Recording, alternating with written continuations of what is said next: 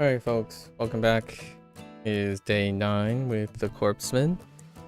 Yesterday we knocked out a few more achievements. We did our solo creature run on Hellish, and then we largely worked on getting and working up a team with 100 cards. And also potentially working on clearing a Hellish map with a creature with over 40. I'm not sure which creature it will be. I kind of farmed encounters, although I'm starting to feel like you don't encounter the other people because we spent the whole day and haven't met a single new like NPC, and I'm not sure they're counting. So let's see, we have Amelia, right? The NPC that provides a hunt with parts. Roald or something, who removes cards or clone cards. Herbalist. And someone that runs away. Yeah, the power guy, the guy that either offers powers or running away from a monster. So those are the only 4. We just hop in, see if we can bump into someone. But there are 6 others, which have yet to encounter. Actually, we can look at how many limbs we have. There aren't any like... I think a popular feature for this game is probably some sort of dex or like a carpendium, right? A carpendium to carpendium, however you want to, in order to keep track of things. But we can use the Steam tracker for this. Let's see, I think wetlands have 22 parts left. Mountain has 16. And what does forest look like? I'm guessing forest is the longest along. Forest 59. They're about the same actually. Let's go to the wetlands with our Pepin team. And we're farming encounters, hopefully to see some of the special events. Meet up with 6 other special event peeps. Okay.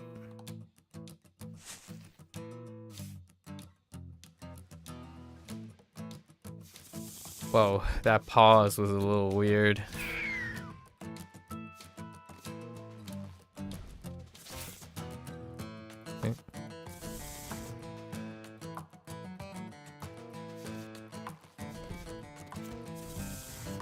We have like this crazy thing going on now.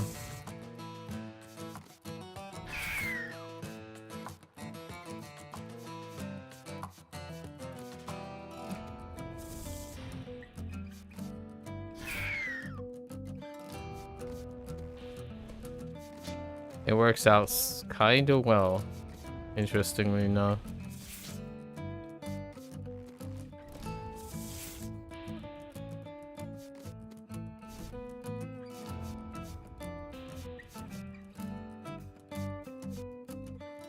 Like really darn well. I was just filling out the building.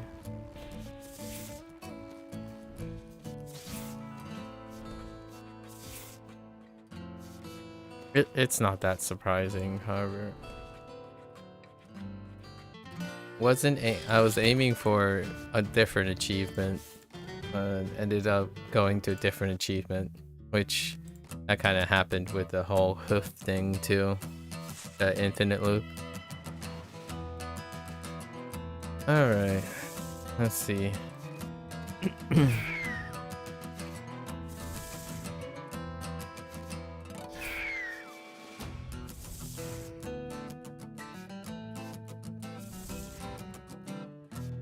All right. Didn't find a gluttony.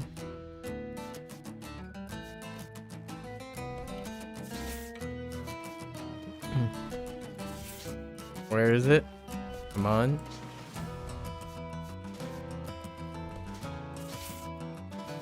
Get those upgraded. Really? Rip. That's fine. I wanted to upgrade those.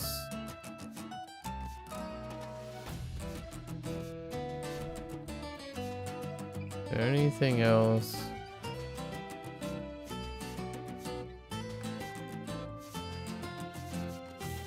I know I want to upgrade grounded.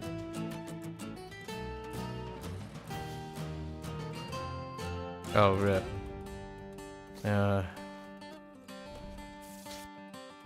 Oh, wait, that works. I thought that was gonna take him out. Good. More upgrades, please. You know what?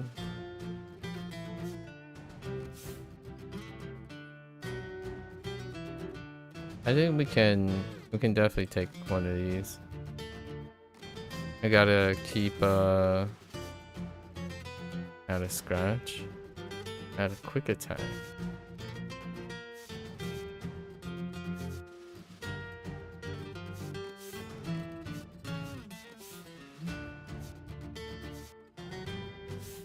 Okay.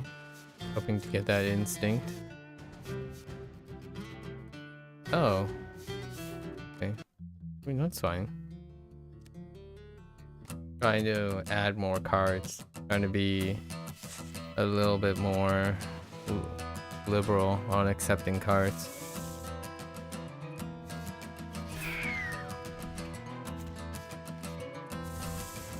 Need more bloat.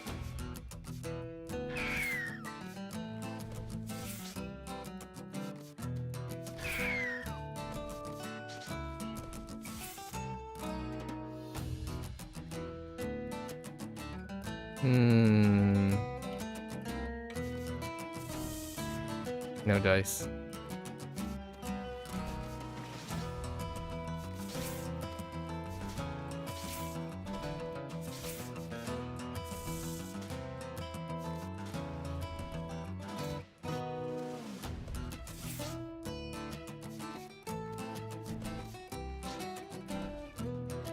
Come on.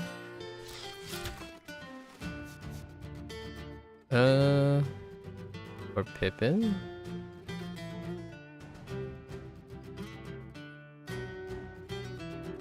I could try to level one of these. There's just too many of those.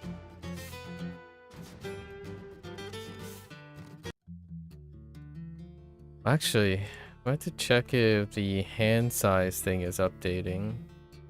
Because I don't know if the hand size thing is updating. Yeah, it says 18. It's like stuck on 18. We'll see. How many cards are we up to? We're up to 58.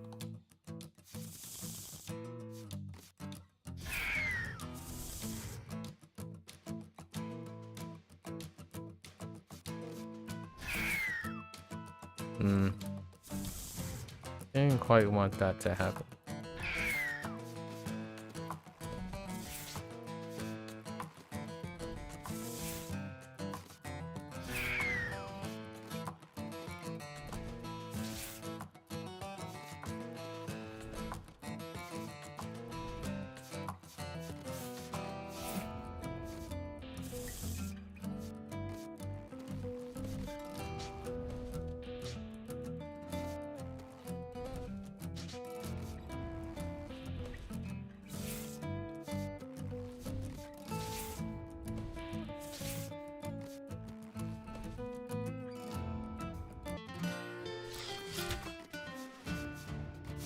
Anything else?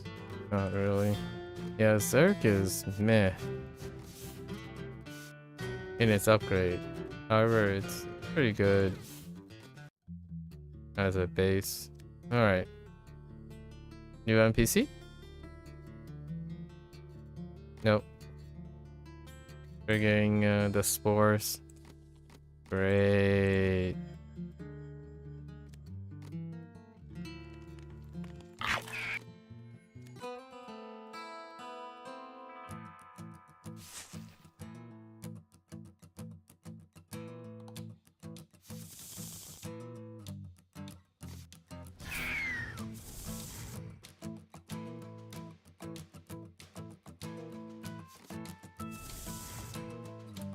No.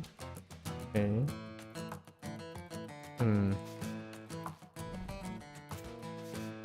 Let's do gluttony this way.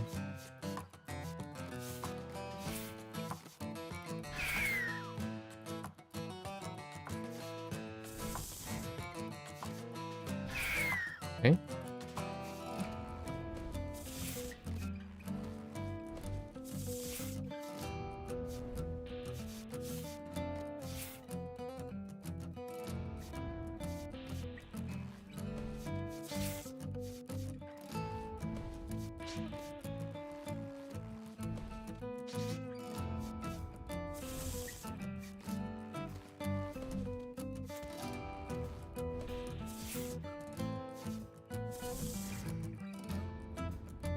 Oh, leveled. Where?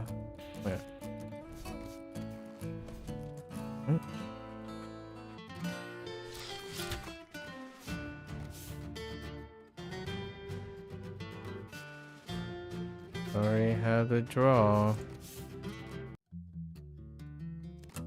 Okay.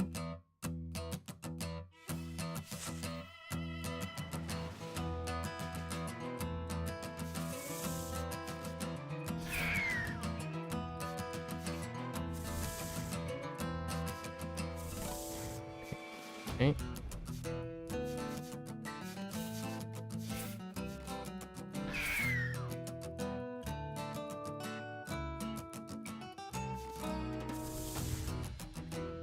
All right.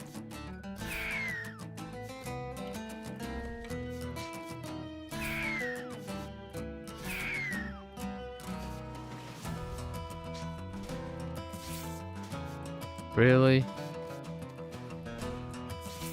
Oh boy. Alright. One card in a dream? Nope. Got that upgraded though.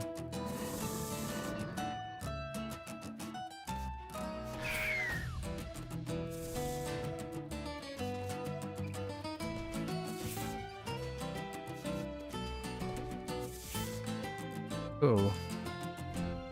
Good use. Okay. I'm starting to think I could level more strikes. I have to consider that. Ugh. Come on. At least drawing a card is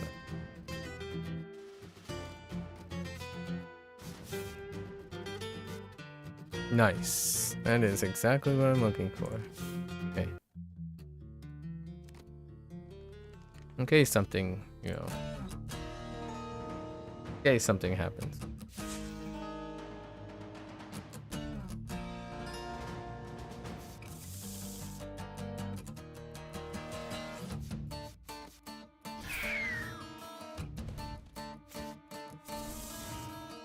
I have to be careful here.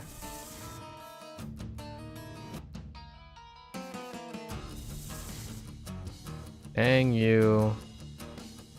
Okay.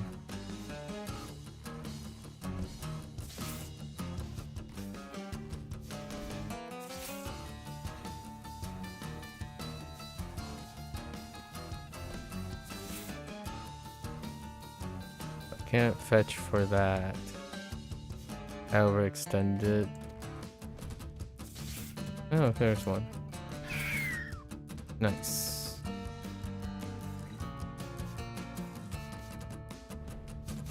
Where is it?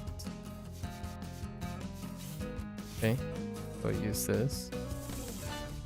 Okay, there we go.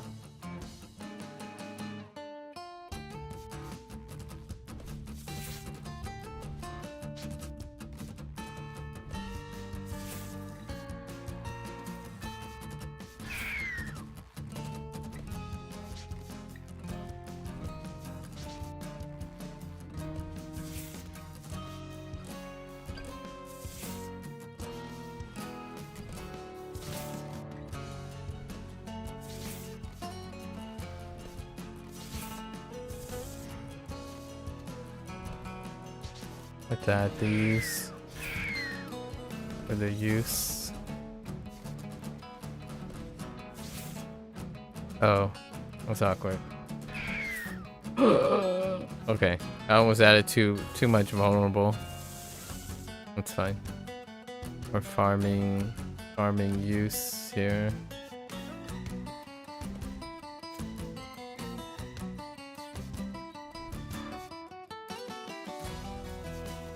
Grab. Dude, let's grab this. Oh yeah, we can grab 2.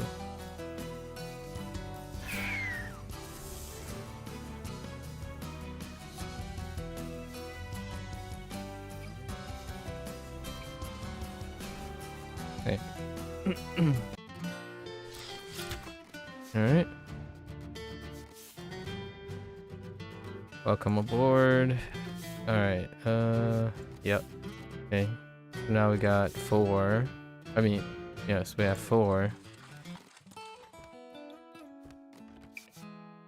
What do we have? Anything? Ooh, another surprise attack. Can we leave it all on 1? Nah, let's equip 2. Yep. Okay. Alright. Parts, how expensive? Ooh. Ooh. There's some interesting ones. Okay. Do wetlands.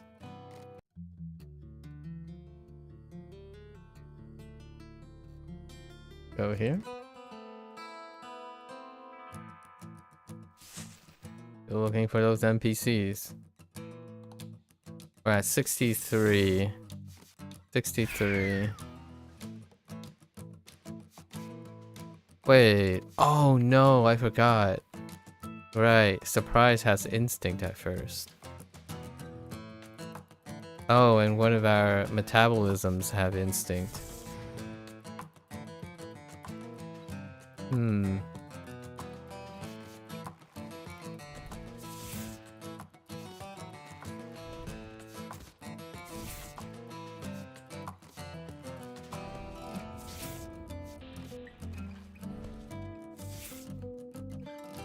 Okay. Bumped into our gluttony. Let's draw up.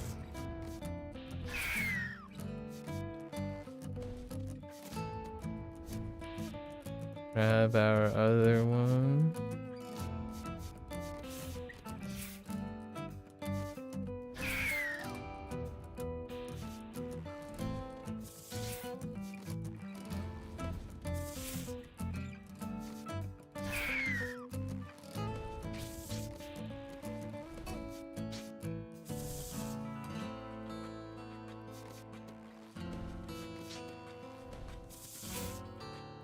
Nice.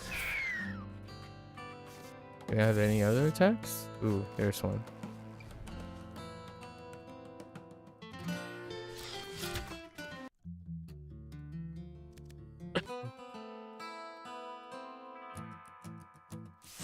Sooner or later, let's see if we can bump into another person. Okay. Okay, and it's, I guess it's random.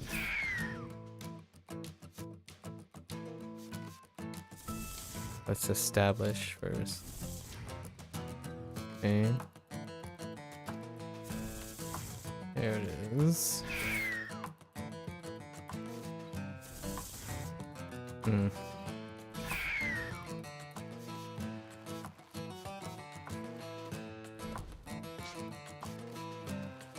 There we go. Empty handle.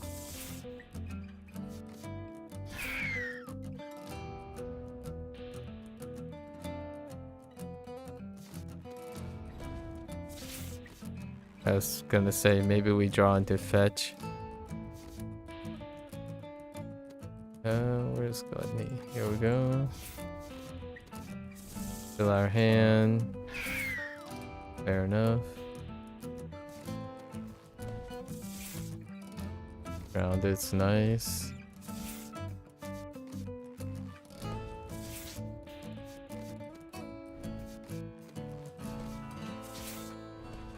Get our use out grounded.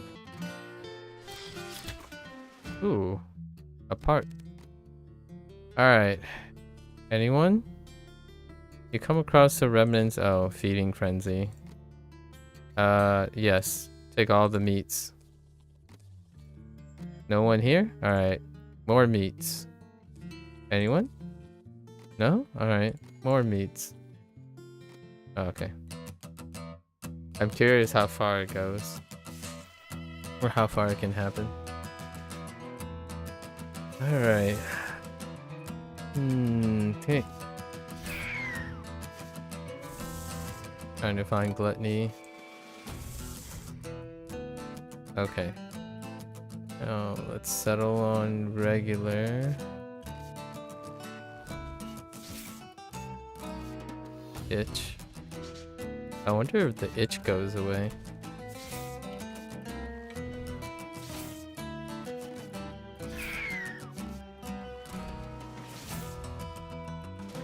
Okay.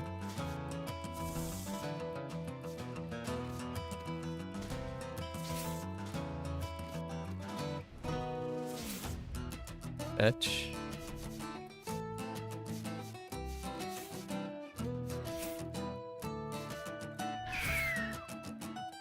Dang it.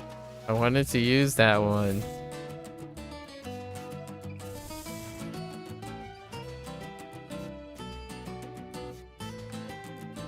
Oh, I gotta use this.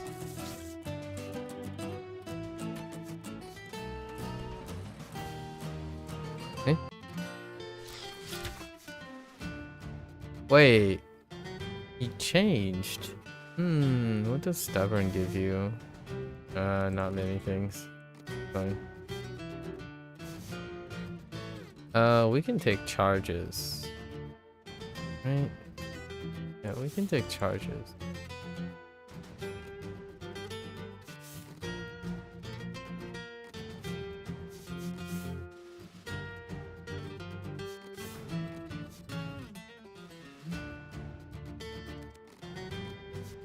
Don't need those.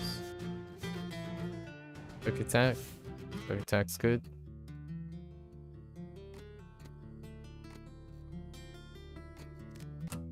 As we keep farming elites, maybe elites are the ones that have lower chance of dropping stuff. Like, I don't remember if I have the head part of this guy.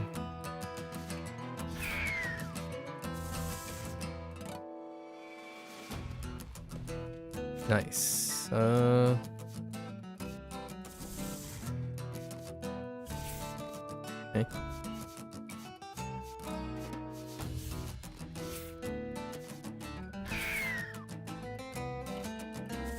I wanted to keep that grounded, but alright.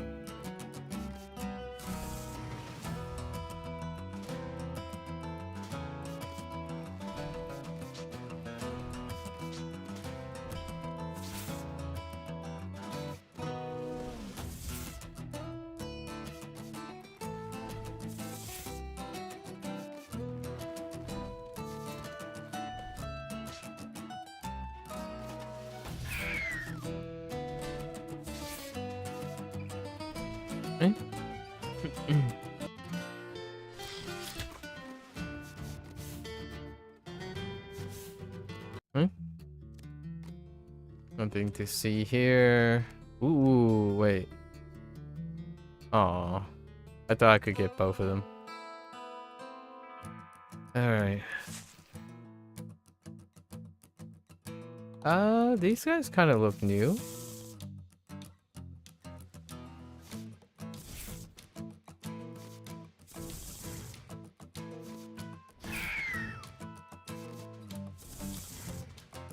Alright.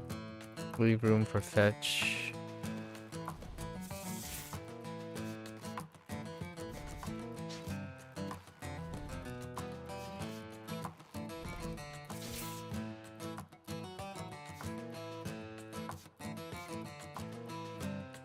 Guess not.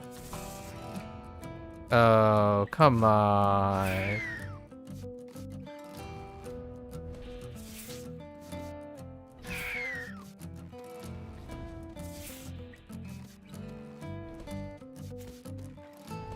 It was like, it was almost the next card.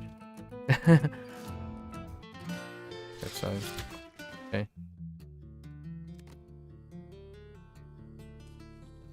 You suddenly stumble. Oh, backpack. Okay, so which one is this? Experimental steroids. Let's do... I feel like Pip needs to pick me up. How much? All of it.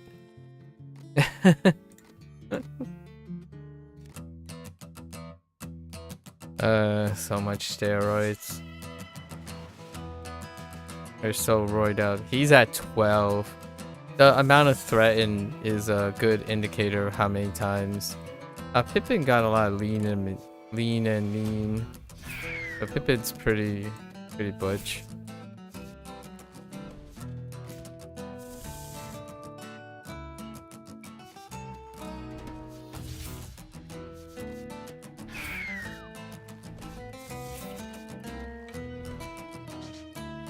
Okay. Where's that can't do the fetch now.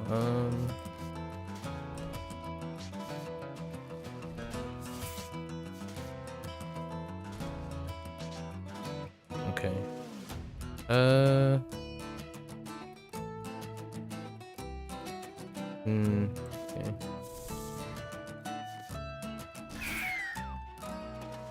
That works out.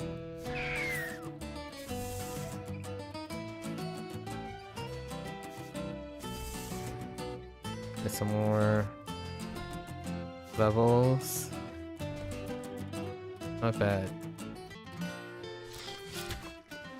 Lots of upgrades incoming.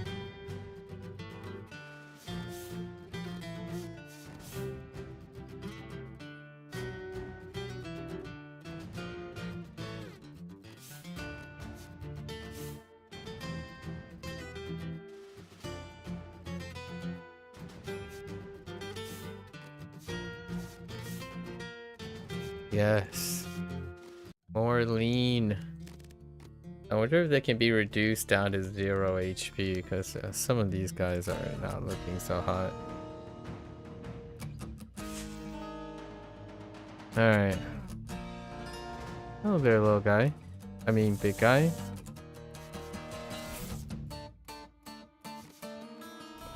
$23 damage base. Dang. Wait.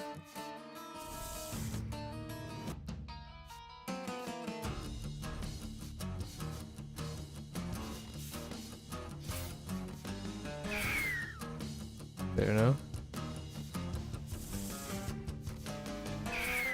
Fair enough.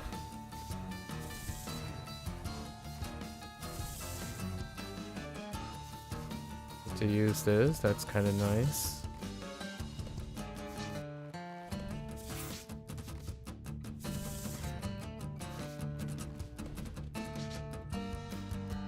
And this.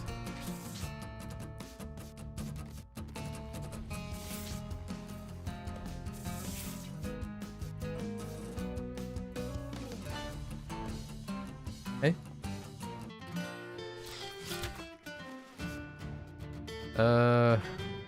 We can take charges.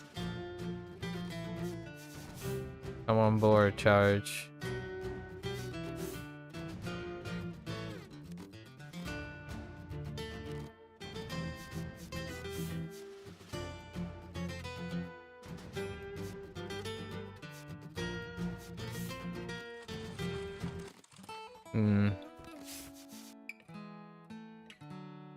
I don't think we need a fetch.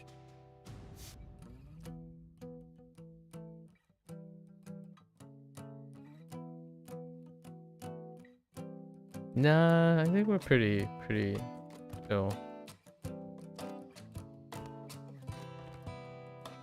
Loading our deck. Are we all? Oh.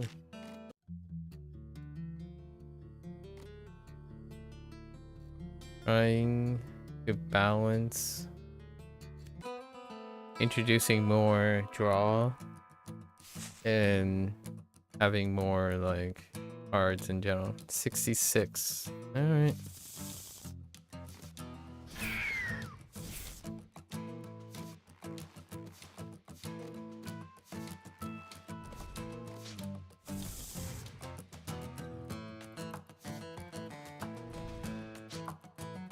Oh, that's a little scary. Oh, okay. Gluttony. Hello there.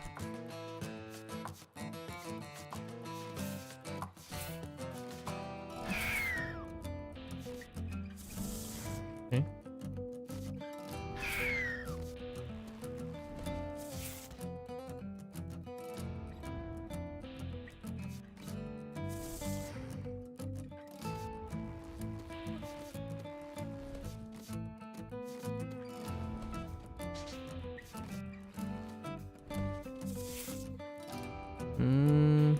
We can use this and then the XP on that. Good to go. Ooh. A high metabolism. Maybe getting the second one to bloat the deck was not the greatest.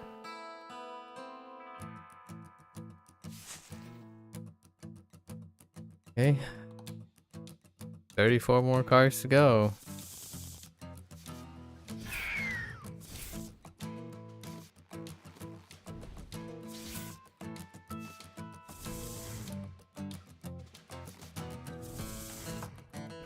Didn't bump into one. Okay.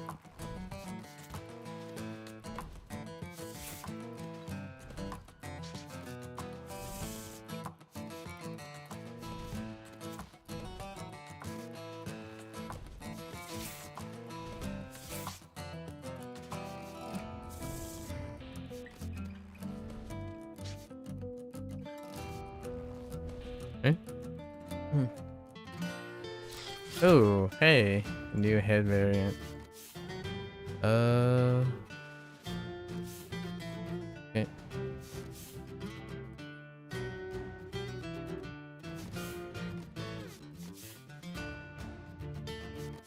Okay. Gotta head for the question mark. These elusive NPCs. No one has it yet, so perhaps there might be a chance that there's a bug involved or a percentage problem. We'll see.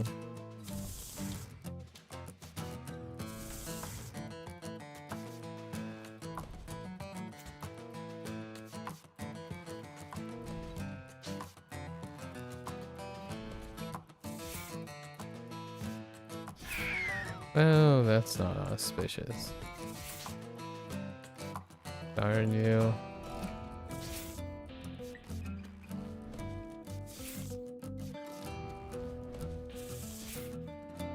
No dice.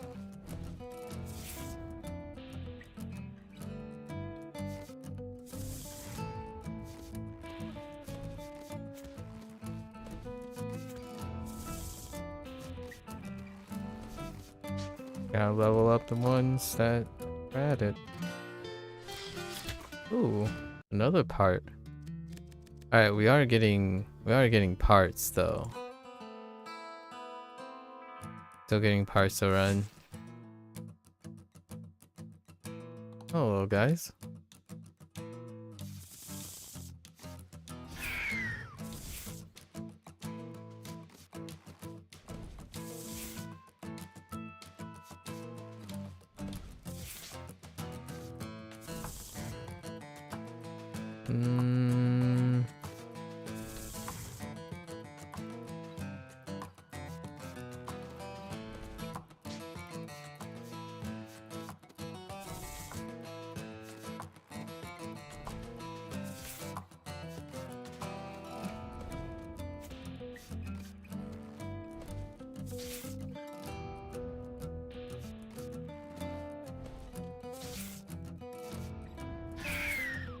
Go.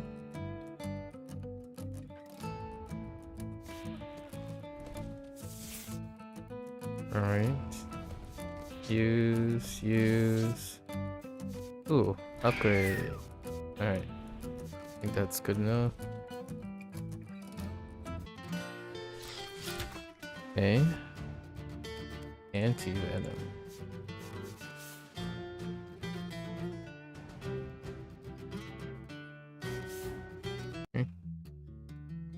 Alright, NPC. Here we go.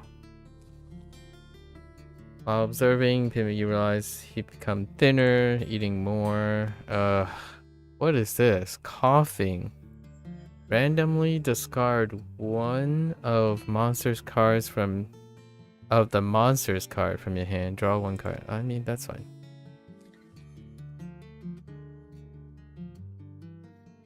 Isn't anything serious. I'm curious what happens when you let it take its course. We're gonna let it take its course. I gotta see all the stuff. The itching, haven't figured out.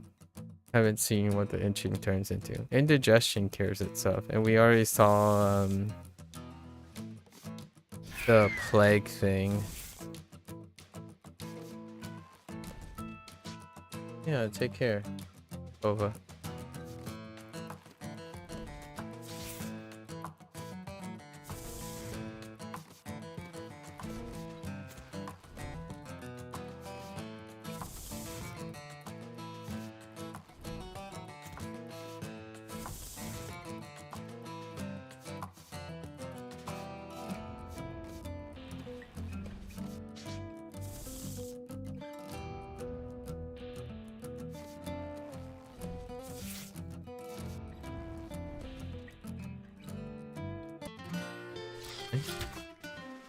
Honey. No, there's nothing in cutting either. Let's take the charges.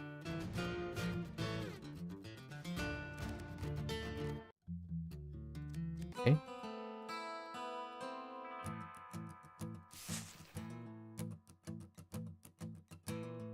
Oh, these guys kind of look like a new variant. Kinda.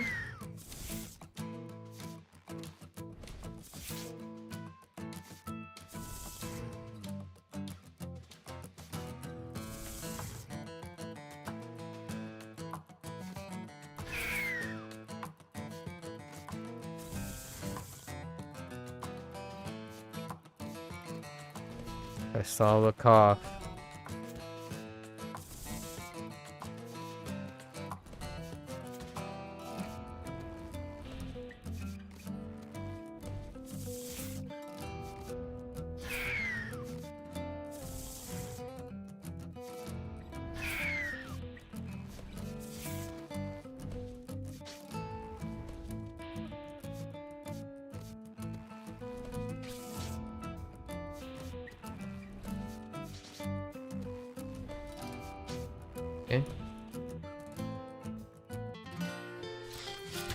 Ooh, yeah, they are new variants. I got 2 new parts. Very nice.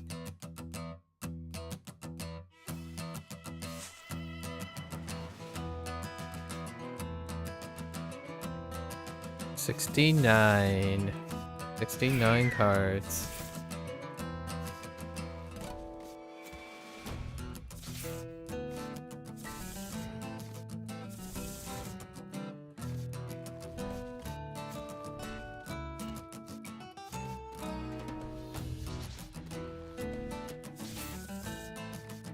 Oh.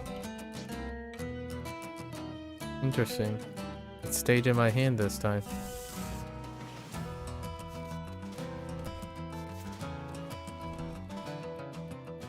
Oh, rip. I wasn't paying attention to the punching bag. Alright.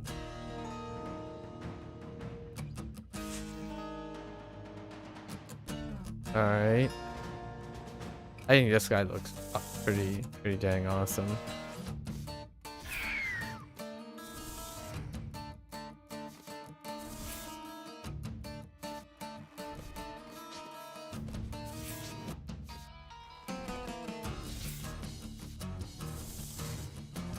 No dice.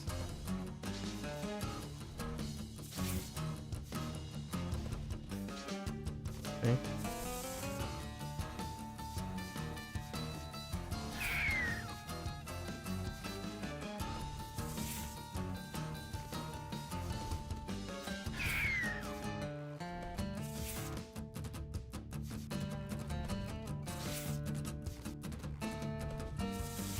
Okay. We might have a little too many, like, these things. So gotta be careful. And charge doesn't give raw, so we might not want to add too many.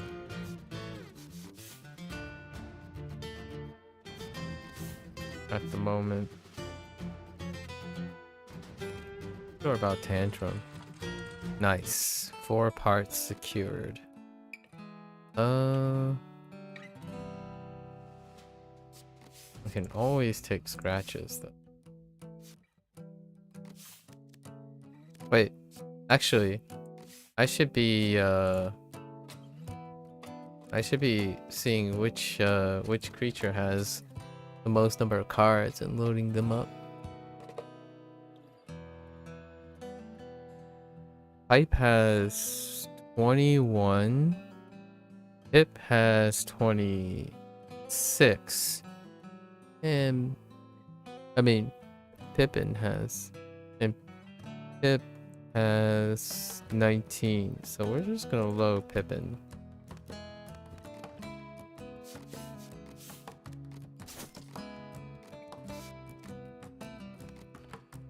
Kinda close to 40. It's whatever. Alright, let's just do these runs now.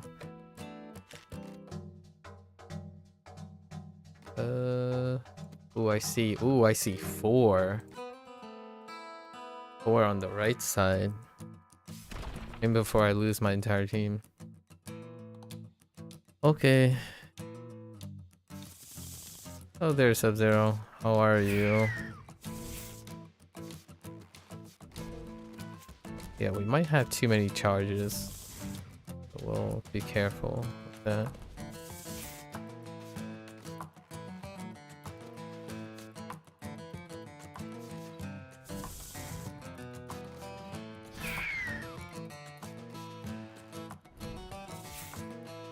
Doing an assignment. How's Corpsmen? It's been pretty good. We're achievement farming now. So we're doing shenanigans. Anything for an achievement, basically. We've largely outscaled the game in many different ways. From infinite loops to cheesing to get the achievements. Right now though, we're doing limb collection and what did the itch? But has spawned swelling. Interesting. So itching. Oh, swelling can lead to bad things, though. And we're like looking at all the negative stats and stuff because we have a type of team that can stand all sorts of disturbance. We're farming for like NPC encounters too, because we're down to like RNG related things. So that's what we're doing. We're building up to a 100 card deck. And we need a creature that has 40 cards. So we're working on those. And then the rest requires just keep on playing the game. We're basically down to those types of quests right now. I mean, achievements.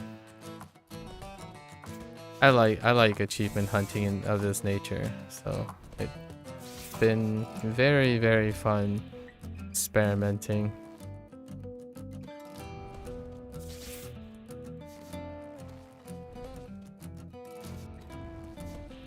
Yeah, we encountered an infinite loop while trying to do an achievement as well. I'll just say that infinite loop was also possibly achieved by 1 creature, so then we got the achievement for the 1 creature. Player. Yeah, this game is pretty unhinged. Pretty much everything becomes unhinged by the time. Wait. By the time you like. You're about to board your flight? Have a safe trip, Parthy. Have a safe trip. Canada, right?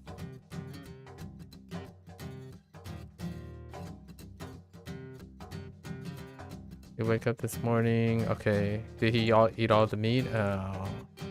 Oh. I mean, get another copy of Glutton. That's fine. Did I need something? Being exposed to continuous battle, be it training or during expedition, has made Pippin significantly more reckless.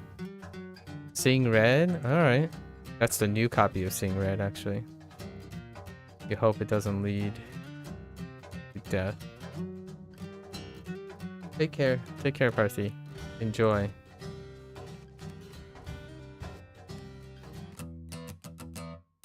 Gotta farm those events.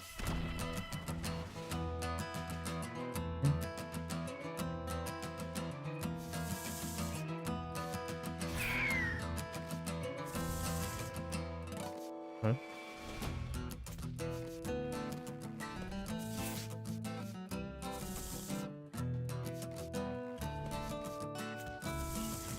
There's a gluttony, so let's...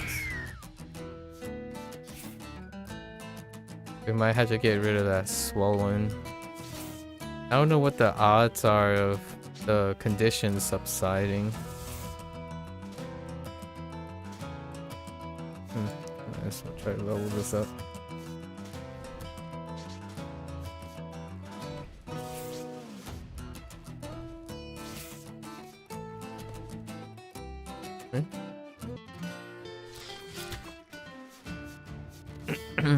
Can this draw? Oh no, I don't think charge can ever draw. Actually, I think about it. All right, come on, NPC. You smell them on the wind. They come. Oh, a random encounter. I don't think these NPCs exist. I'm at 73 cards. So we're getting close. We're getting close to the 100.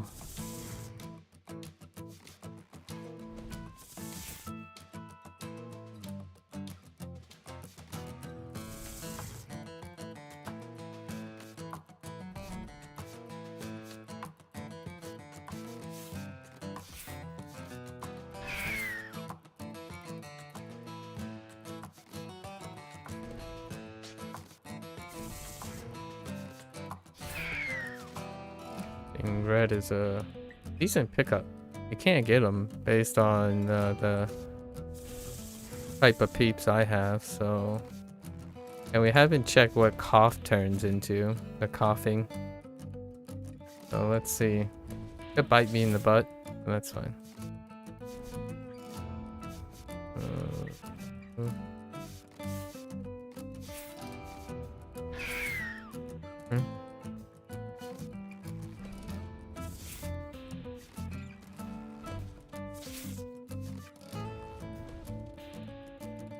We can tolerate quite a lot.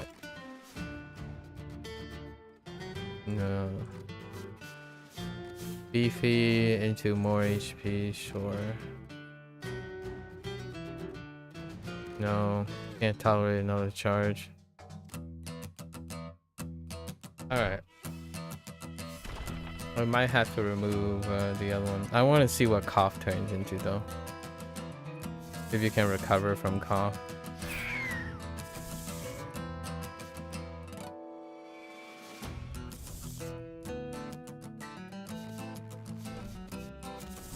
Fill up the hand. Okay.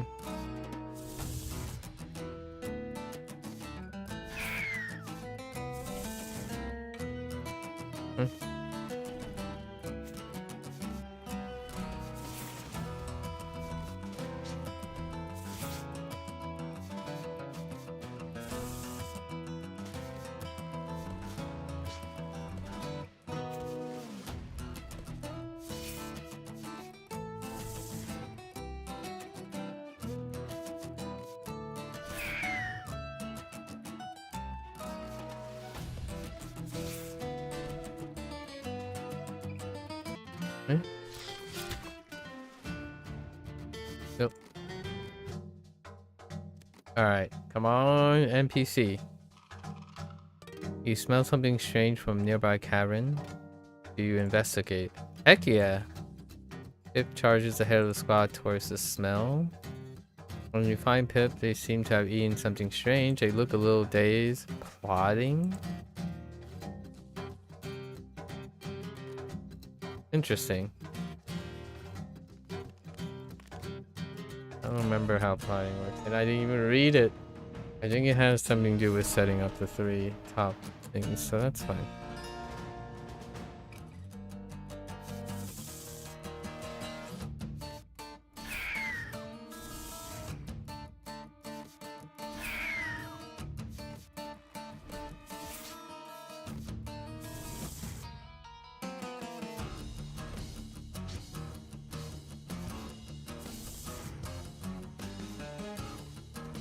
That's not good. I overextended.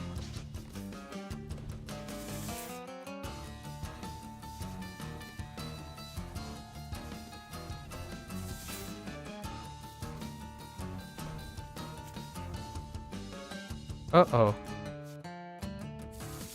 What do you actually do? Something.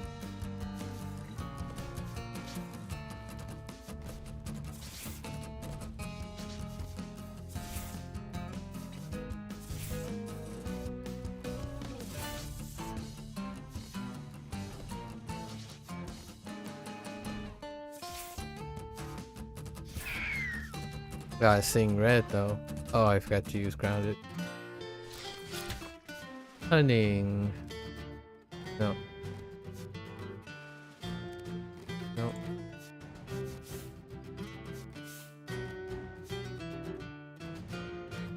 No. Got 2 more parts. 2 more parts. We might need some.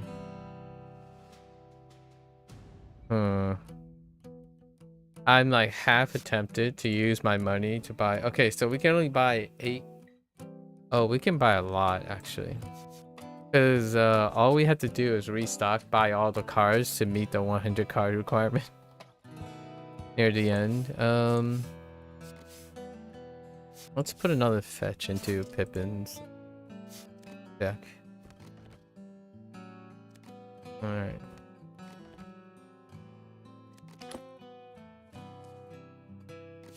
Now let's go to the wetlands for some parts.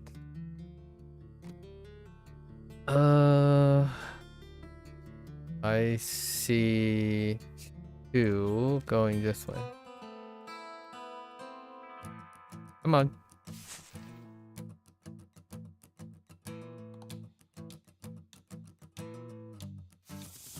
This guy starts at 15. Pippin's falling behind.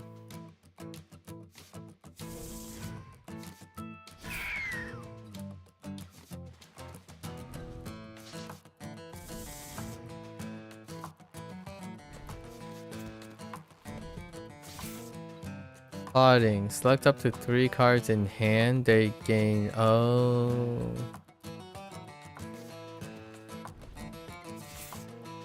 I don't know about that one, Chief.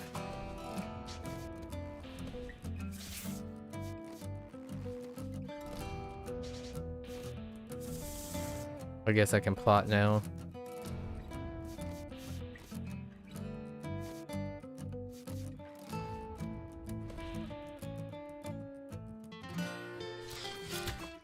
Oh, I should got rid of the swelling.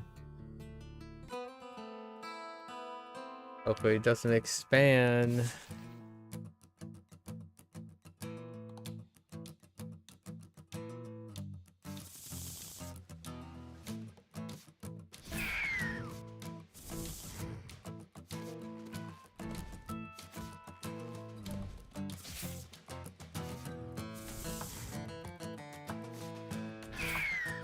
Uh-oh, Itch got leveled up. We can finally see what Itch turns into.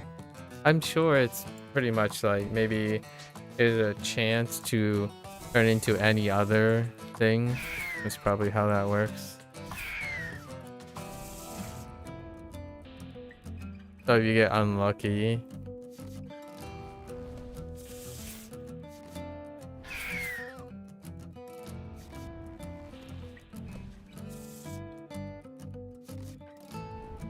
Work on our fetch. Our new gluttony.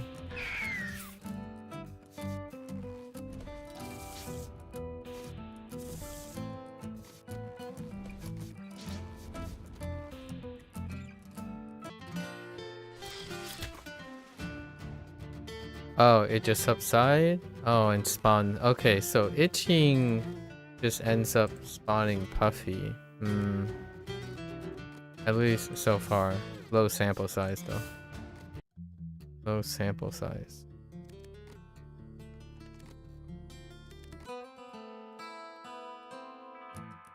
We know what swelling does. At least one possibility. It turns into boiled. And it's double that. It spawns a new thing, which kind of sucks a lot.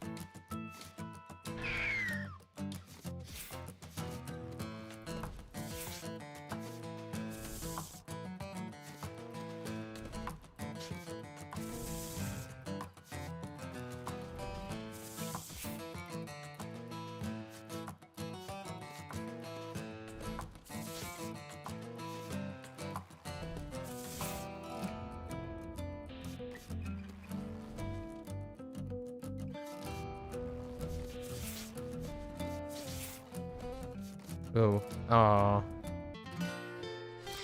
Oh, hey, a new part. Nice.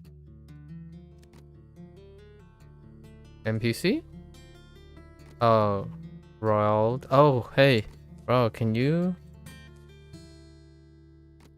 remove something? Yeah. Oh no, I don't remember which one it is. I feel like it's pipe. It's not pipe. We're just gonna go back. I think we should be able, I think in my opinion, need to be able to view the decks beforehand. Or have the option to. It's so difficult to keep track. Is it Pip? Okay. Much puffy. Okay. Still no new NPC though. It's still the 4 NPCs.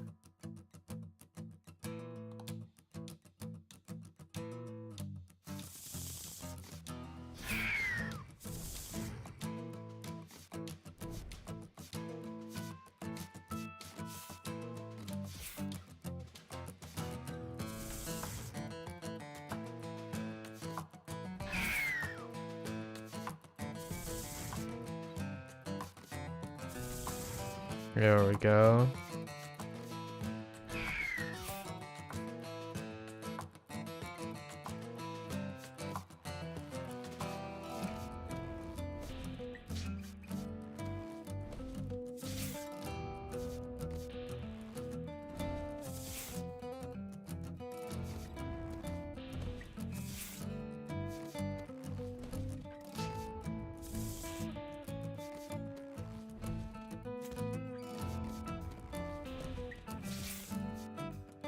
So much choice. Granted, they're all about the same.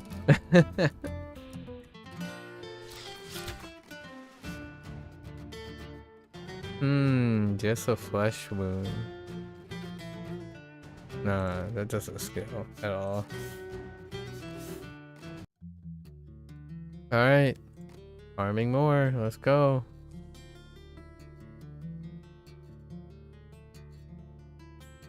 Pipe seems to be trying to tell you something. It looks like they might be coming down with something. Should you encourage them to find out what's wrong or ignore them and hope it goes away? Let's encourage. What do you got? Frail. But it seems to be just from a passing flu. It should pass on its own in a bit. Alright. I guess we don't have to remove that.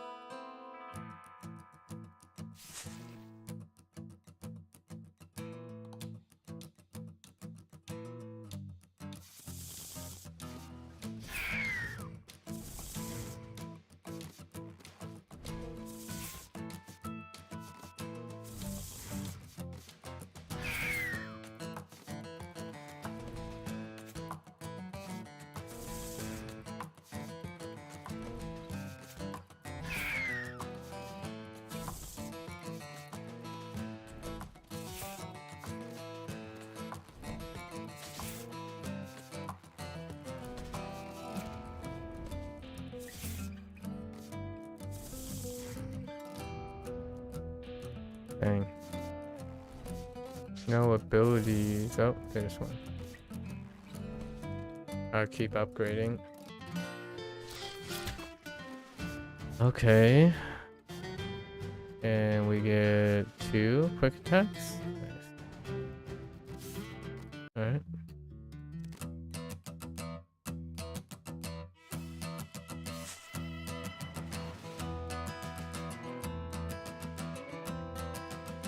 It takes so long for all the stacks to apply. Okay.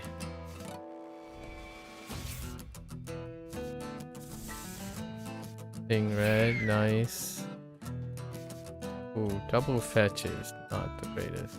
However, where's the other gluttony at? This one.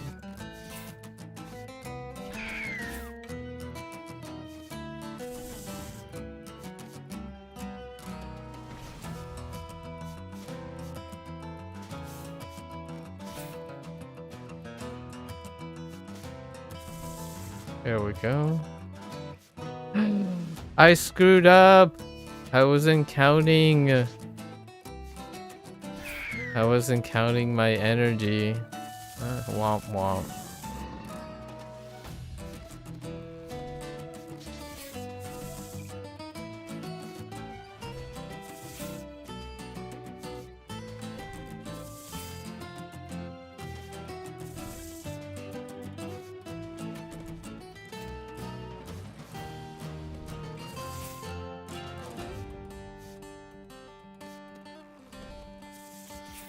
Okay, this is the maximum hand size. How much is that?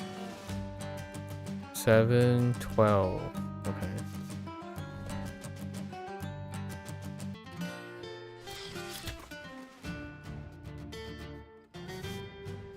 You know, full of fury works because we get 2 quick attacks. I mean, if we turn it into the consume form. So I'm okay with that.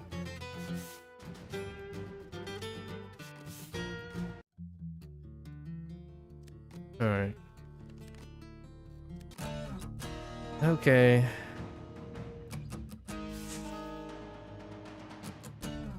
Hello, guy, again.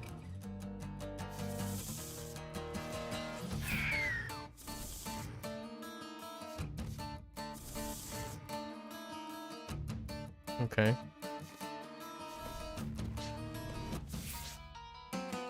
Okay.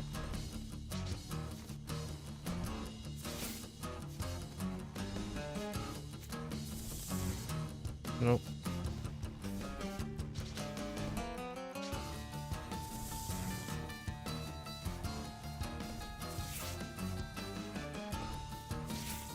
Okay. Oh, okay, use grounded again. Nope. Only 1 piece. 1 piece. Alright, hold up. So, pipe has frail, but I think that might go away. There's another coughing. I want to get rid of this. We don't know what coughing is going to turn into. But we'll keep coughing. I want to know. I want to know these outcomes.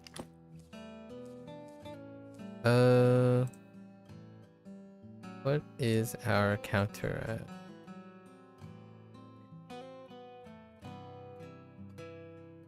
Why does it say enter combat with at least 100 cards in deck, and then now it's 20? How is it calculating that? It suddenly raised from 16 to 20, but I have more than 100. I mean, I have more than 20. Oh, you know, we might be able to get 25 strength just from taking roids over and over again. I know how that sounds. What are our our limb counts. Wetland 44, forest 60, mountains 51. Let's go to the mountains.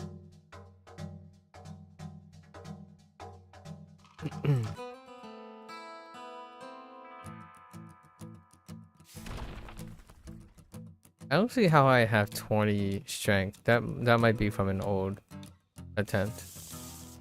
So we only have 15 here.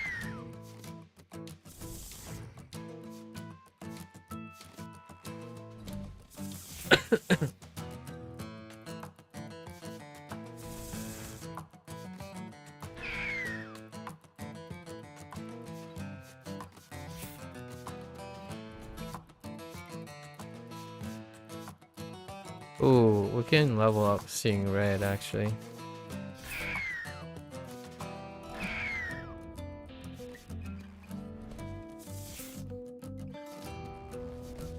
Lots of free upgrade, XP.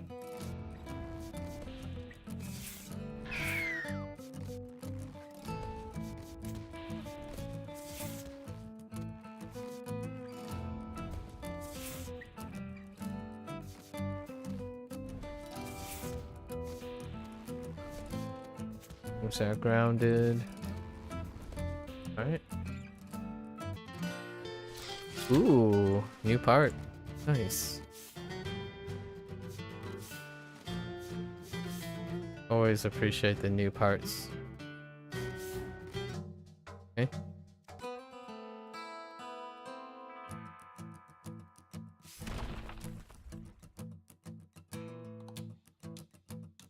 Hey, look, guys. Sure, relative. Your distant cousins.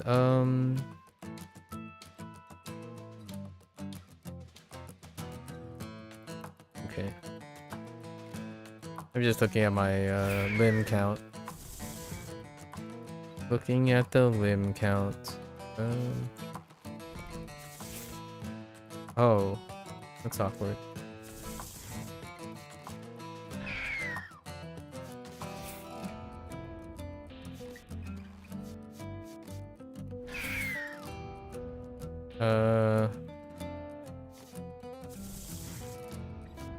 Try to fetch the seeing red. Where are you? See what the upgrade path is.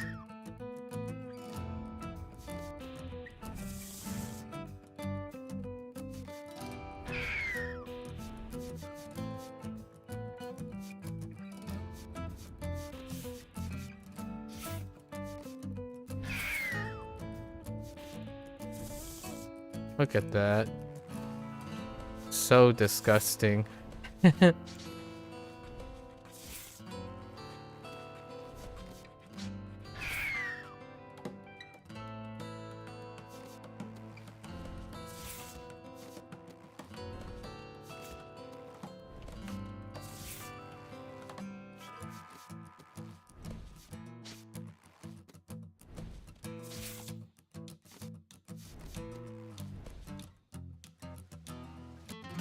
Okay.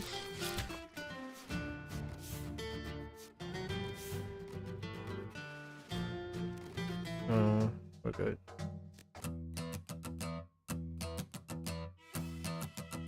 Slowly, slowly.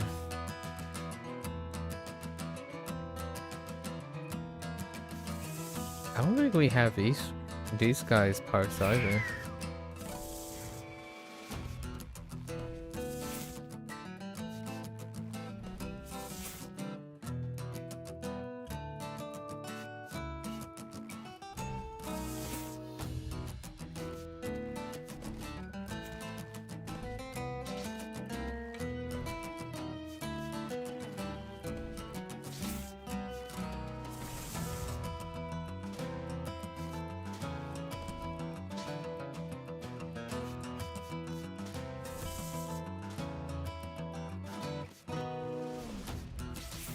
Have I upgraded everything? Why does it seem like everything has XP on there? So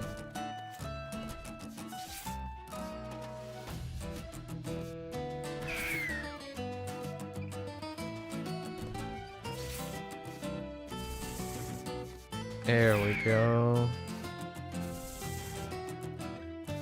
Nice.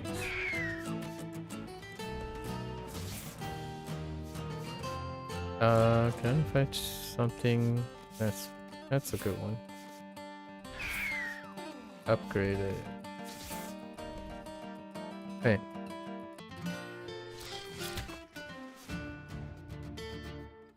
No.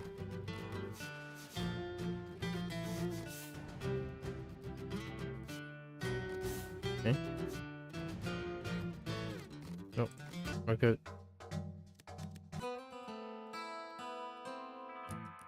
Come on.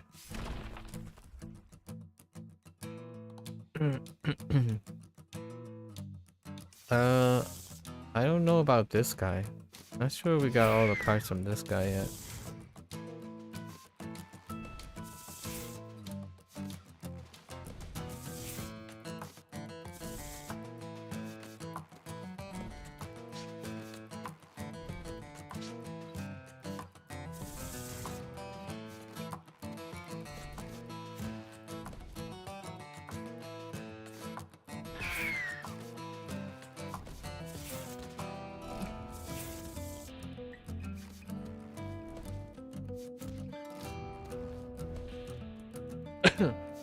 Things almost upgraded. We'll see. Oh, that answers my question.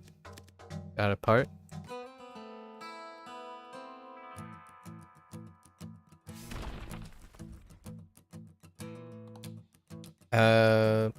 Pretty sure we might have these guys already.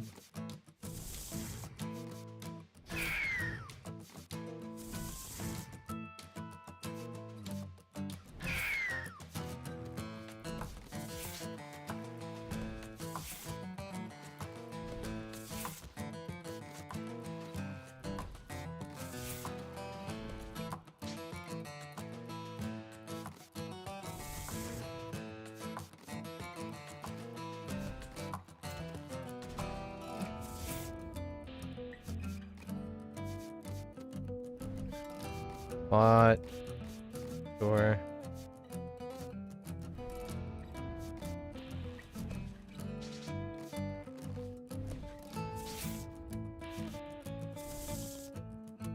I still haven't upgraded Berserk. Interesting.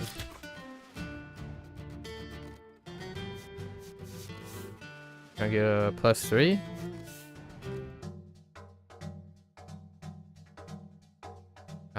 There's another one up there.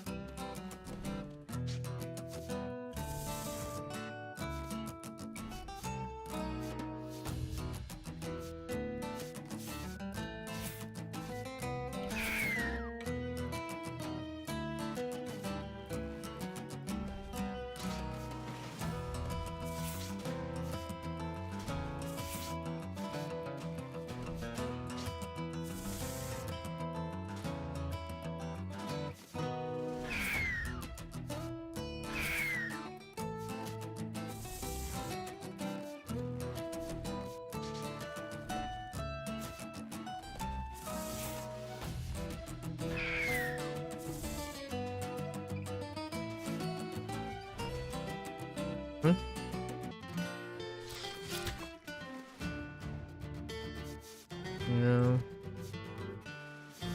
No.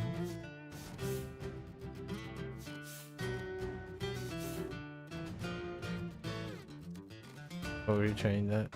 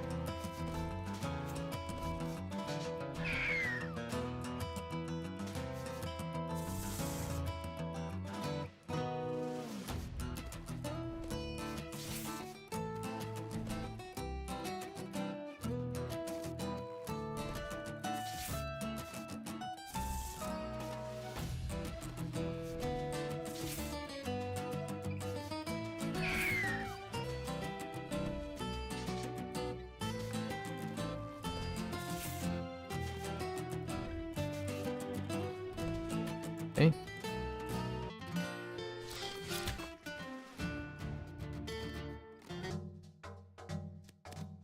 One NPC.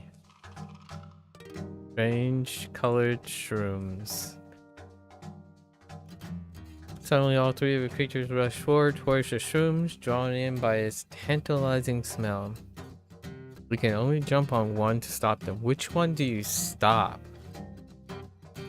Let's stop Pippin. You hold on tightly to Pippin as the other two rush in to devour the shrooms. Cramps. Reduce card draw by 1 next turn. What does expunge mean? Preserved, expunged. You and Pippin watch sadly as the others start coughing and hacking, deeply regretting eating the shrooms. Well, let's see if it expires on its own.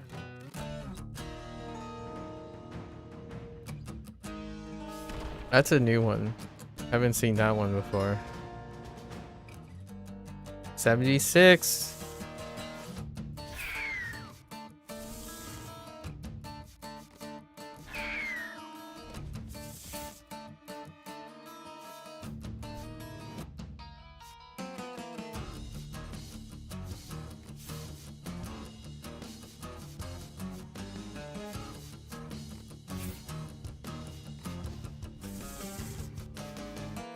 Oh, I screwed up. I thought I had one more.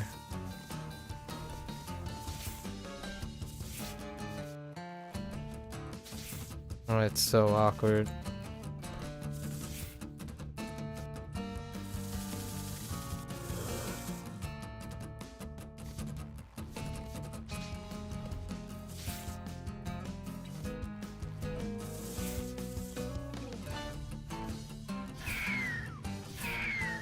Not a big deal though.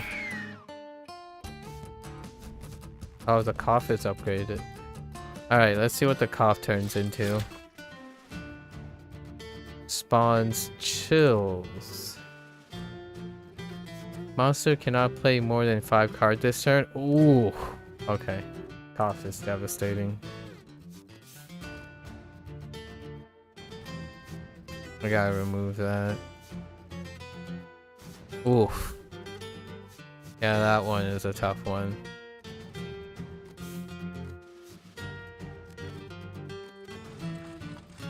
Good parts though. Alright. Let's see what cramps turn into.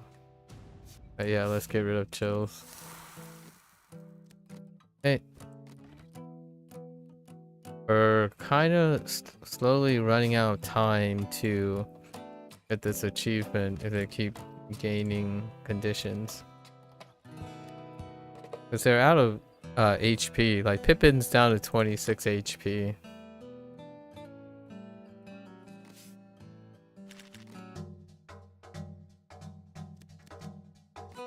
Can't keep farming encounters. Okay. Where are we at? 76? Yeah, because we reduced it by 1. Okay.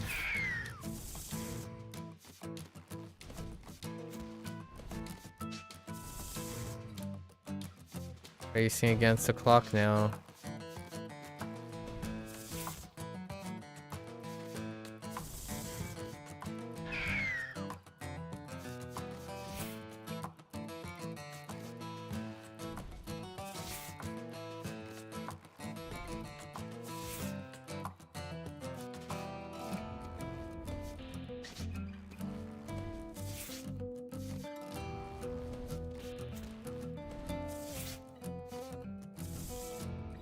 Nice upgrade.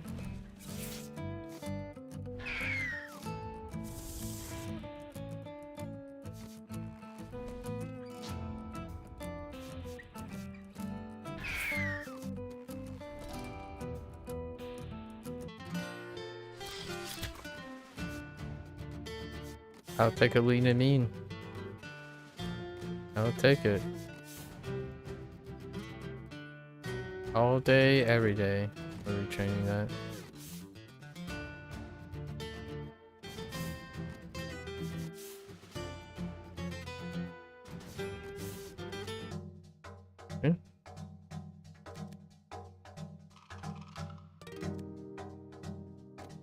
Move towards the center.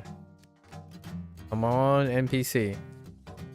Running, rumbling, running, and panting. Some people are coming towards it. Oh, it's that guy. Charles Wolf. Alright. Still the same NPC. I actually don't think the other NPCs exist at the moment. Maybe they require a special condition or something.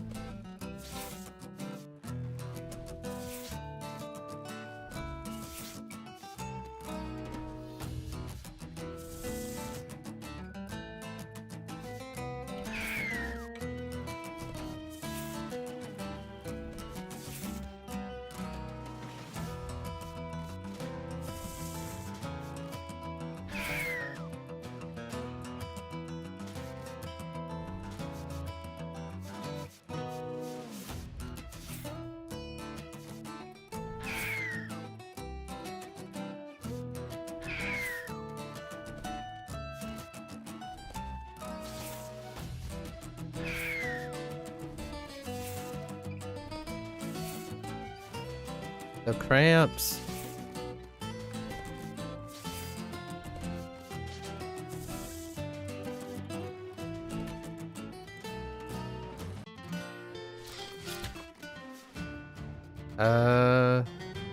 Yeah, we can take another Full of Fury. I think we can load up on Full of Fury. Just weave it in. I see another question mark. Come on.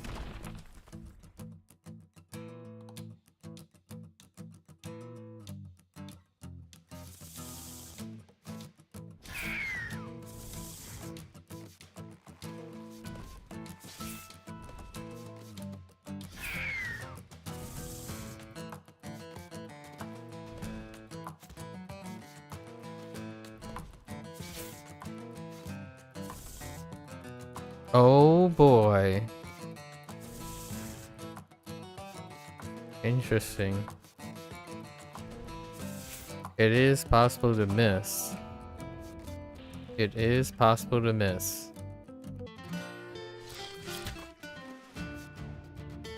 It's getting there. Possible to miss. Didn't find any new parts this time around.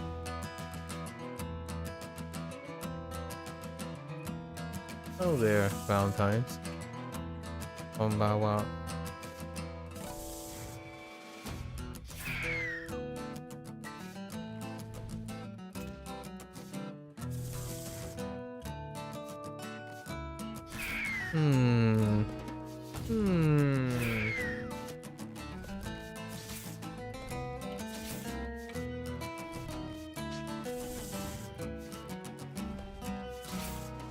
Okay, it is possible to miss, so we gotta be careful, man.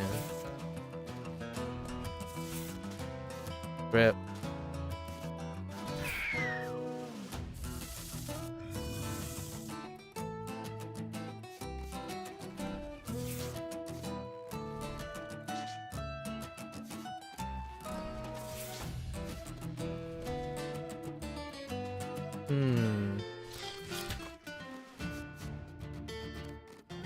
Okay.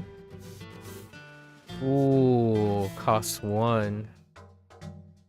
The anteater thing are very cute. You like anteaters? Interesting. Oh, I haven't considered it as an anteater. Oh no. Run towards the smell. Plotting? Eating something strange? Okay, a charge. That's fine. Alright, I'll take it.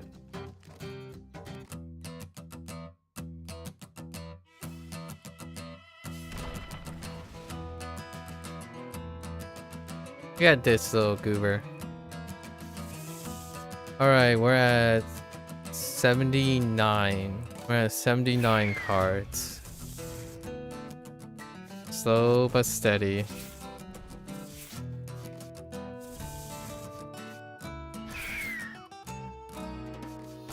slow and steady. I said slow but steady.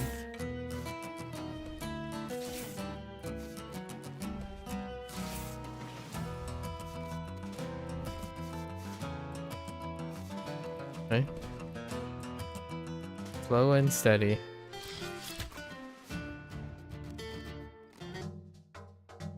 Alright, come on, NPC. Clouds are rolling in and rain is hammering down on you and your squad. You can feed your squad to warm up or push through the rain. No, let's just feed them. I'm sure they'll get sick or something. It's fine. That's a new encounter I haven't seen before.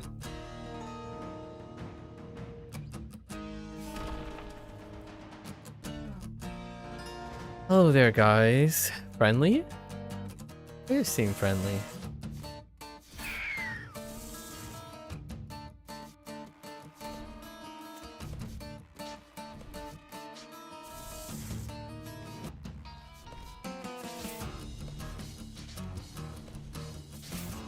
I can most certainly draw dead draw now. It is very possible to dead draw.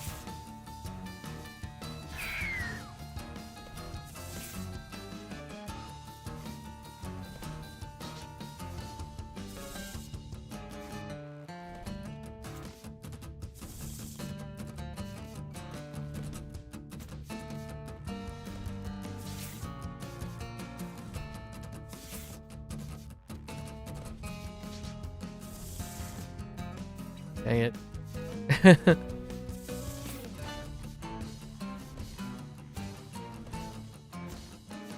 Wow. It's been so long since we encountered that. Let's try to level up Seeing Red.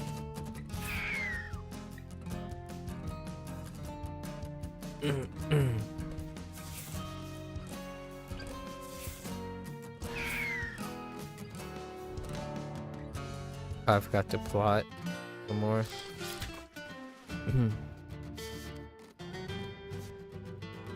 Be careful.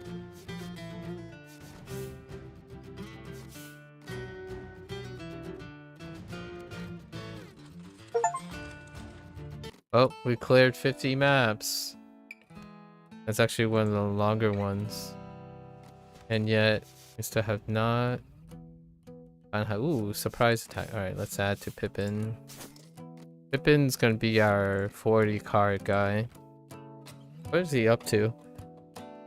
He is up to 17. He's up to 32 cards. 8 more to go. Oops. Ooh, I better not accidentally retire my guys. Okay. We still haven't found out what the cramps lead to. Let's go to the wetlands. Okay. And still did not find any new NPCs today.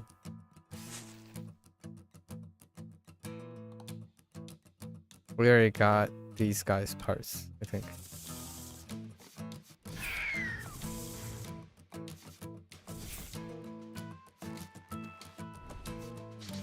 Right, that's the new Here's Cramp again. These guys are so high on roids. Everything hits like a dump truck.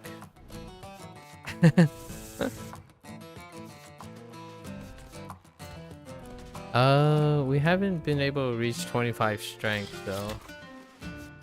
I think it's possible to just start off with 25 strength.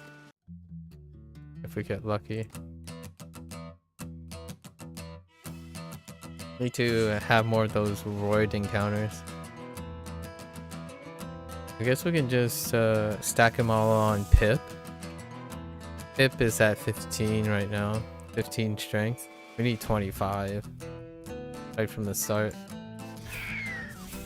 We can gain a few during combat. Like, that gives 1 extra. I don't think enemies will survive long, you know? Yeah, see, we're up to 17 and we can attack.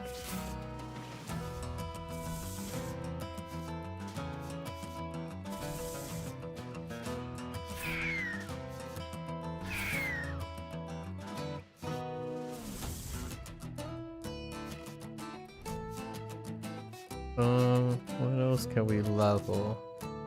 Metabolism. The other gluttony.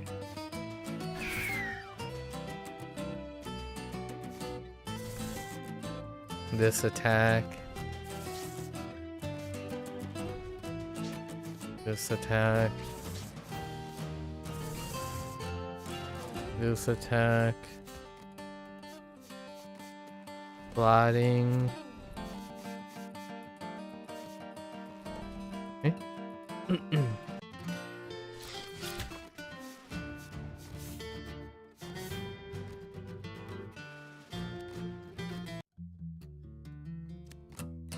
I see a question mark.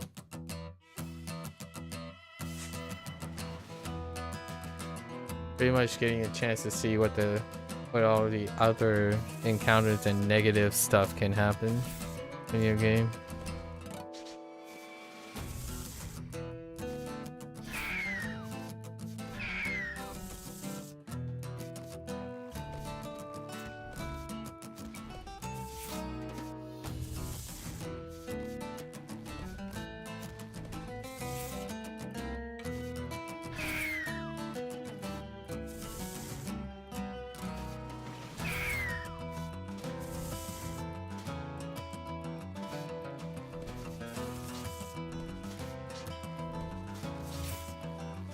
Ooh.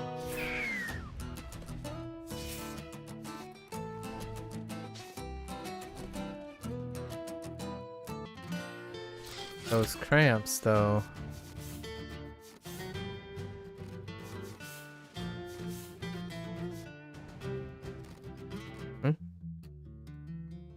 We're going. Ooh, 2 question marks.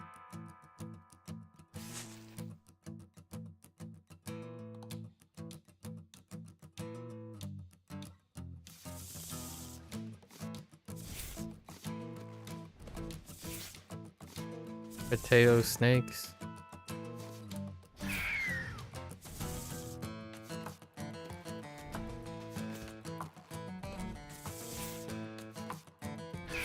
Oh, I should have used that first. Awkward.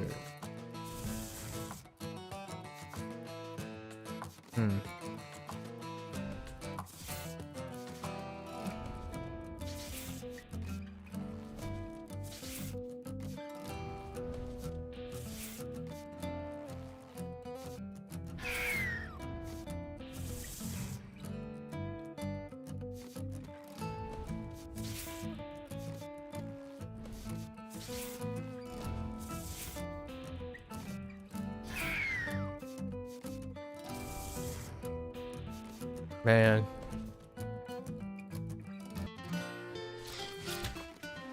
Just works, I tell ya.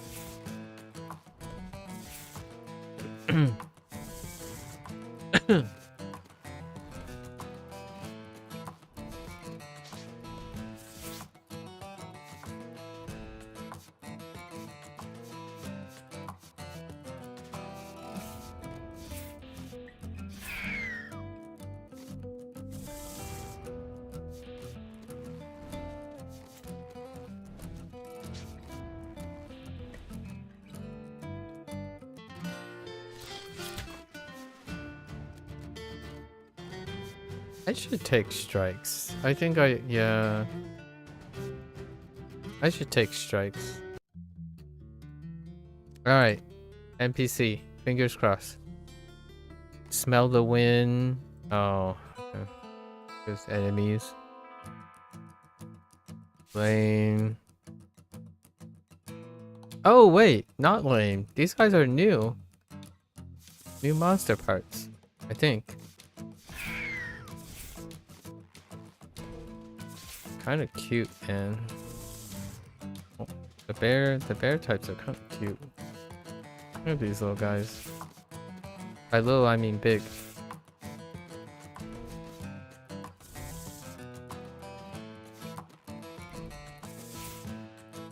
Oh, let's see if Frail subsides on its own.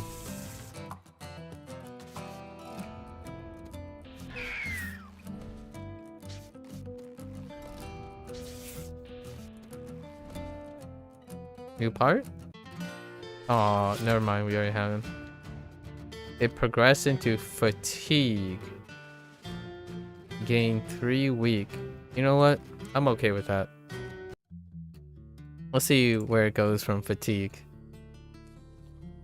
Pippin seemed to try to something new. Coming down with something. Alright, figure out what's wrong. Let's go. What's going on? Oh no, swelling kinda sucks.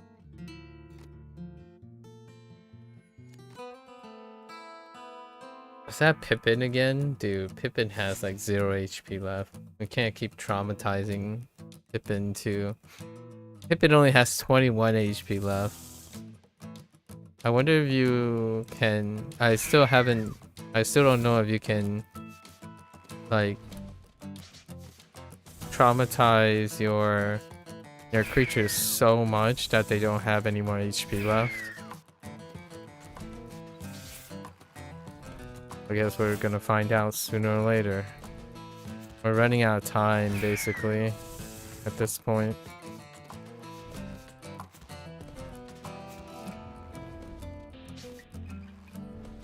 Borrow time. I do have one last ditch effort, so it'll be okay. The last ditch effort is to buy all the cards in the shop and then get up to 100. What card are we? How many are we at? 81. 19 more to go. Ailments count too. Ailments count.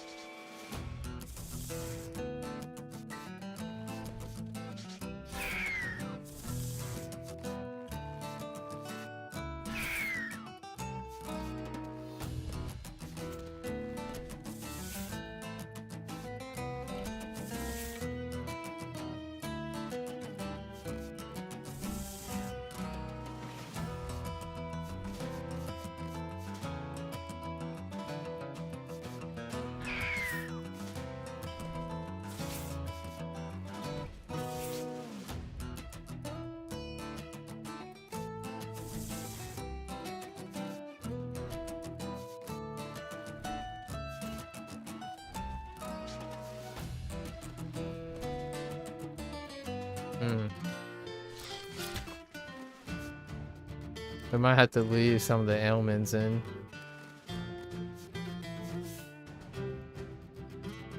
What? That's the first time I landed on those two instead.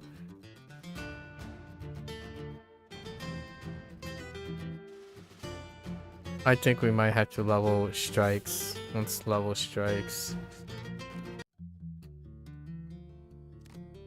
Running out of time.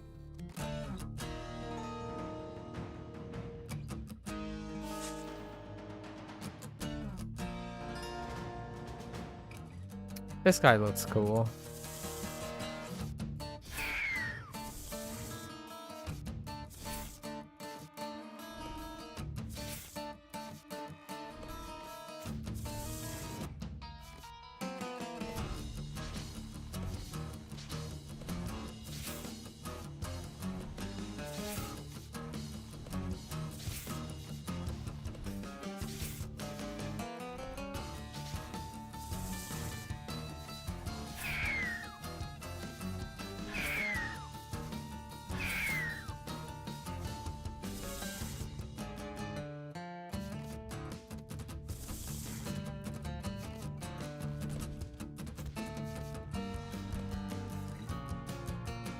Okay. Still peachy so far. No parts. Let's just put this full of fury.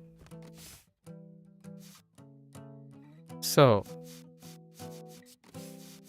do we remove the swelling? Yeah. Pippin is down to 17 HP. 16? Yeesh. Okay. I lost a card, so we're backpedaling a little bit. Ooh. 2 question marks.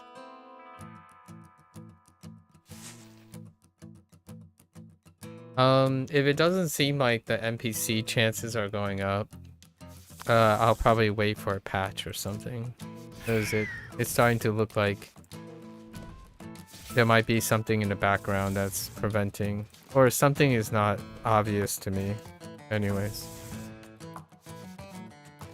If we end up getting all the others already, I'll just wait for an update. Because usually these things, the odds could be fairly low. And I don't know, usually I'm not the one to take on diminished return.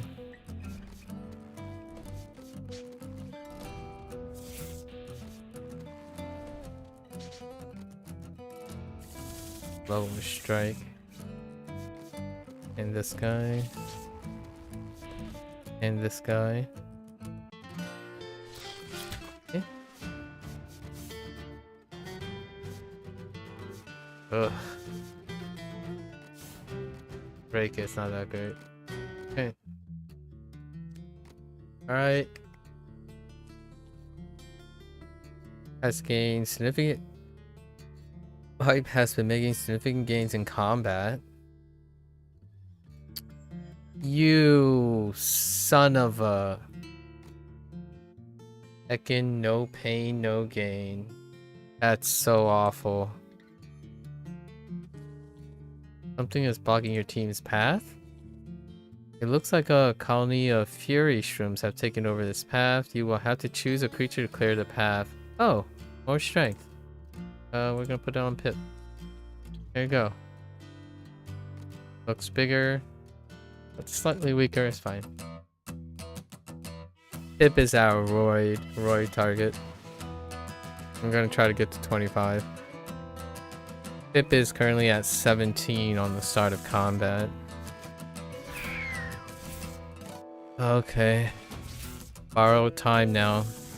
Because Pip has no pain, no gain. Yep. Oh no, it's not Pip. It's Pipe.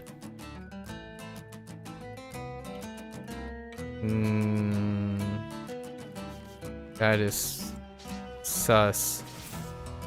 That is very sus.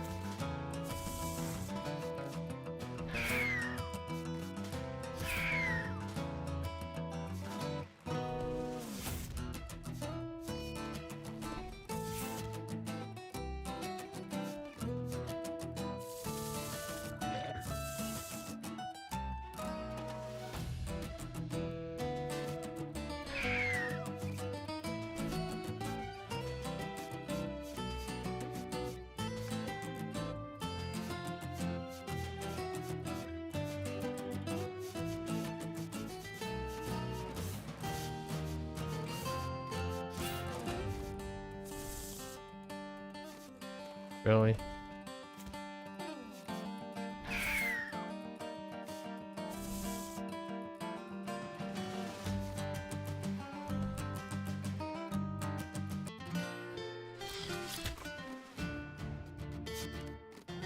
That's gonna slowly eat away.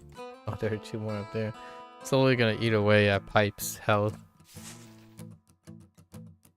I wonder what the pain changes into. When you recover from pain.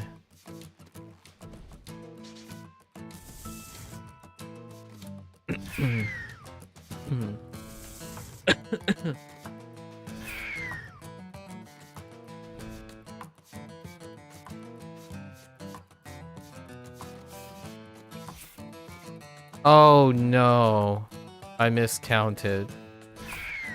That is heckin' annoying. Guess that's fine, hopefully.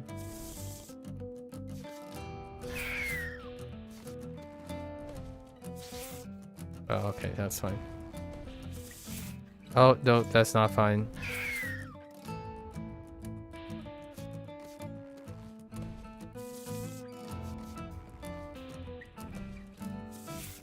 Wait. Oh, that's fine.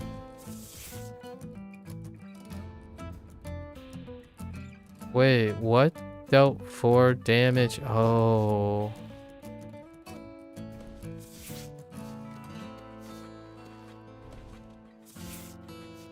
Oh, because a counter. Oh no.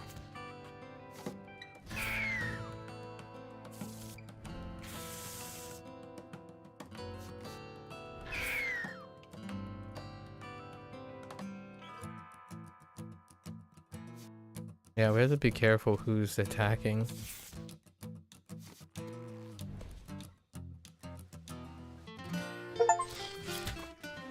Oh, we got 25 strength. Nailed it. 25 strength.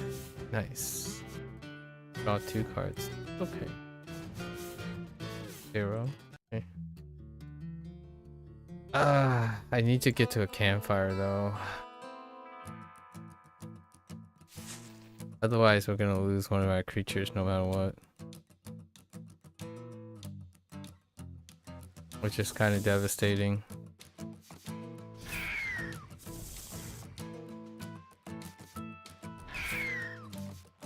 We can offset the draw by using full of fury at least. Okay.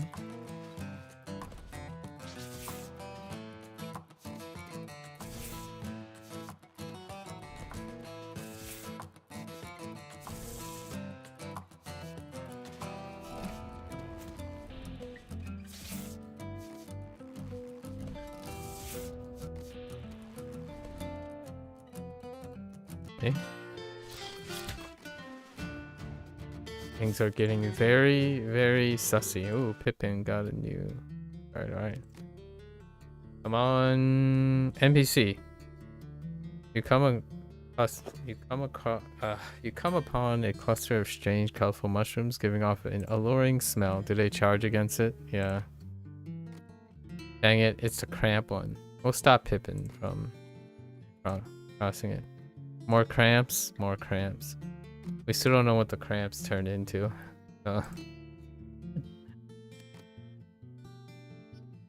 Anything else? Old backpack. Steroids? Steroids. Yeah, Pippin. Let's go. All of it. Okay. It is a trade-off of toughness for strength. I have so many roids. It's like six extra strength, man. OP.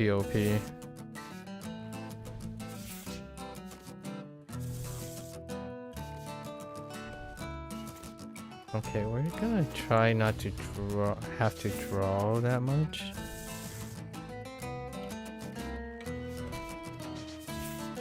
Aw, man. Alright. Well. We're seeing red.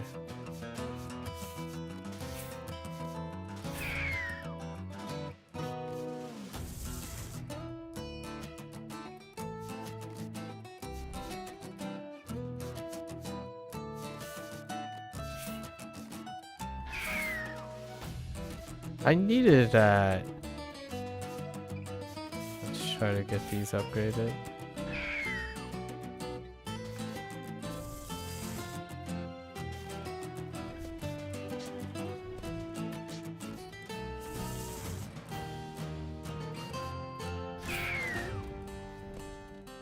Dang it.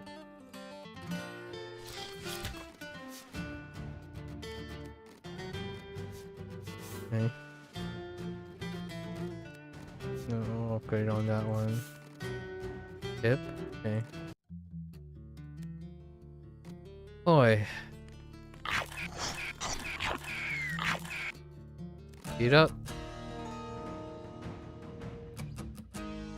Oh, that's percentage heal, not flat. Pippin has 16 HP. Alright.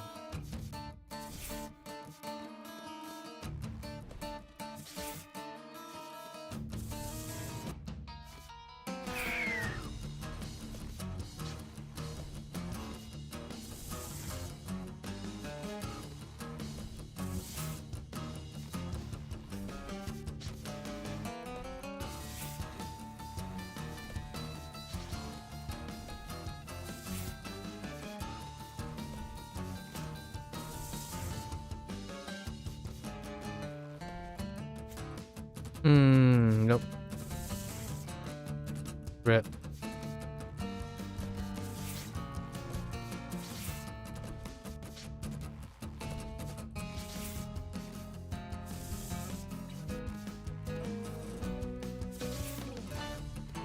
Alright.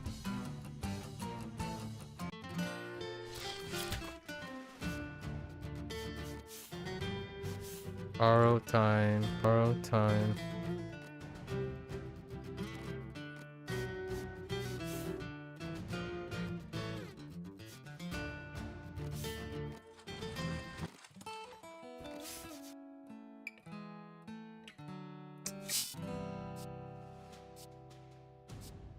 I do, oh my gosh. There's a display error. You can't view cars past a certain length.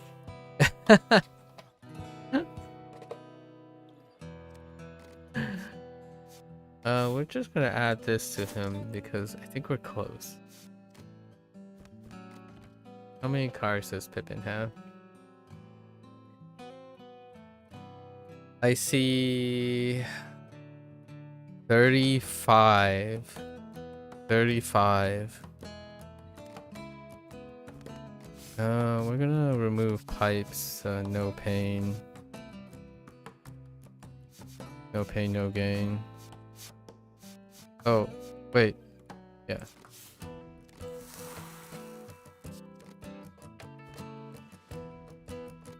Borrow time.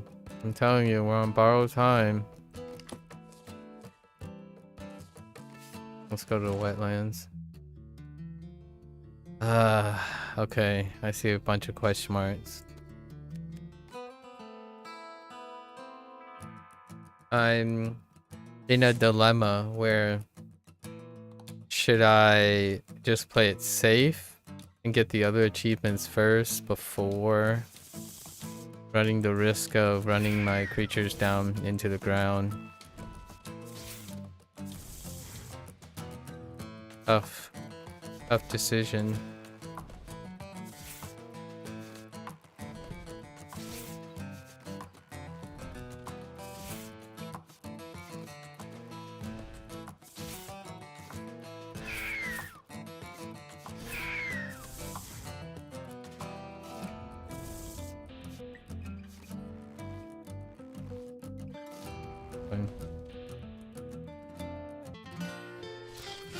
Ooh, a new part.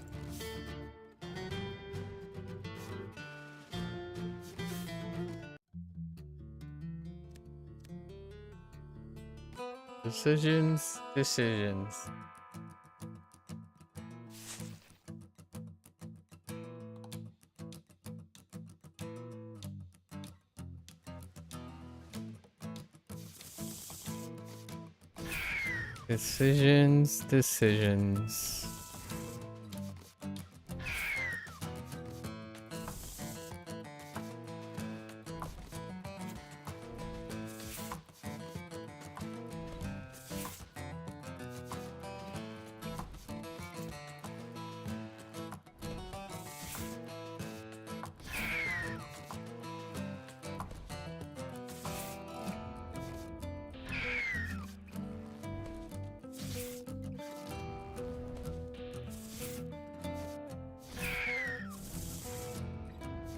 Decisions.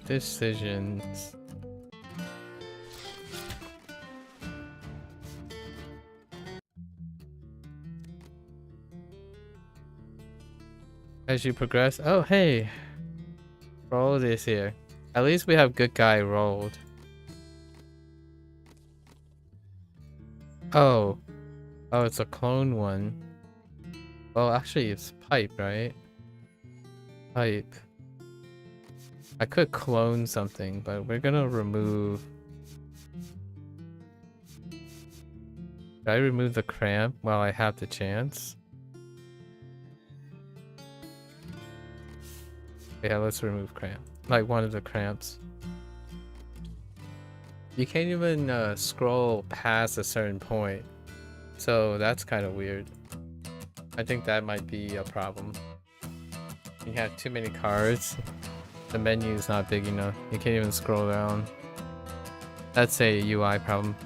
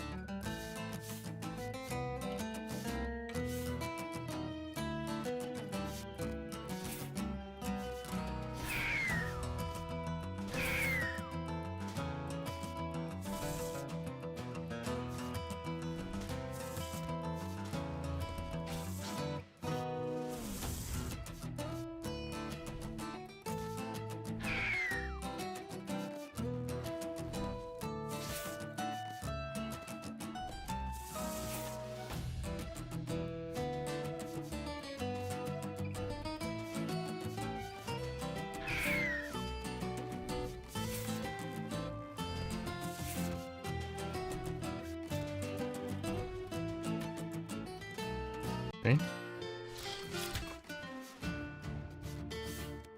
No.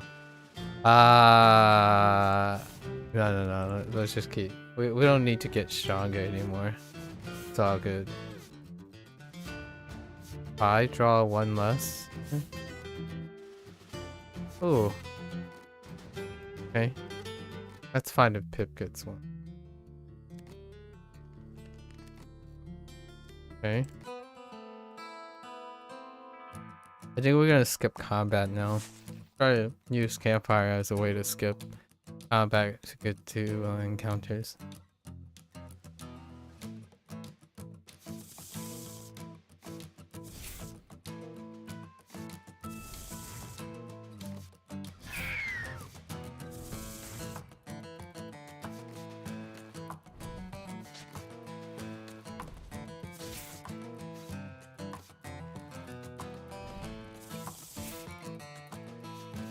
Oh boy.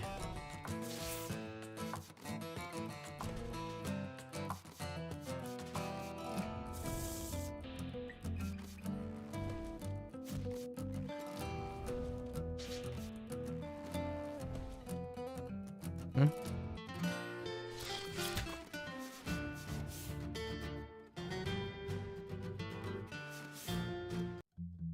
Hmm?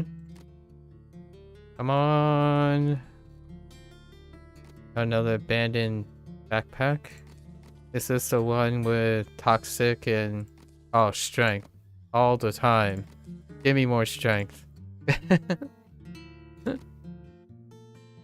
Okay. Wolf perished. Which one's Wolf perished? Oh, it's this guy. Again. Power? Both you and Wolf stared at each other as a serum. More protein. Okay. Take some meat, give you for your trouble. Okay. Still the same 4 NPCs.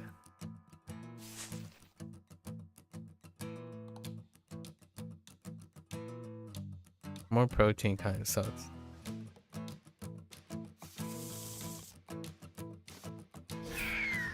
For our purposes here.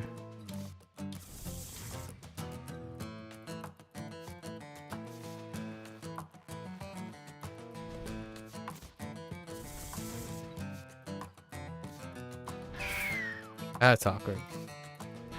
I consumed the other one.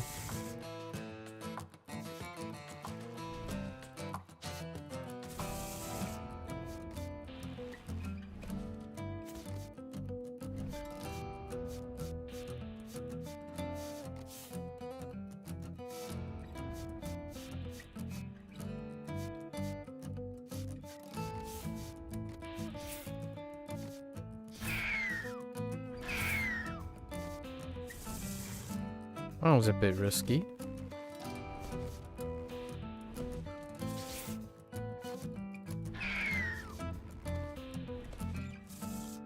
Oh, that's awkward.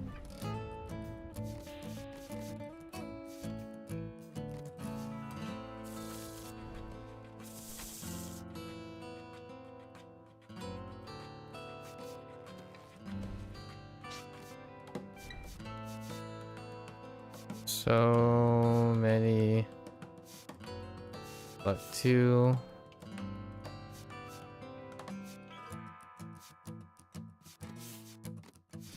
Let's pull these up.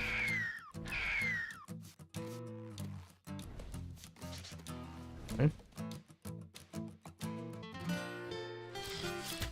Got a new part. Nice.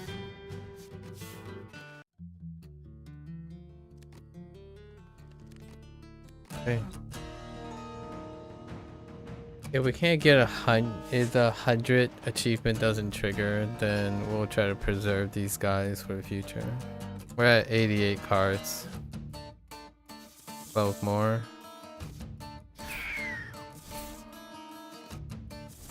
Why does it always draw this? It's so weird.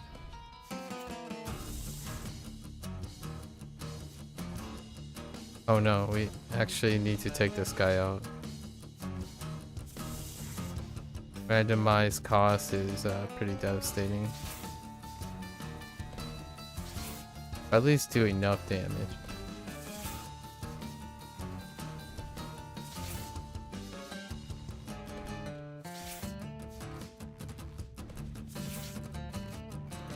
Okay. Good enough. I can play this. Okay.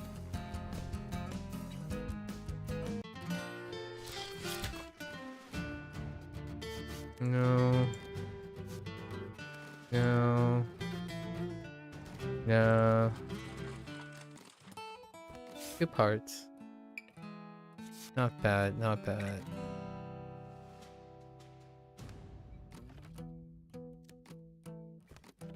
Yeah. Oh. Oh no.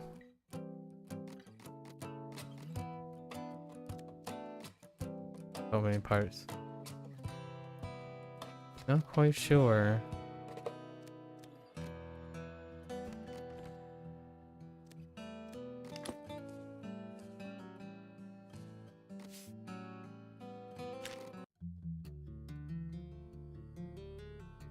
I see 3. If one of them dies, I'll do this for a little bit longer. Come on. I think we're gonna buy the rest. We're definitely gonna buy the rest. Yeah. It picks up Clawed Fury every time. That's so weird.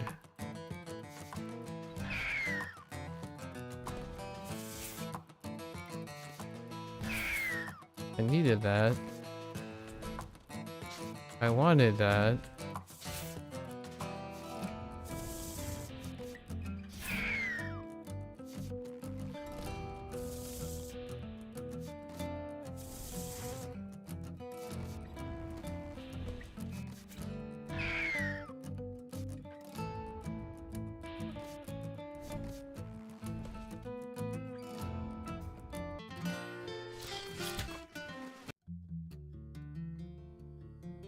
Wait. What the heck? Are you serious? Okay. I don't want to talk about. I don't want to talk about it. I need to click on the bottom one.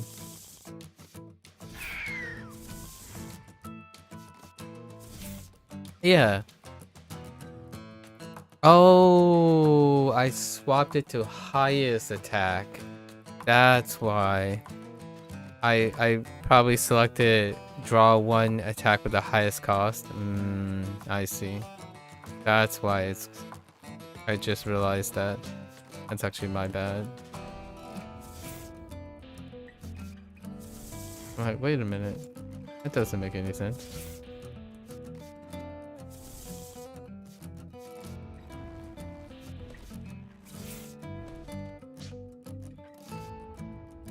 Yeah, let's just plot. Sure.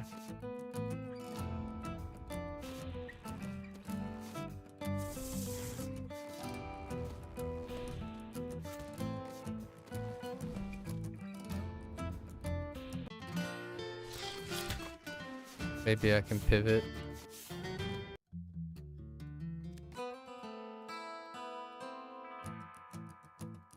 Let's get it upgraded. Where you have these guys. Unless there's still more parts to be harvested.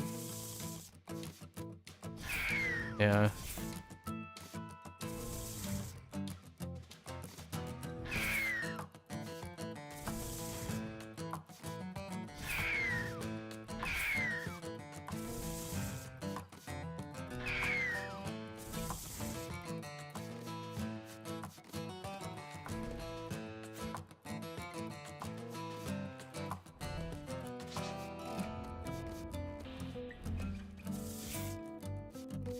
Yeah, strength scales so hard. Like, it kind of has the same elemental exiles thing.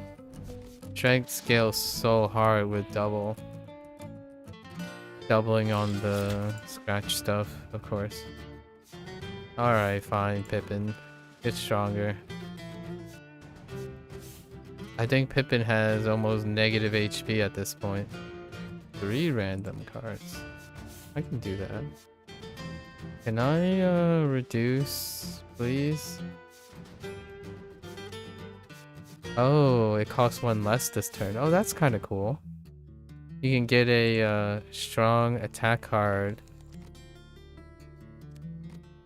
You can get a high cost attacking card and then reduce its cost. Looks like a good place to rest. Yeah, that's kind of late. Come on, Real? Oh, peeps.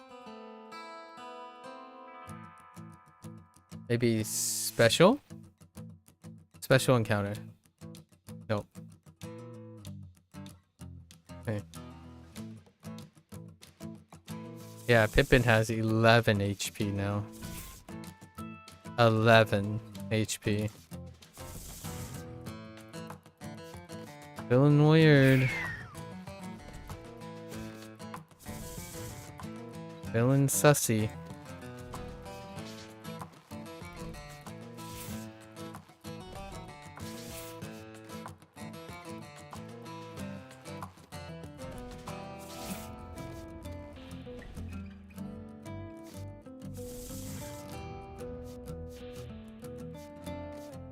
I wonder what upgraded plotting is.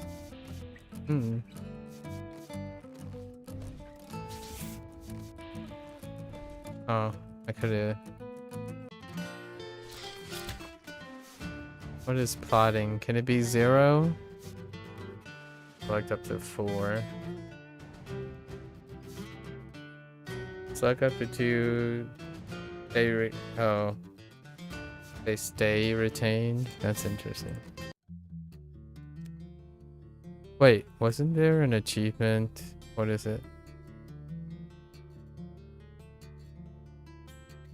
Start a turn with 5 retained cards in hand. Alright. So we plot and decide to skip. Maybe we can possibly land on 5. Or we can safely skip.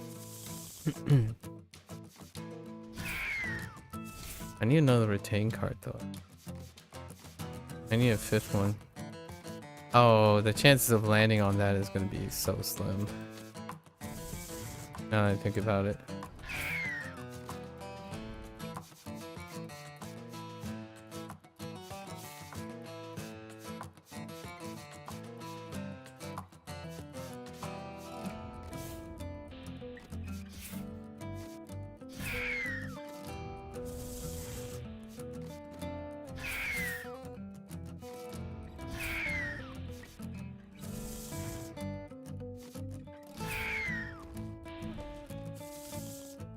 Dang. Seeing red is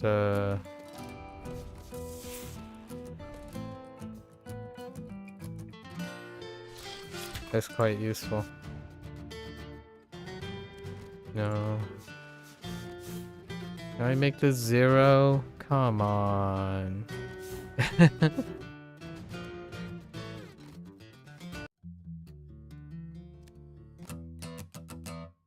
I think you can get 0. You can get 0, but I don't want to retrain it. Fine.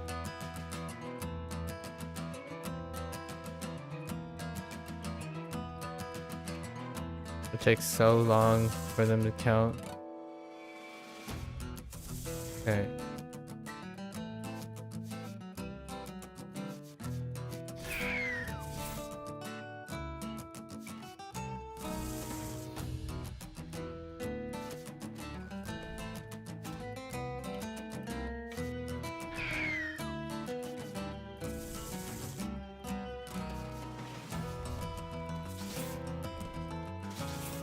Oh, that plotting. Oh well. Better luck next time. No, actually, I don't have enough. I don't have another. I don't have a 5th retain card, do I? Not that I can see.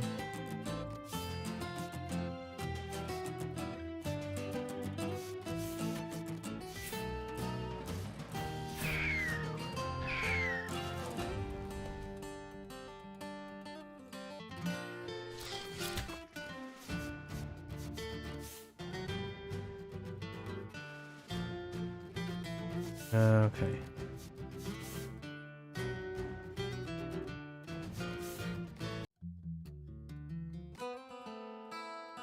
Come on.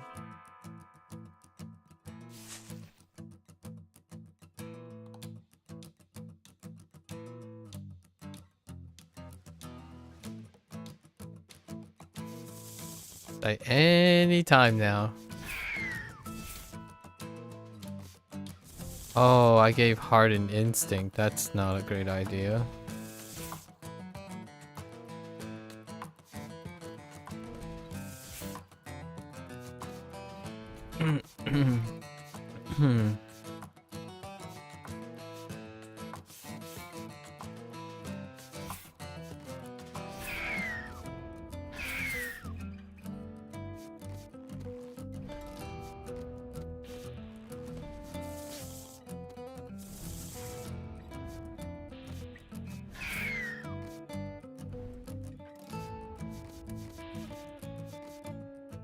Yeah.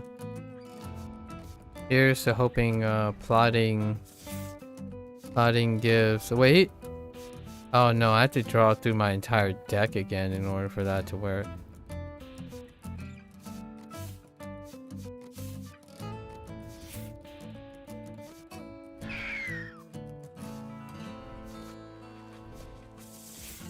Yeah, that would be no. I can't draw through the entire deck again. Do like double plotting. Okay, what does fatigue turn? Oh, fatigue subsides. Neat. But that's one less card in our deck. You know what? We had to level a strike. That's Pippin as well, so we'll add more cards to Pippin if we can. I wonder how many cards Pippin has. I think that might be 36 or 37.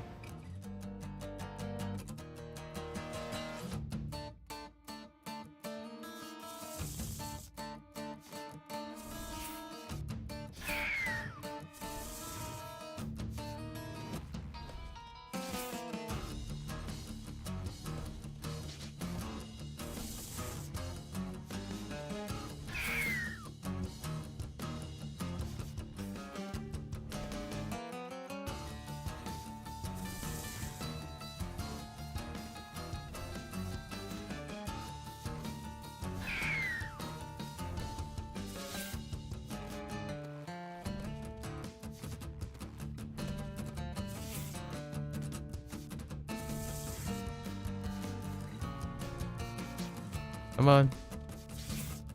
Come on. Come on.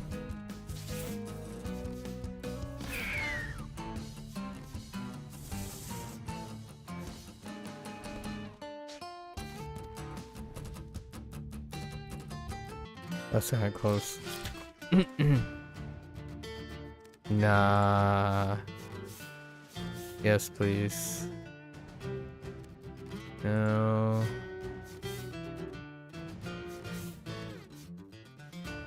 Okay.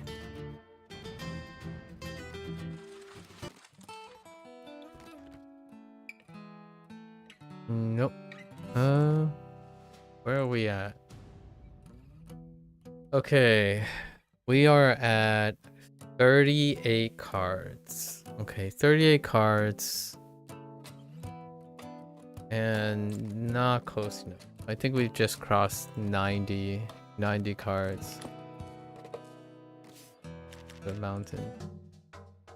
Is it just me, or the top diff isn't like... Huh. I was imagining them all be hellish, like would be the only option here.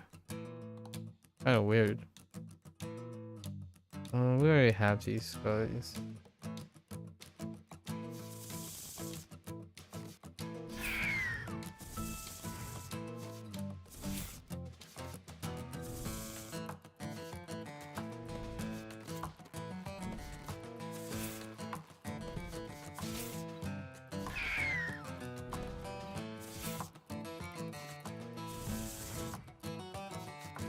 Man.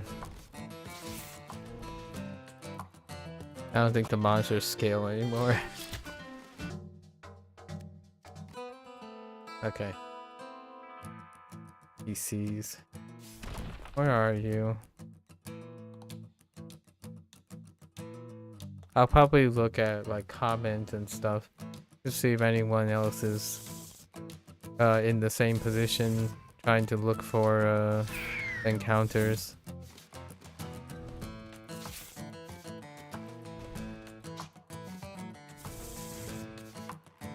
Here's something to be said about unachievable achievements.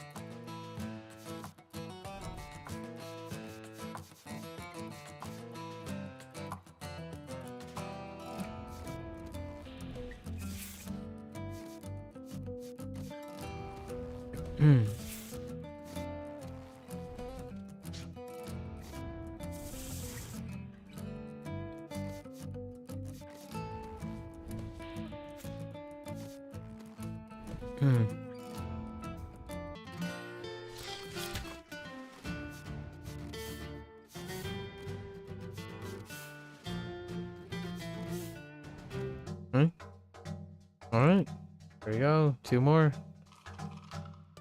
Roll again. Rolled.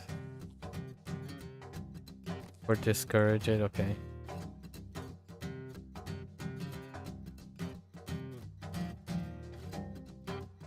Oh, it's Pippin? Let's clone. Let's clone a Pippin.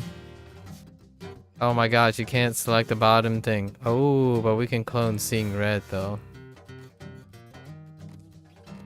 Alright, so we got 39 cards. Need 1 more. Might as well just add whatever card to complete that one. The 100 card deck thing, maybe not as scary. I still like my streamline though. Definitely like streamline. More a streamline person. What in the actual tarnation? Oh no.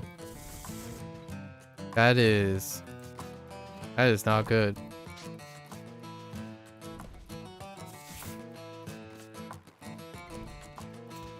I didn't think I could manage to draw like that.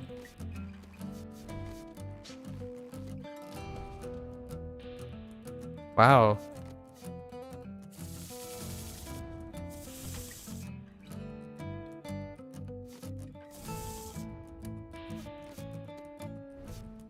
Does it copy its experience? It does copy its experience. Interesting.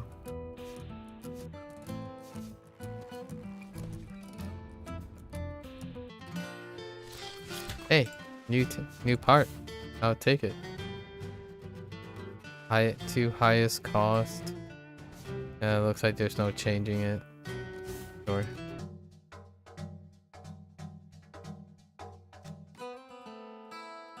So it reduces it by 1, the 2 highest cost attacks. So that allows you to pick up 1 costing attacks for free. That's actually pretty good. Yeah. That's pretty decent actually.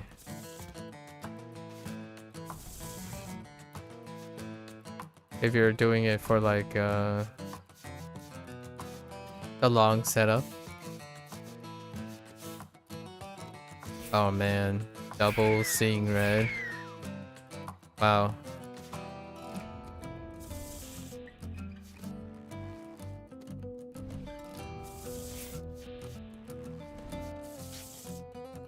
Oh my gosh, I can't even select the cards.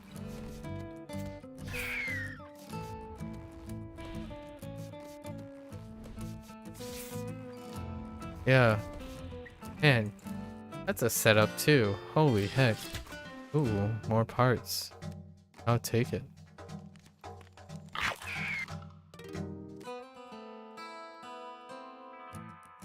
Imagine a near 100 plus card deck still running better than it was before. 91 cards right now.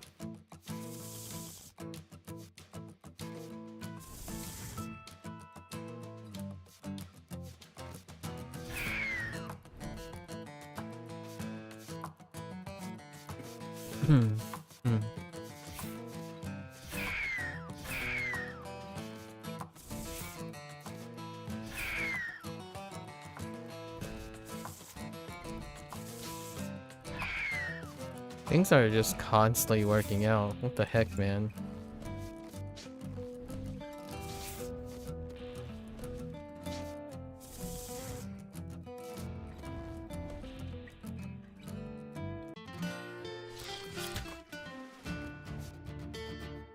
Oh, give me a card.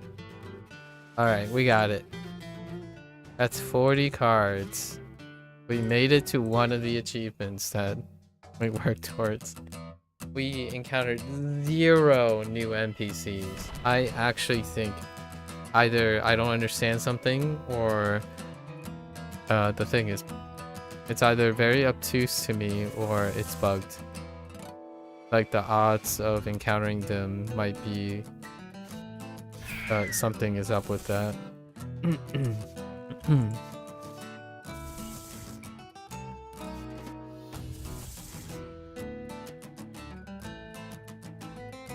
Okay.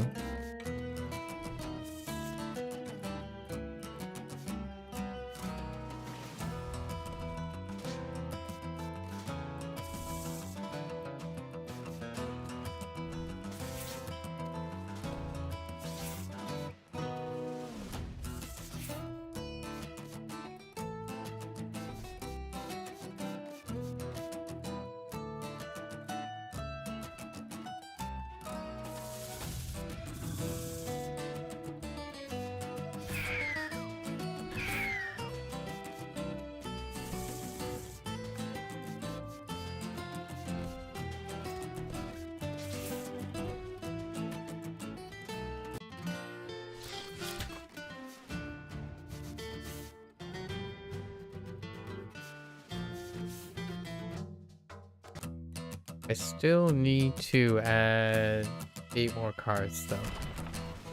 Right, we're at 92 to see if the 100 card deck triggers.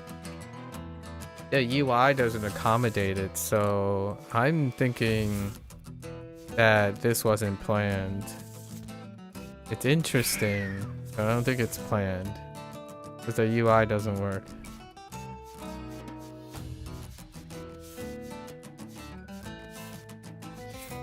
There's a potential that they chose an upper limit that they weren't accounting for.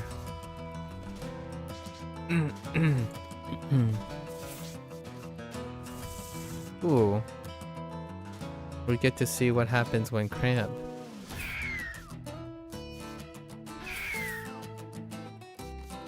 Gets triggered. Let's see what cramp turns into. It changes into chills. What was chills? Oh no.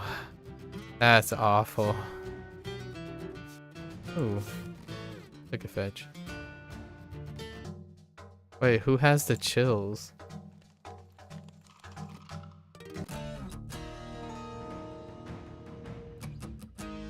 We can find out if you can traumatize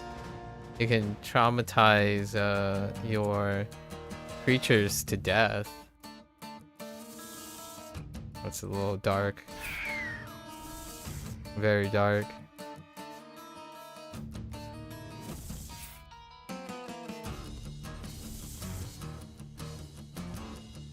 Okay, that's awkward.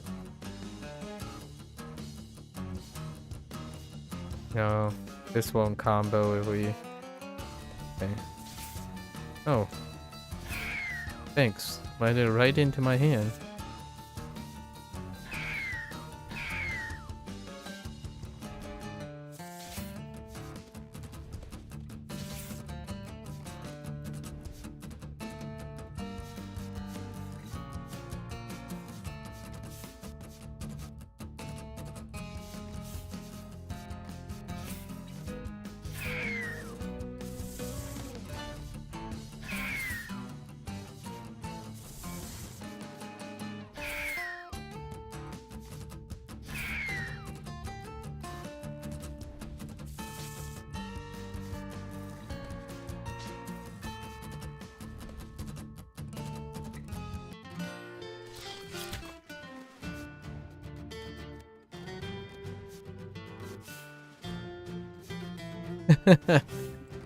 Now Pippin has 9 HP left.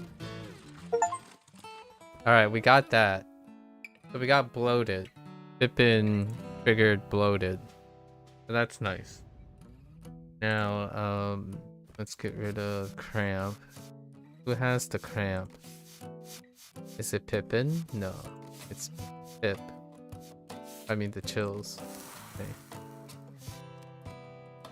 Okay, we're there. We're close. Ooh, surprise attack. Okay.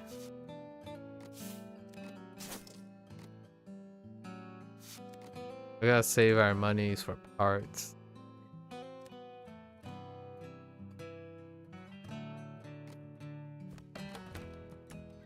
I'm guessing they have to be unique parts. So. Wait, let's double check our limb count here. So, there is one thing that says defeat all hellish bosses. That's not triggered. So I'm thinking you have to RNG your way to all the bosses as well. Which that's kind of... You can't tell which boss you fought before though, and where. It would be not. I would love to see like a counter or a star system placed on this map to tell you how many of the bosses you have encountered. Like not what they are per se, but know which location you're going to. Right, because it looks like RNG selects the same ones quite often, at least in my opinion. Because I'm surprised I haven't encountered all of them yet. Or they can be unique for the first time. So you encounter all the unique ones like a series, and then they repeat after you've encountered all of them. They make it feel more like a story-related completion thing. So that's a alternative. This enter combat with at least 100 cards in deck. It says it keeps counting up from 100. So now it says 24. Is it suggesting that I have to enter 100 combat with 100 cards? That's not how it's described. So I don't know what's causing the number to go up by 1.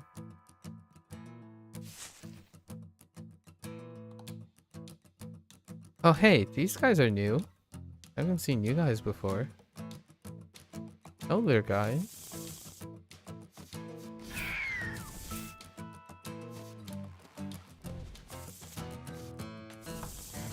They look kind of upset though.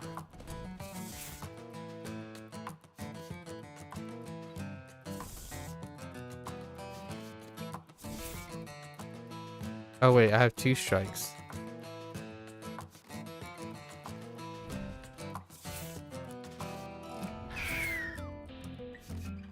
Well, that works. I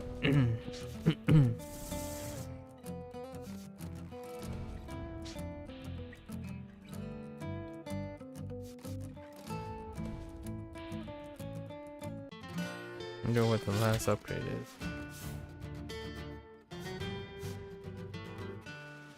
It costs 1 less for the rest. Wait.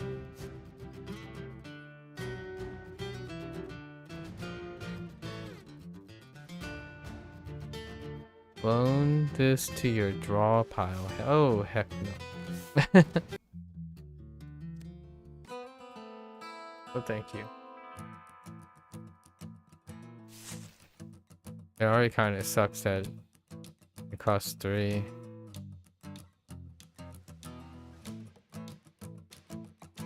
I guess it costs 1 less. Okay.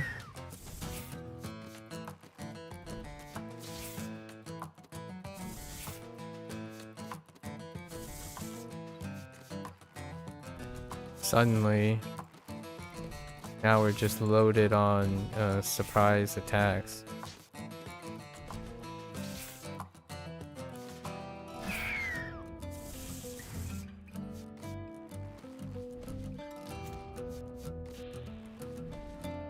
Okay. Got another part. Worth. Yeah, we can upgrade these fairly reliably now.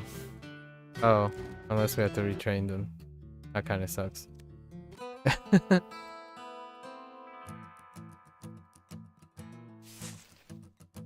Where are we at? We still haven't reached 100 though. 95. 5 more. 5 more cards.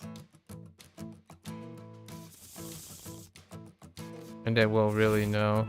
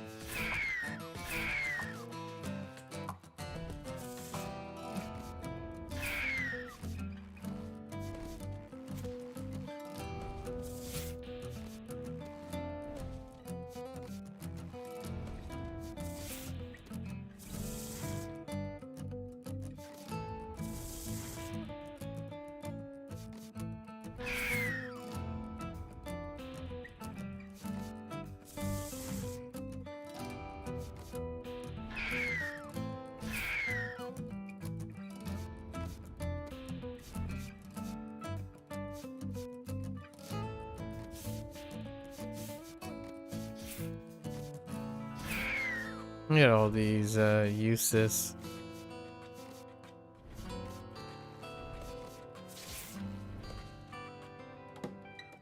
Oh yeah, that's right. We got a new fetch as well. Oh, we got a goober head. Nice.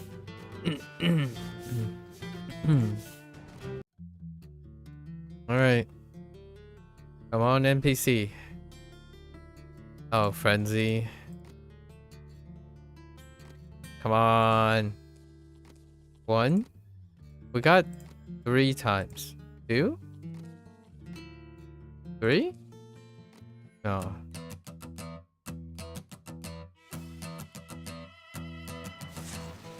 I saw this really nice Chinese game that came out recently today.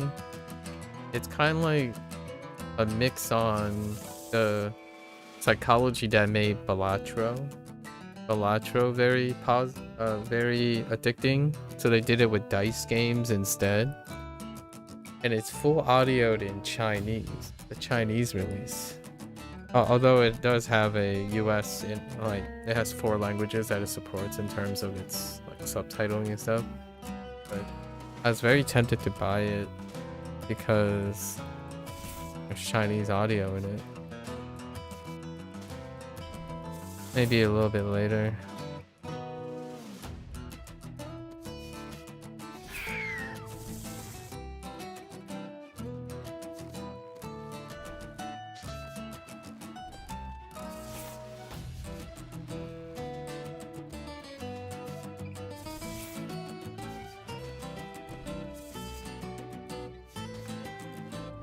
Level these guys up.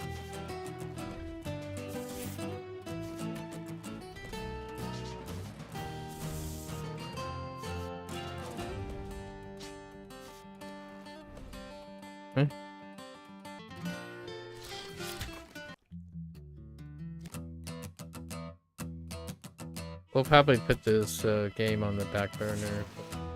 Maybe I'll do the review once I'm if I give this another day or two and convinced that some of the achievements are kind of borked at the moment. Like, because of like some sort of math spaghetti code, unintended spaghetti code, which can happen. Been there, done that before. Then we'll just wait until then.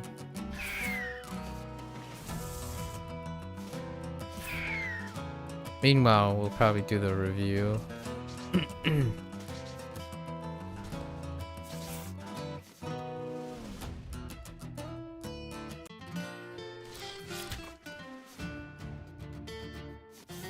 I think it's an incredibly fun sandbox like feel though.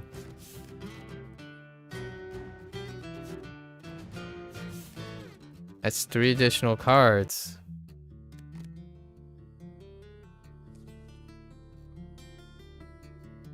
Oh, sipping on that. Oh no. Oh no.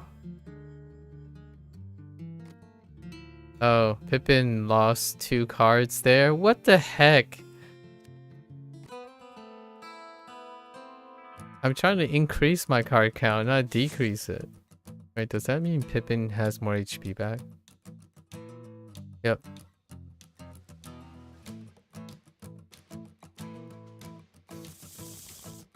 That's awkward. Got 2 cards and lost 2 cards. What a weird situation.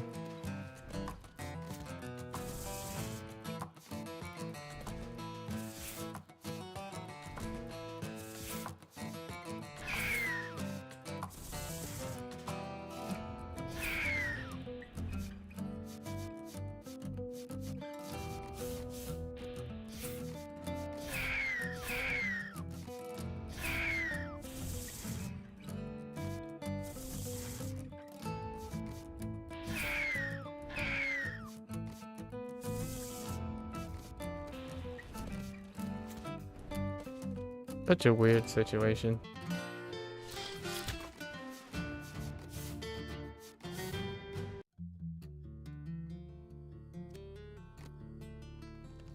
I guess now we're...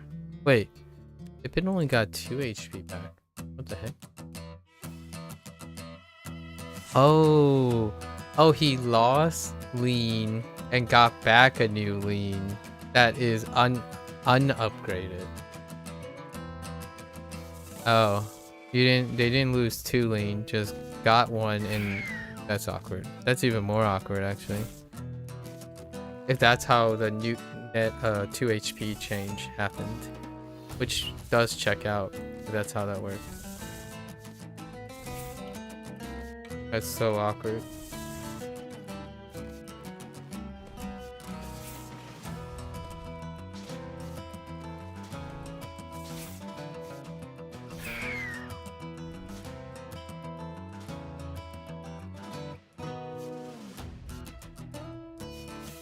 Give me these.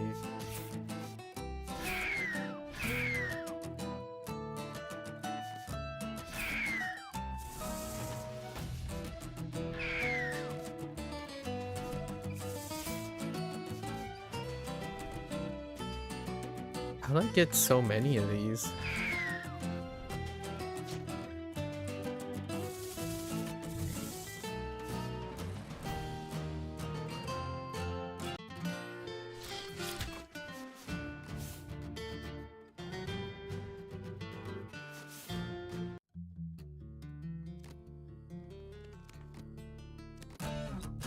Okay.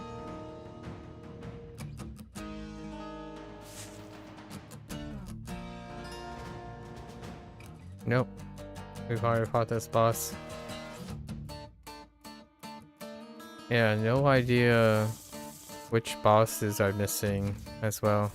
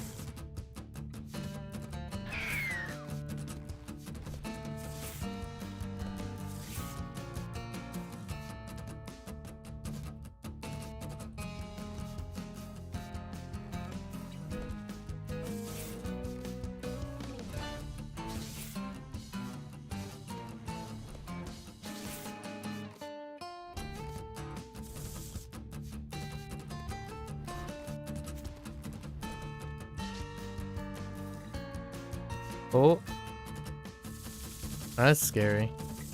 Ouch.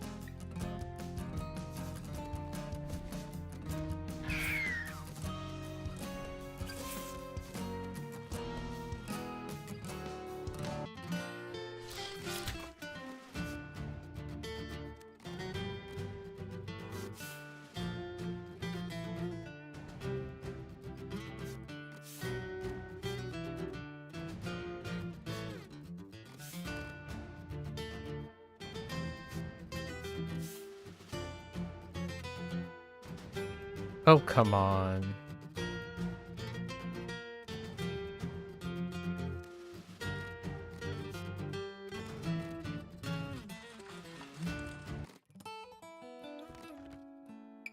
Didn't trigger. Don't think it triggered. How many cards do I have? 29, 29, 25. That's 54. 54. 70. 98. Okay, we're 2 away.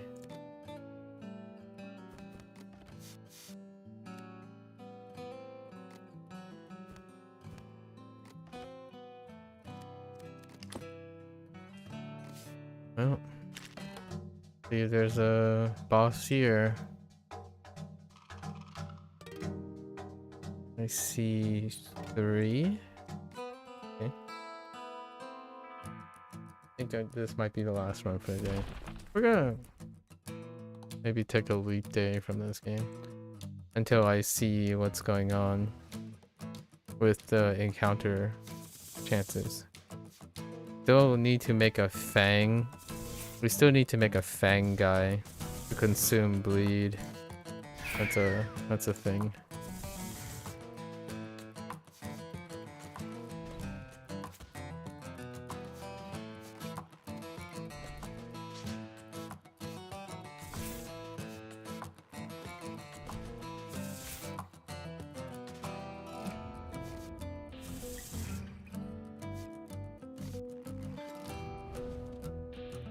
We overdrew. Wow, that was quick.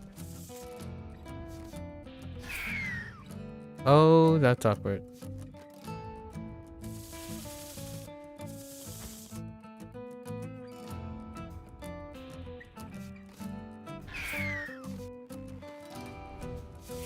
I should fetch something. This and this. Oh, that was only one fetch. This. Fetch to fetch.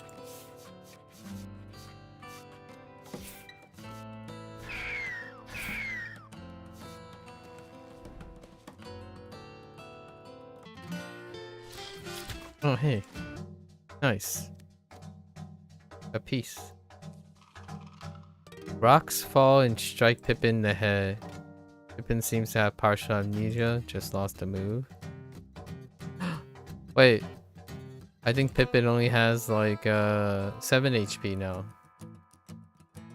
6. Pippin has 6 HP after losing Beefy.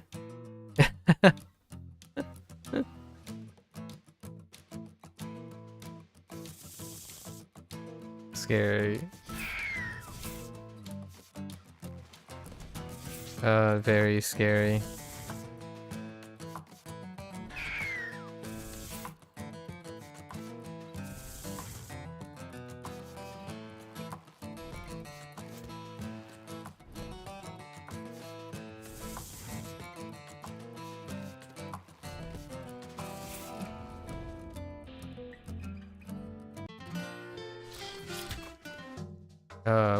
We need 3 more cards.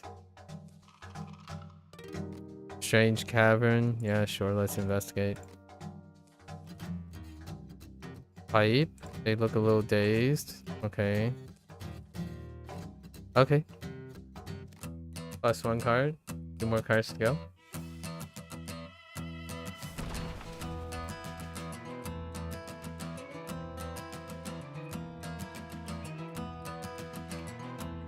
I got in your parts, yeah, mister.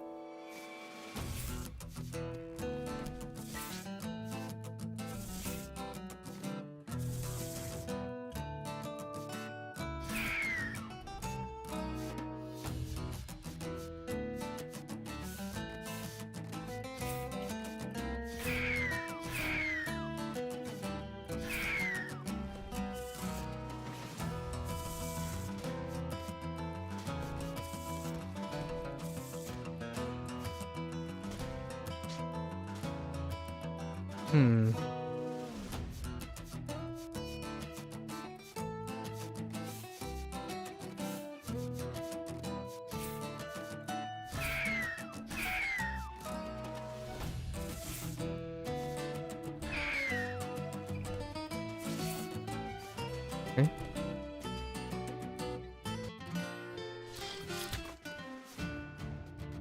I'll take a surprise. Sure.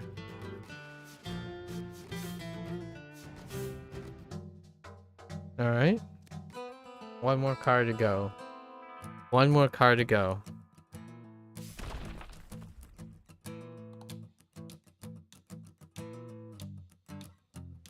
Oh, we're at 100.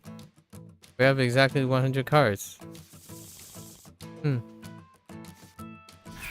I don't think this is going to trigger simply based on how the counter is reacting. I think that's a bug. Otherwise, I might misunderstand what it's asking me to do. The description is, in my opinion, either obtuse or the counter is not right. Those are the very distinct possibilities. Yep. So what does this mean? Is it counting up? Well, it says 25 out of 100. Enter combat with at least 100 cards in deck. That's all it says. Enter combat with at least 100 cards in deck. At least. So that includes 100. And I clearly have 100.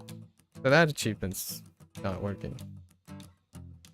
And pipe took some damage. I don't remember how.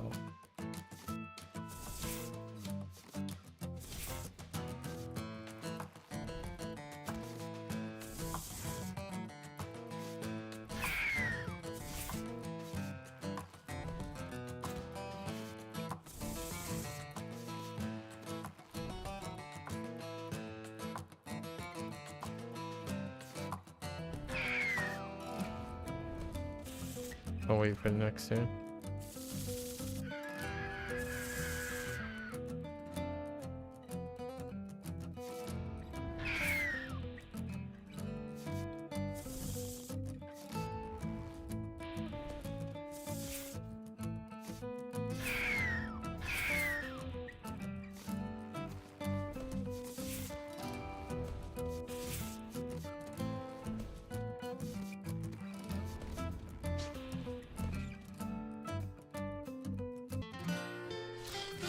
Another part? I'll take it.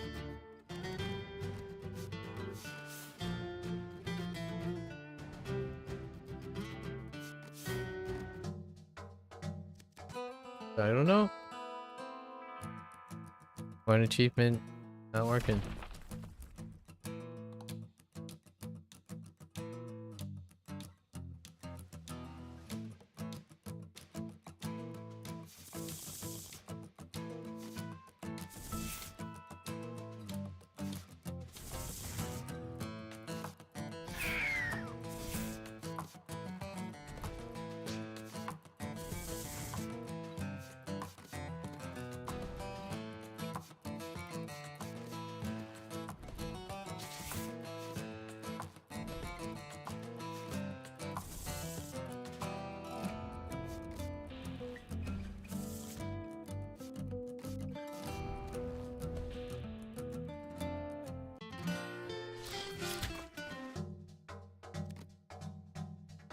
Anyone else? Abandoned backpack? Okay. 2 vials. Give me those steroids. Alright.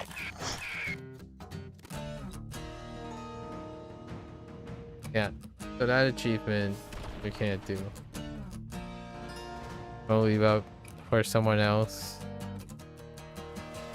Make note of it, maybe. There is another patch coming soon, so we'll see. We'll wait for the next patch before mentioning it.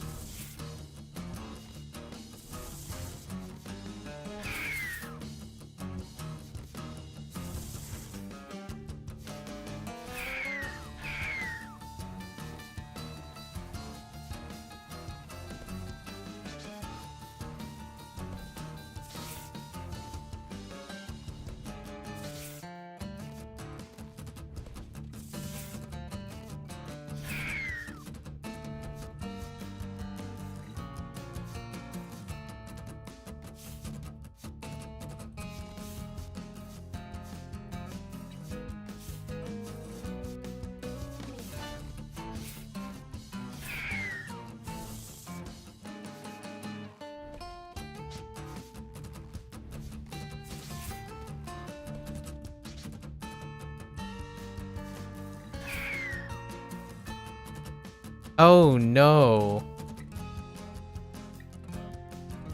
Nah. Nah. We must preserve these guys. We must preserve these guys. I was being a little too lax there. We must preserve these guys for the 100. I'm not gonna do this again. Ain't no way I'm doing this again. Too long.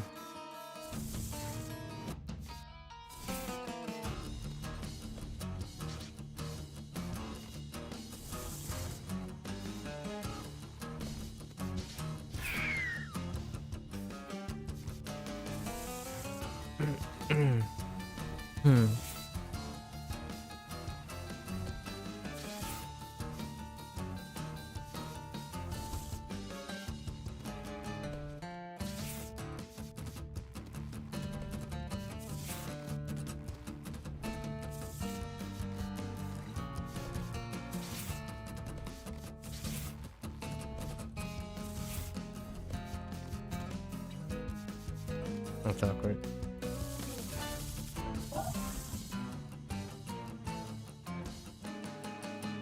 Wait, are you serious?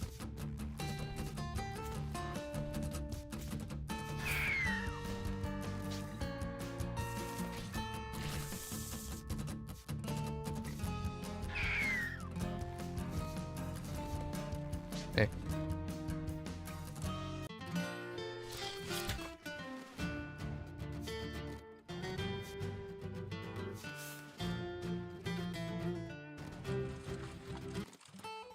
Yep. Alright, well, that's the end of our 100 deck thing. It's definitely not... Okay. Where is it? So enter combat with at least 100 cards in deck. That's not accurate. And the number says 25, so it's clearly not enter combat with a creature with at least 100 cards, because we have creature greater than 100. So I don't know what that's about. What else is not climbing? Social Butterfly. I think Social Butterfly has some spaghetti code problems, because spending that long to not even encounter the remaining 6. I don't even know if the remaining 6 are even in. It's definitely not including these guys, so you can't like click on these guys or anything. Yeah, there's nothing you can do with these guys. Otherwise, there'd be like 3. So right now, I'm gonna say it's not clear if you can defeat all hellish bosses. So that's not clear as well, because you don't know if the pool allows you to clear all. Well, actually, let's take a look at the percentage. Let's see if anyone else done it yet.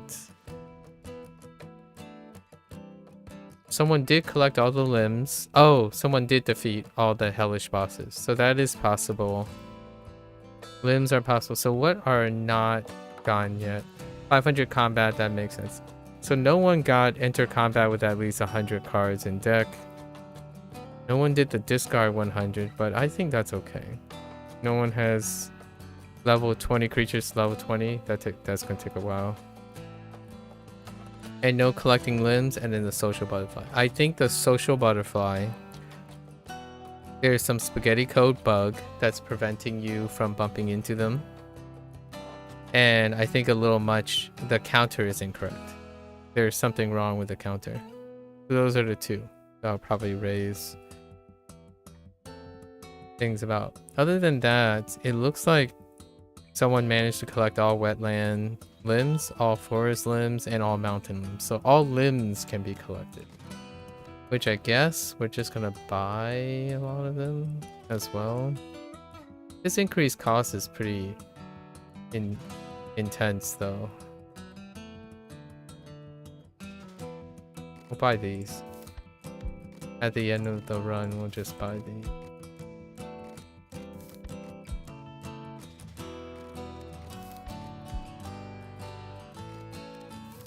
Oh, I recognize some of these monsters. What is our limb count? Our limb count. 40. Okay, we're missing 10. 20. 10, 20. 10, 20. 32? Dang. 32 limbs, huh? That's a lot. Alright. Got another 2 this time around. We'll build something, we'll build some shenanigans for hoofing.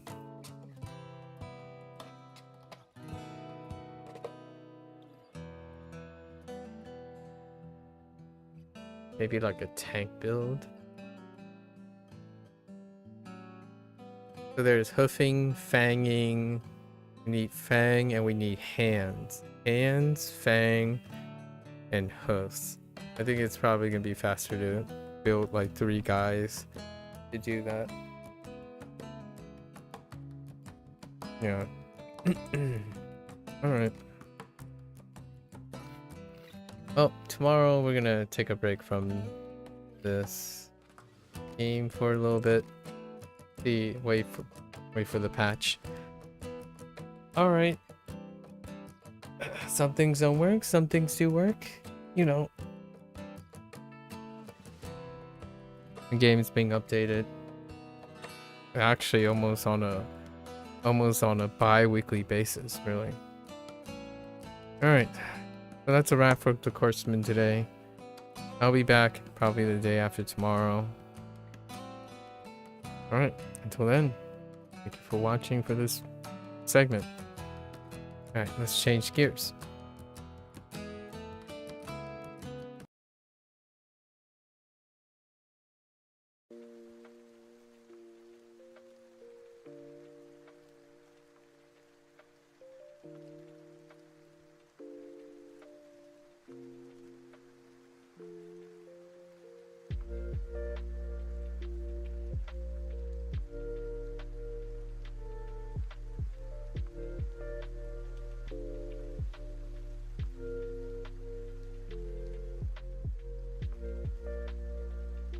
Someone is... Hold up. What is happening over here?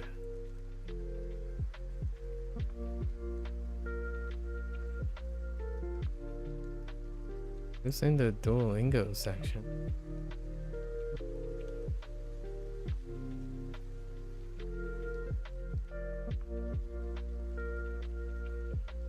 Interesting.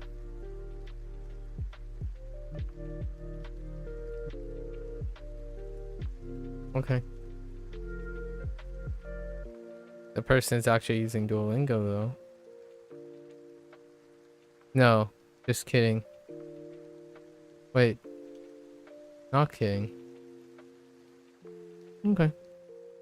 Interesting.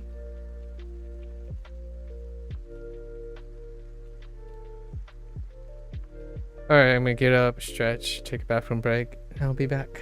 Thank you, thank you.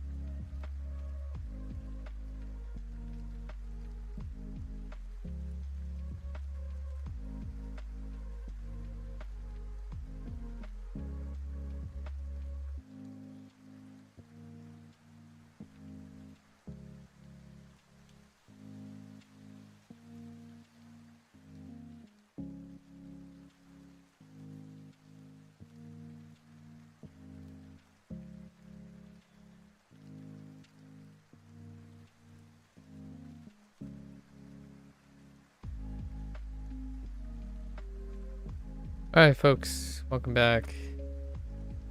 It is day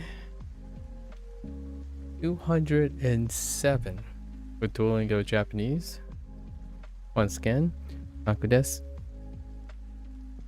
Konnichiwa. Minasan yokoso. So, not much to write about in this unit. It's actually pretty straightforward. So we'll crank this out really quick. Rest up for tomorrow's new unit, right? Tomorrow's gonna be new vocab day. Always very exciting. Or New kanji day. New kanji day for Japanese. Alright.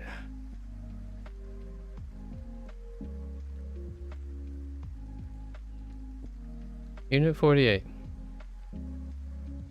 Clothing. Let's describe clothing first. That is not the correct direction.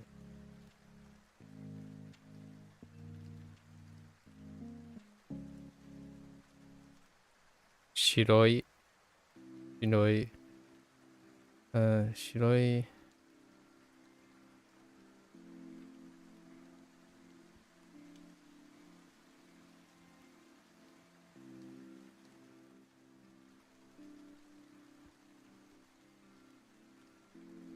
Kinda gross looking.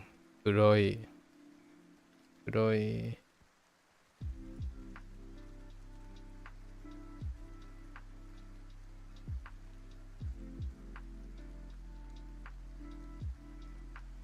Akai.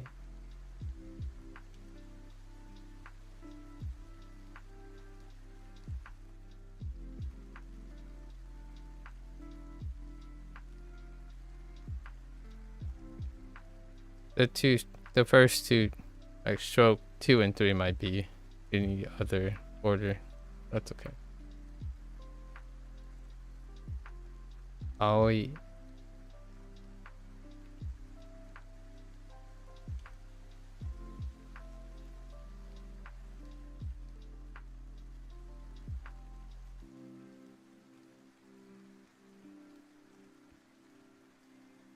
Hmm.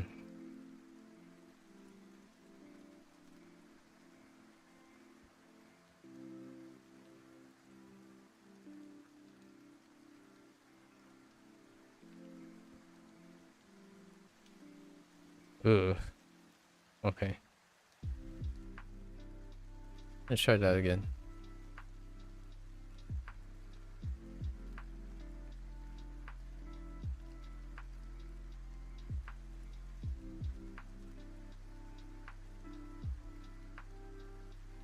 Oops.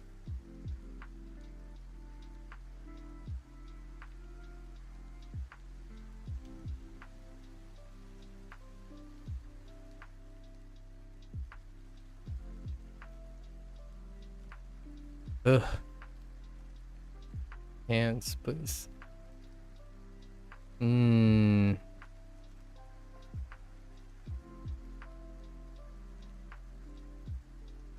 Kiroi.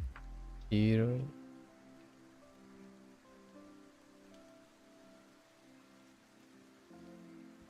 Ugh.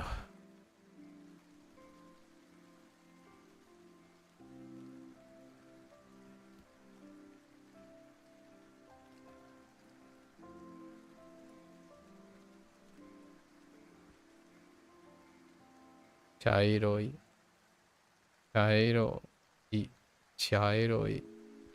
I think it's, for the most part, it's chairo. Fine.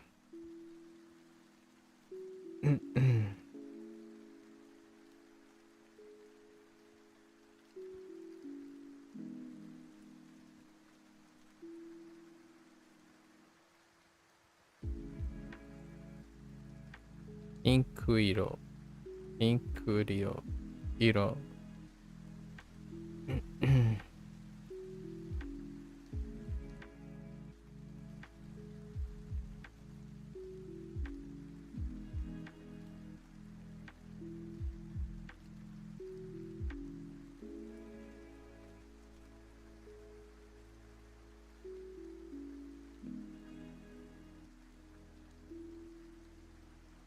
Orangeiro. My hand is kind of shaking because I actually kind of... I do like a slow rep, like pull-ups and push-ups and dips in between the streams. So my hand's a little bit shaky from gripping the bars. Let's see. Okay, so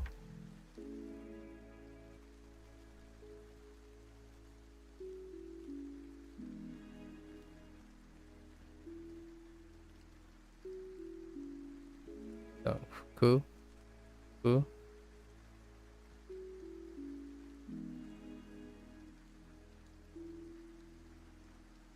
Actually, yeah.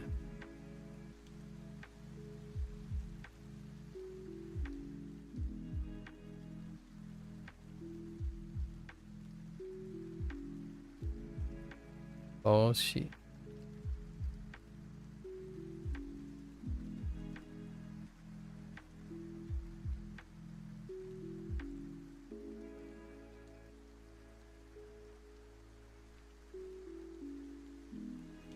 Uh,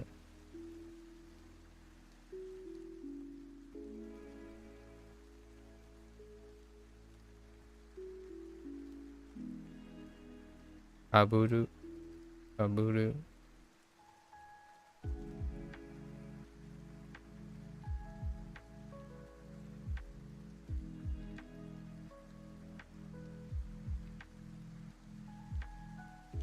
Jatsu.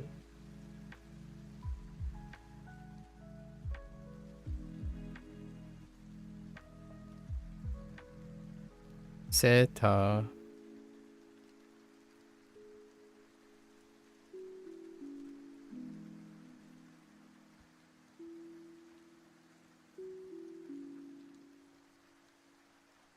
I think you doresu. Doresu with Hiru.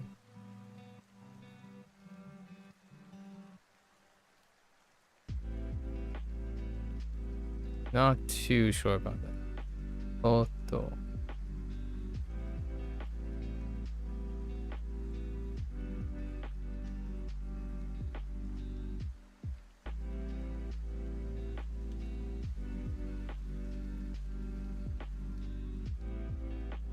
Oh, actually. No.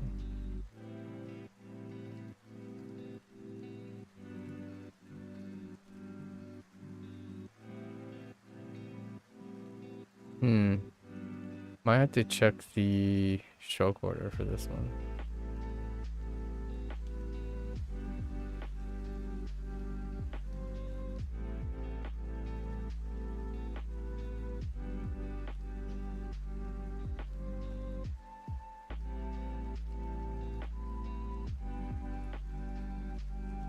I think the top part needs to be a little wider. It's okay. And then I kind of got this one mixed up yesterday. So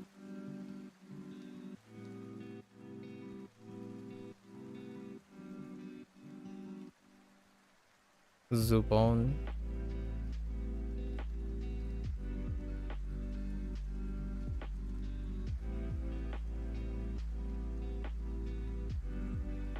Antsu.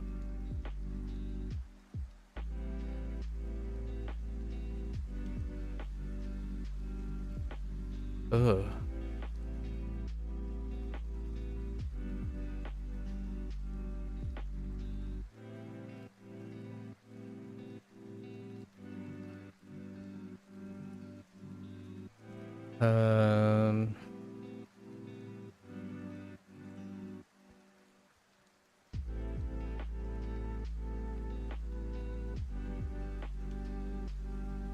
Kind of fat.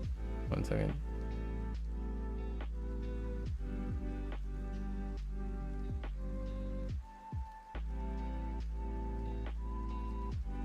Bitsu. Bitsu.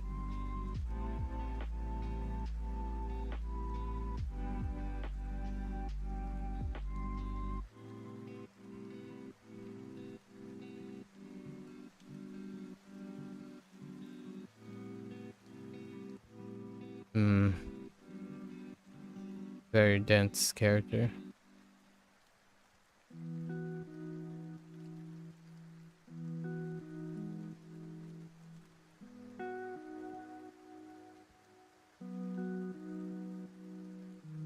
Good enough.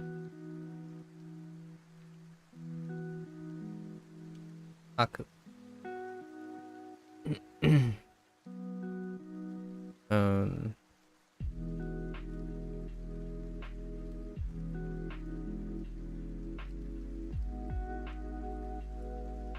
洗う、洗う。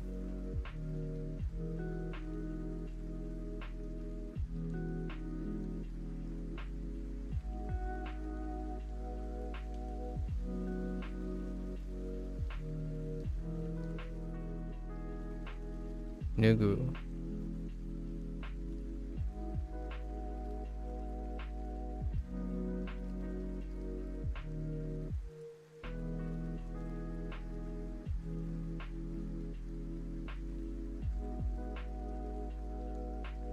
欲しい。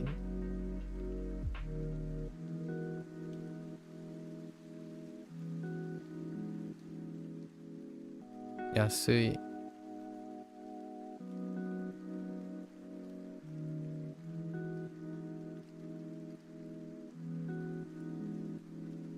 高い。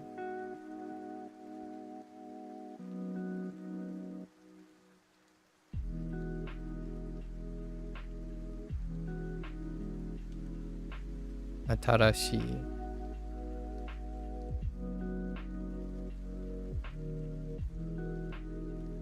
古い。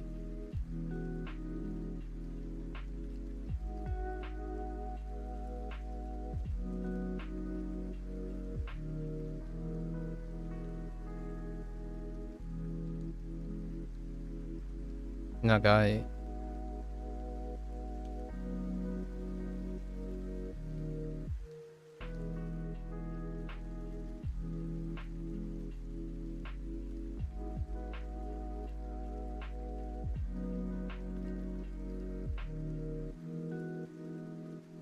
短い。Alright. Yeah, we're fine.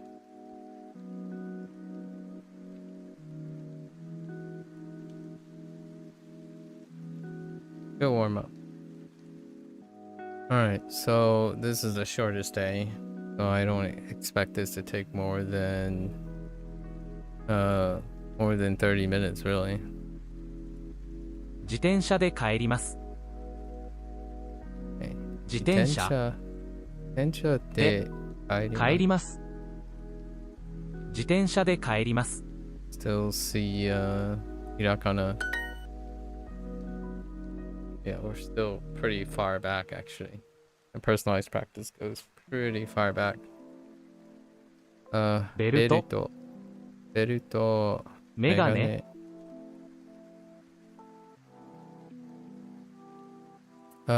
シルバー。刺身。スニーカー。一緒にバスで行きましょうか？一緒にバスで一緒にバスで行きましょうか？行きましょうか。悪い。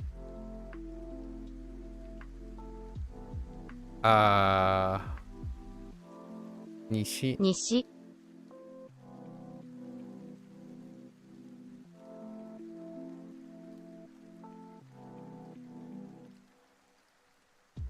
シリアル。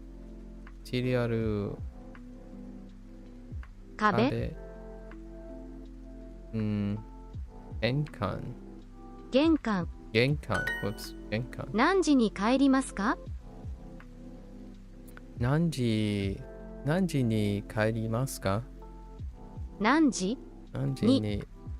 帰りますか？Okay.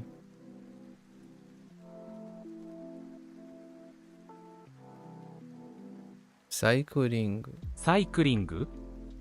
レモン。lemon. I almost said lettuce. Okay.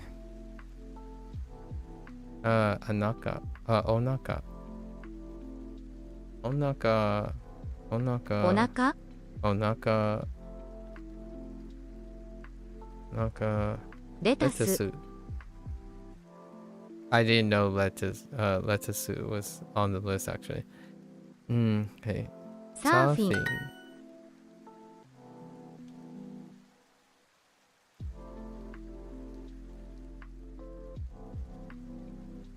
lettuce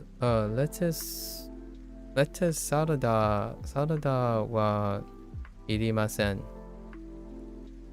レタスレタスサラダはいりません。いりません。何も呼びましたか？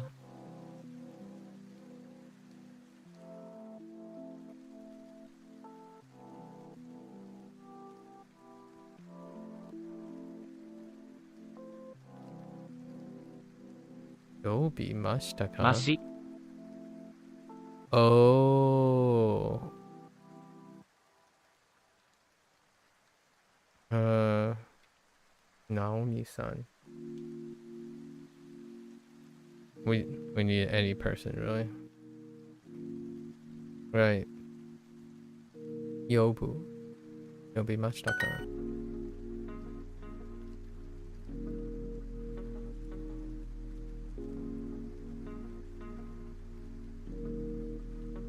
電車で行きませんか？電車で行きませんか？もっと大きいスニーカーはありますか？ No worries.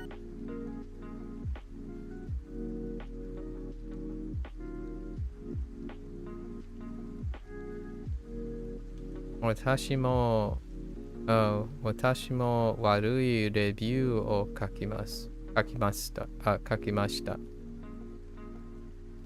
私もレビュー。私もレビューを悪いレビューを書きました。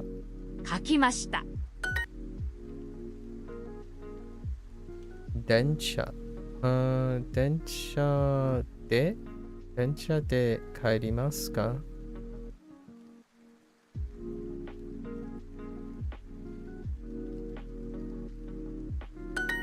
田中さんも呼びました。田中さんも呼びました。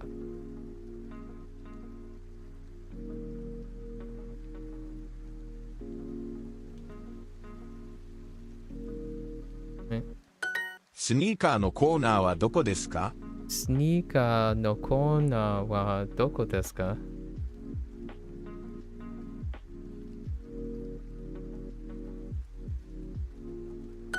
他の人のレビューも悪かったです。他の人のレビューも悪かったです。悪かったです。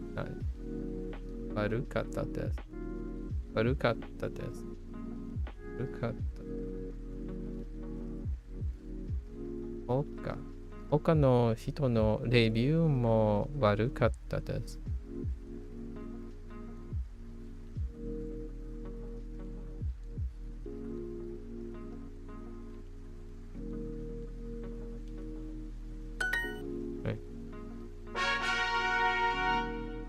雑誌の広告。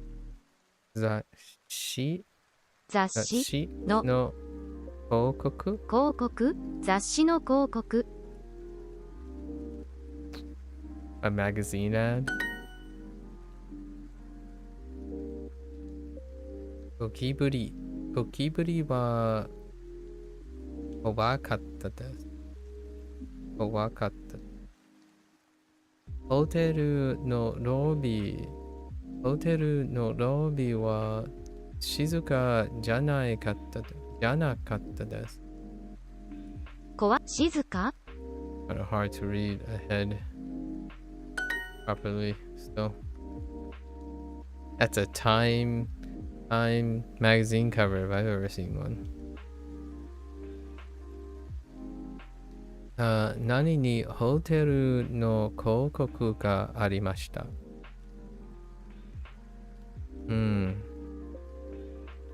タミ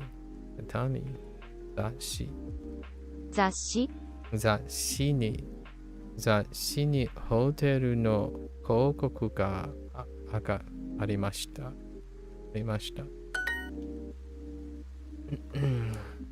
先月は、no、先月、花さんに、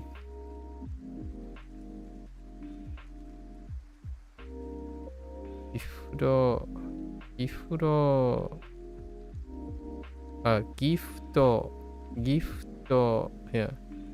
カードをもらいました。にを、ギフトカードをもらいました。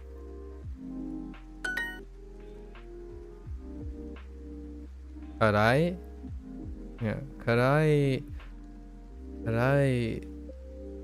ドレッシングがいいです。ドレッシングがいいです。辛い。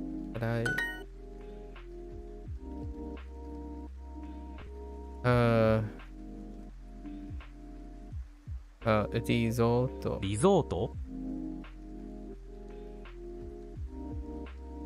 赤ちゃん。船、事故。パンダ。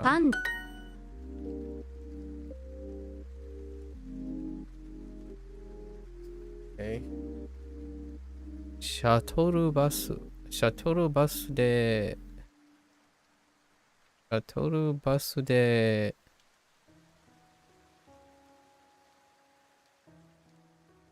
15分ぐらいかかりました。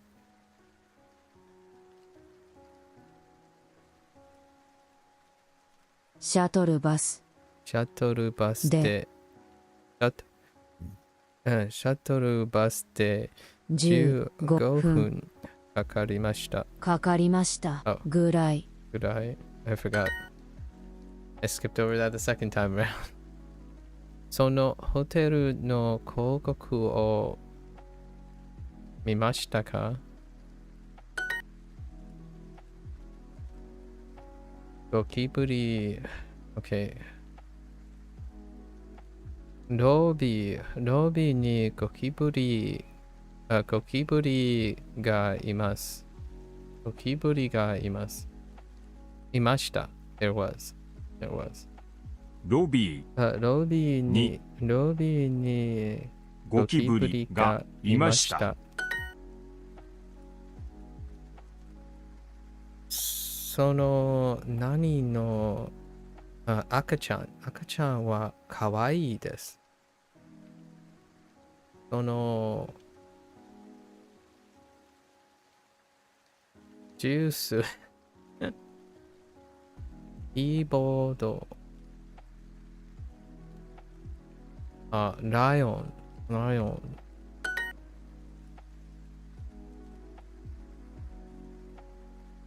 私の新しい彼女は運転します。can drive。いい運転します。Where are we going with this? 新しい彼女はできます。運転できます。運転ができます。No, that's fine. We're fine. 新しい彼女は運転ができます。No, can, able to.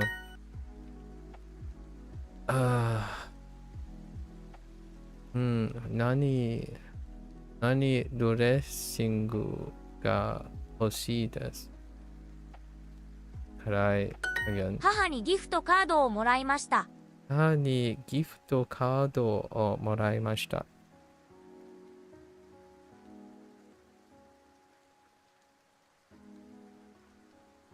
ホテルまでシャトルバスで1時間かかりました。ホテルまでシャトルバスで1時間かかりました。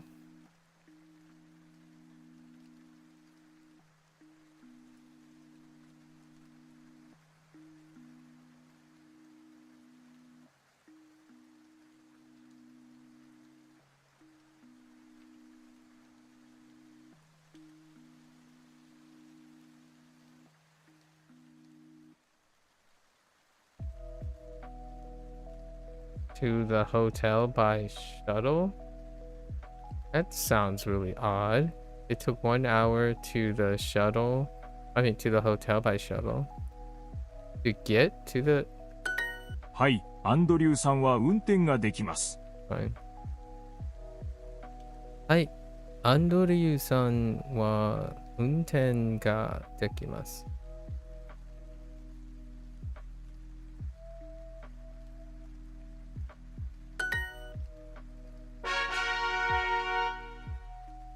白いのはありますか？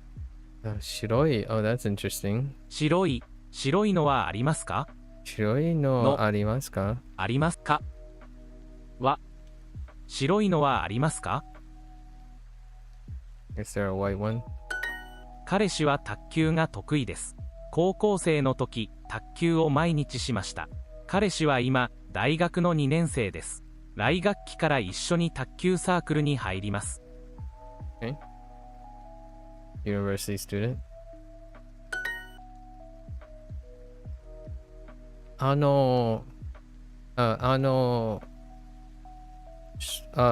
Yeah, ショートパンツを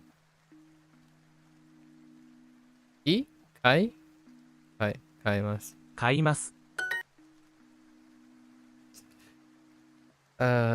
村メガネサイズ北指輪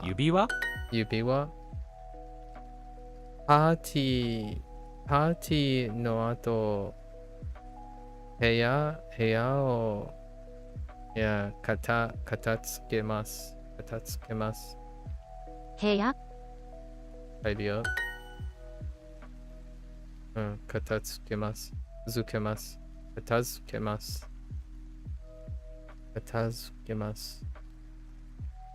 That one's gonna be rough for some time.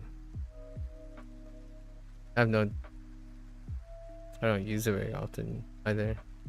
As opposed to like cleaning up instead of tidying up. はい、掃除をします。湖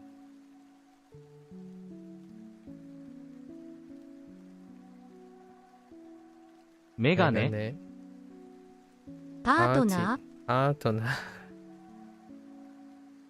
Sorry, I was in the middle of saying party and then realized no, halfway. パートナー村季節の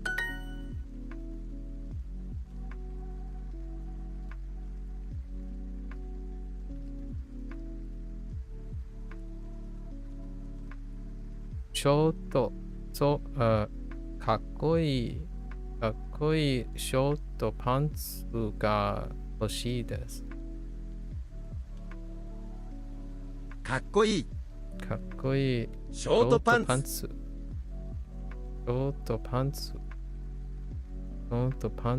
が欲しいです。 What a weird coincidence that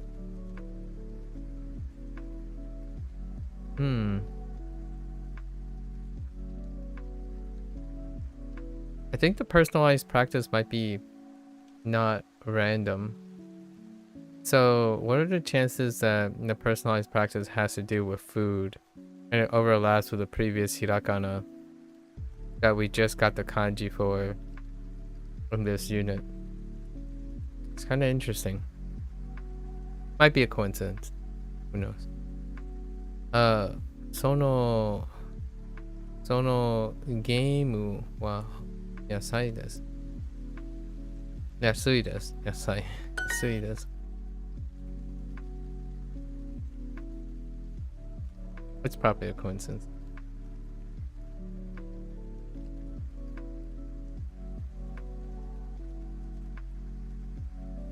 愛さんの趣味は、愛さんの趣味は、卓球、no, yeah, 卓球です。カイさんの趣味は卓球です。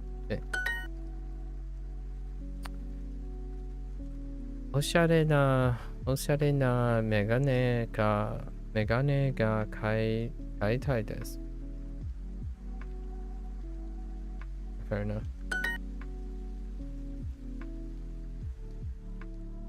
白いのはありますか？白いのはありか。彼氏に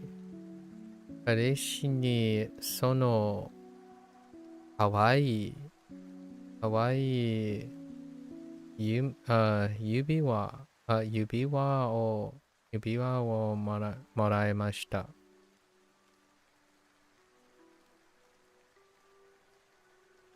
Seems fine. 綺麗なメガネですね。綺麗なメガネですね。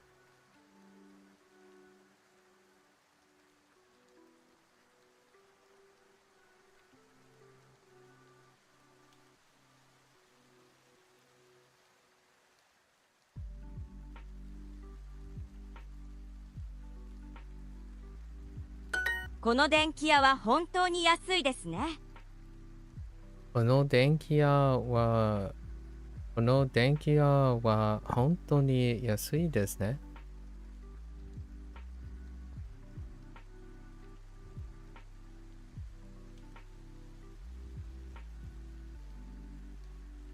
Says very, very few people in the world. 10時のバスに乗りましょうか。10時のバスに乗りましょうか。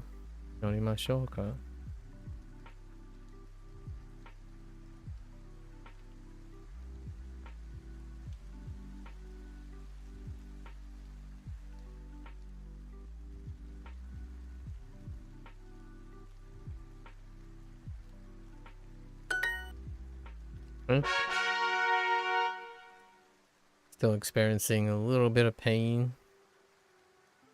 By a little bit, I mean like pain every once in a while.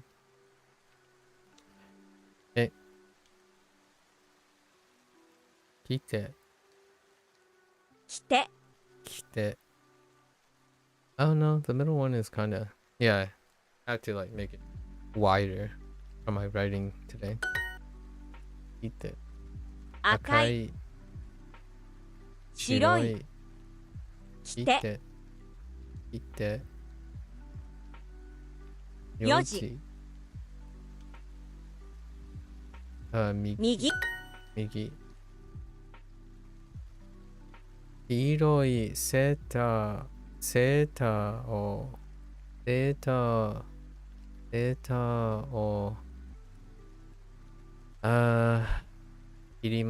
切りました。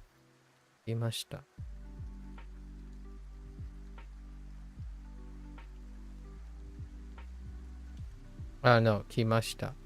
来ました。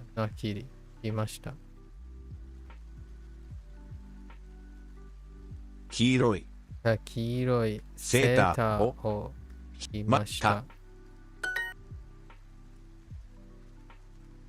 青い、赤い、黄色い靴着て、で、その、これは青いコートです。これは青い青いコートコートで。ですす。姉は綺麗なドレスを着ています。うん。はい。姉姉は綺麗な綺麗ドレスドレス着着ています。おドレスを着ています。てます。 Okay. Yeah. 着る or ドレス。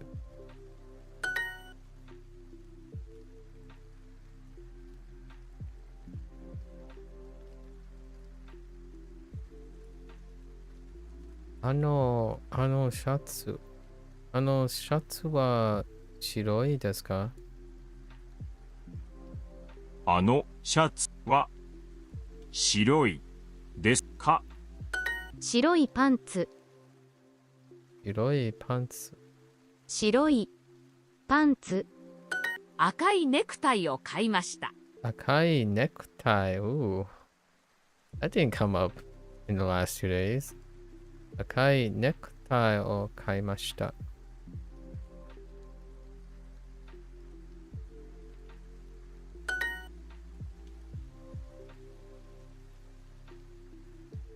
彼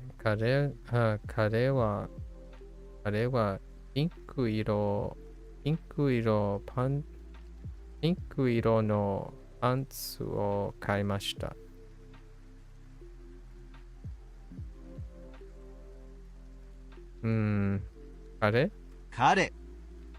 彼はピンク色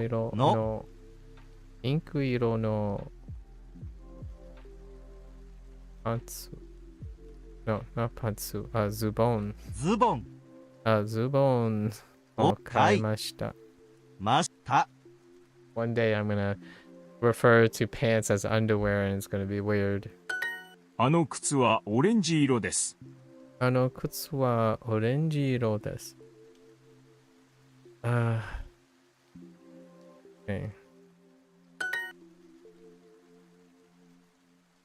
姉は綺麗なドレスを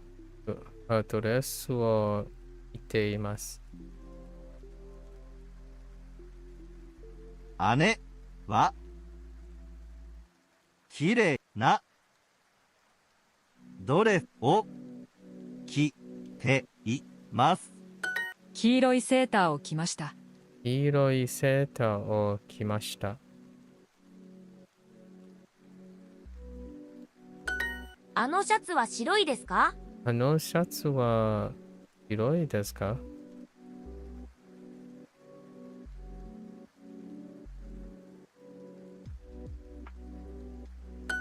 青いセーターを着ます。青いセーターを着ます。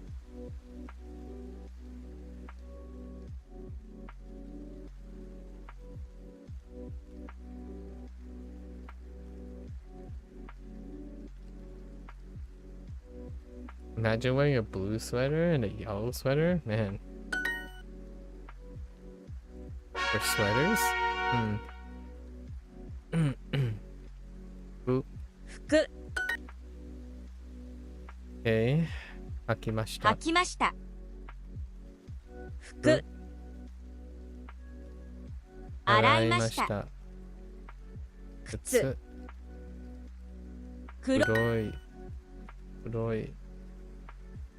洗いました。洗いました。洗いました。黒い履きました。服黄色いかぶります。かぶります。白い靴を履きました。白い靴を履きました。白い靴白い靴を履きました。履きました。白い靴を履きました。脱ぎません。脱ぎません。脱ぎます。 Oops。脱ぎません。帽子をかぶります。帽子をかぶります。帽子をかぶりま。ますす。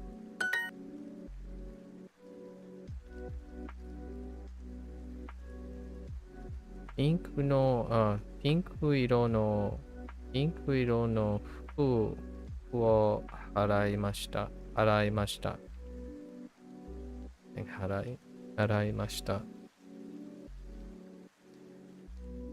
ピンク色の服服を洗いました。洗いました。彼はシャツを脱ぎました。彼はシャツを脱ぎました。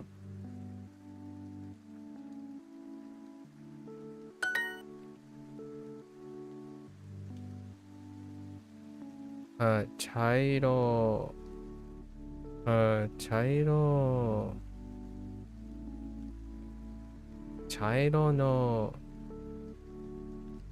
の服を買いました。茶色の服を買いました。買いました。茶色のセーターを着ました。茶色のセーターを着ました。茶色のセーターを着ました。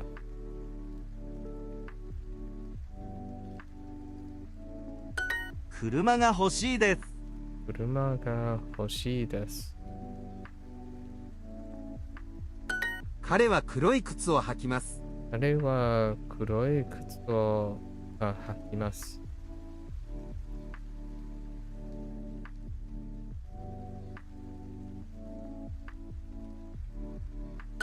オレンジ色のセーターは欲しくないです。オレンジ色のセーターは欲しくないです。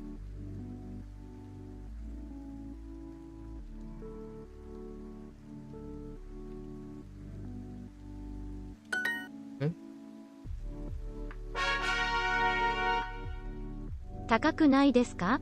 高くないですか？高くないですか？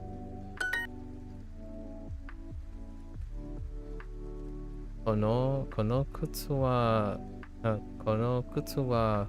ないですか？ないですか？古くないですか？古くないですか？この靴は古くないですか？です。です。このセーターは長くないです。このセーターは長くないです。このセーターは長くないです。長くないです。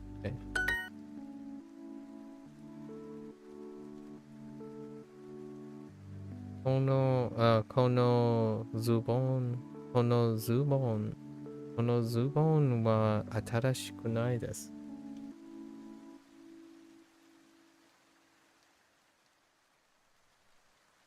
このズボンは新しくないです。このセーターは新しくないです。このセーターは新しくないです。新しくないです。このセーターは新しくないです。その帽子は古くないです。この帽子は古くないです。安くないですか？安くないですか？安くないですか？長くないですか？長くないでか。その服は高くないです。その服は高くないですか？高くないです。そのその服は高くないです。その服は高くないです。安くないですか？安くなか長くないです。高くないです。このズボンは新しくないです。このズボンは新しくないです。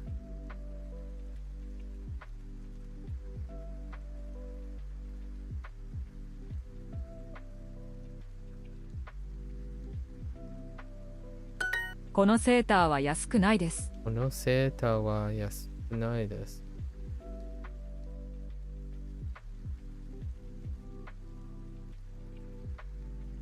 この帽子は古くないです。この帽子は古くないです。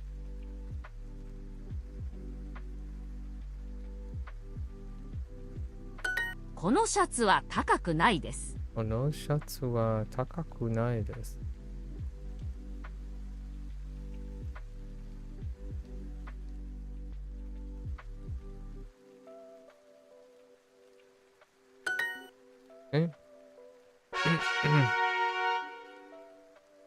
ソフィー、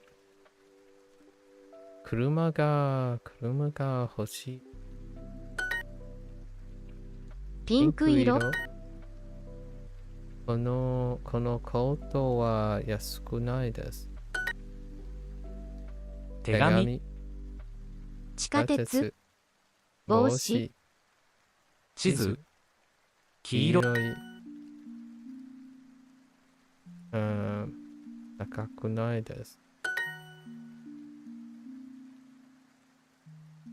ないです。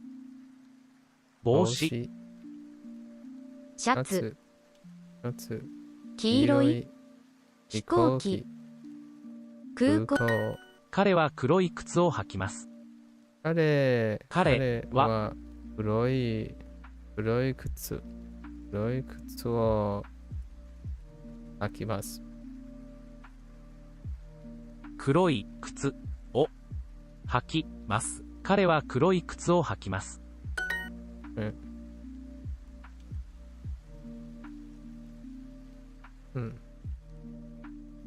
彼女は白いドレスを着ました。彼女は白いドレスを着ました。着ました。青いセーターを着ます。青いセーターを着ます。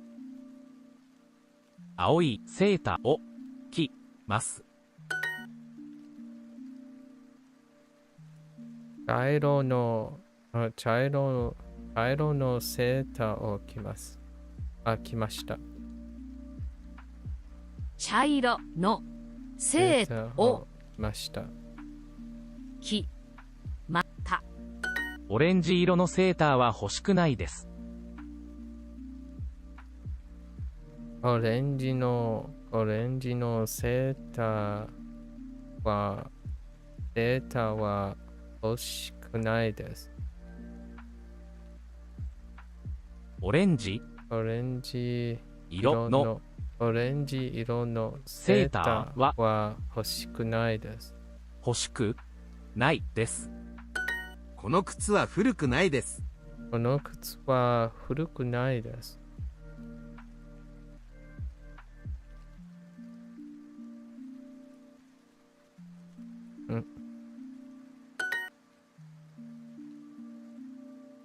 姉は綺麗なドレスを着ています。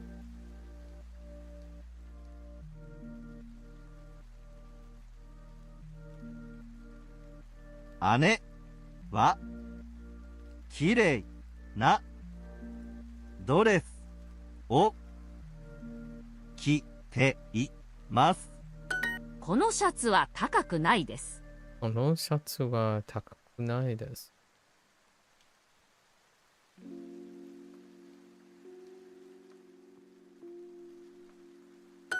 その服は高くないです。その服は高くないです。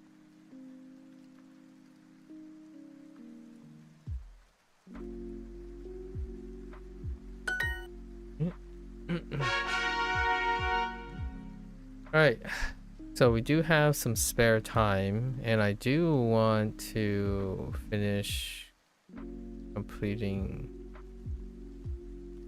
I think it's just the three kanji sections because we kind of slacked off. Yeah, let's do the good review.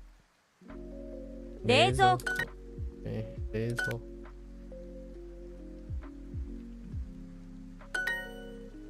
冷蔵庫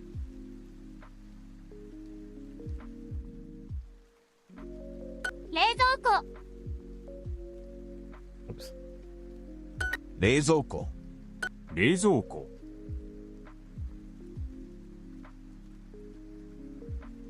冷蔵庫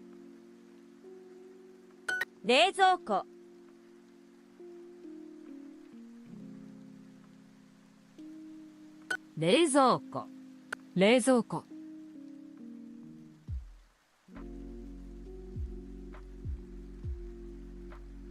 冷蔵庫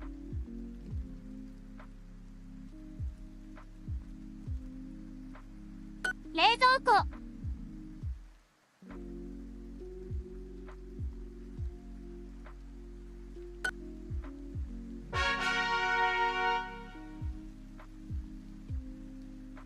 汚い汚い汚い。汚い汚い汚い汚い汚い汚い汚い。汚い。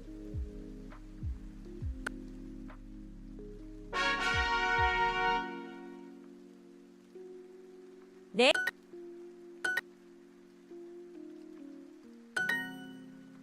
冷蔵庫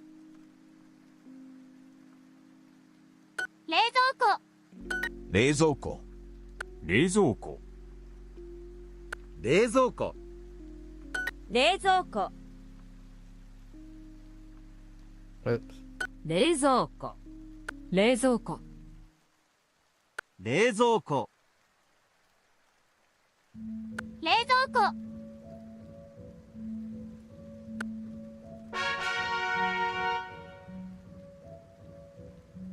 時間時々 Okay. 時々4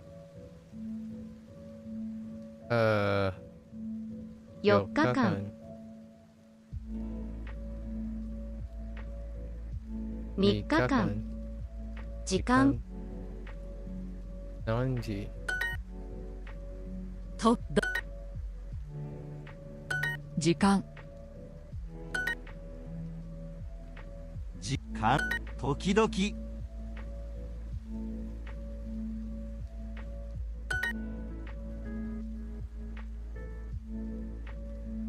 4時時間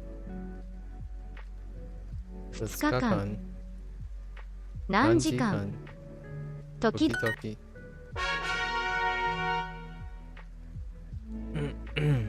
低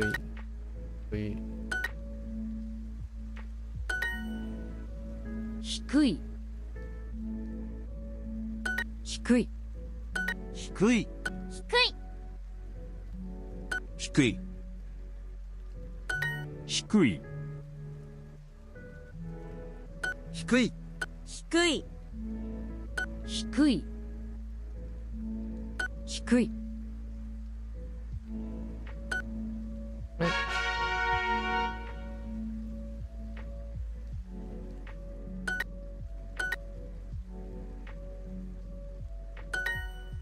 冷蔵庫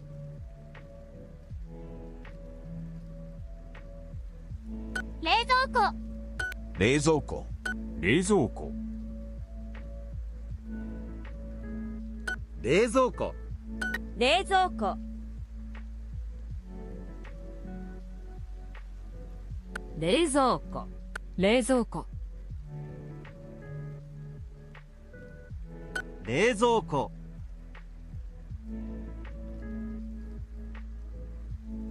冷蔵庫。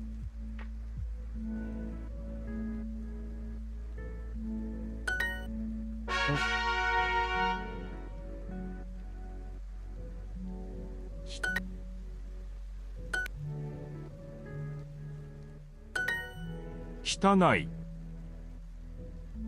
汚い。汚い。汚い。汚い。汚い。汚い、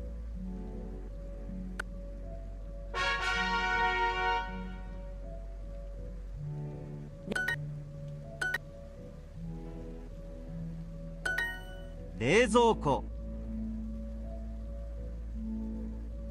冷蔵庫。冷蔵庫。冷蔵庫、冷蔵庫。冷蔵庫。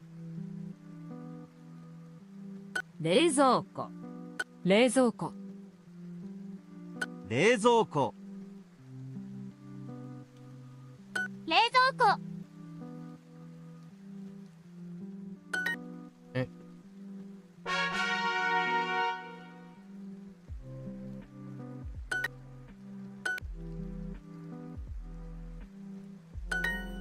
冷蔵庫。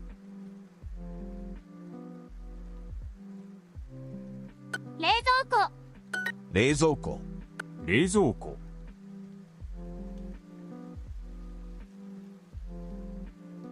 冷蔵庫、冷蔵庫。冷蔵庫。冷蔵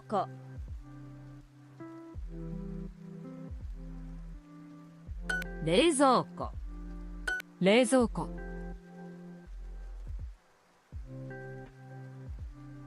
冷蔵庫。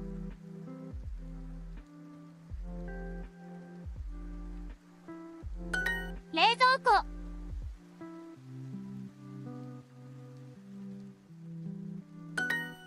え、低い。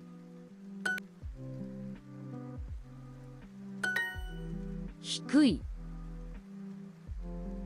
低い。低い。低い。低い。低い、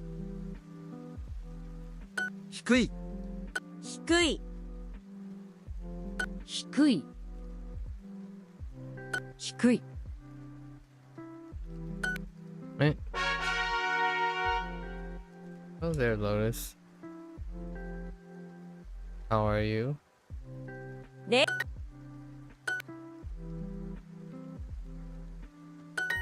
蔵庫。冷蔵庫。冷蔵庫。冷蔵庫、冷蔵庫。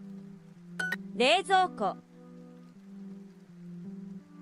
冷蔵庫。冷蔵庫。冷蔵庫。冷蔵庫。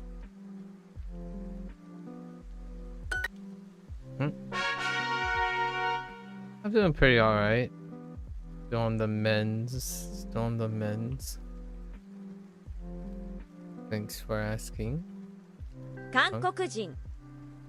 I literally said 한국인, like in my head. 한국인. 韓国。 한국인.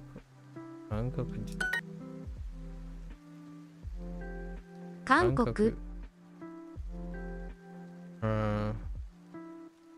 外国人。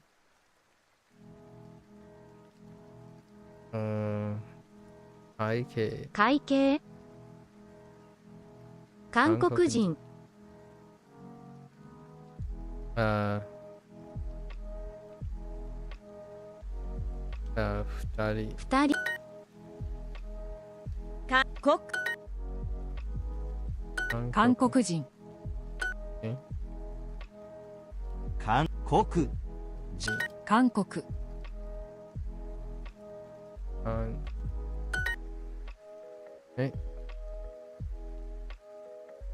一人。一人。Yori. 韓国、韓国人、風呂、外国、人。Mm-hmm. Yeah, simplified life. Yeah. You think it's interesting? I don't know if they replace every instance of that. Here's something interesting. I don't know if you were here to notice it, but so this is a character. This is a simplified character, or this is a character in simplified Chinese. But if you notice, it's this radical, right? So the only time I saw this is in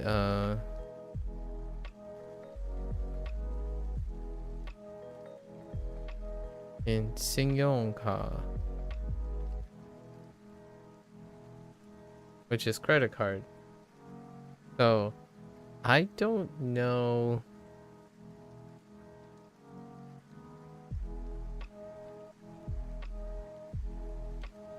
Yeah, so but here's the thing. Yeah, exactly.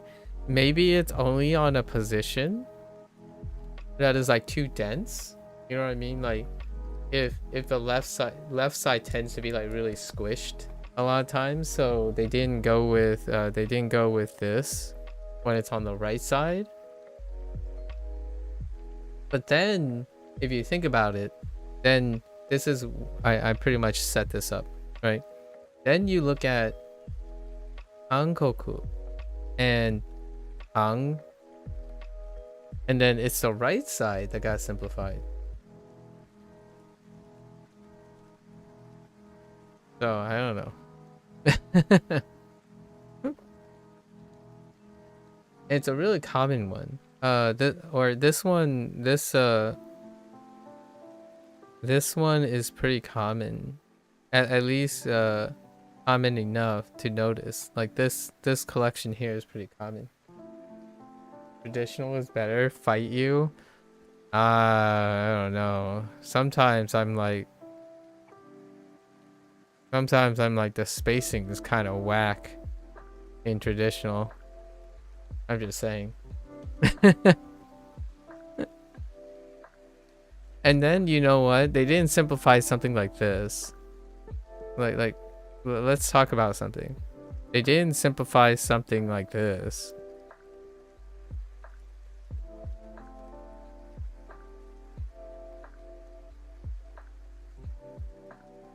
So you know, you're like, yeah, let's simplify a lot of things, but let's keep the grids. Let's keep these grids on here. It's like it'll be fine. Grid it up, folks. You know.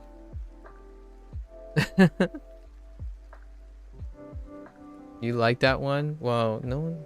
Listen, no one's asking you. Okay, I'm just kidding. Pretty hard to read when it's small though. Yeah, it's pretty hard to read. 汚い Tonight. Ah. 汚い、 This wasn't simplified. 汚い That's good. 汚い。汚い I don't actually know what's dirty in Hanzi. 汚い。汚い汚い、汚い、 You're right, no one's asking. Listen. To control, you know, to control. That was a little bit unpassive aggressive. I need to reel it back and be a little bit more passive aggressive, you know. Isogashi. Ushiro. 後ろ、 Isogashi. Isogashi. Ah, okay. Okay. Ushiro. Okay.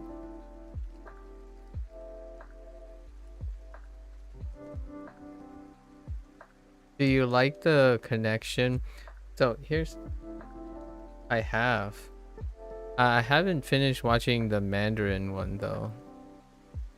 I haven't finished. I've been on episode like 13 or 14 for a while now. I have watched the Netflix one. 隣 隣。隣。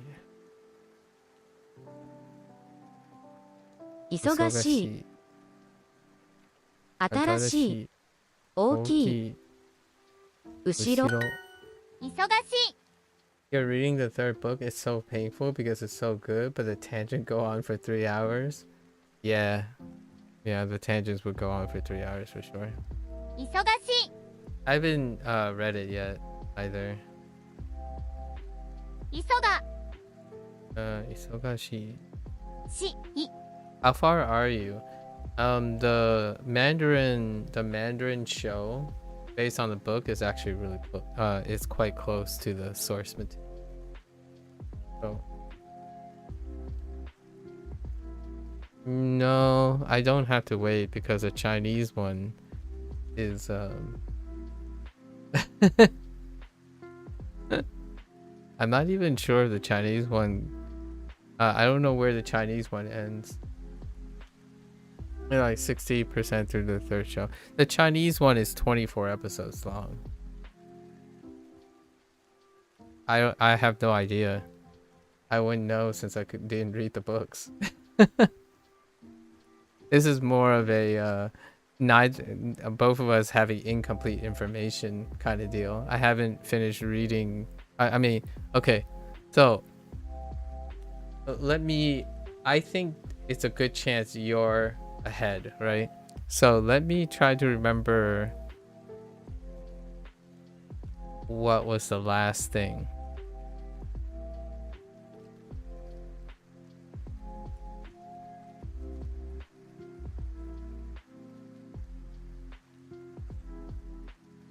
They're still doing they haven't solved the problem yet.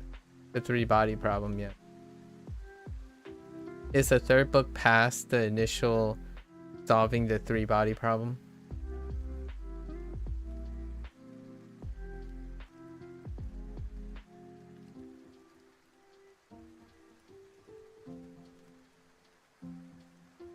In the Netflix one, they solved it very quickly. So like they kind of skipped over a very large arc. And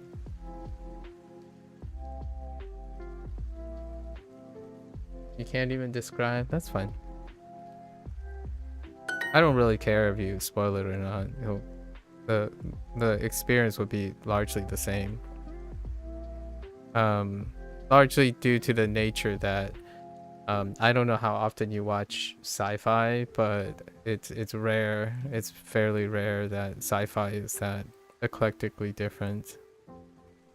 So you can talk about things if you.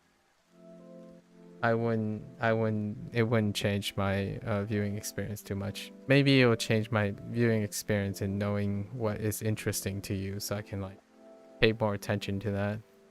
後ろ Oh, shiro. 忙しい I don't want to make it sound like nothing excites me, but generally speaking, spoilers have very little effect on my emotional investment in shows. They're very low hanging fruit. 忙しい忙しい忙しい Is it very, it's compelling you to read to the end? When did you pick it up? When did you pick up 3-body problem? Was this recent? I haven't heard you talk about 3-body problem. I brought it up like several times already, so I haven't seen you bring it up at all. I'm kind of curious, when did you start? 楽しい Anoshi. 1 to 2 months ago? Ah, I see. 新しい Anashi. What is your hit like? Okay, so I understand recency is a big thing. What other science fiction have you watched that may going into three body problem. It's all built off of itself, so hard to describe things. I'm not entirely sure if it is going to be hard to understand or you hard to explain, because oftentimes you can probably explain quite a lot without needing, like, and like the problem I'm having here is I don't know how often you watch science fiction. And since we haven't talked about science fiction to each other, we have no gauge at understanding how deeply we understand science fiction. Like, for example, you read a bunch of sci-fi as a kid, very little as an adult, so it's kind of reinvigorating. So I don't imagine you've you watched or read things like, I don't know, Alter Carbon, or like The Expanse, or did you watch Dark by any chance? Did you watch Dark?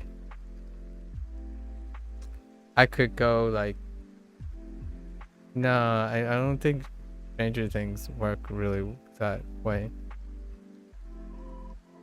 You like both Alter Carbon and Expanse? Okay, I was picking some popular ones so that. What about Sense8? Expanse in particular was super good, except the last season. Well, it was the last season and it was cut short, right? Yeah, not a lot of sci-fi really make it to the end, you know. Have you watched Battlestar Galactica? You haven't seen Sense8. Okay. What about Travelers? What about Travelers? Hold on to your hats, because I have a lot of science fiction. I do watch quite a bit. I don't get a chance to read as much. However, at least we can go off of the science fiction. You saw 1 or 2 episodes of Battlestar Galactica as a kid? Man, now you're really making me feel old. We're talking about the most recent. How old were you in the most recent? Oh, wait. Hold up.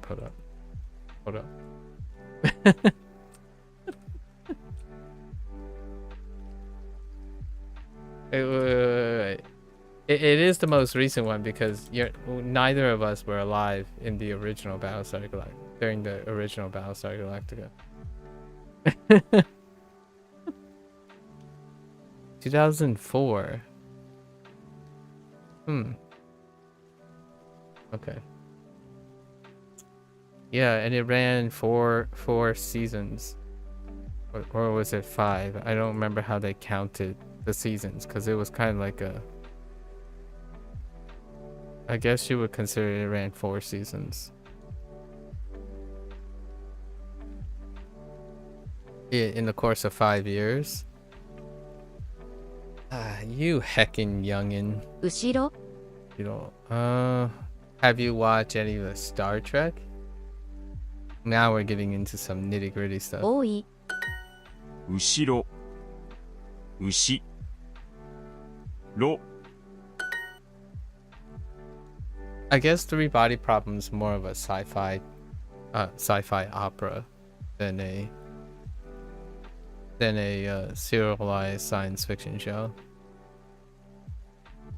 忙しい However, I would have to say Deep Space Nine builds on itself quite a lot, but you can still probably capture most of the explainers. My girlfriend's dad is a huge Star Trek fan. He could not get off his phone playing some Star Trek mobile game. Yikes. So the question is, did you watch Star Trek? Because then we'll have things to talk about without having to spoil Three Body Problem. You know? 後ろ You know?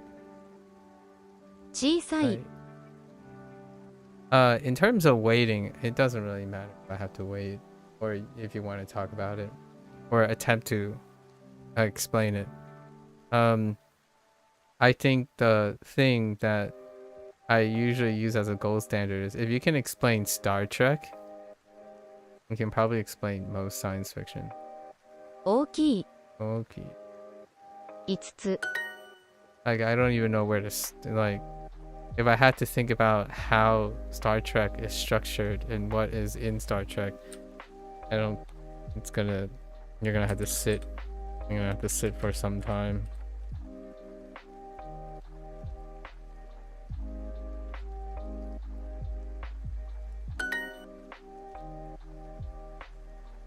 You watch one of the movies and then like 4 or 5 random episodes. The J.J. Abrams movies too? Oh, okay.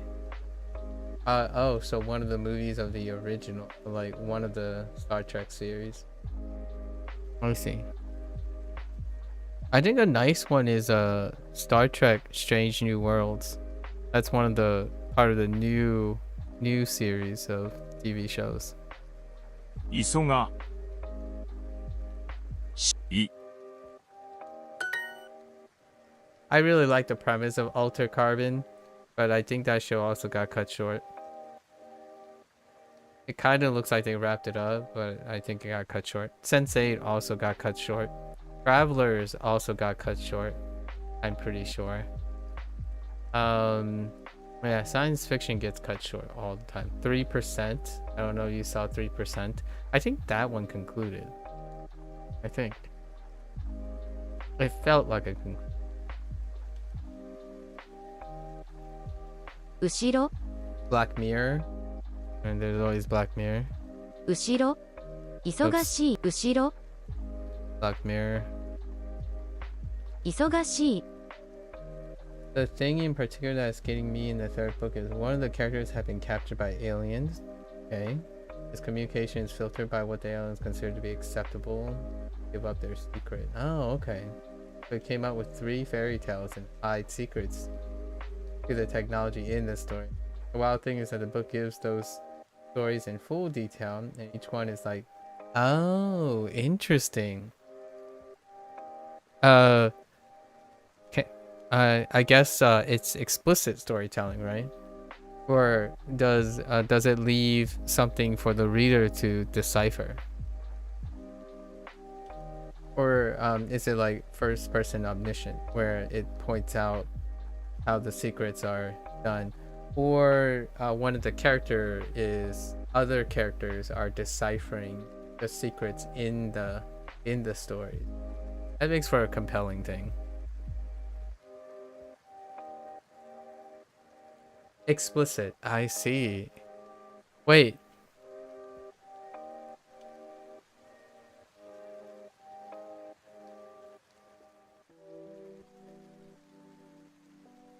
Okay, something like that. Okay, something like that has already happened.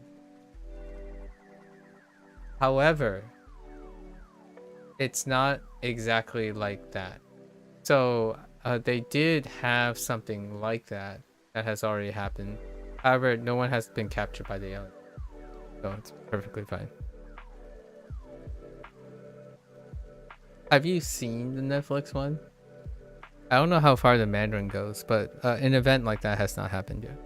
忙しい Isogashi. 大きい It is a clever way to circumvent.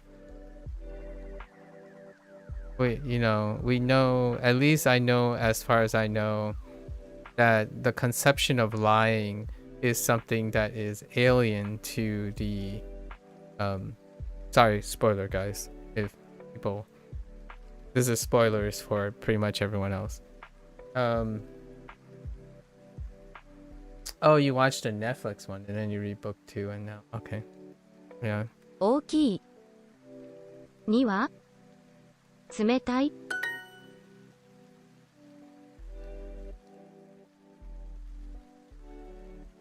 You gotta love human ingenuity, right?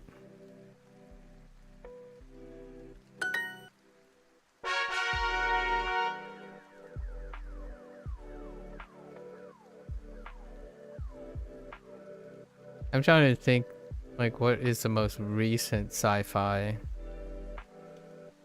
It's 3 Body Problem. I guess the Mandarin version, 3 Body Problem.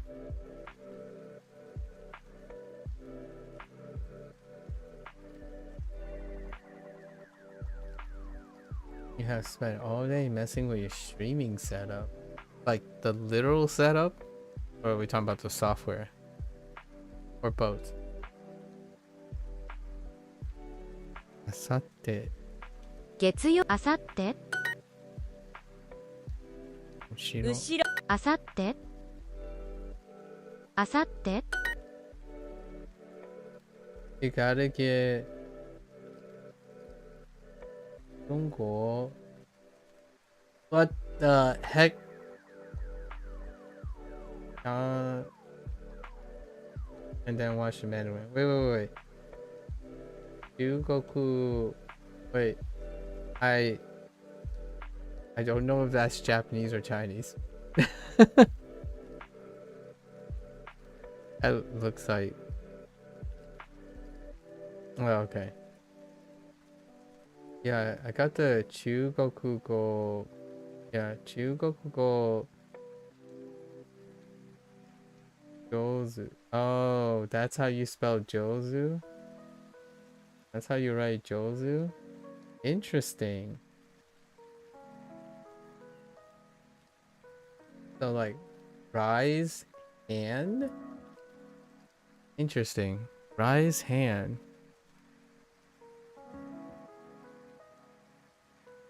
You know what I was thinking when I saw that? And I already know what it meant. Like, I already know what it meant because of the context you wrote it in. I was gonna get a handle on is what I was thinking. I'm like, that makes sense. Get a handle on. So like, you're on hand. So hand on, handle on, as in get good, right? Get good. Get a handle on Chinese. That's quite literally what I was thinking. And because you say I gotta get that, I'm like, okay, that kind of makes sense. The benefits of hybrid language, if you know what I mean. I had no idea it was read as that's Jozu. Interesting. Jozu. Now it's gonna be hard for me to forget this now. Thanks for the share.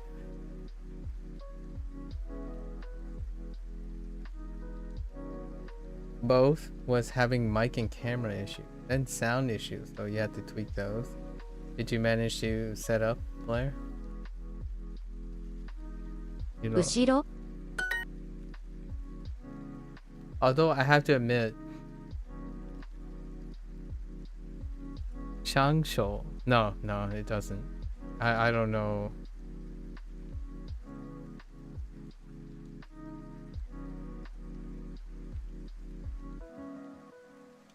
I don't know of an expression I could use in Chinese. Get good? What's a get good in Chinese?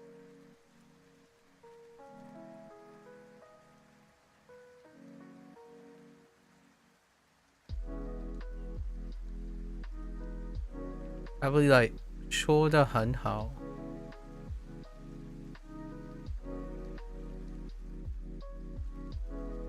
So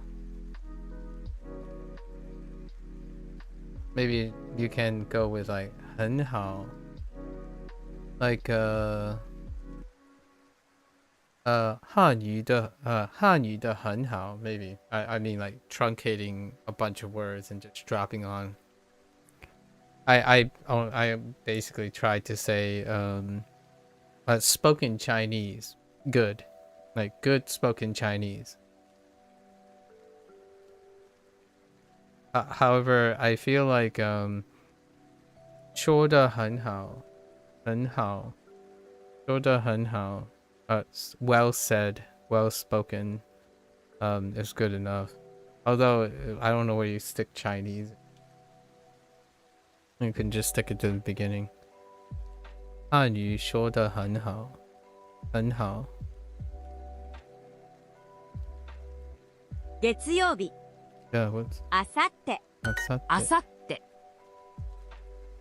Oh, and then I spilled my monster on your keyboard, so I had to remove all the keys and wash it. Ooh. I'm sorry to hear about your escalating situation. あさって。後ろ You drink Monster, Blair? Man, you're more hip than I am. I don't remember the last time I touched an energy drink. 後ろ後ろ金曜日 Kinyobi.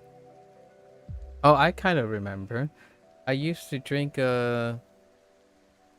these Celsius packets. Maybe like a year and a half ago. I had these I really like this like watermelon kiwi flavor Celsius packets. And the reason why I was into Celsius was they were sponsors for Tough Mudder. And when I was running the Tough Mudder, during like there are rest stalls along the way, you know, like for hydration and stuff. Rest stops during the 12 mile thing. And the Celsius tasted really great. It tasted great, it hydrated, it kind of warmed the skin, which you might not think is helpful, but sometimes it's quite helpful during like a run. So I kind of got attached to Celsius for a little bit. You do it for the taste? Unsure whether it really affects you at this point? Fair enough. You gave me the impression of someone who slammed energy sinks, staying up doing labs. That's kind of funny. I don't drink anything during lab.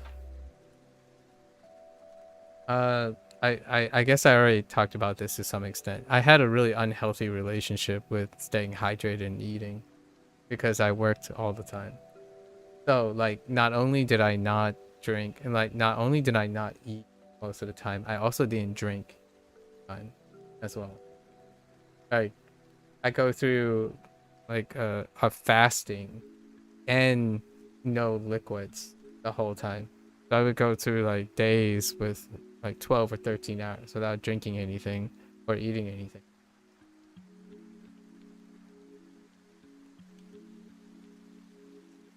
Yeah, no, it's even worse than that. Thinking back, it's much worse than that. I don't eat or drink while I run. Like my natural high is so high that I didn't even require caffeine or food while I was working. I really wasn't kidding about the whole like I really liked what I was doing. If you stop eating during periods, I would literally crave meat and my jaw aches. There were times that I worked so long. Has this ever happened to you guys? You work so long and the moment you go to open your jaw, you realize you haven't used your jaw at all. That is me sometimes. Like it happens quite a lot and it will like click or something would like kind of like rust open and click and it would make my ears ring because I haven't moved my jaw at all. Yeah, those were the days. 7日 7会社会社あさって後ろ後ろ。 Like we were sitting at the computer, yeah. I'll be walking around, doing things. Sun comes up. Sun goes down. Midnight, everyone leaves, and I still would be doing the same. I would still be in the lab doing things. And then I wouldn't have drank or eaten anything at all. It was pretty crazy. Youth. 後ろ。 You know, 後ろ。後ろ。 I don't want to trivialize. I really feel and empathize with a lot of people who struggle with high function. That they struggle with it so much that they feel like anything that deviates from their selective attention at the time, like their manic attention, would feel trivial or alienate or annoy them. And oftentimes one of the symptoms, in my opinion, one of the behavioral symptoms is that eating and sleeping and drinking and going to the bathroom is something that interrupts your function. So oftentimes those things become incredibly neglected. So I don't want to trivialize some things, but when people say they work long hours without rest, I try to be as sympathetic as possible. However, when I was younger, I can't begin to describe how endlessly I worked, to my detriment, really, to my physical and sustainable detriment. And obviously, I'm no longer young, so I don't think my body can go through all of that. Actually, that's largely why things had to change, because I can't possibly do that, or it is very unadvisable to do that or continue doing that. Had they ever found you there after sleeping and coming back? They have. I've been in the lab overnight. Like I've worked more than one full day before. I have been up for more than. It's actually fairly common for me to be up for more than 24 hours regularly. Sometimes I might sleep every other day. Yeah, it's happened before. 後ろ However, they're none the wiser. Like, it's not like I tell them, oh, I was here. You know, if they left and they come back, it may just be that I was there before they arrived. Right? And I was a bit more recluse back then, where I don't express or talk about personal goings. It's about work most of the time.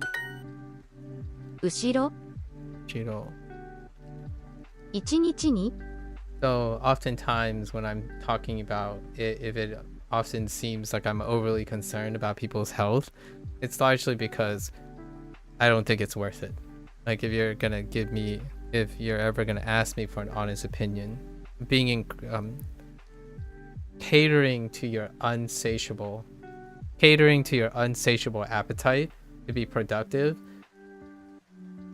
in my opinion, you don't have to be high functioning or have ADHD or ADD or whatever to enter a cycle where you're constantly looking for productivity, and it is at the cost of any semblance of emotional balance, like any semblance of reward or self-fulfillment. Oh, I mean, don't get me wrong, the high is really great. Like if you're high on life and you're high on your job, it could end very dramatically. However, it's not like those people, I would say, including myself, were not happy at the time. Happy people don't necessarily have to have healthy relationships with their own upkeep. I know how that sounds. That's kind of ironic sometimes, or hypocritical. But that's like saying someone who's addicted to drugs isn't happy at the time of using the drugs, right? So it is a very slippery slope. A natural high and a natural high functioning personality tends to be self-fulfilling. So oftentimes that's why things like Adderall kind of exist, right? It's to tune down the person, like limit the person, because like vicious cycles abode. And especially when you're young and inexperienced. If you're young and inexperienced and do not have this problem, and this is the first time you're experiencing the problem, it's very hard to listen to any seniors or people older than you, like, yeah, you know, you should take some rest. Like, no, I got this. Don't worry. It's only going to take another 16 hours. It's fine. We'll deal with it. That kind of thing. So that also leads the younger person up for exploitation, which that is like one of the really, really sad parts or very scary parts about having young, impressionable, like high functioning people under the like employment of potentially exploitive individuals. So that can happen too. I get that. I resent having to do upkeep sometimes. It's just not the highest priority. Yeah. It can be tough. The younger you get, the more likely you'll feel that way, in my opinion. And in this day and age, that's usually why I constantly throw shade at the unintended, not like directly malicious intended consequence of the digital age. Like that hustle, the constant hustle, it's already, in my opinion, even before the internet, like in the millennial age, the hustle was already really felt. Like in the United States millennial generation, it already felt like there's a hustle to everything. Like, oh no, you didn't graduate early from college, or oh no, you're graduating late from college. That kind of thing has already been felt. But I don't think it's ever felt even more now than it's ever before. So oftentimes you have these accelerated behavioral patterns of younger people hitting their burnout even before they reach 30 or 40. Honestly, I think 30, being burned out at the age of 30, which is when I would say safely that I burned out, is much earlier than my parents, who felt it when they were 40 or 50. And now we're talking about kids who burned out even before leaving the nest. And I want to low-key say it's burnout. You're way past burnout when you're normalizing brain rot. So I don't even think you someone who is normalizing and being very used to that type of behavioral pattern is even capable of entering a productive phase that will lead to burnout anymore. So that's kind of like crazy to even think about, if you know what I mean. Like there's the idea of where like societal potential implications are happening before our very eyes.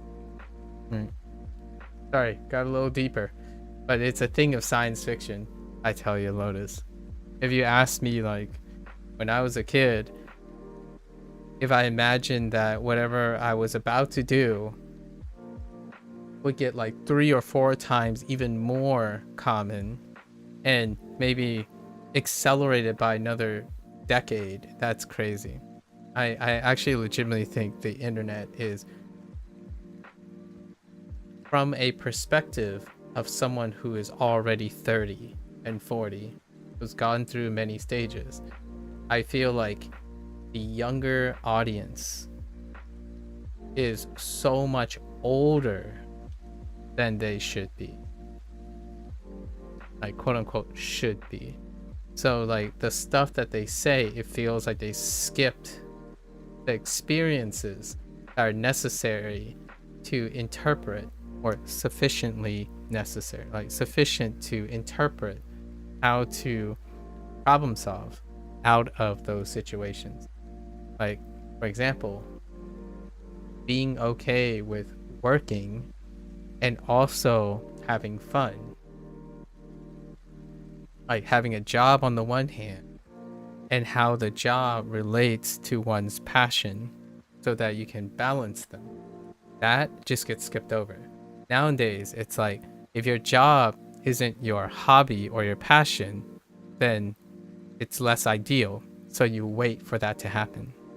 When, in my opinion, in reality, the chances are they are often not one and the same.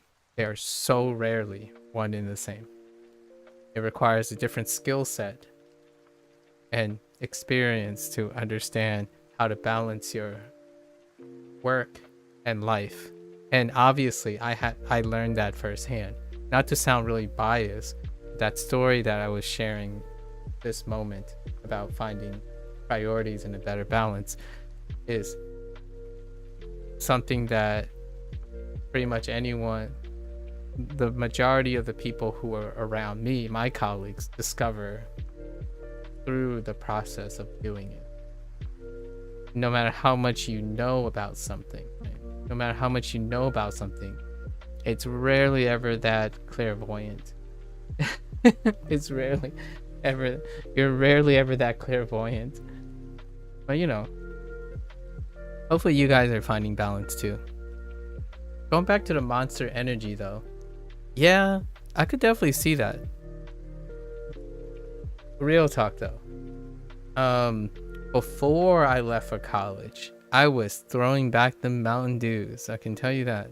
So yeah, I was slapping back that Mountain Dew, like, you know, because energy drinks weren't that big a thing. What you might have had, like Gatorade and Powerade, and I did like Gatorade and Powerade, but that's as really edgy as it got back then.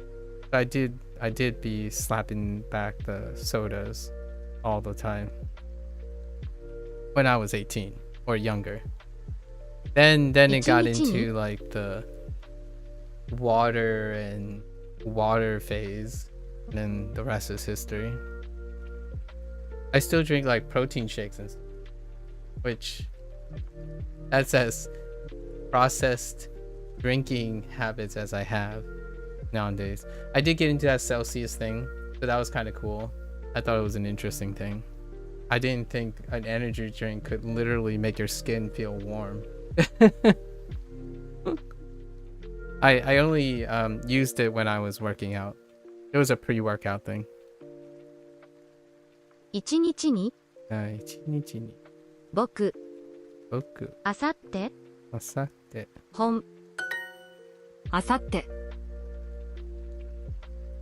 あさって Lots of things to think about, you know?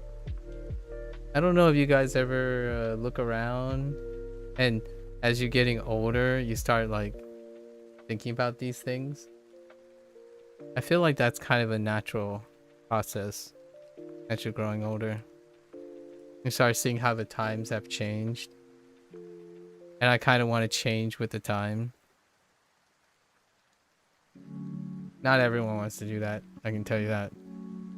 As you're getting older. 実会一回 Oh, 実回後ろあさ明後日って20日 Why is that still 20日? This is 20日 No, 20日 No wait, yes, 20日7日後ろ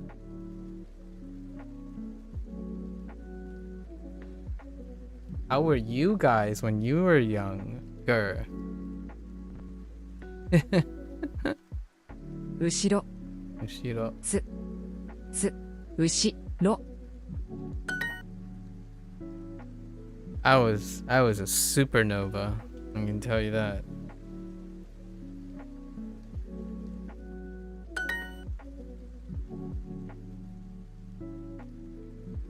I didn't have empathy until 21 or taste buds until you were 22. I would say my best friends that I've met, they had empathy, but they certainly might not have had taste buds until college, so like around 19. I still don't think then either. The taste bud thing. Yeah, I didn't develop much empathy until like much later. That's wild. You were very much a workaholic. Yeah, I was not very socially acclimated until after leaving for college. And even then it took like 2 or 3 years to be acclimated socially. Like empathy is guised by professionalism.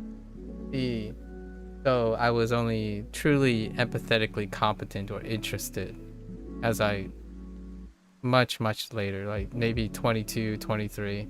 I can really resonate with the idea of empathy. Like social, like professionalism is what carried or compensated for the lack of empathy. Like, oh, I know what to do is correct. These are the correct things to do. These are the socially acceptable things to do. So as long as I obey or uphold socially acceptable contracts, this is where Big Bang Theory comes in. Like I know how most people think like, oh yeah, but that's such an extreme case. But ironically, or not ironically, but coincidentally, I kind of really empathize with something unempathetical, like unempathizing, which is the idea of being strictly professional, so objective. I didn't really have enough time to process how to empathize with people. So most of the time it was behaving appropriately, upholding social decorum, and then constantly going through life doing that. As opposed to saying things like, you know, going out of your way saying, are you okay? Like, I'm a little worried. Instead, it still sounded like that. Like, as a younger person, I would be like, oh, you seem tired, right? Perhaps you should rest, that kind of thing. But now it's different. It's more like, you seem tired. Tell me about how you feel right now, right? So there was the change had been more a genuine interest in other people's circumstance, as opposed to what you hear online all the time nowadays, where someone comes up and say, I know what you need. I see you, and I'm going to assume this is what you need. That's kind of appropriateness and professionalism with a complete lack of empathy. So you're not necessarily interested in the person themselves, you're interested in the results. So when someone asks me for help, I get results, not whether how they feel about it, how they feel about the results. Like, oh, do they have a desire to improve? Does it matter if I do this work for them? Whichever way to get to the fastest result that they say they want, that's all that is necessary. There hasn't been like a inclination to say, wait, but we could do better than this. What if we put our minds together and have fun with this? No, it's more like, what is the fastest way to get this done? If we get the results, we're both happy, right? Like, right? And that's kind of how I see the internet commentary, like pretty much nonstop. If you ask a kid these days, or even an adult, dearie me, like encountering a few, maybe almost 30-year-olds nowadays who's professional, and I say like, this is the right way. It's like, don't get mad at me if it's the right way. I'm like, you mean that is an objective way of achieving your goal? Whether it's right or wrong, I think the way you're saying right or wrong is not the same for everyone, right? Like, does this feel right versus this is right are very different expressions. And that's the kind of thing that I've been spending a lot of post 20s thinking about. And taste buds kind of factor into it. Honestly, if you have like a sensitive palate, I think like Blair might have a sensitive palate. One of the things that really make eating even more enjoyable and can encourage someone with like taste buds, because of taste buds, is the empathy situation. Like, eating is an empathetic experience if you want it to be. Eating for yourself is a very lonely experience. It still can be a great gratifying experience, but boy, it's another dimension when you're trying to connect with someone through eating. So, like, you not liking your food while someone else is liking food, that's like a potential bonding experience. It doesn't have to be a detraction. No, Maka, you don't get it. I'm right because I said so. Yeah. I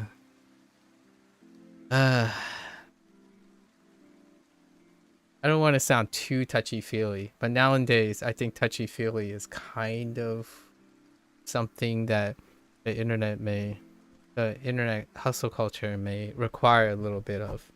Just a little sprinkle. I feel like it's more everyone is in a cutthroat like Harvard Ivy League school situation. Like, oh, you think you're good. My method is better. Like, oh, well, okay, are you trying to help each other or are you trying to be enemies? I don't understand. Like, what happened to liking the same thing? You have competition, not fellow community members. Weird. It also reminds me of like cutthroat like industrial competition. 7、 Anna. あさって、 You know what's comical a lot of times? I'm sure you guys have noticed this before. When there's a competition for being miserable. Like, it's gotten to the point where commentary, there's a competition for being the worst at things. Or being the most naive.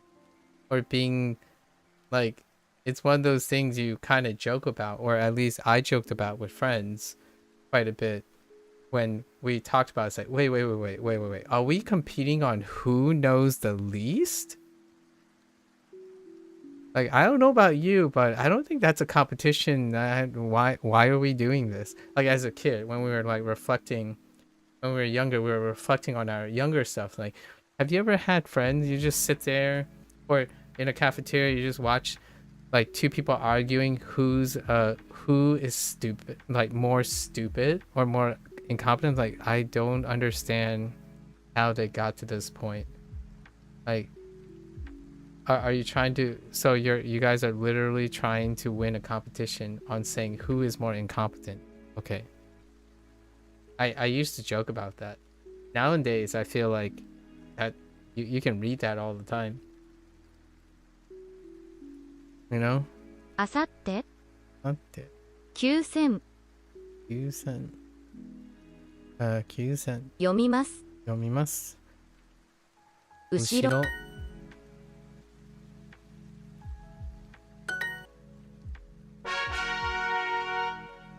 Cue the cafeteria thing where who can be more of a butthead or who can be more of a troll. Okay, grain of salt.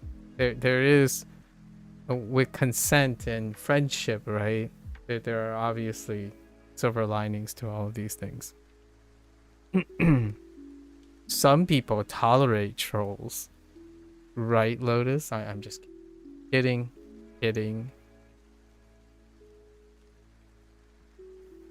Subtle kidding.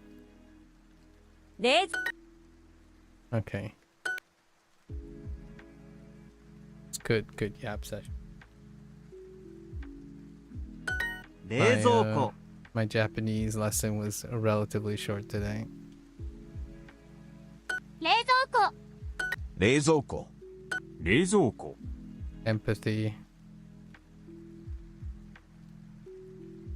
冷蔵庫、冷蔵庫、 Workaholic. So I guess it might be safe to say that we were all kind of workaholic here. 冷蔵庫、 Who has time to think about their well-being when you have a lot of work to do, you know? 冷蔵庫、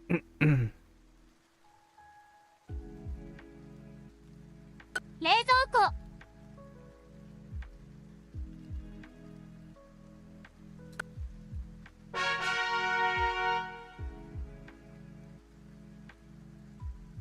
あさって、待って。後ろ。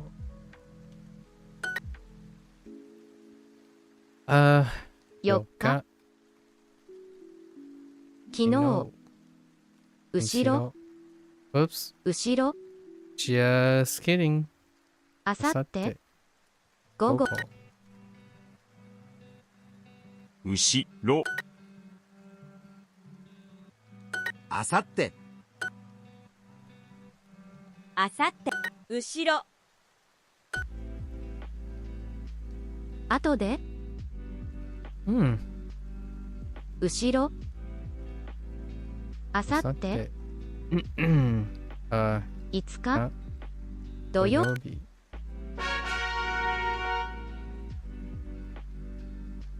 冷蔵庫。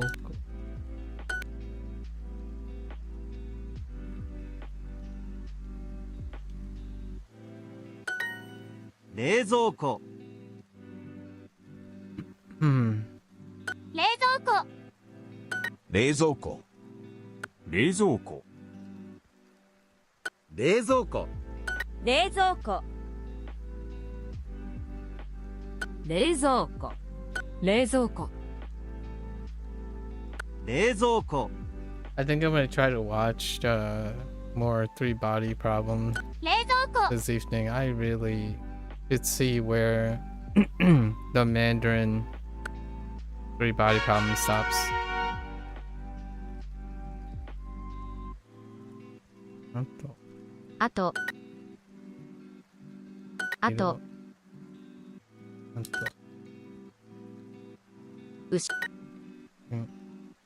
あと、後ろ、前、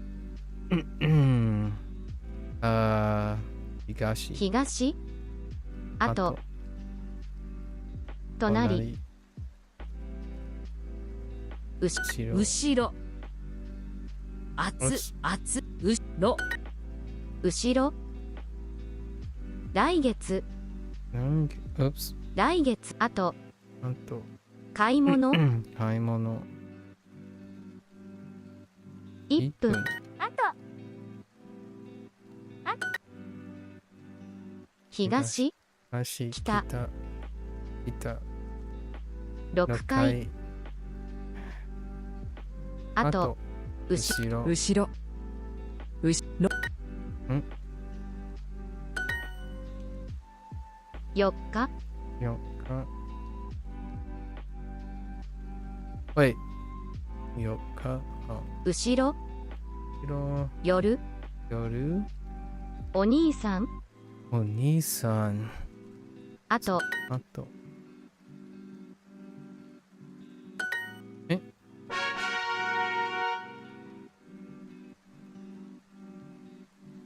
あ、と、後ろ、あと、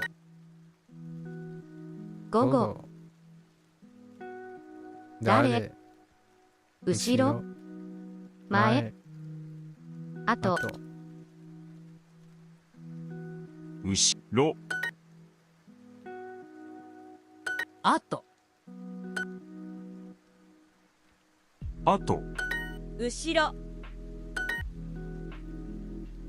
私、あと、Oops. あと、午後、後で、後ろ、 You would. You would. 午、午後。午後、午、あさっ、午後あさって、あさって。 3月、 3月。Oops. I'm so used to saying 月。3月。午後、あさって、20日、 20日。よ、あさってあさって。あさって、午後、午後。会社、会社。ご飯、ご飯。あ、4 4人、午後、 20日、 20日。午後、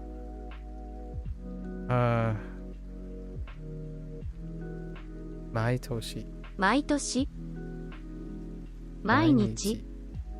あさって。あさって。あ、 4月。2月。誰。誰。木曜日。木曜日。あさって。あさって。午後。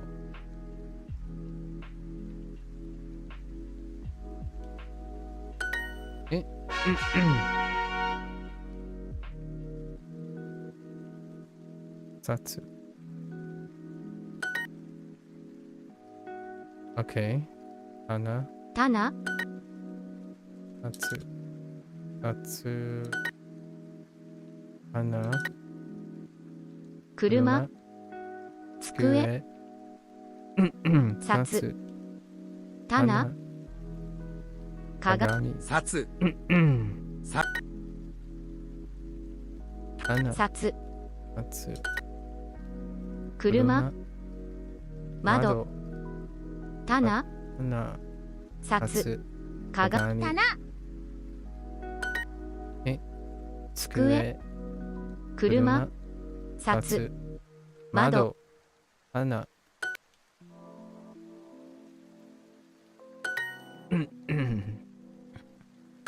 机。机。棚。花。車。車。鏡。鏡。札。札。Oops.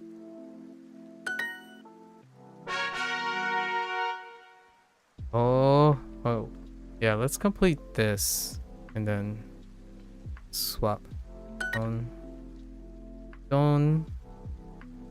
8冊。8冊。 8冊。 8冊。8冊。人気。布団。8冊。7冊。本棚。本棚。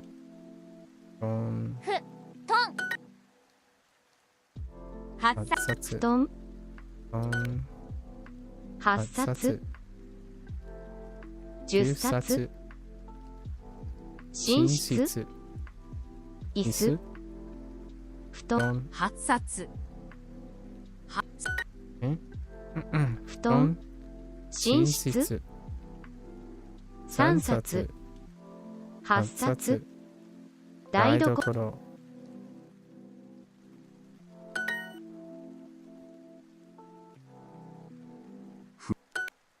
椅子。椅子。布団。 Am I done with Shashinko? No, I'm not done with Shashinko. Nope. 布団。 We're halfway in Shashinko. 台所。台所。 3冊。 3冊。 8冊。 8冊。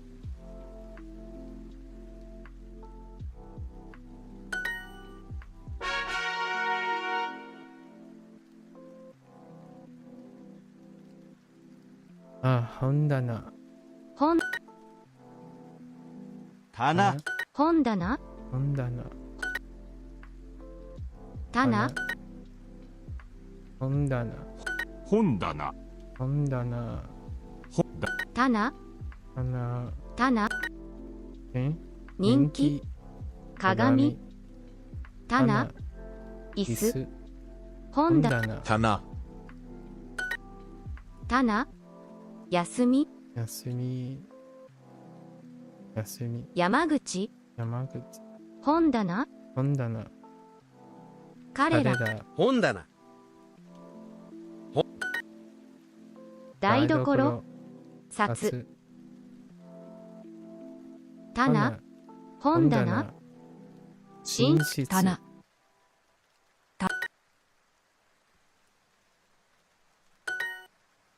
は。1月。本棚。左。棚。棚。ええ Yeah, we still got like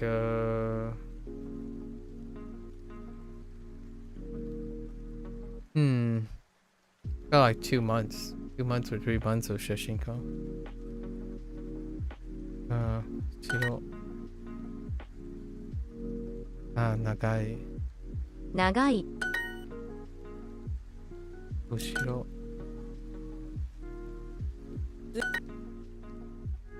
はい。近い、はい。長い、日本、高い、後ろ、後ろ、後ろ、後ろ、中、近い、長い、日本、長い。長い。長い、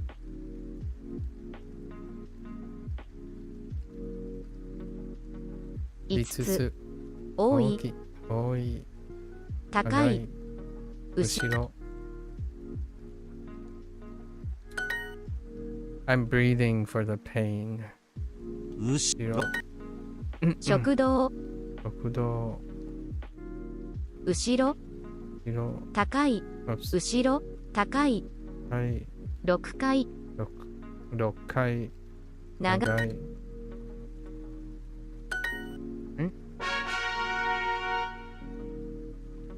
Going in the blocks. 日本、語。本棚。本棚。 Fair enough. 日本語。月曜日、20日、 20日。本、日本語、本だ、棚。本。日本語。日本語。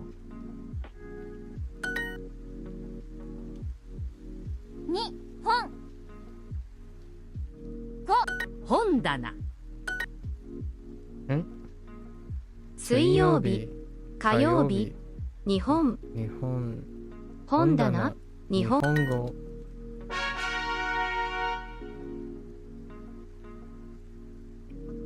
土産。片隅。片隅、土産。宮。土産。片隅。片隅、布団、土産、寝室、6階。土産みや片隅。土産、土産。台所、片隅、土産、椅子、会社、片隅。肩。隅。布団、日本、片隅、人気、土産、土産。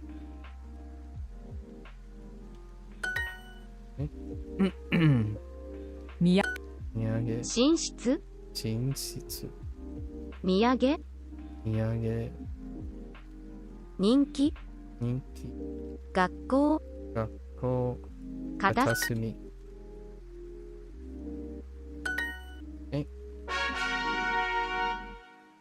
Nice.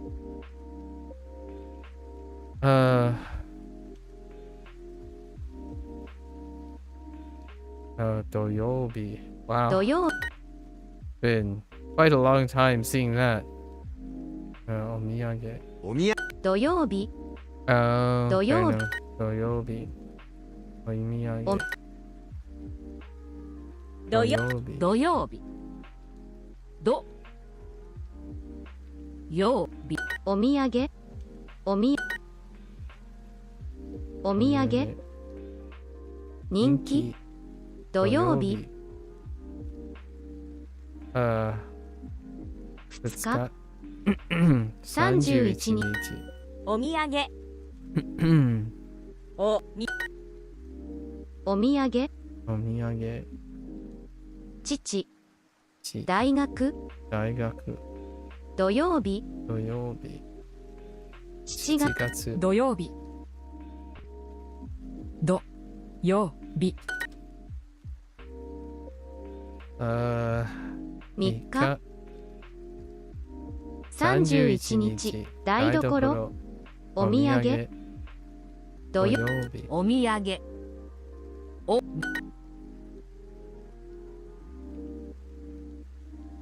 No. お土産お土産。土曜日2歳日本語椅子。え Really? Only one. Okay, 土曜日。お土産。Again. Okay. 木曜日お土産土曜日金曜日子猫。土曜日どようお土産土曜日お土産あさって20日20日。6日6日。There we go. 7冊。7冊。墨。Really? 墨。7冊。Oops. 7冊。墨。3 3冊冊。 10 10冊冊。駅7冊墨7冊7冊1 1冊冊。 8冊横墨7冊。墨墨3冊7冊中1 1冊冊。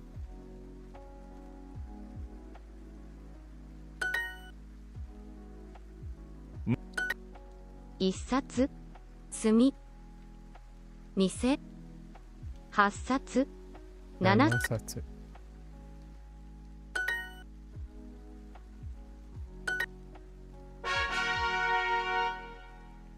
Nice. Okay. 汚い。うい。汚い。汚い。うい。近い暑い暑い。長い低い汚い。汚いOops. 汚い汚い低い暑い多い近い汚い低い汚い低い近い古い多い汚い高いはい。安い安い。汚い甘い甘い。低低い。えNice. Okay. 7時。7時。7時7時。時々。7時 Sorry. 7時。時々。7時。7時時々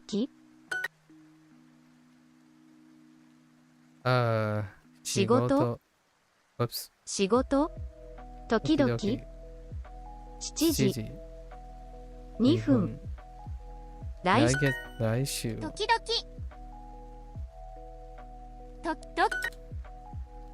7時7時。 8分8分。父帰ります時々時々。 7時。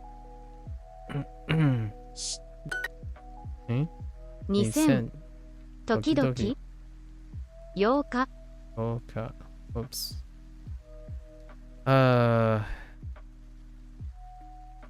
今回今回。7時7時。時々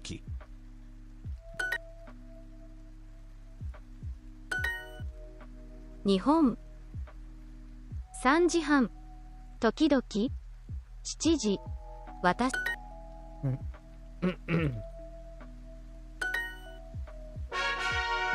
All right.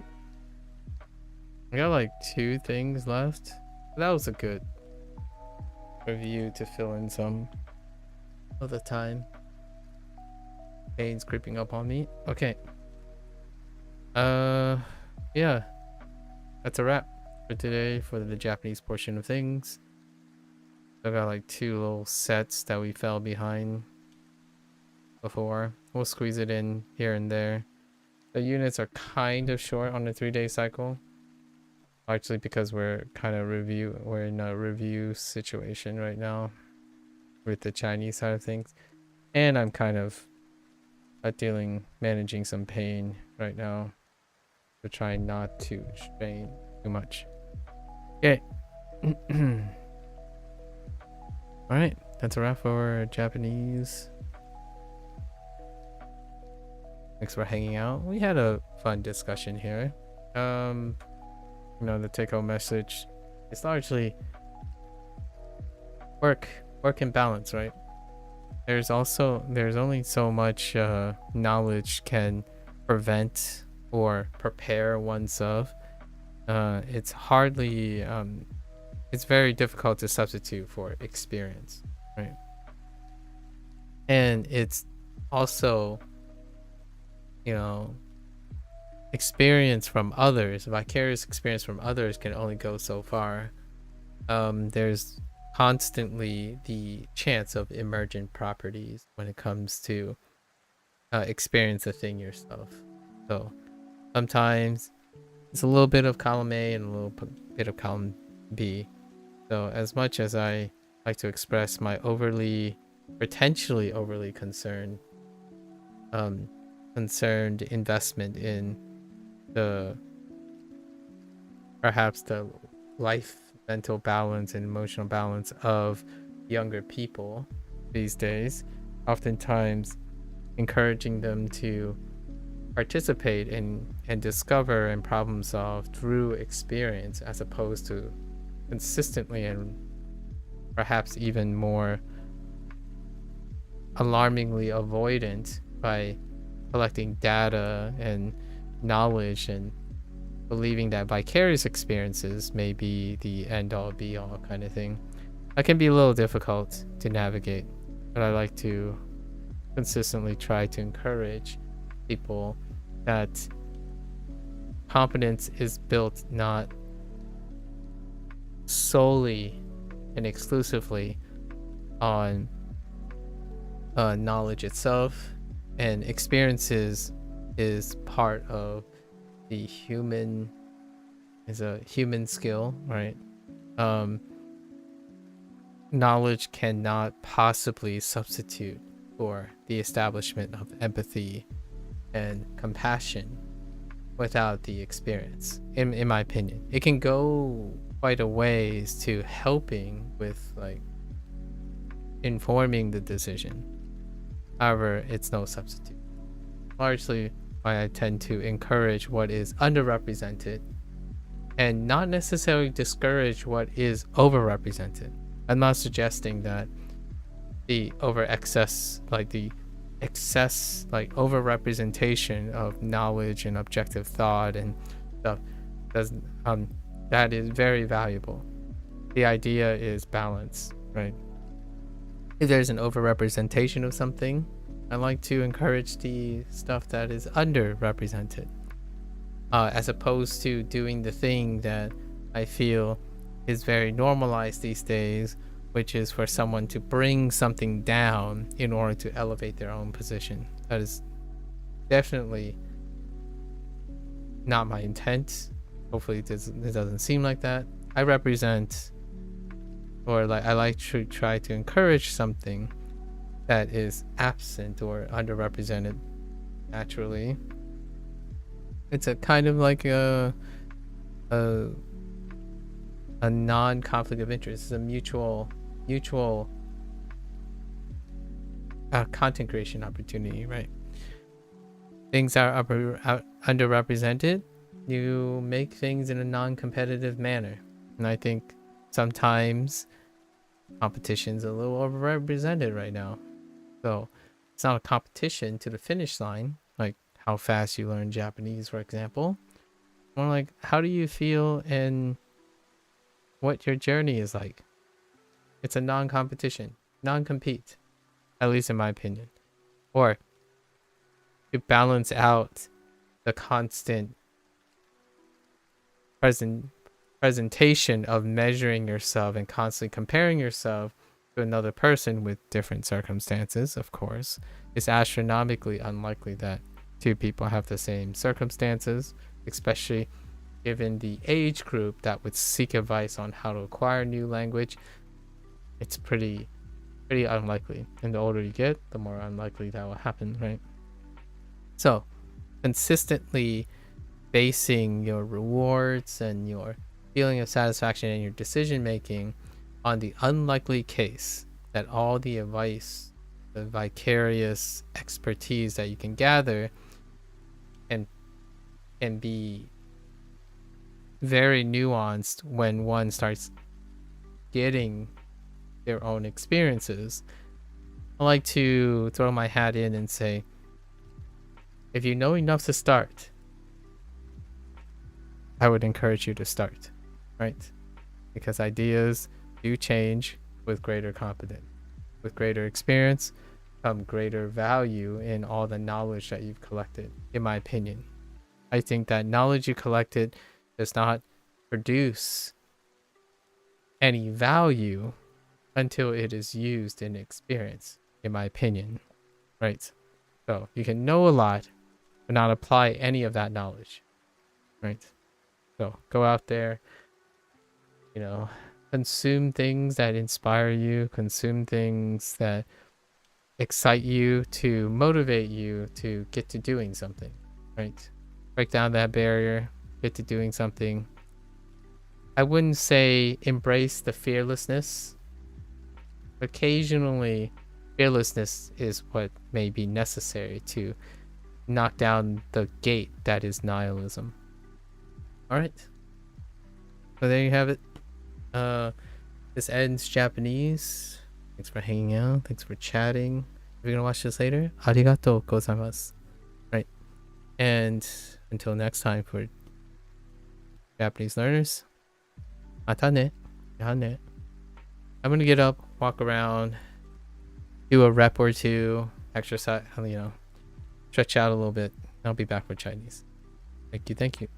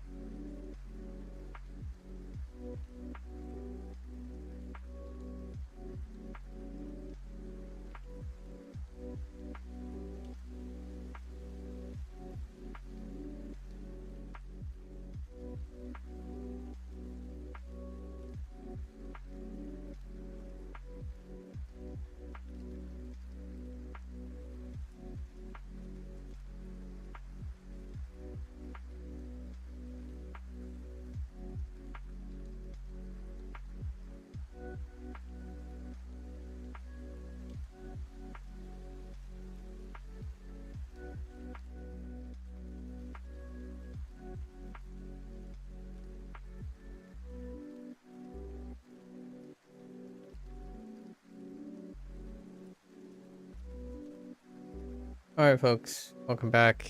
It is day 103 with Duolingo Chinese.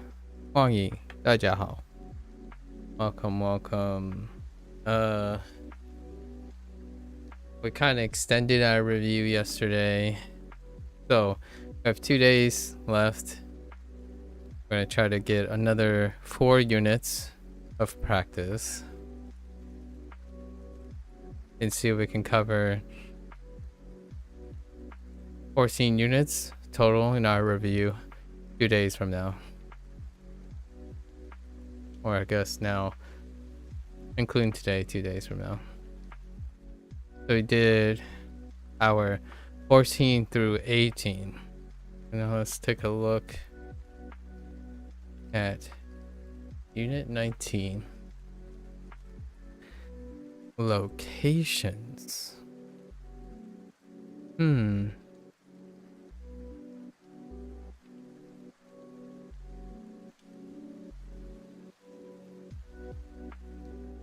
Oh. This one had a weird thing. So let's try a different approach here. So, 脚. Alright, 脚. To look for 脚. 桌子. 桌子.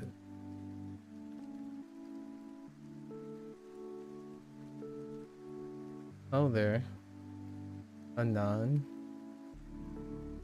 Unknown.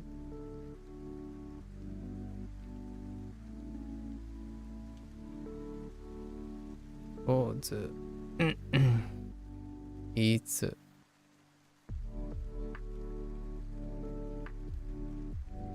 Way.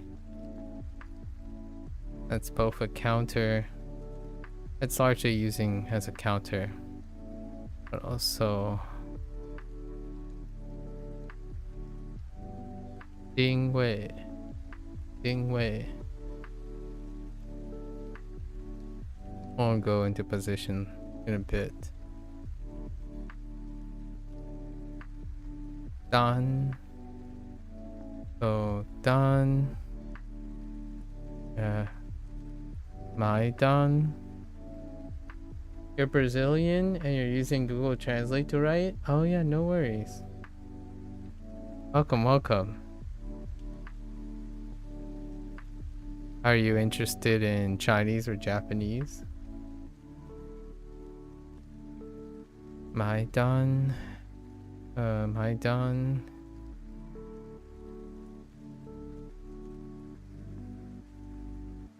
And I done. Okay.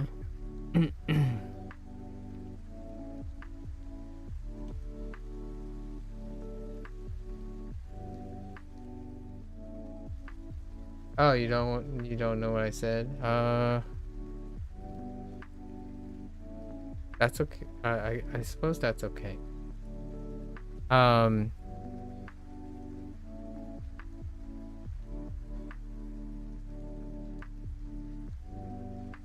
Yeah, that's okay.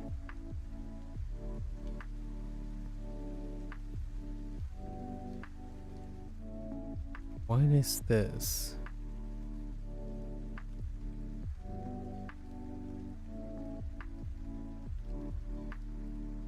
I'm drawing a blank. Oh, 进 进 进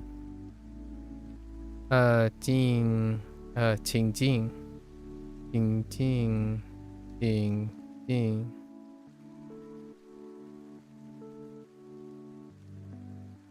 请 where's 请 请进 请进 哎，引荐。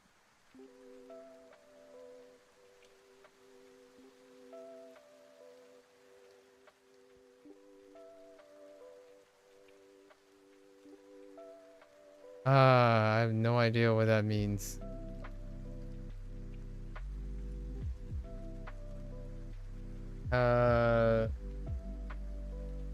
Hmm.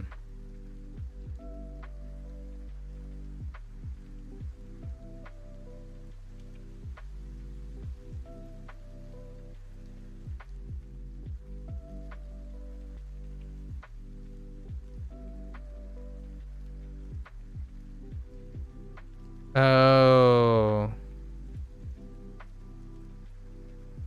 Football. No? No football? Maybe? Try football. I don't know.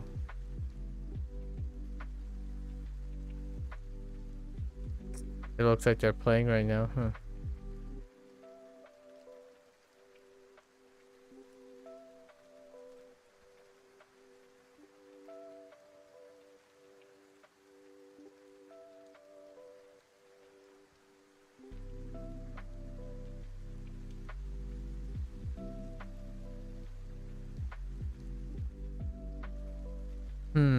Okay.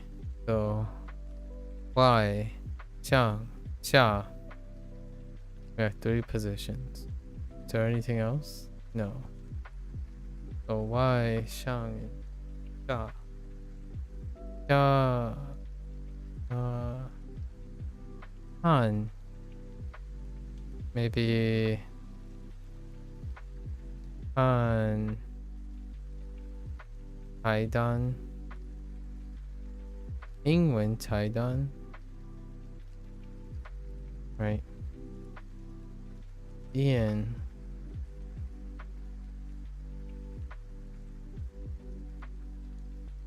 Why is Jian in here? Jian. Wait, Jian. Okay.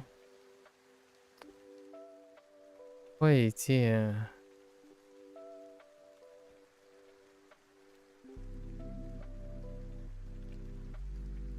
Okay. I can see doing something with that.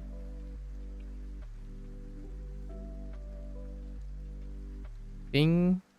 Oh, 冰箱. Probably 冰箱.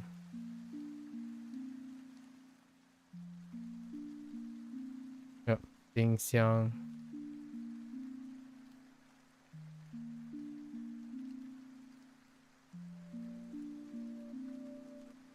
Box. 冰箱.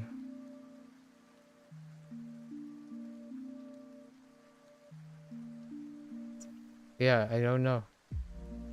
I don't know. Pick one. I don't watch football. Especially international football.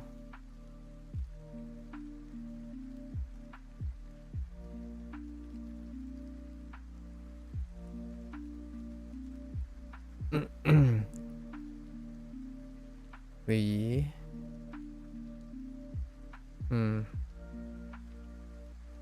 Yeah, 房间. Maybe 房间里. 房间里.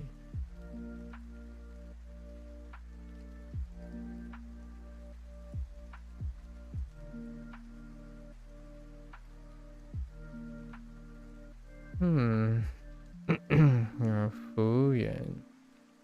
Okay. 服务员. 电菜 probably. 电菜. 4. What was 4 for? Time is 4. 这是这是我买单 probably.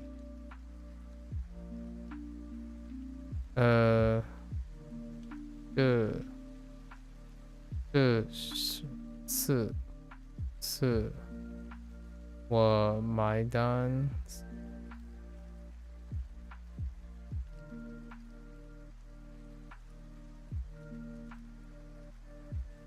在家 no 在这里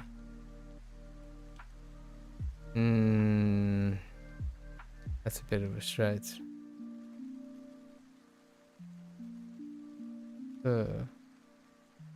在这里。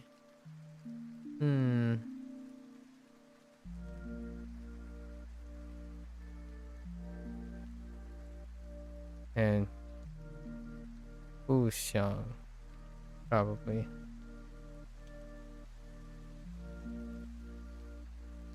Butai, really? No, 不想 okay.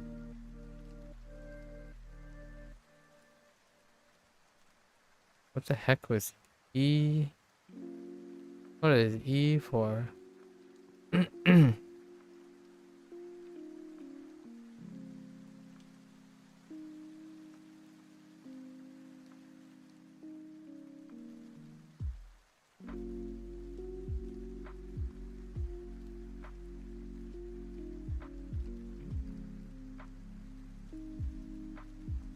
I know you're Brazilian.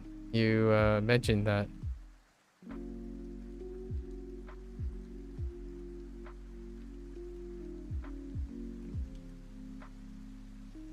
I know you're Brazilian.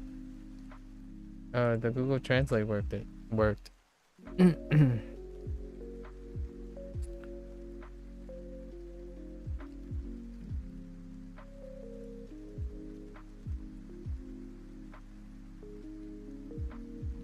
I already forgotten what this is. Again. Oh. No. 以下. Okay. Yeah. Okay.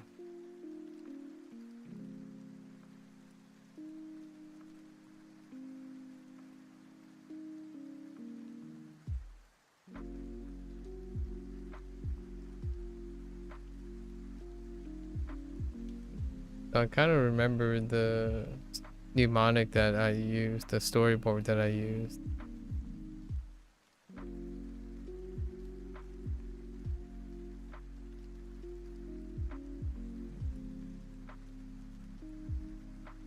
Okay.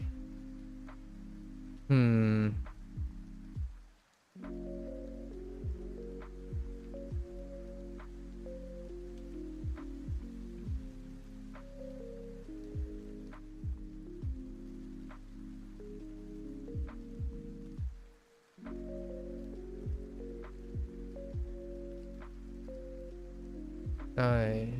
房间.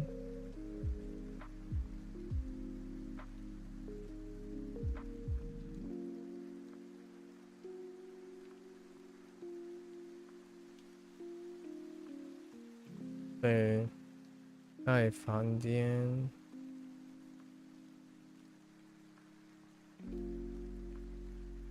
Oh, it's not the right. Oh. 房间. 房间.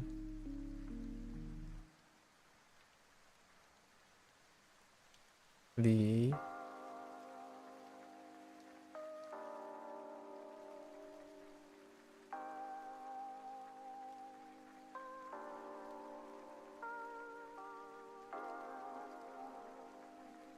Uh.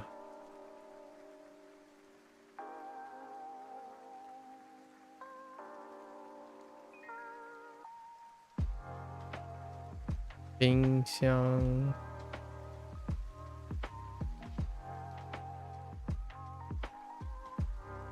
冰箱。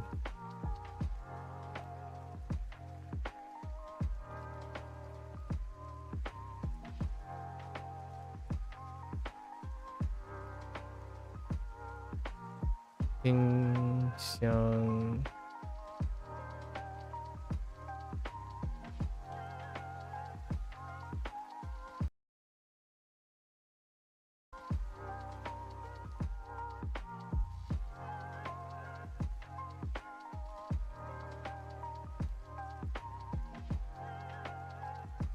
冰箱，冰箱里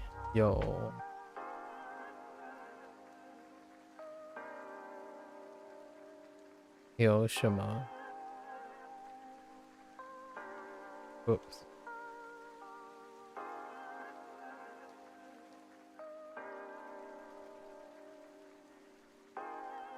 I'm gonna say 没有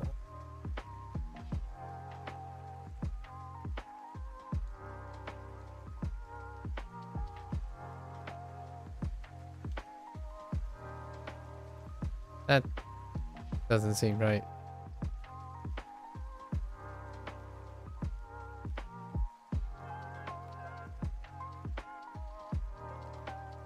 Is it? I mean, it looks okay. 没有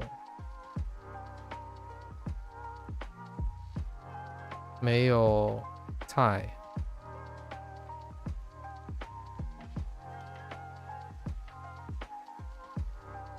That is 没有 ta.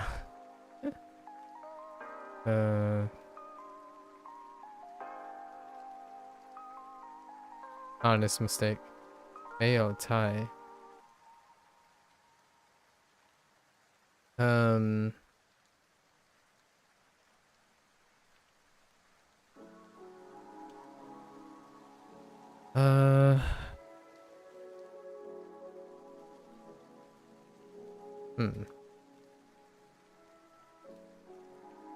Where are we going with this?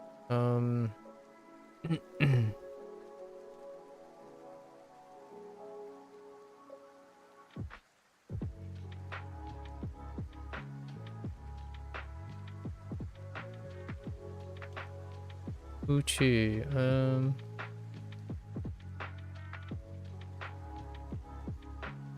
say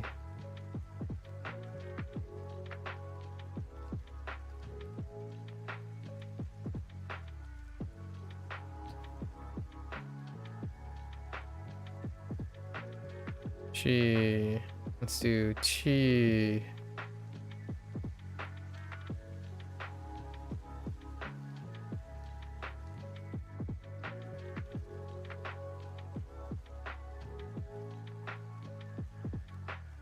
去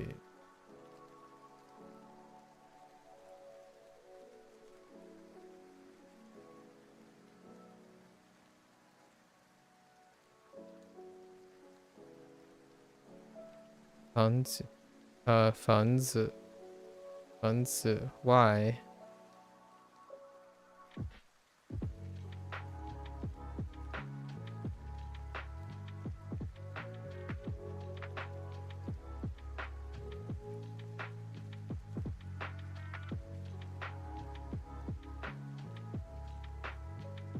and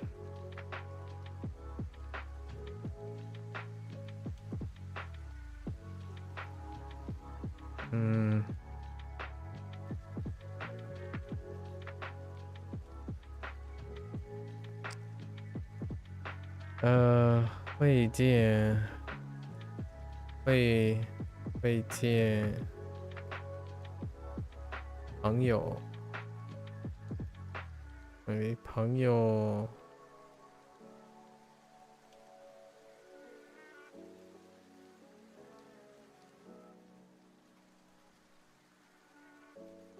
Oh wait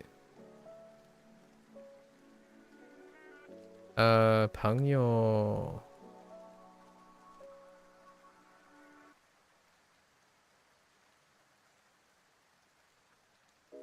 朋友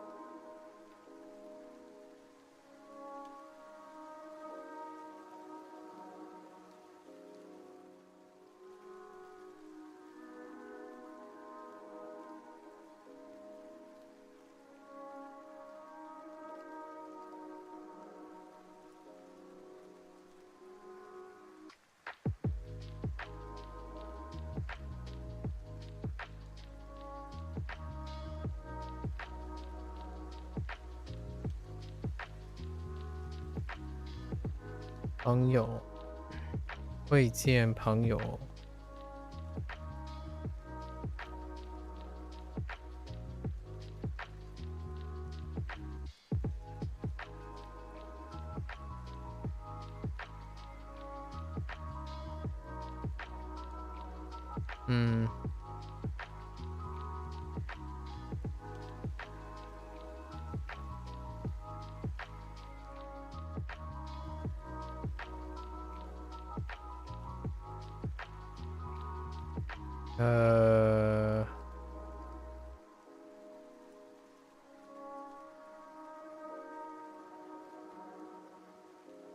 饭馆 Let's do 饭馆。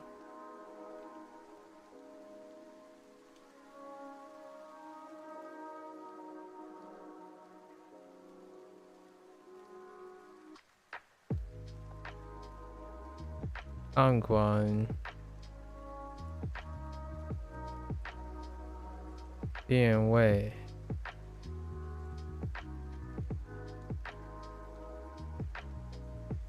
饭馆店位。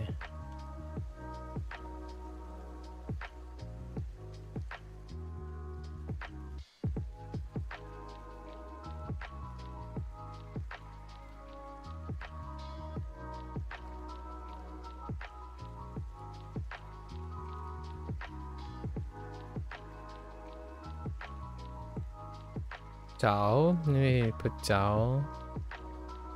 That's fine， 找。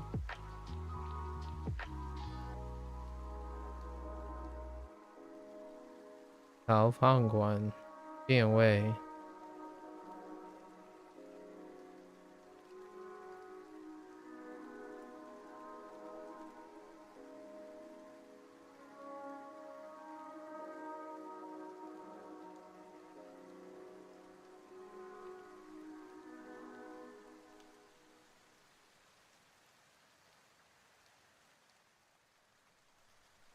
嗯。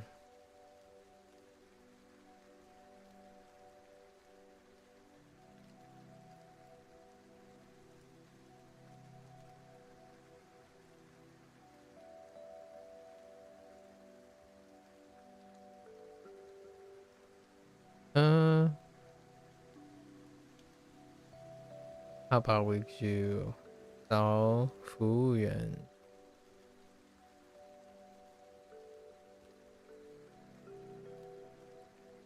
服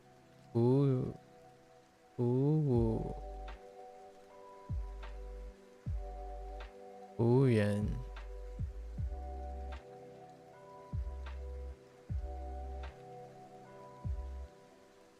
店位。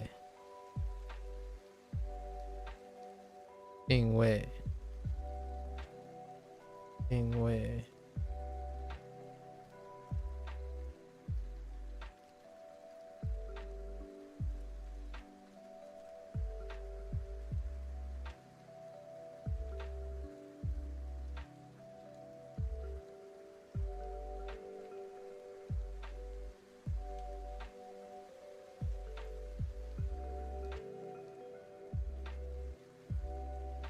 引进。引荐。引进。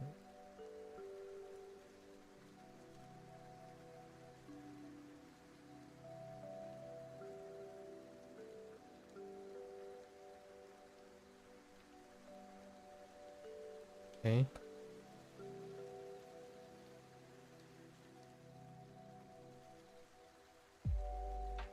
Check.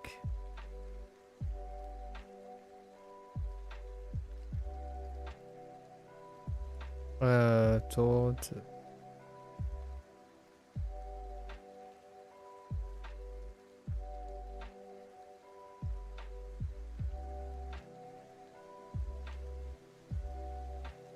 桌子。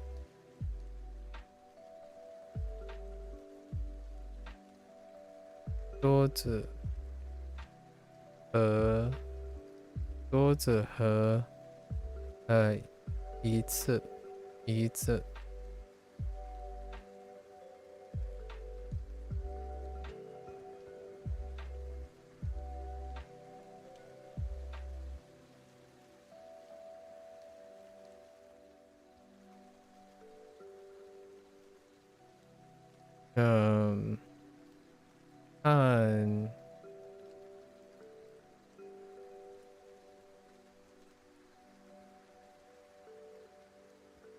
看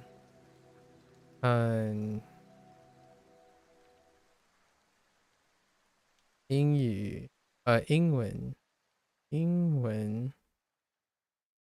文菜单。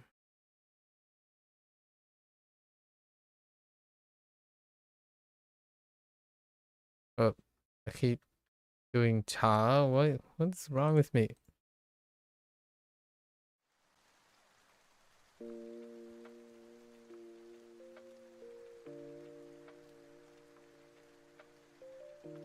Tai Dan.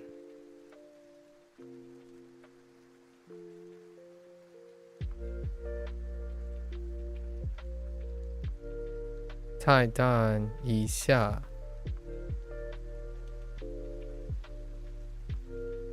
以下。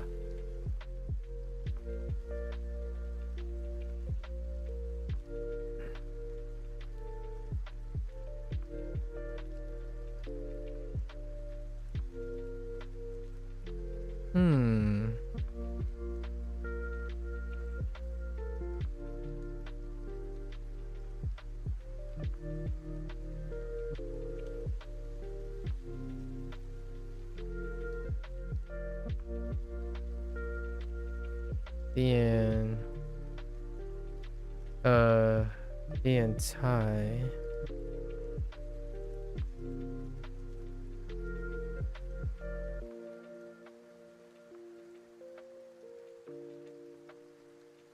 香。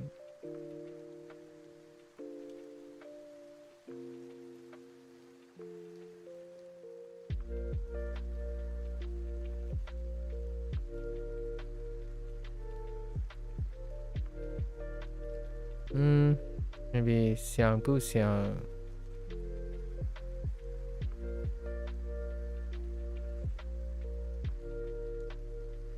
变菜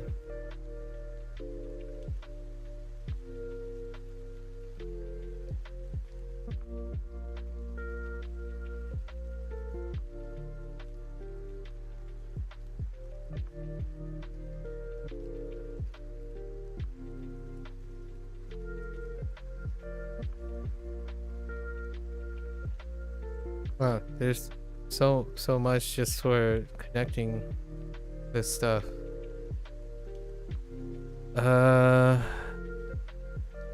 Okay.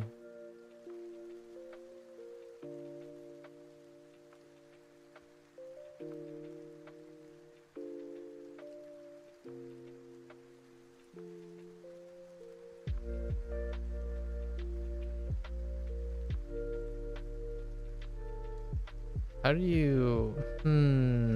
do you integrate position? Oh, I could do it that way. So we could just one narrative for so long. Let's see.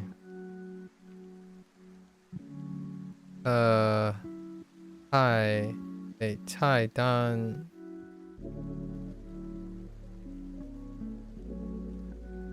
Tai Dan.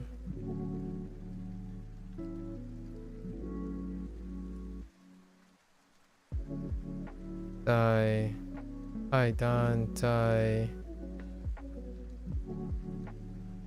Oops. Dang it. Tai Dan在桌子下。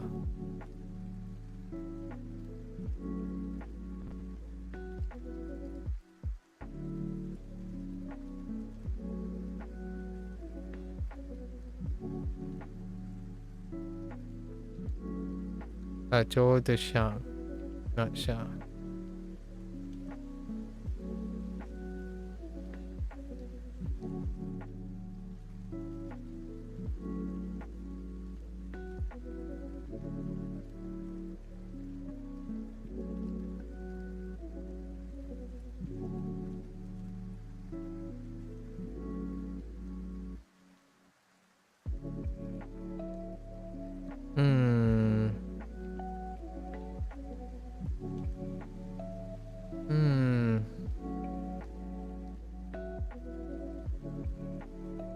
引进有 maybe we'll say 有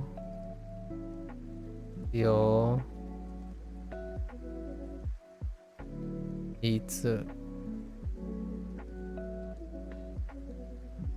有一次。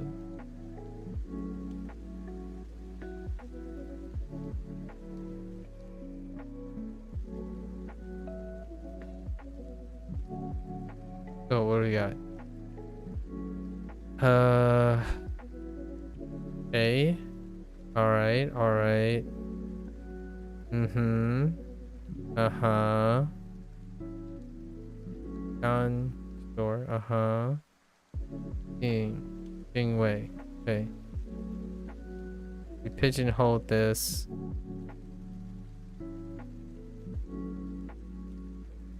Oh, it's fine. Okay. So we do con. We don't need all the position.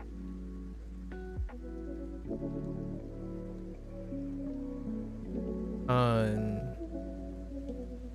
the on 菜单 英文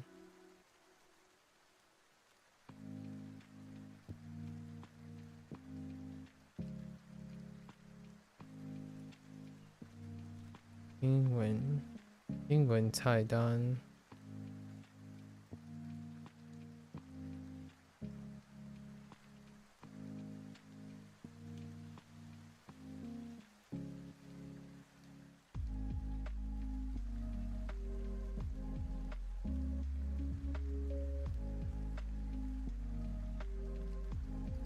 Oh, no, no, no.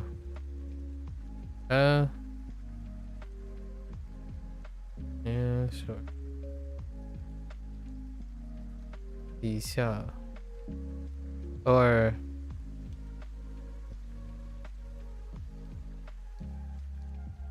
oh, you know, instead of overlapping so much.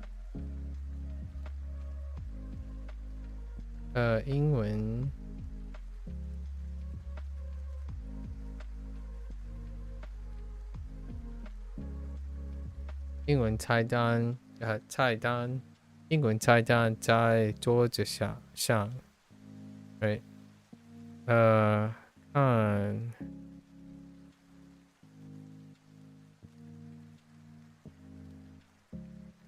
看一下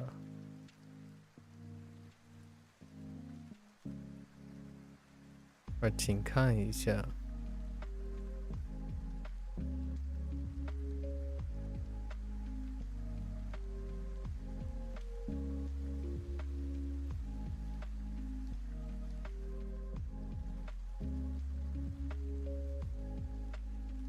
像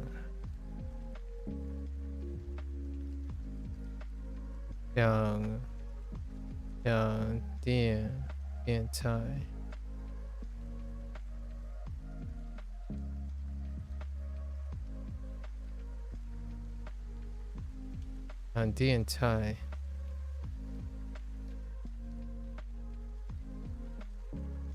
电菜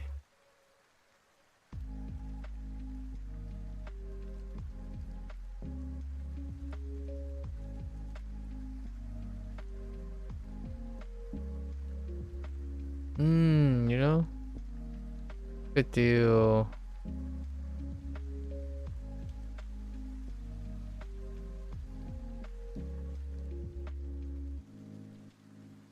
All right, the entire here.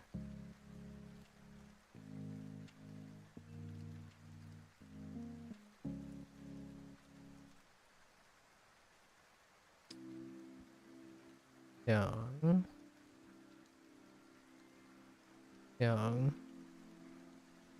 不想 Why did I write it only in the top half? That's weird. 想不想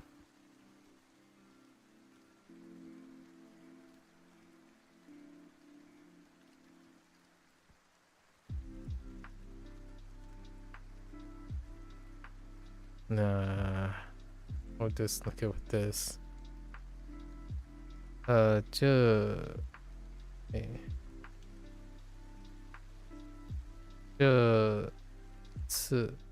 这次我的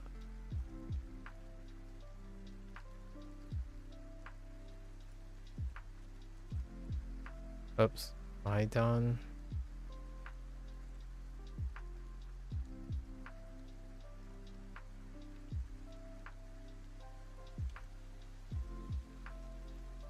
Okay.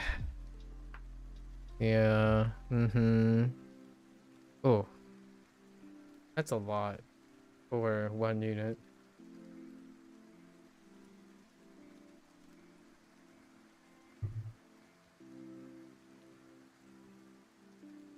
What are the weak spots? Probably Jin. Jin. Jin. Jin is very weak.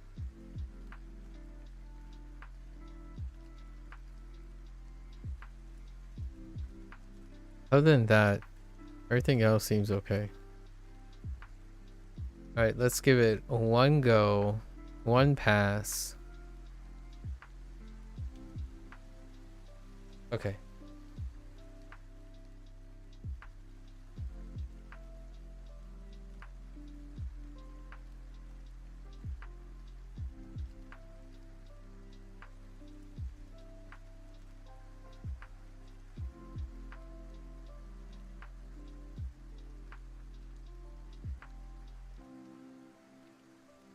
Yeah.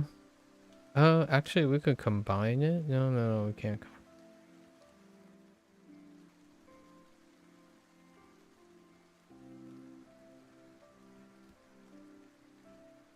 No, we'll stick.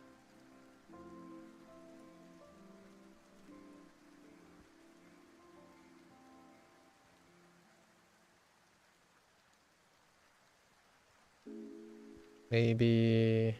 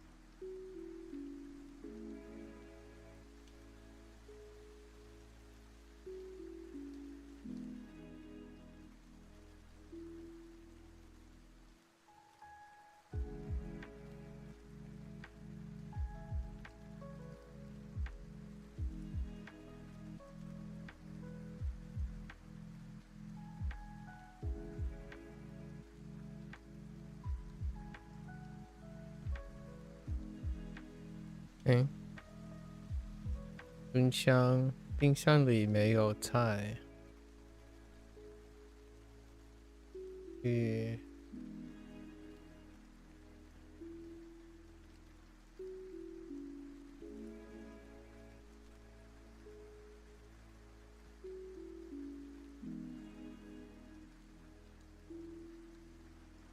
Why do I even need this? Oh yeah, it's because I'm trying to pigeonhole Y instead of 出去.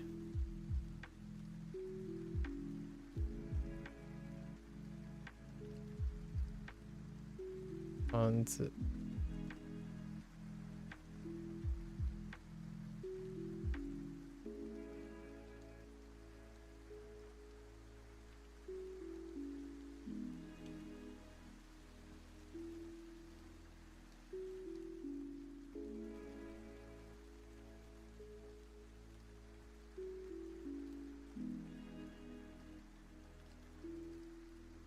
未见未见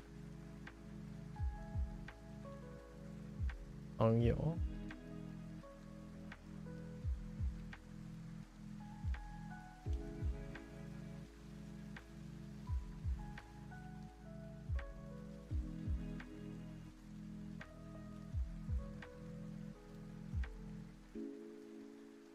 Oh.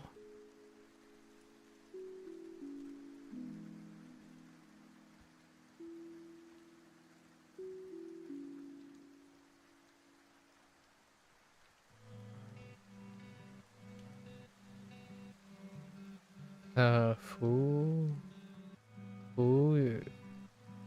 Ooh. Oh, that's gross.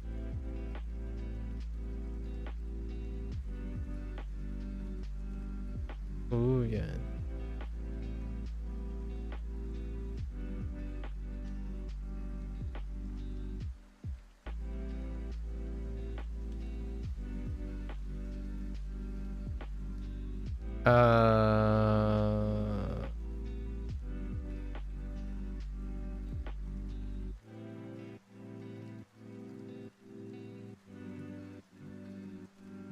Hmm. I'm not sure about that one.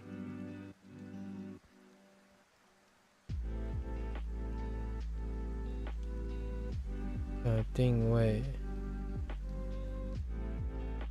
Ding Wei.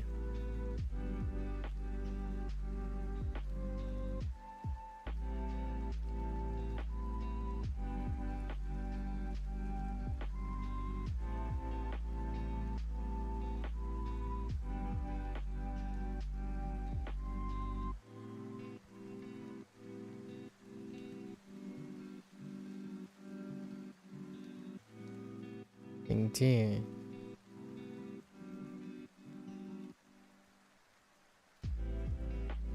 Yo.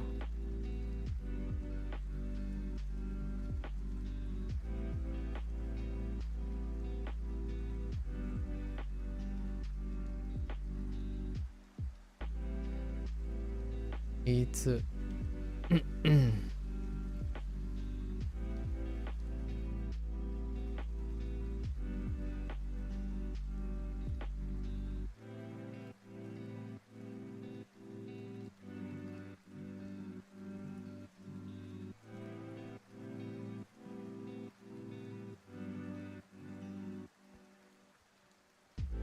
英文。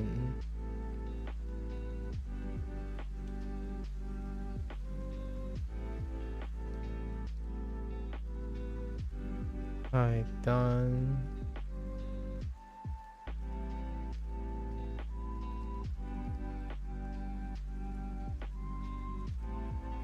I 桌子，桌子，像。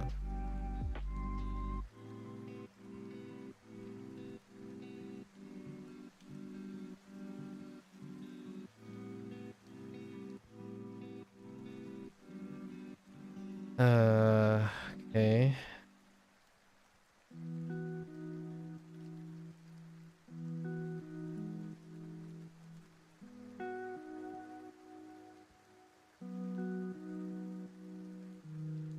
Nice, yeah.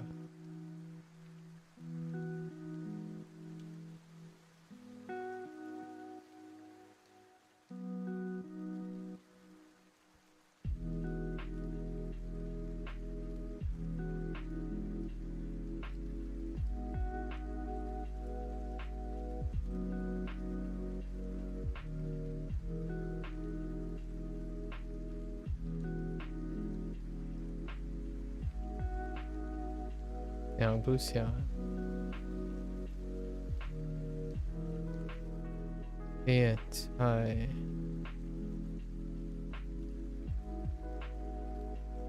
kind of doesn't make sense. You're already seated, but hey, it works.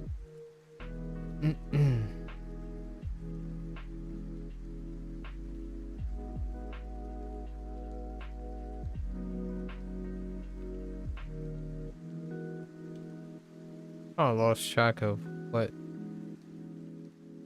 is new vocabulary and what is new characters and what is old character.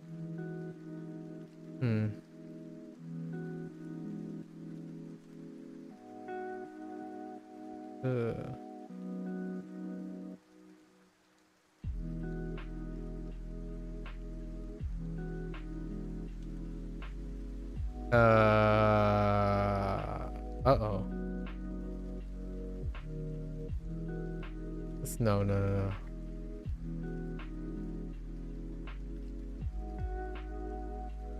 The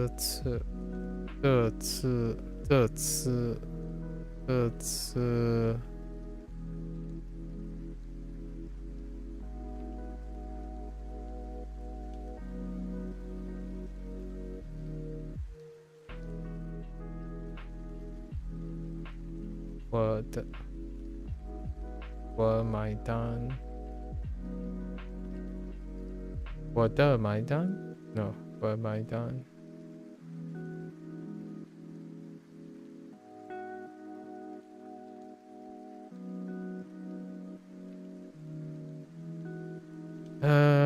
It's not good enough. Yes. Mm-hmm. Mm-hmm. I messed up ding. That makes sense that it would be that radical. Okay. I'll remember that for the next go around. It's fine. Okay. Done. Used a bunch of times. Jin. Jing Jin. Table. Yes. Kan. Okay. 会见。一下。冰箱里 used a bunch. 房间。请 used a lot. Okay.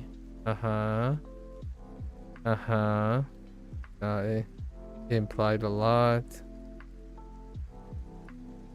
Right. Alright, that's good. That's good. No problems outside of what I paused on. Understandable. So we'll keep that in mind. Okay.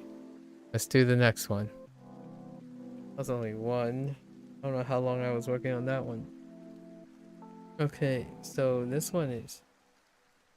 I think we can use categorical. This one. So, share counter, share gay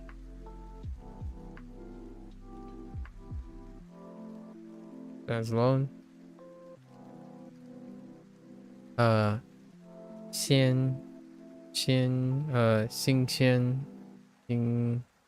鲜苹果西瓜鸡蛋 die and 包 contrast 包 and die 包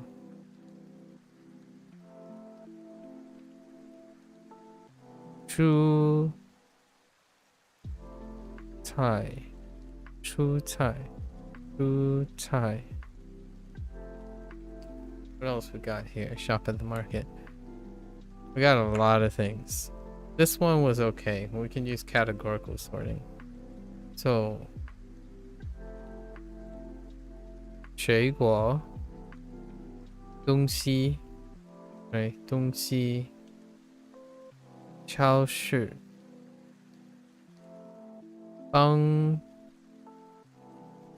maybe 帮我店然后帮助我帮我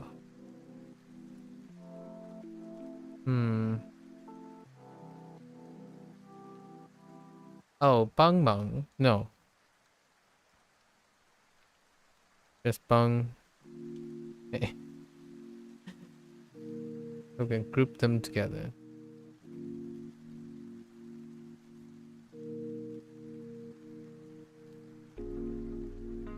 Okay.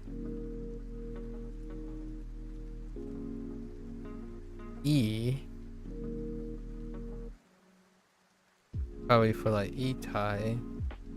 E-die or E-bao.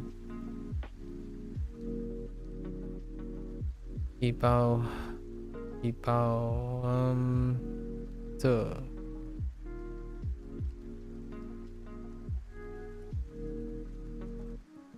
这what? What is "这" for? Oh, right. 这些，一些这些，一些这些那些。So for some, these and those.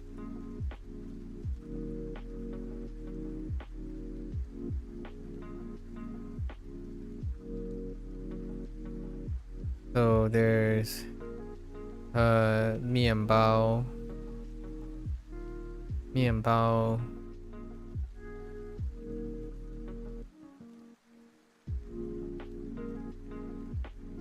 想要，米 is the thing， 米，太，不太，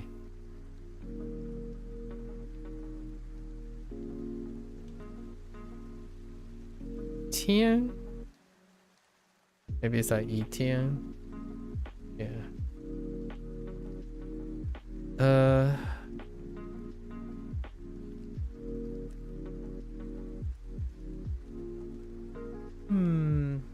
okay.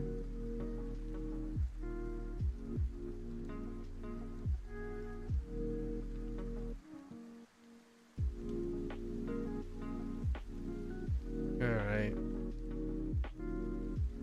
So what are we going with? Let's say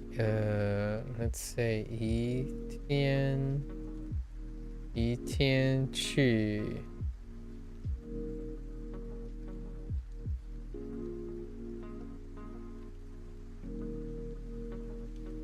每个一天吧，一天去超市。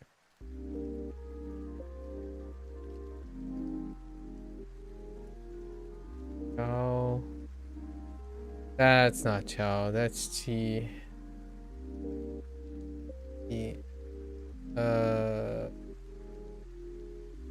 Oh. Oops. Oh.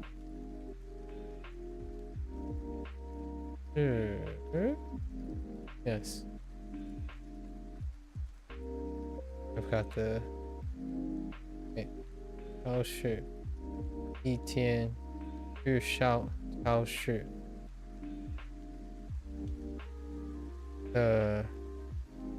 Let's lump these together. Okay. Okay.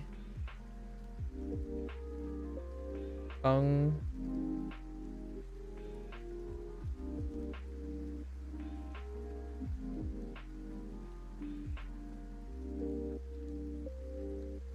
帮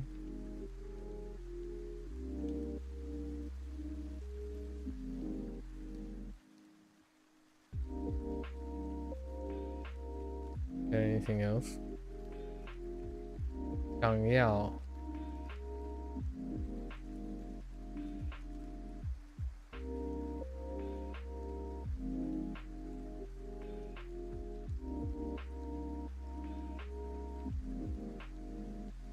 right 想要 actions then stuff.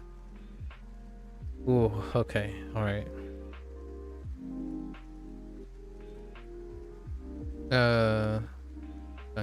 Actually, probably 新鲜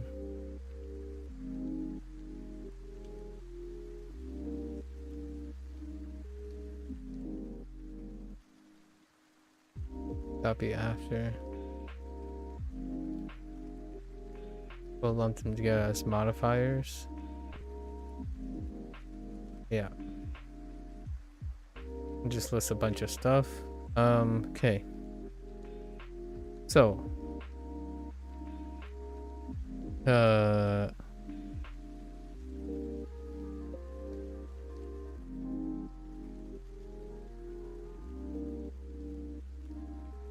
水果。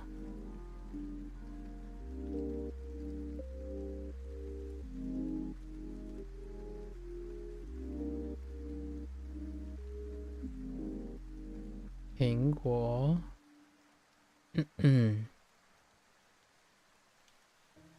苹果。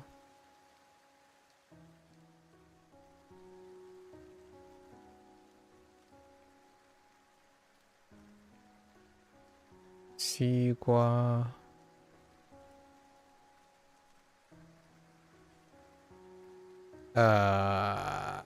Yes.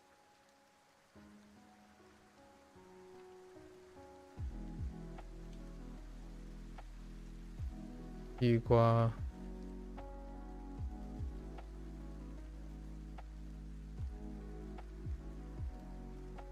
西瓜。东西。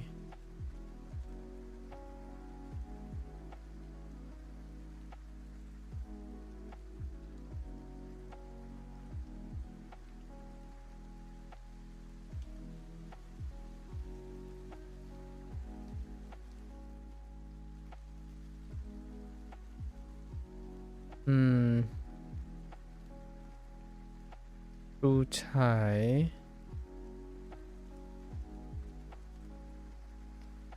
How did this work? It was... Oh no. Oh yeah. That is what it is. Okay.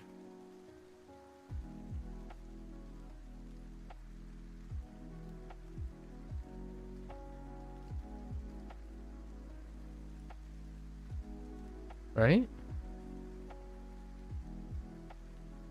Oh, there's actually 3 strokes down there.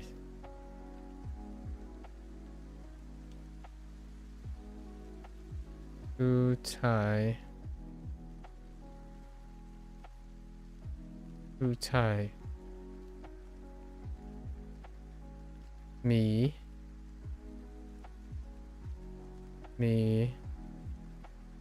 Tea done.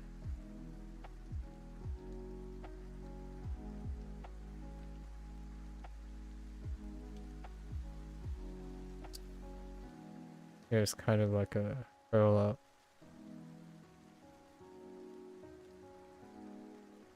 Tea done.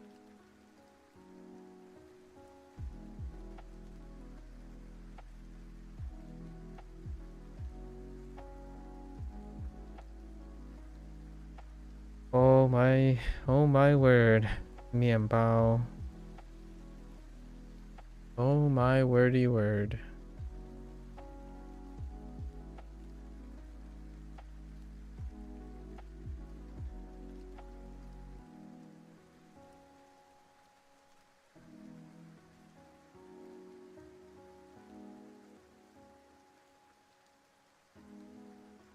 Mian bao.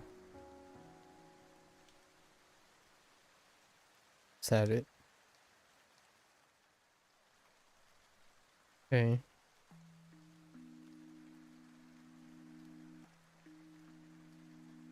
And then counters and modifiers. So, 新疆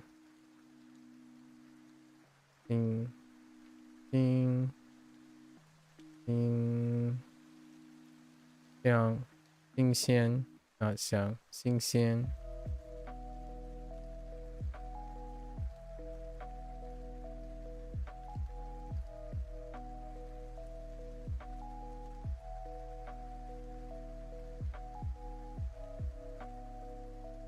新鲜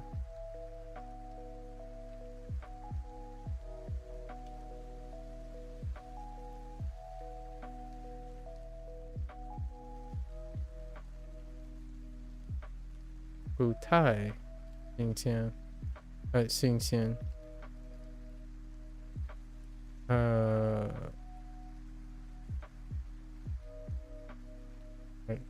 包 I don't want to talk about it. Bao and die. Die.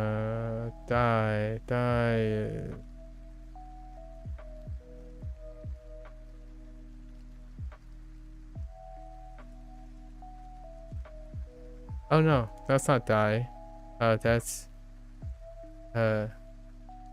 che is the other thing. So we need che.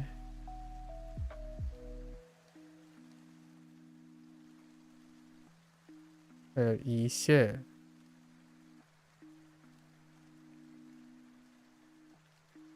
这些那些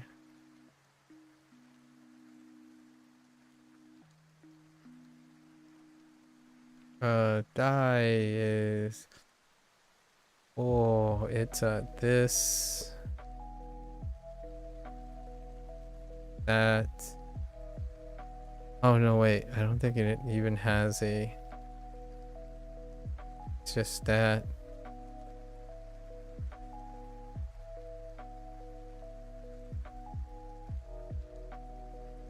This, and this. I have to double check this. Yeah. Oh no, I missed the show.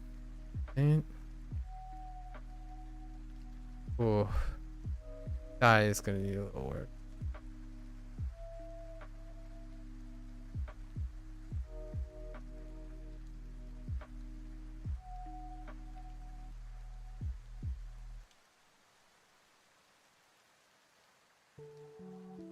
Oh, okay.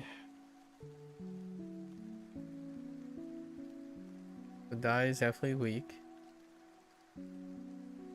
Yeah, is weak too. Made an error on Shu. Hua. It's a stroke on Shu and Chao Shu. Chao Shu.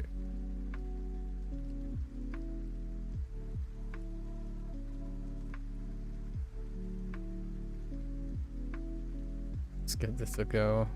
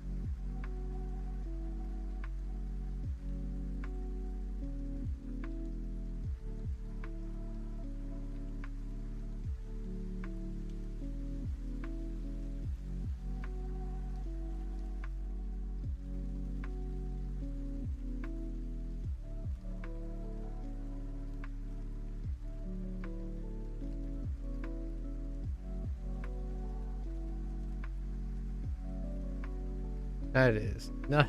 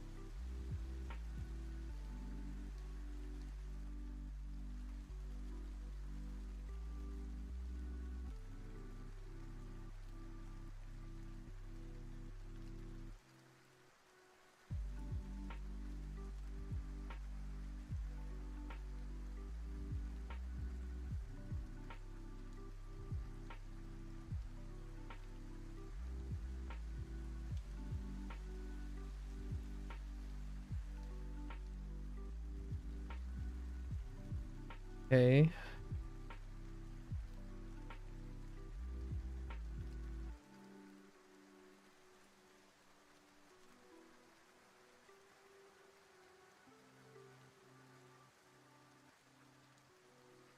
Okay.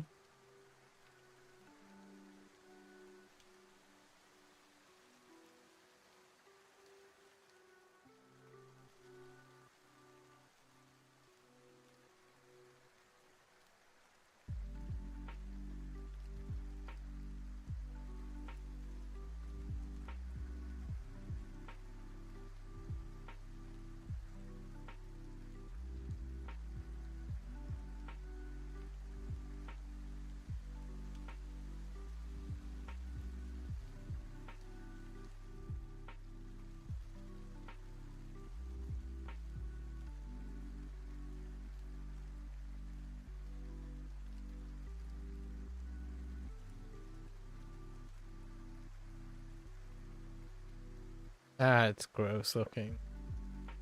Try again.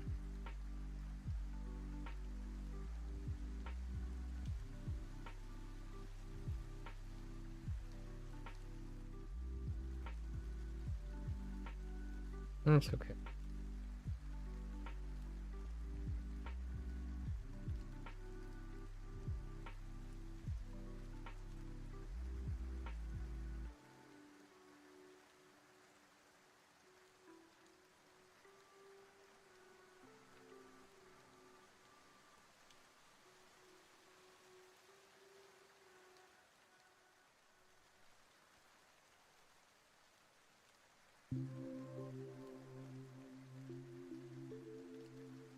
Okay, that's everything. We didn't really dropping. Kind of helps with all the framework. Okay, let's add the previous. Right, the previous.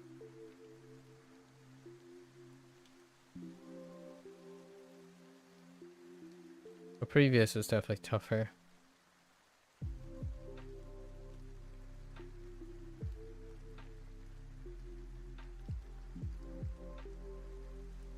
Might have made it a little too long.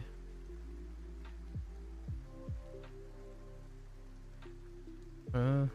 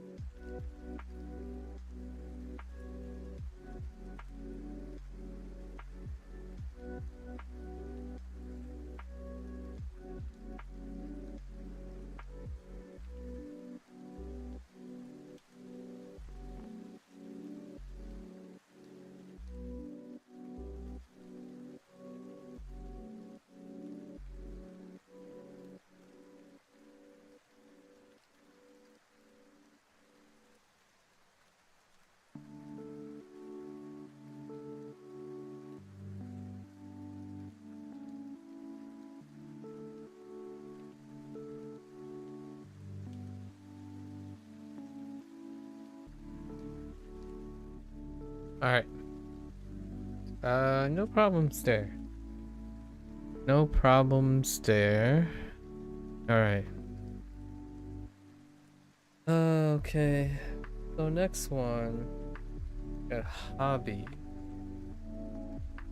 Oh, this one organizes pretty well.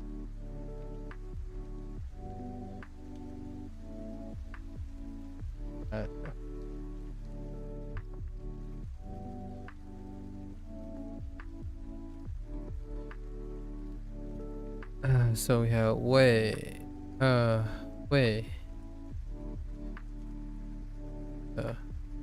为什么 and then 因为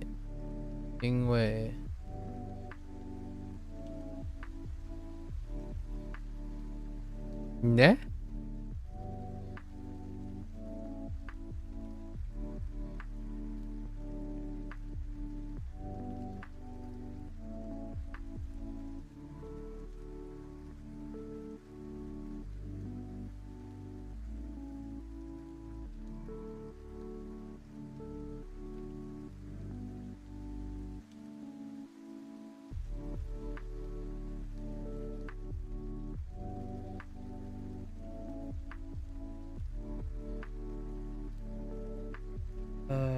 所以 wait 所以oh he is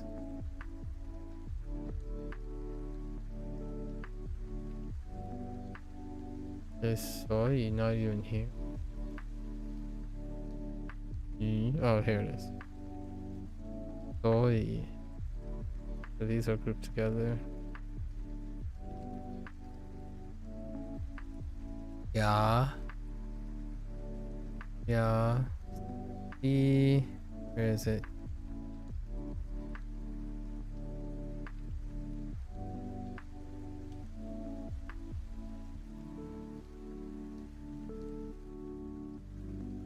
The heck? Oh. 7 3 呀 人 与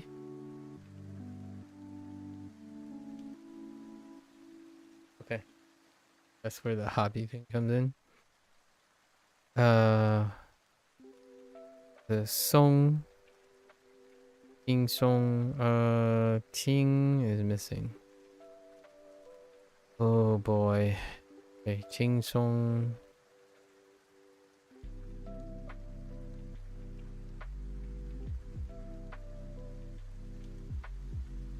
Oh, that's gonna be a tough one.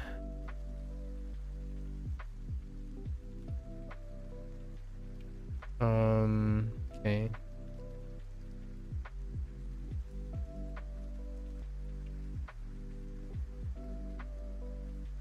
Oh, nope.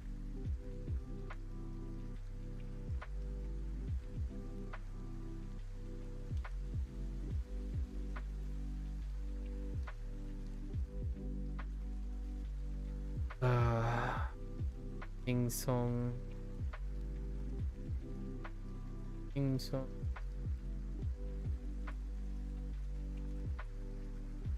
Jiao, yeah. Jiao xiang. Ji.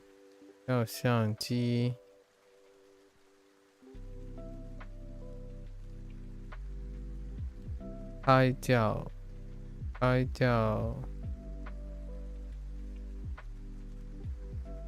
we're gonna that's 上页 I don't need those. 中文学习 OK 学习中文 Fair enough.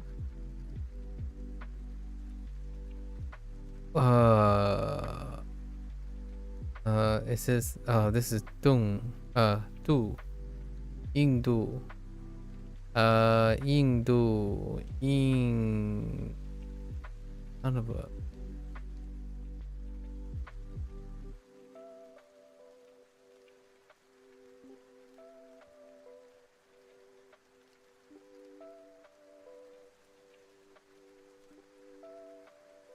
oh no, I don't.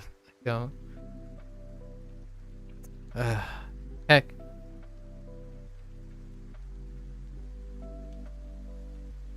No, I think that's the correct stroke order. So, yeah.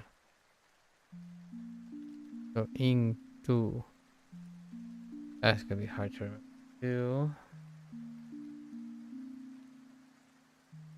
Let me do 4 units today. And cross my fingers for 5 units.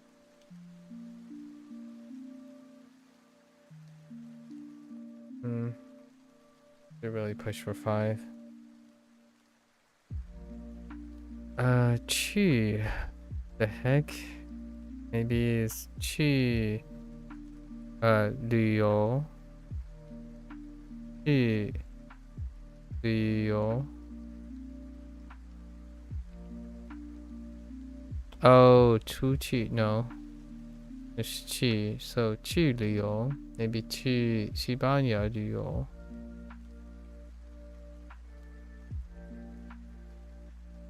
Yeah, it's a combined thing, so.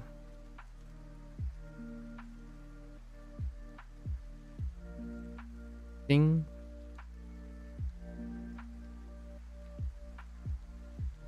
Sing. Oh. Sing I How. This is where I How is. And. 音乐.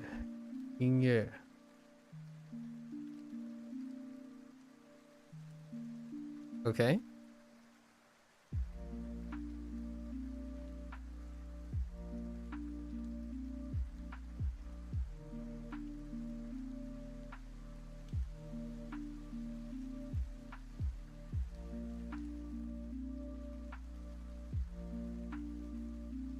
We might as well just start with situational, right?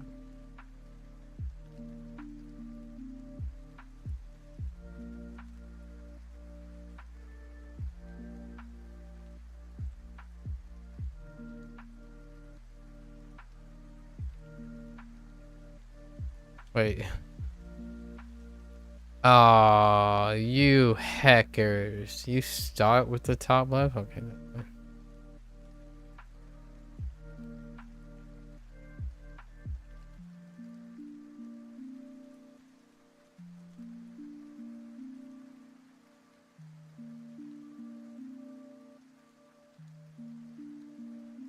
So, 为什么？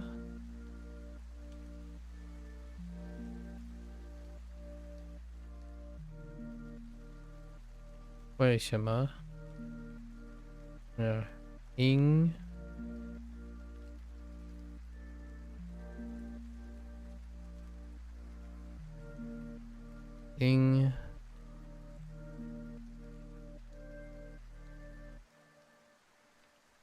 为所以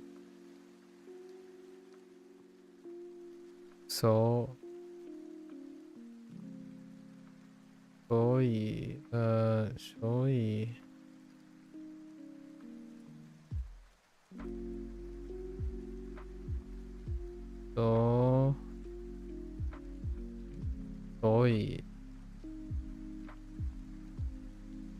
所以性爱好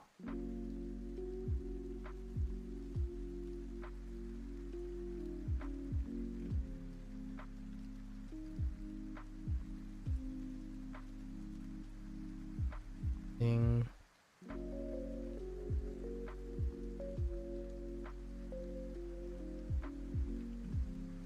爱好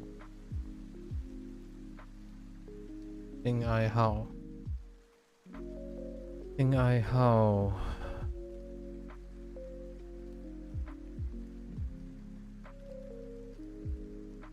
chi. So we're gonna go chi.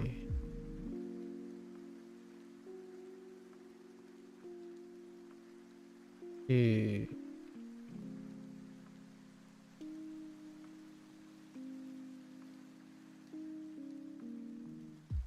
旅旅旅游啊旅游啊旅游旅游旅游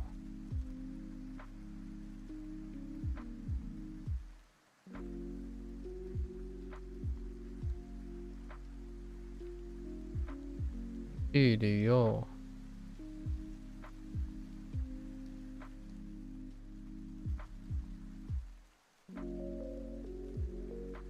西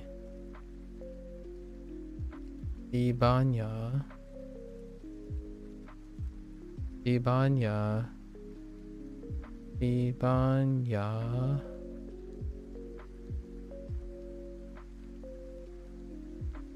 西班牙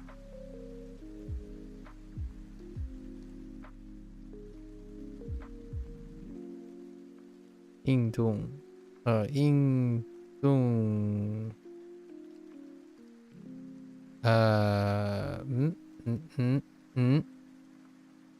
no 嗯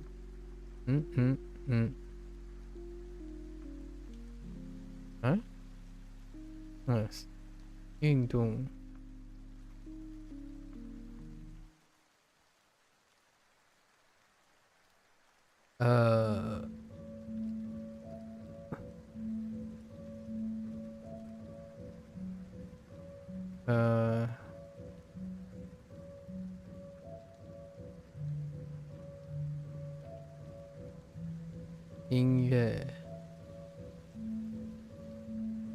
音乐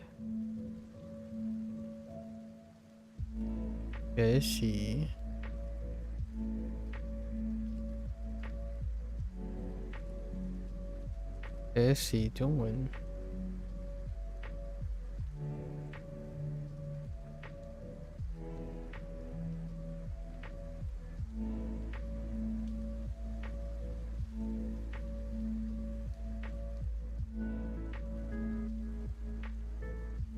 That really it? Oh, 轻松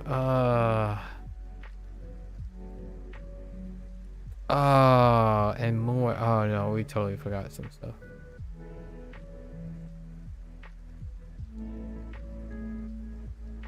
Um.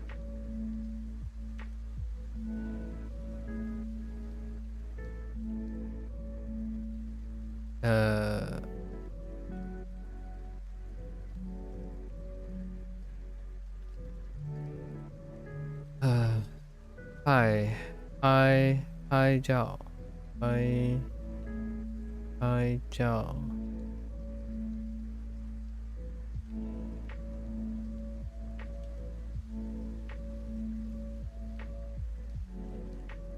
Hi, Zhao. Zhao. Zhao. Xiang.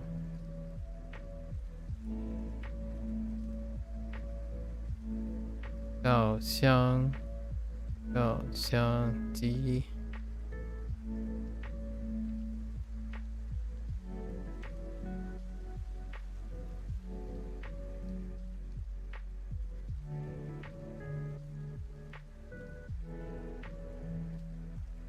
Jingsong.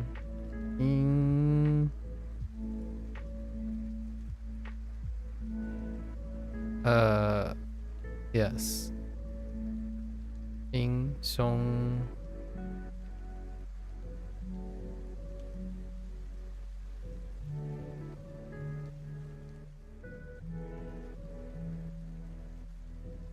Yes.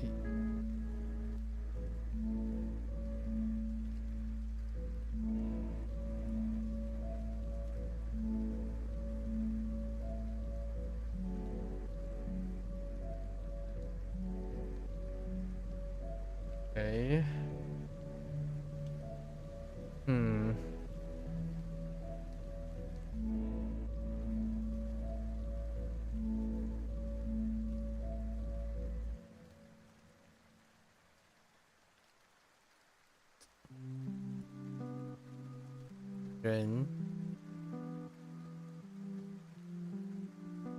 与音乐。Okay.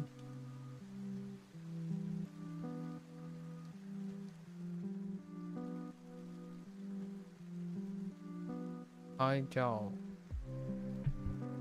拍照，拍照，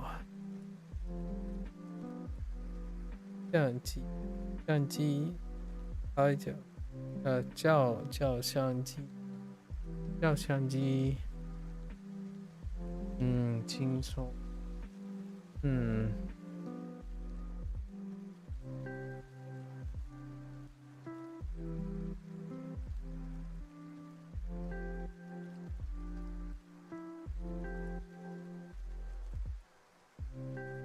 ，Oh, this one's good stuff. Alright. Alright, let's see what we can get on our first rodeo. Okay.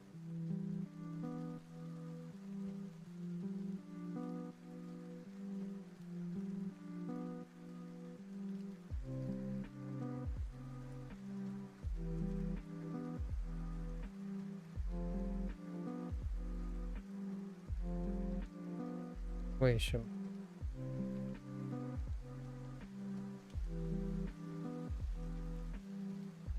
因为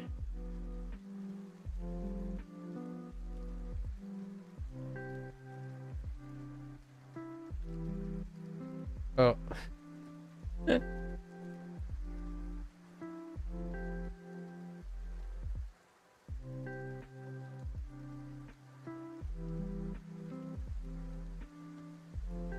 Oi.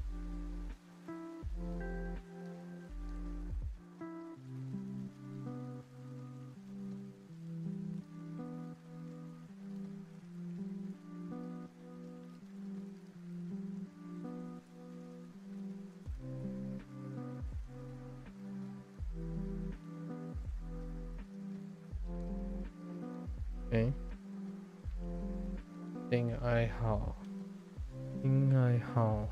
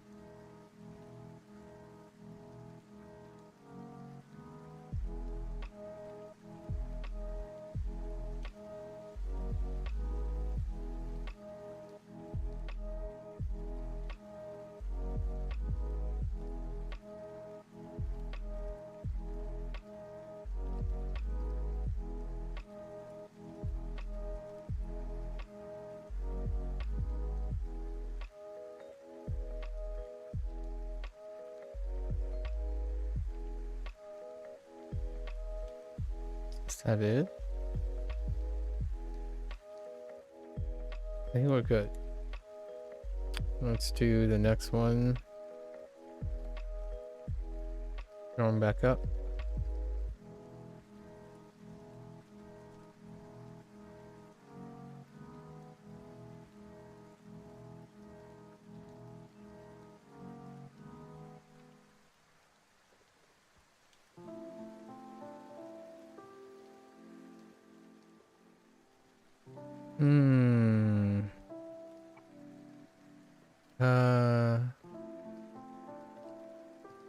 Yeah.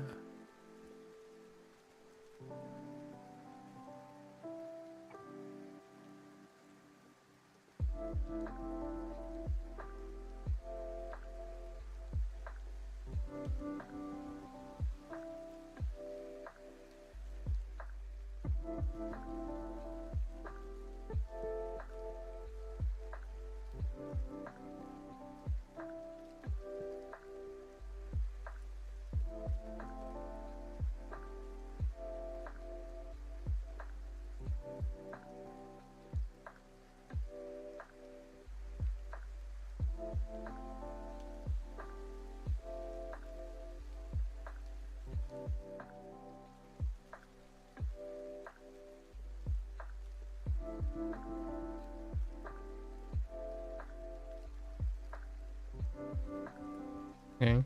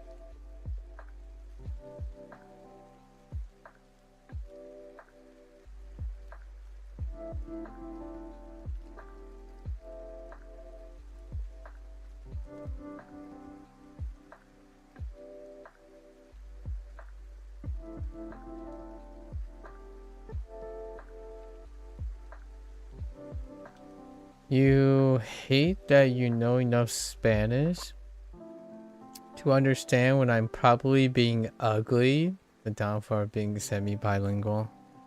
What do you mean by being ugly? How are you being ugly? Where? Oh, is it your job? Did you have Spanish clientele? And you had to say something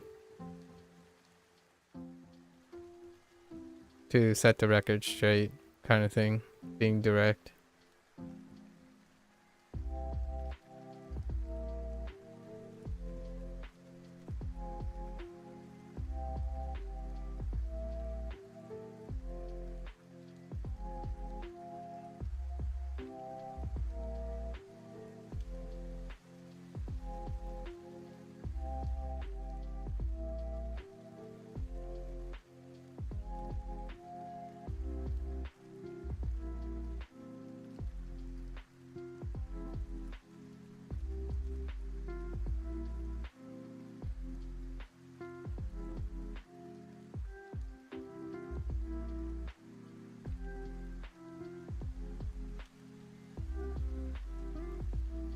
Probably they were saying something about the deposit, then oh yeah.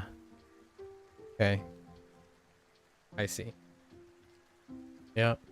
That'll do it.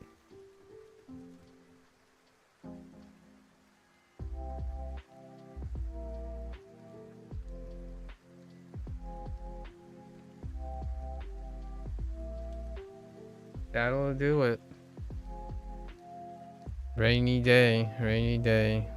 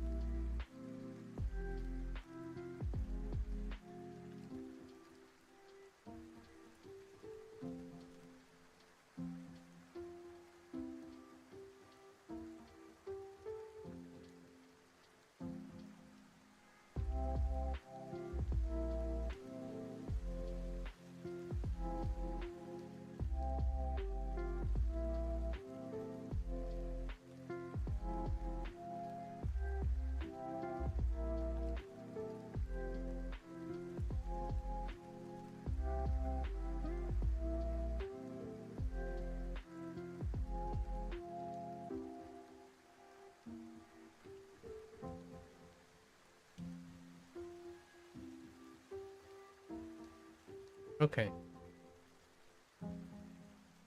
Let's do the next one. Location. But your night just started, so it can only go up, right? Positive thoughts. Negative thoughts will make things work, you know. No sense in thinking about the worst case scenario, right? When it rains, it pours. Get that out of here, right? Kick it to the bucket. When it rains, break out an umbrella. At least that's the way to go about it. One way to go about it.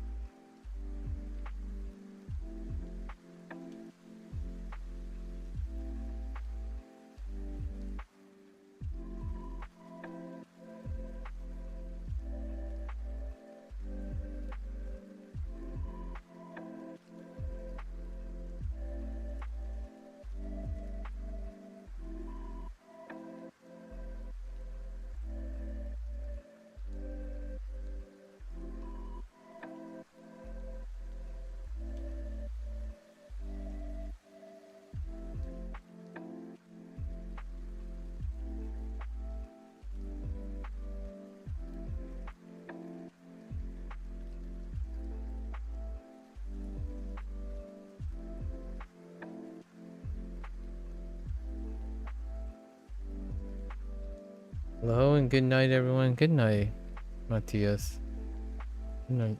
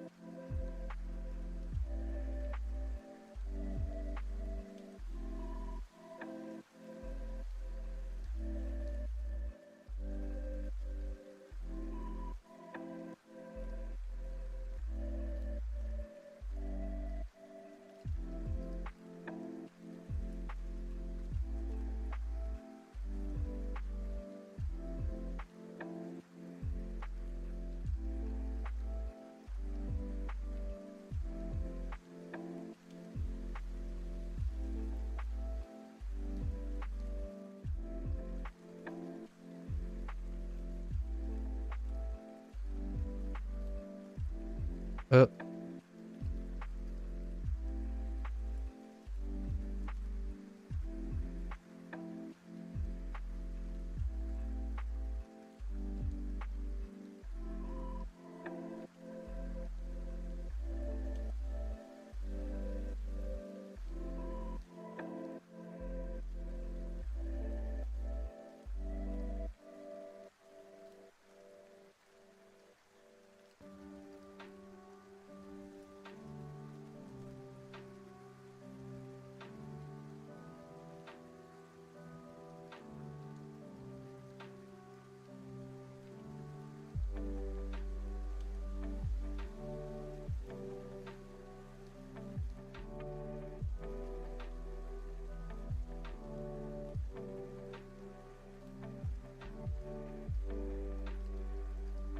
我是哪国人？哦，你是哪国人？中国人还是日本人？我是美国人。我的家人是中国人。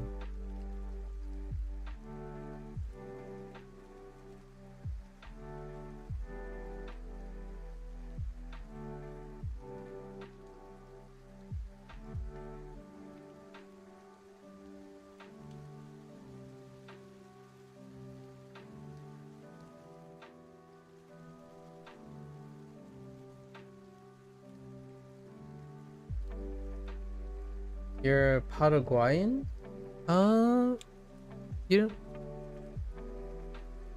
You don't. This is the first time we've spoken, right? Matthias, or is this the second time? I met another person from Paraguay, and they talked about their language in no, that wasn't you, right? I just by coincidentally met another person from Uruguay. Oh, okay. And you're the one that mentioned that, no. Do you happen to be the one that mentioned that, Guarani, or the language in Paraguay can sound like Japanese? Because I took a listen. I'm not sure if it was you, but I imagine it's actually fairly rare. You're learning English and Chinese. Nice. How's that going? Yeah, I'm learning Chinese too because I'm technically American. Yeah, I remember that. I took a listen. I do agree. It kind of like switches back and forth actually. Sometimes it kind of like, since I am learning Japanese at the same time, and I know Spanish already, it kind of like snaps back and forth. Like, it's like, I picked up some cognates from Spanish, right? Like Central American Spanish. And then suddenly like, oh yeah, I can see why it sounds like Japanese actually. So it kind of goes back and forth. Kind of a mixed feeling. Like, it's kind of neat. It kind of like slips back and forth. I see what you mean. Yeah, I figured there aren't too many people from Paraguay. Like, usually for every one, there's like 6 or 7 Brazilians around this time zone. So around this time zone, I would probably meet like at least a 5-to-1 ratio of like Brazilians to anyone else. So I figured it might have been you. Yeah, I took a listen. It's a beautiful sounding language, by the way. Do you speak that? Is that your mother tongue? While you're learning English and Chinese?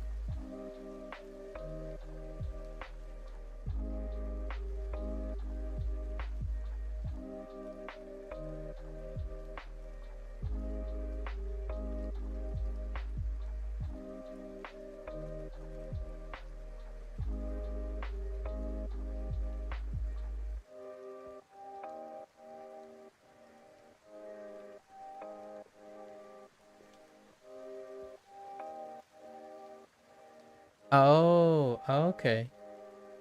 I see. Spanish and Guarani. Yeah. I've yet. Yeah, it's gonna be a while till I tackle Spanish, but I think the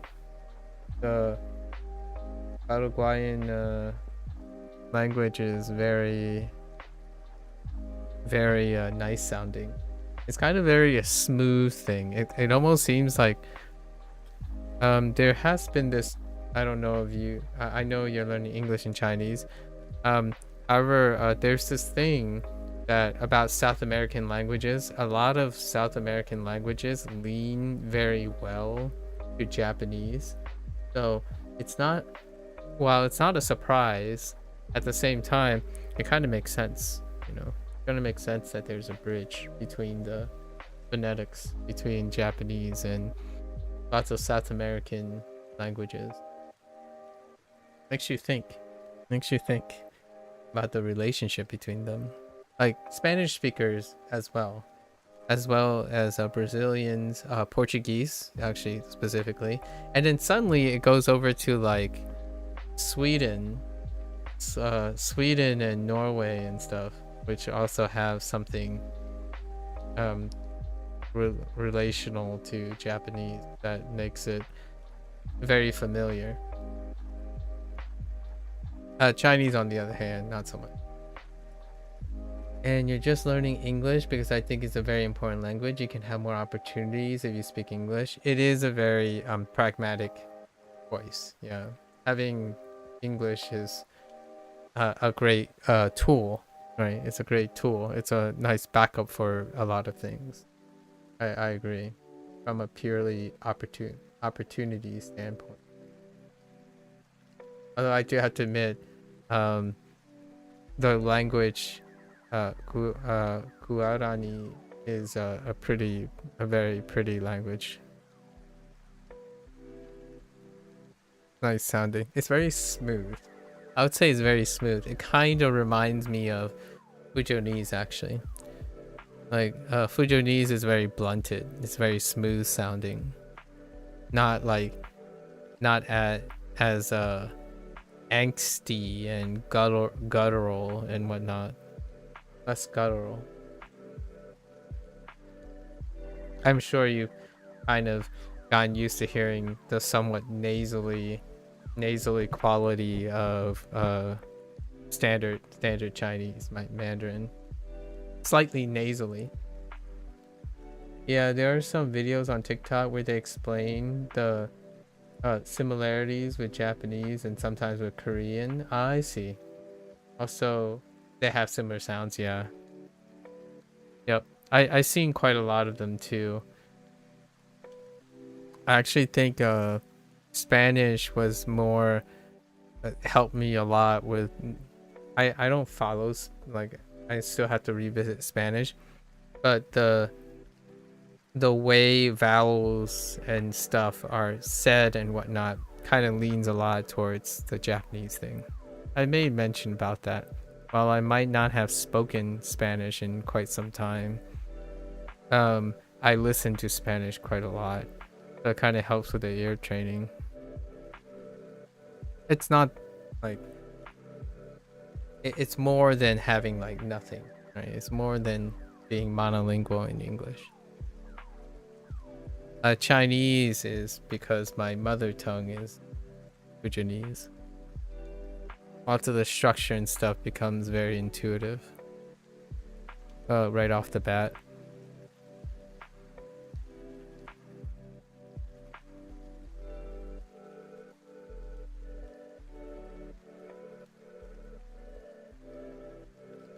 So how are your studies going and how are you today?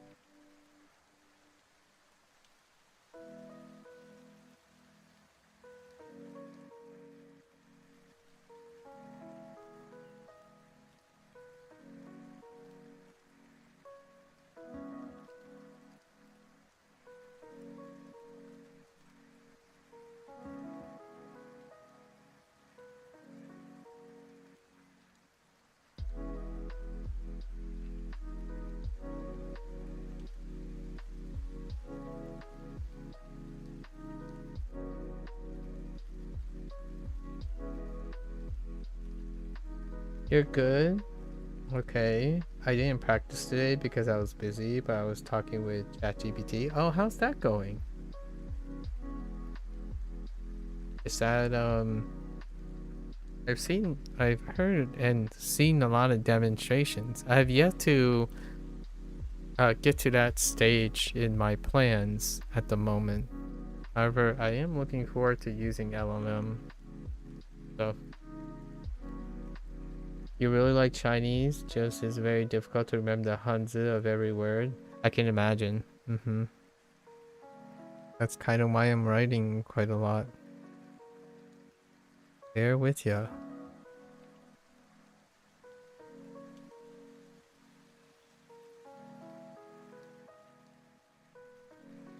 I think right now,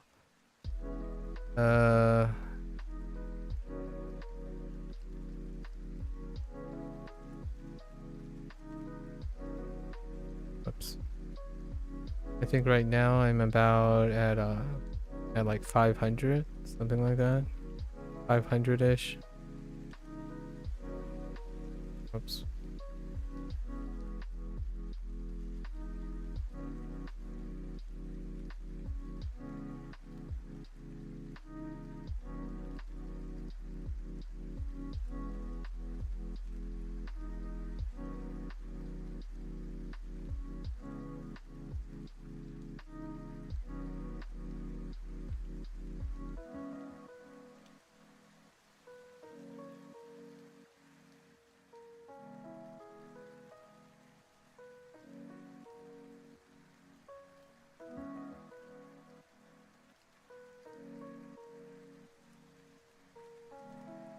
Your level is just HSK1. You're starting with HSK2. Okay.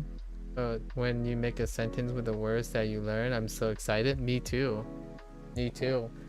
I actually get excited when I can read without having to look up something. Sometimes I just get excited that I know what the sound is, as opposed to if I know enough characters, I know the sounds, I would read it. But even if I don't understand what the sounds are, what the word is when the sounds are put together, it's just kind of nice to be able to read it out loud. Since, you know, I stream most of the time. So when someone types something and I can just read it, whatever it is, I can just read the sounds and stuff and not even know the words yet. That's always kind of really exciting as well. And Chinese, which is a lot different from Japanese. Chinese have that nice feeling. When you get the meaning, it's like, yeah, true. There's also some fun stuff, like when you don't know the word yet, but you knew the characters enough to guess what the word means. That's also really exciting too. Every time someone like tries a different word, it's an opportunity to guess what the word is, and that's really, really fun. I get really excited about that.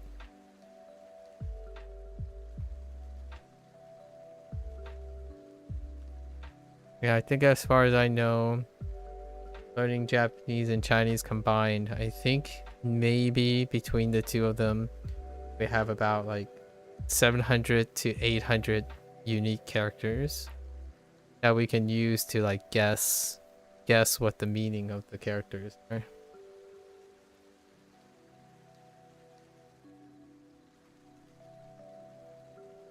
A fun puzzle game every time.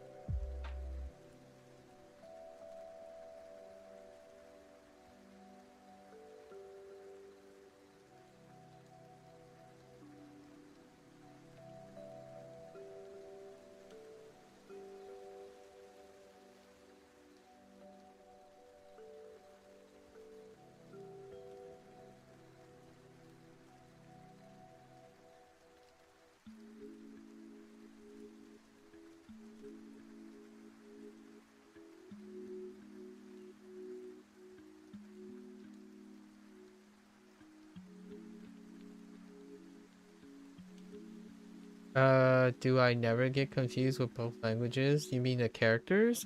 I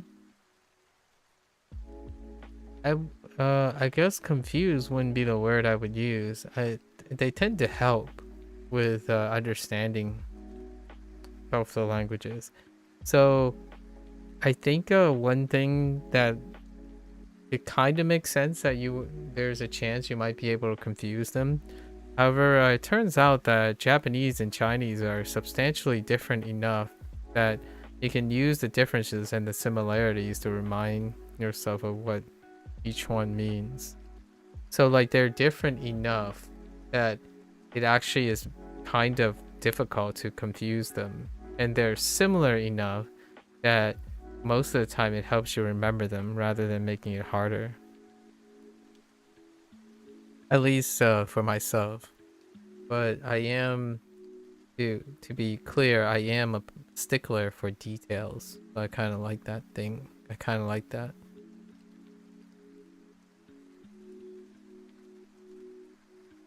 Like, for example, there are identical things. Like Kankoku. Kankoku and Hanguo are the same characters more or less, except for one simplified character. However, when I read them, it's difficult to mix them up because when you have a sentence out, you're gonna either know it's Japanese or Chinese. Oftentimes, it's very it's very difficult to be in a situation where you would be able to confuse them too much. Instead of saying I'm confused by like context listing, like for example, is this ren or is this ren or is this ito, right? It's both. So as opposed to like, so I would say I'm never confused because I don't forget both. So I know both and I choose which one it is. So I don't have trouble remembering either of them, and that's when no confusion happens. It can be confusing. I think when people talk about confusing is when they have trouble remembering. Like, I don't know the Japanese thing. Is it hito? But all you can think about is ren, right? Ren. To me, since I spend most of my time trying not to forget these things, it's both ren and hito. When I read this character, I read it in both the languages. And I think that's kind of the point that I make all the time when it comes to learning a second language. I don't stop translating in my head. I that's not something I do.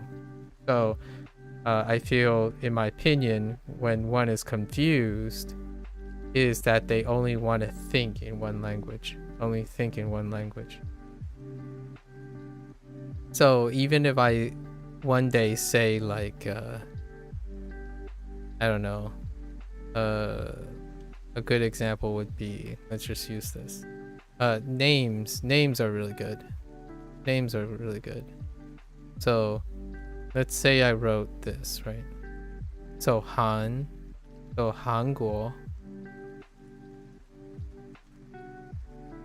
like Hanguoren, right? Koreans or South Koreans. Hanguoren. If I read this as Kankokujin, that's perfectly fine to me. So if I suddenly spoke Chinese in the middle of Japanese, it's not that I'm confused, it's whichever is obviously it might confuse other people, and that's perfectly fine because I'll be able to like go back and explain it, right? And if I'm writing the characters, there's only one way to write the character, so that's why I spend a lot of time writing. You don't typically get them mixed up because the characters themselves stay the same. Outside the simplified character.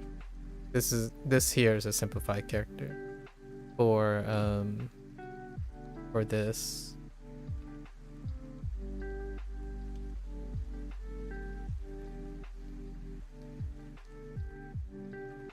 Here, this is the character in Japanese. In simplified Chinese uses that character. They're both the same.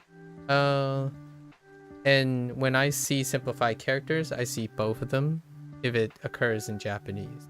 So every time I see like for example, go or yi, right? Yi. You see this. But I also, when I see this character, I see this as well. So this is go. And this is traditional.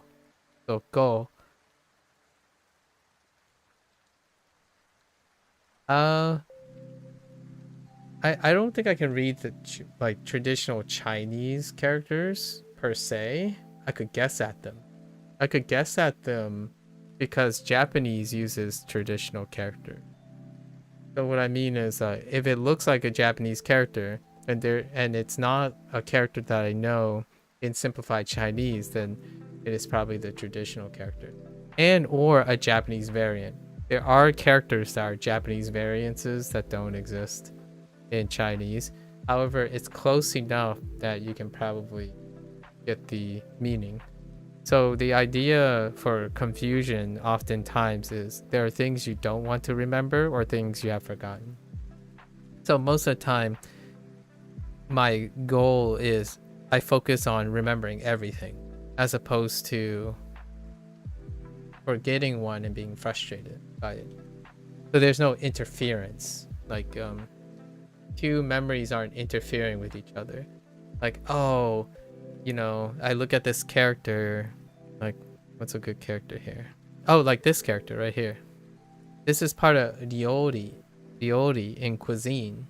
But in this case, this is liao, as in drink, part of drink. So, 饮料. However, Dioli is food, is cuisine, which also has something to do with beverages. So, they reinforce each other. So when I see this character and when I'm learning Chinese, like right now when I'm writing this, I'm thinking in Japanese. I'm not, but I'm speaking in English. So whenever I'm reading a character, if I know the Japanese character, I also think about the Japanese at the same time.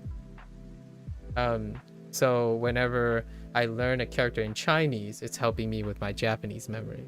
And whenever I'm learning Japanese, it's helping me with Chinese memory. In fact, half the new kanji characters that I learn, if they overlap with Chinese, they're easier to remember because I know the Chinese character already. They don't have to have the same meaning. They can have different meanings. If they're different, it's actually fairly easy to remember. If they're the same, it's also easy to remember. As long when you start establishing the relationship between them, that's when, because they're the same character, something is always going to be the same or similar to relate them. It can be many things. It can be meaning. It can be the character itself, like what it looks like, or even what it sounds like. So a lot of times, like I would teach my parents or talk to other people about how to pronounce certain words by using other languages to do it, right? Like the relationship between sound is also useful. So both characters can be represented by sound, right? Sound, listening, and the higher level, which is meaning. A lot of times people get used to relying solely on meaning.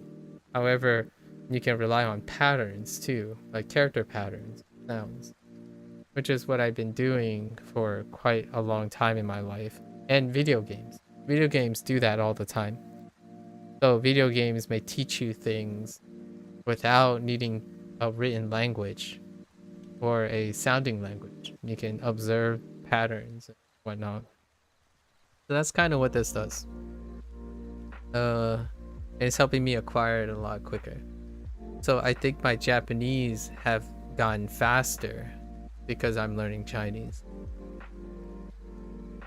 And I wouldn't be surprised if I feel the same way with Spanish. Largely I like learning things as they and continuing to overlap them. Yeah. If any of that makes sense. I don't think it's for everyone. The way I'm doing things, I don't think it's for everyone. The idea is I can at least attempt to explain how I'm doing things, and maybe you come up with your own version that helps you remember things. Yeah.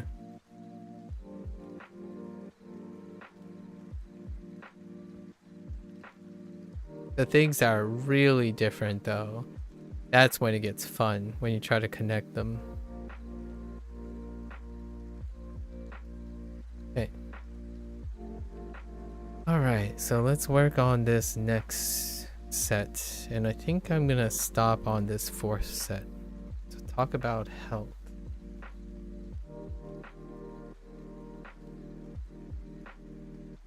Yeah, where was it? Oh yeah, I forgot the last point I make. I largely focus on using all my languages.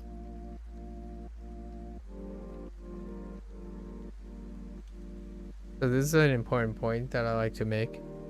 It's gonna slow you down. Yes, I know it's gonna slow you down. However, I don't want to dispense with any of my language. So when people talk about like, yeah, translation constantly translating in your head will slow you down. I agree. Translating in your head constantly slows you down. However, my goal is not to exclusively think in one language. So at some point, the translation gets to a point where it's sufficient to use translation in your head to like use another language. So my usual comfort zone is if I'm translating quick enough, it's great. And at some point, actually, it becomes to a point where it might actually, you do less translating, you start cutting corners. And at some point when you cut corners, you might end up thinking and coach swapping without really considering that it's translation. So for me, when people keep criticizing things like Duolingo and like old school methods on constantly using a bridging language like your native language to learn a target language, and that the fastest way is to immerse yourself in the target language, right? So it forces you to learn the target language. I agree that a lot of people can benefit from being forced to use the target language. I'm not actually that extraordinary or special. I think there are a lot of people that are very similar to me who have no problems segregating and negotiating using our native language and our target language at the same time. I'm not required to force myself to use a language. I'm genuinely interested in using the target language, and I use my native language as a facilitator. So whenever I say the word cup, bay, cup, bay, right? Kapu. And like it encourages me to use it, right? So that is different from someone who uses a native language and stop thinking about how to relate it to the target language. So when you're immersed in it, you don't have a choice, or you try not to have a choice. You still have a choice, really.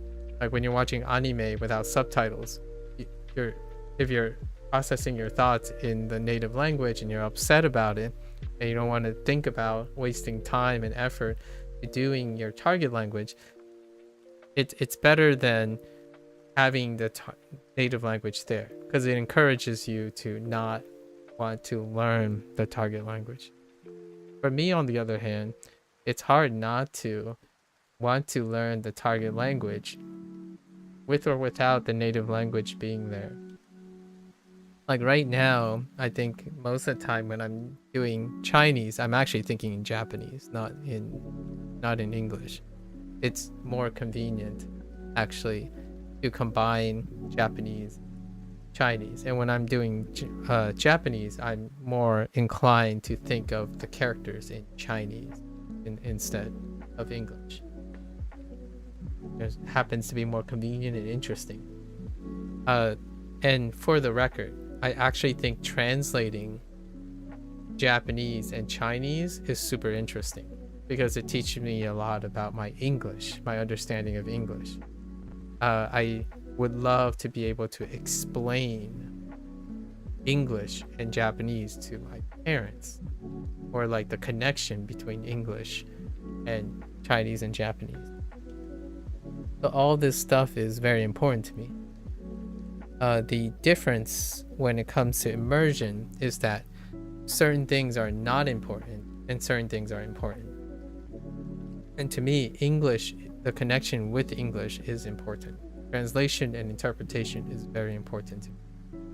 Lots of people learn the target language, in my opinion, because they don't care enough. Not that is a bad or good thing. They don't care enough to think that English and developing English is any more important. Like their English is well developed. There's no need to understand the relationship between the target language and the language you're most comfortable with. For me, it's super interesting. It allows a new dimension of English. In fact, I read Japanese with an English structure,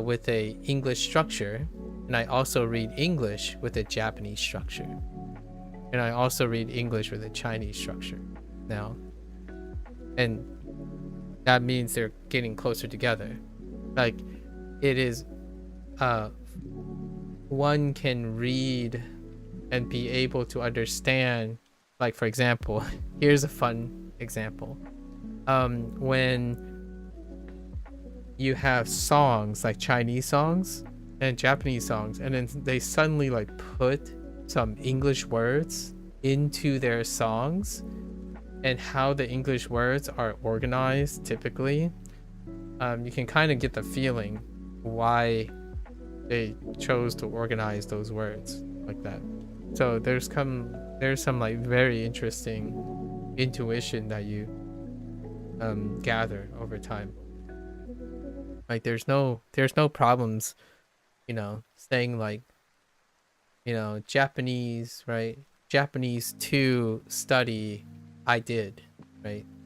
Japanese 2 I study I did, which is the structure for Nihongo o benkyou shimashita, right? So not a problem. And English will still kind of be flexible, and actually it's a fun test in my opinion. If you mix up if you speak your native language and you swapped it to a different structure, I think when you learn a different language and that language has a different structure, you'd be surprised how well that languages you already know can be rearranged in your target language like structure, and it'll still be fine. It'll still be intelligible because you navigate that already. So that's kind of a neat thing that I like talking to other language learners about or mess around with. Hello there, Falcon. Okay, let me get this sorted out in my head. Okay, so 工作. 工作, we're talking about health. Oh, I had a mnemonic for this one too. I had a mnemonic for all of them following third unit. So 工作. 工作. 胖.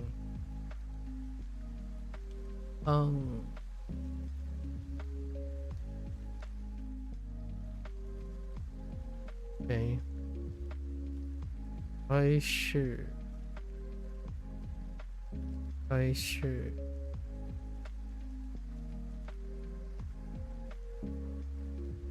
Do I take notes while learning? Sort of. This is me taking notes.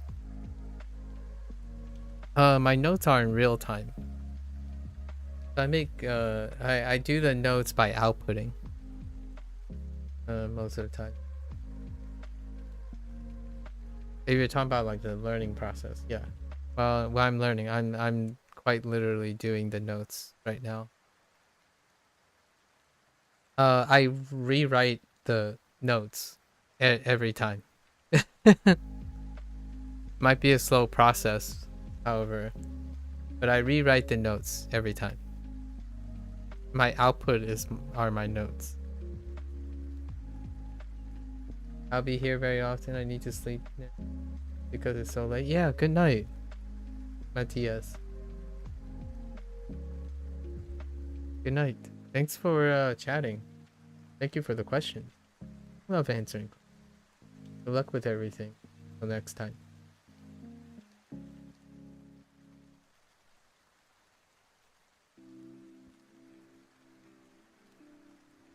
Bonjour.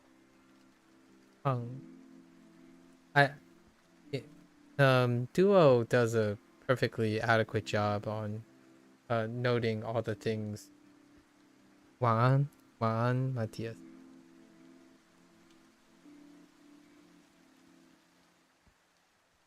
I think most of these SRS things actually provide more notes than I would actually typically take on my own. 工作旁 This is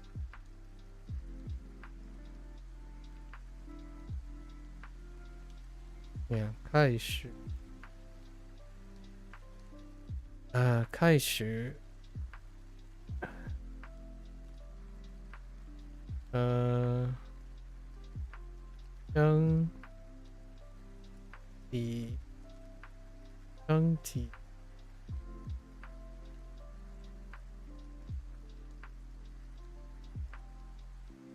注意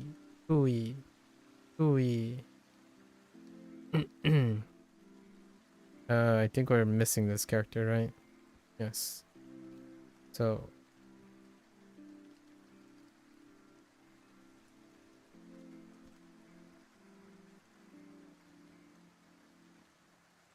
健康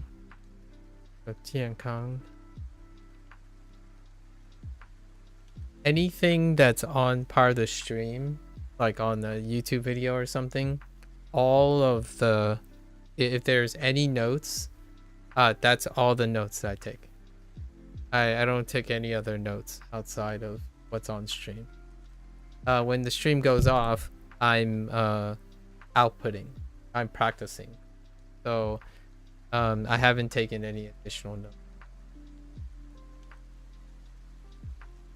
And I don't have any permanent notes. So like I don't have like a book of notes or anything. I write them over and over as I'm going. So my output is the writing. It is something I don't usually do though. I do take notes learning other things. However, in the target language, I decided to take a different approach in terms of language learning. This is the first time I've ever self-studied language. The other times I've studied language was back in college and high school for Spanish, and for Spanish in high school I did take notes. This time I'm doing a different approach where whatever the tool is, this is plenty of enough notes. The only other way I'm going to be able to understand the language is to use the language as much as I can, whether it's writing, speaking, or thinking about it. So I have not taken notes outside, like any type of form of written note, outside what tools provide for me. So this is the pretty much as much notes as I would say.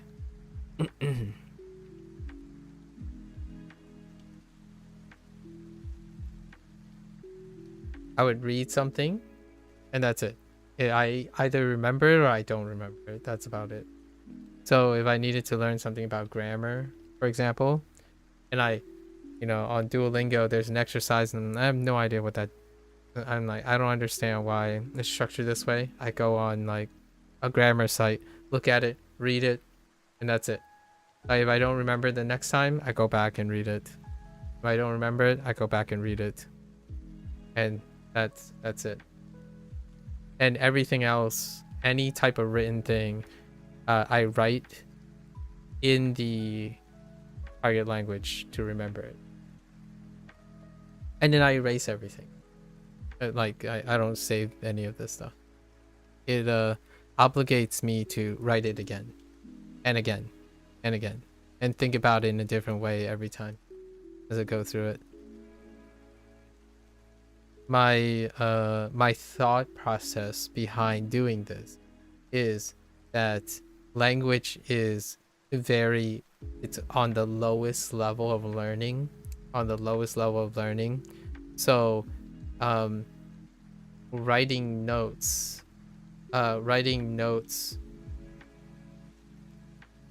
is like using the language itself.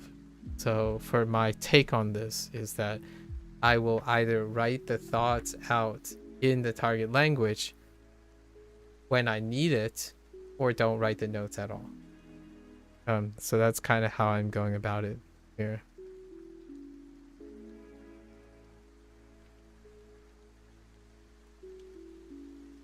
It's an experiment. It's an experiment for myself. Let's see. Shanghai. Wait. Really? Oh yeah, because they're gonna talk about food. Shanghai. So Shanghai, Thai. Ooh.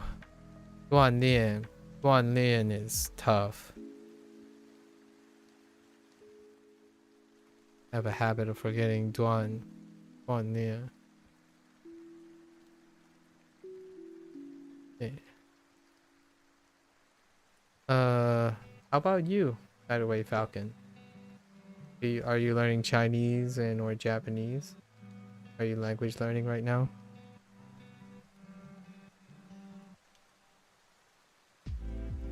Zhu Yang.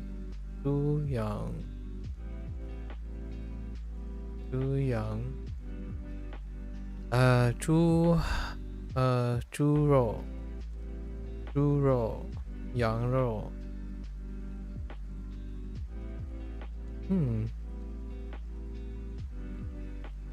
Yeah. 饮料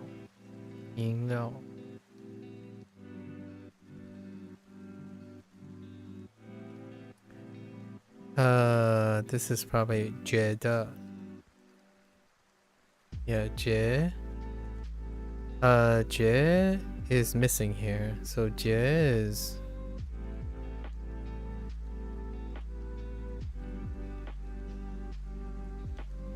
so 觉得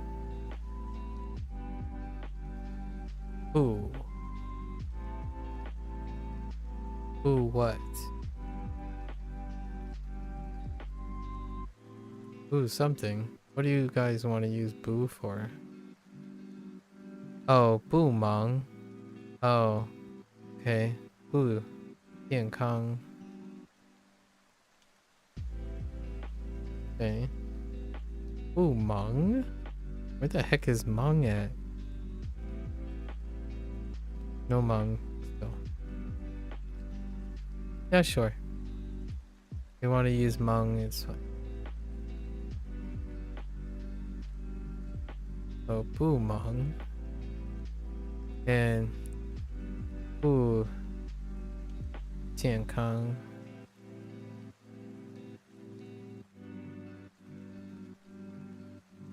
还是 choice 还是 which we linked with the food 还是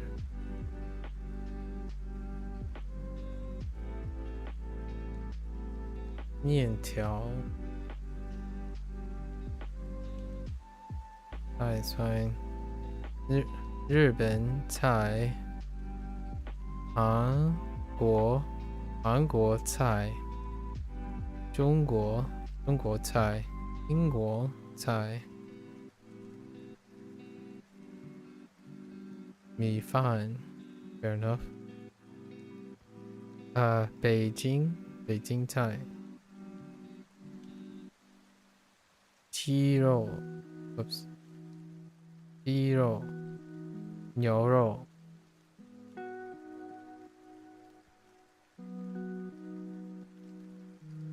Alright, let's rekindle our mnemonic. So how do we start? Talk about health first. Let's do with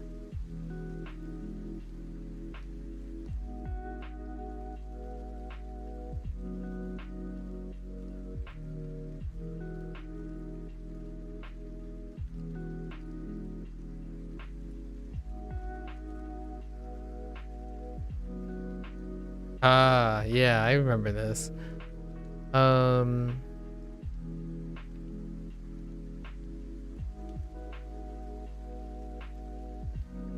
Better.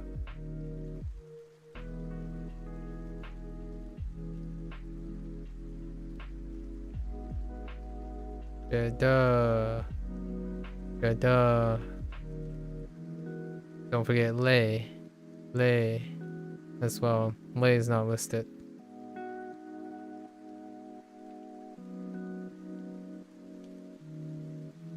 Lay is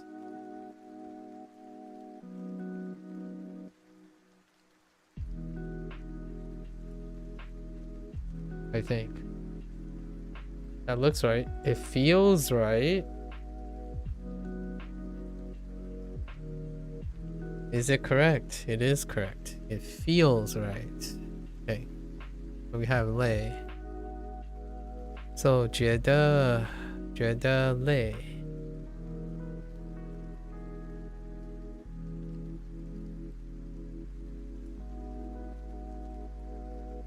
Oops.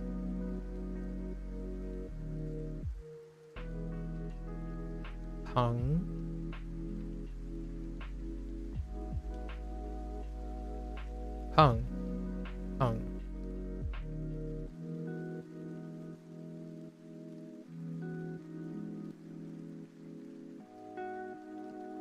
Good lay. Good hung.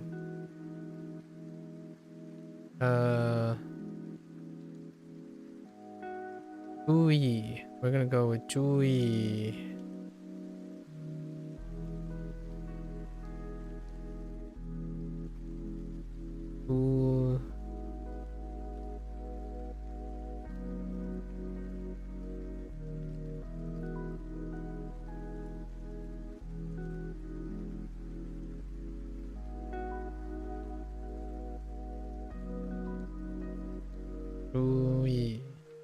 Juyi. 忙不忙?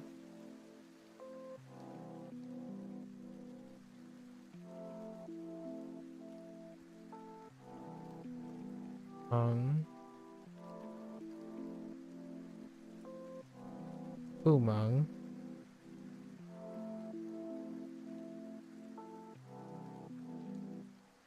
工作.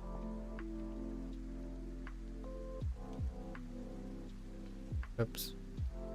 One extra stroke.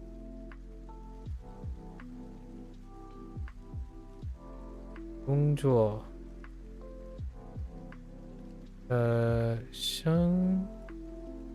Oops. That's way too long.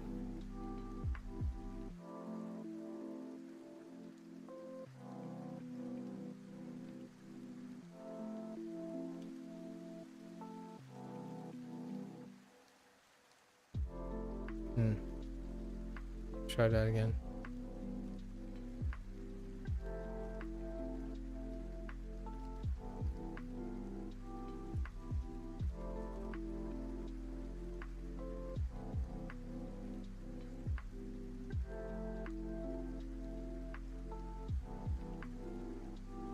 身体，身体，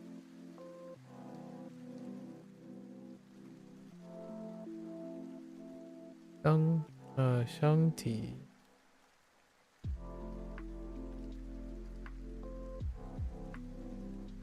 健康。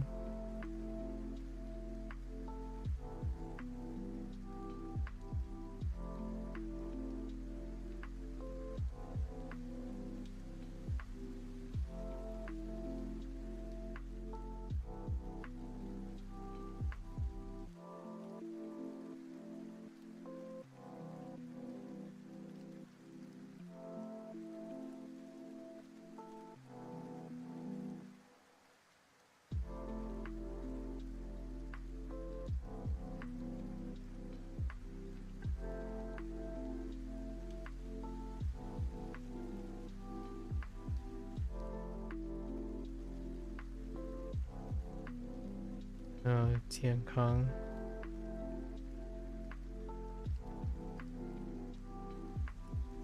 Okay. Then we went to food, right?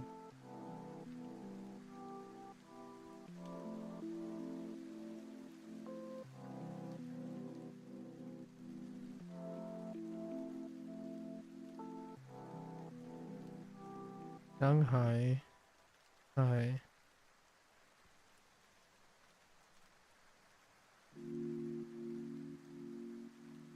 Shanghai, Thai.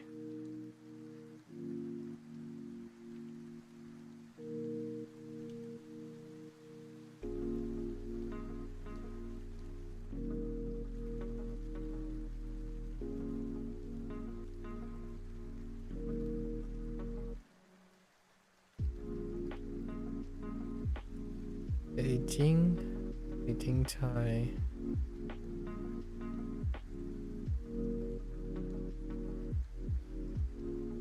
Japan, Thai.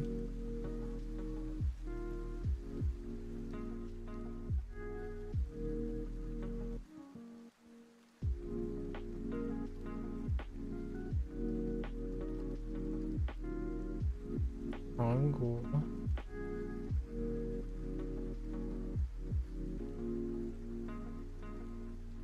Trung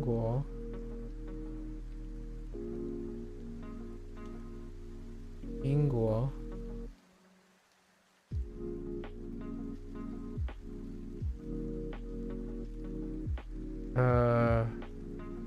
Oh, I missed one. 开市。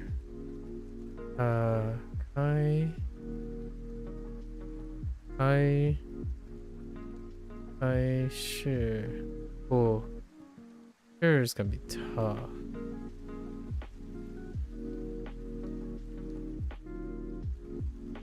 开始锻炼，锻炼，锻炼，锻炼。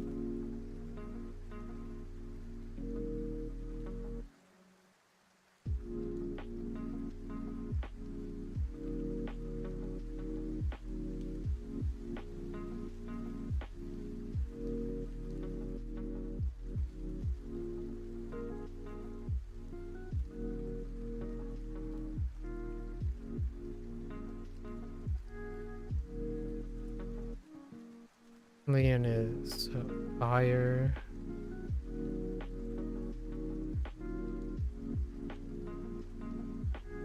And modify 东西。锻炼。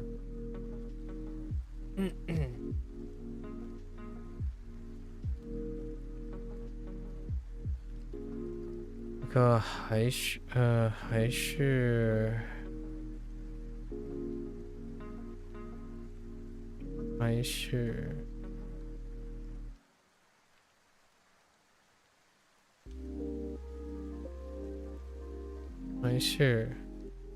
对。We had food items, so 面条。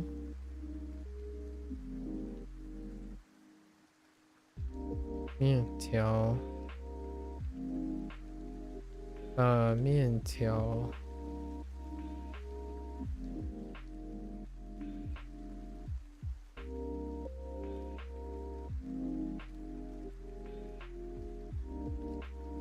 米饭，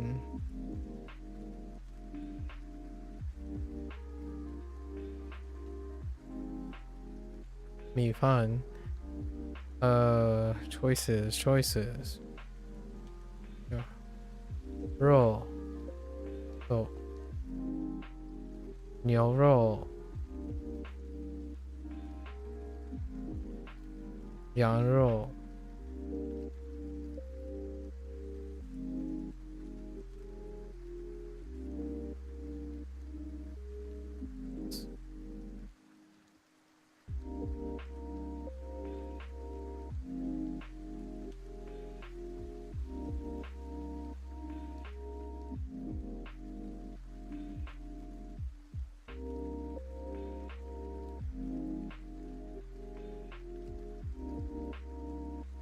，I'm gonna gotta be a cleaner way of doing this.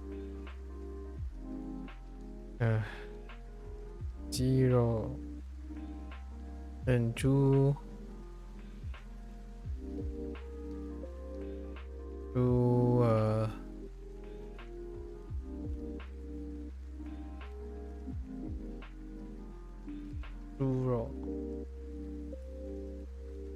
Okay, there are definitely some rough spots in there. It's gonna be our last set for the day.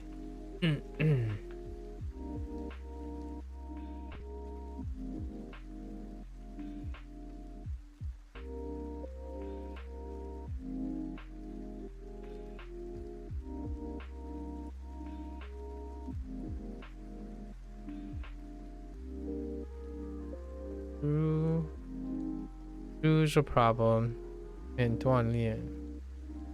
开始 as well. 锻炼。Actually, just one.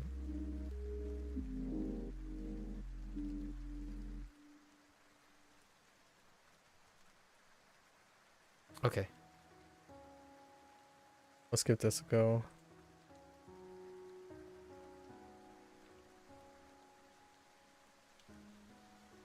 Okay. All right.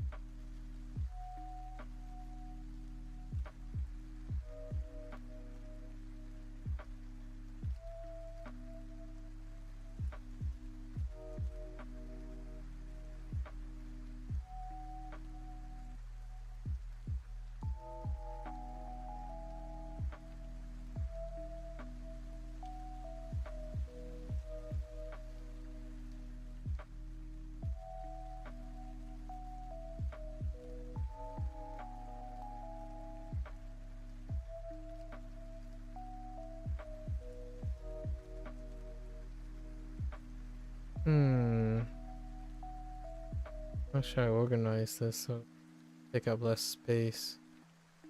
Hmm.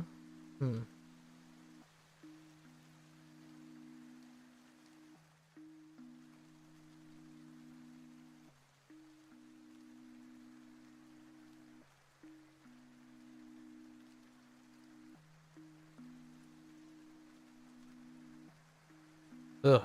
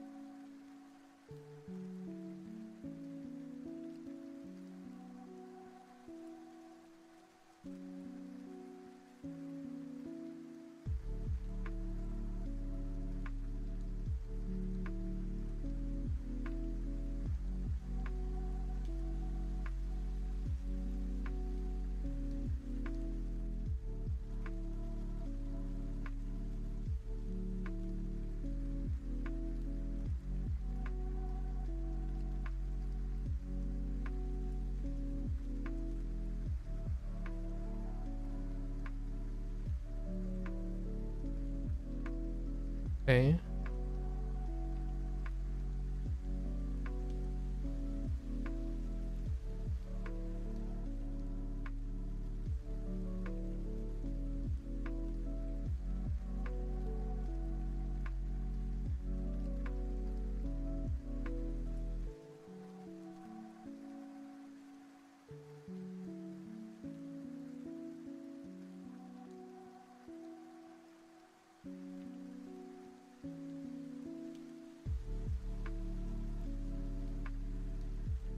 Alright. Everything that unit. Hobbies.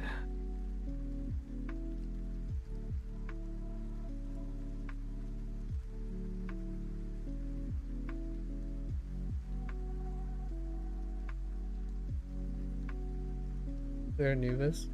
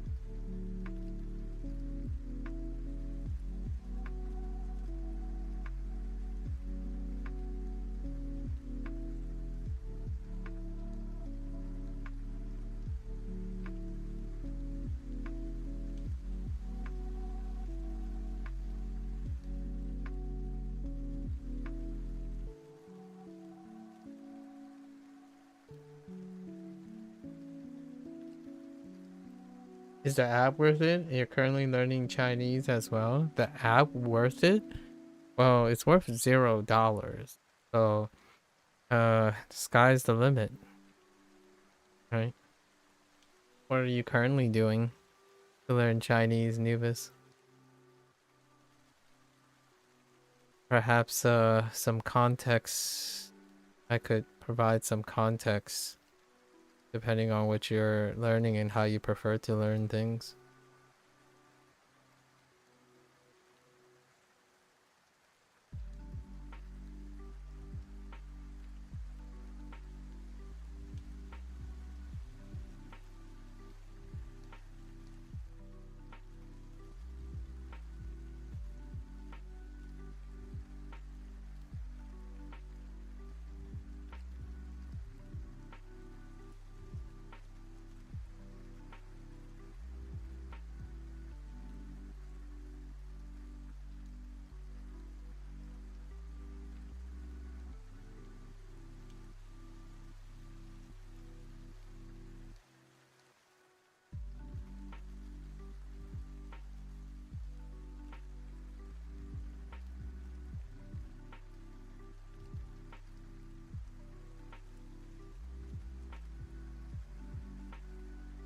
Yeah, in terms of investment, I haven't invested anything in the app other than getting free knowledge from it.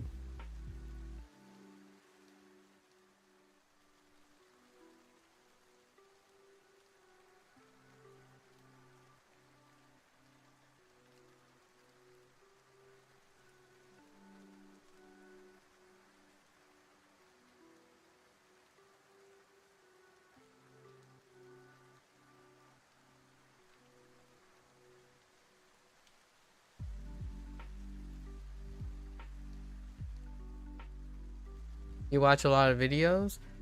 That's pretty good. How are you keeping account?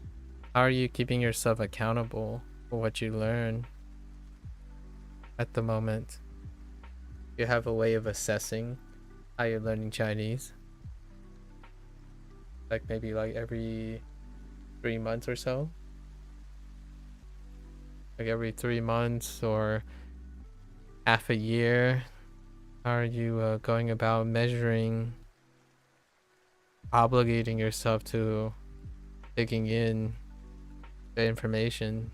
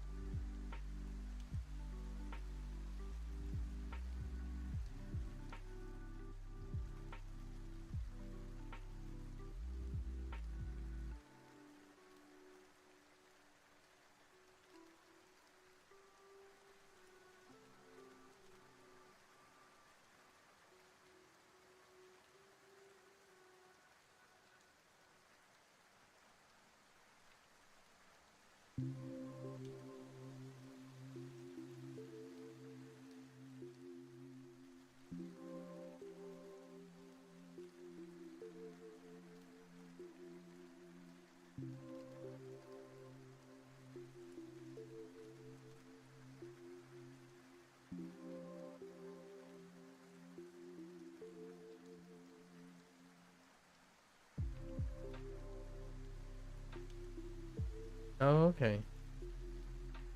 Do you have a friend to talk to or someone that can, like, do you have anything that actively is giving you feedback? If there isn't anything that's giving you active feedback, like if you don't have like zero, let's just say zero active feedback, there's $0 to use Duolingo to provide you with some feedback. So if your starting position, you have zero feedback whatsoever about if you're like taking in your target language, Duolingo is a zero place to start. There are other choices as well. You can try them out. Actually, I'm not sure about Chinese. I don't know exactly a lot about Chinese, but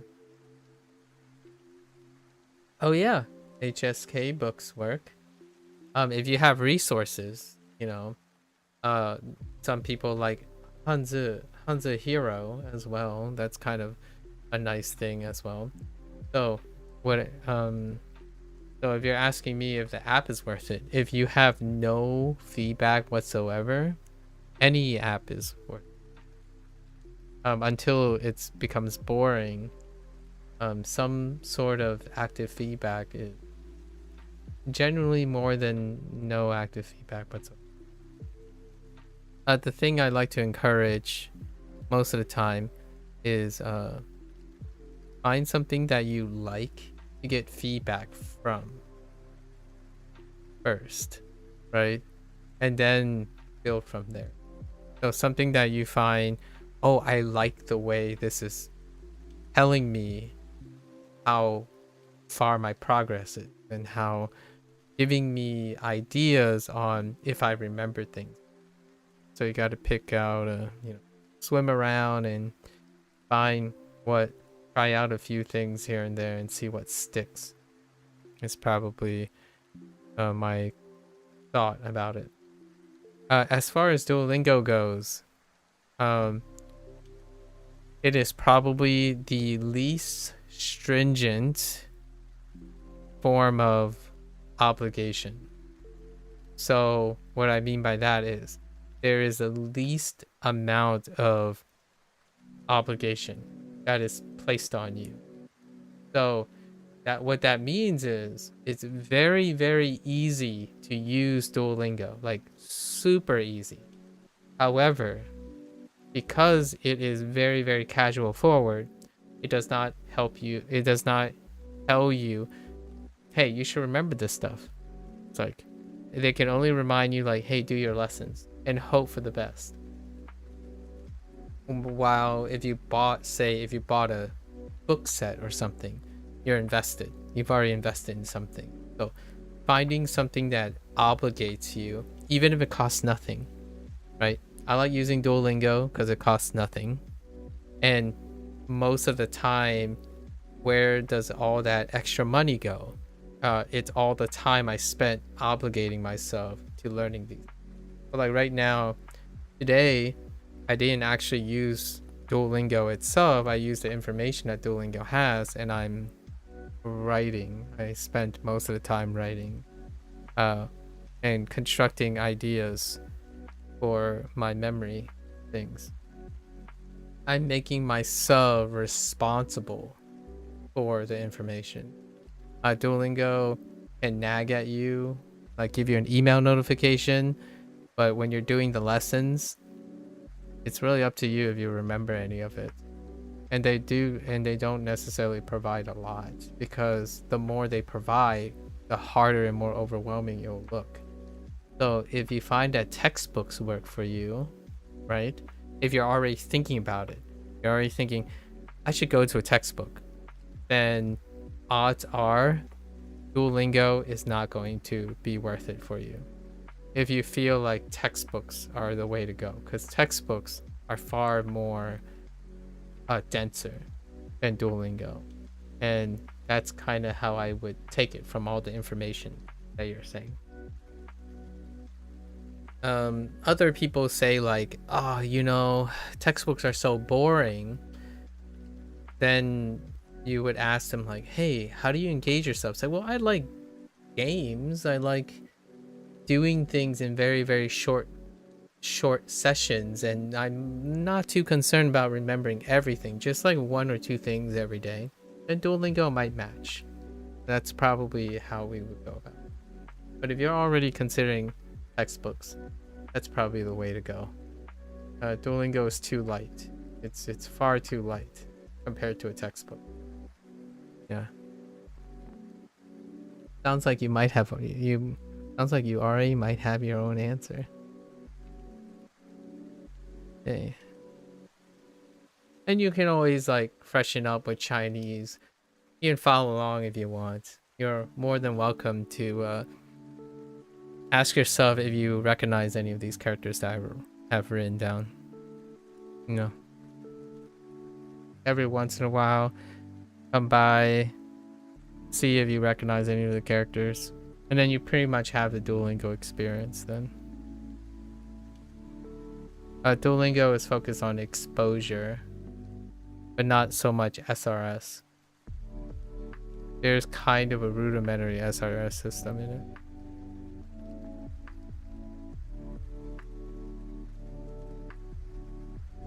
Let's see. Where are we? Taking picture. Camera.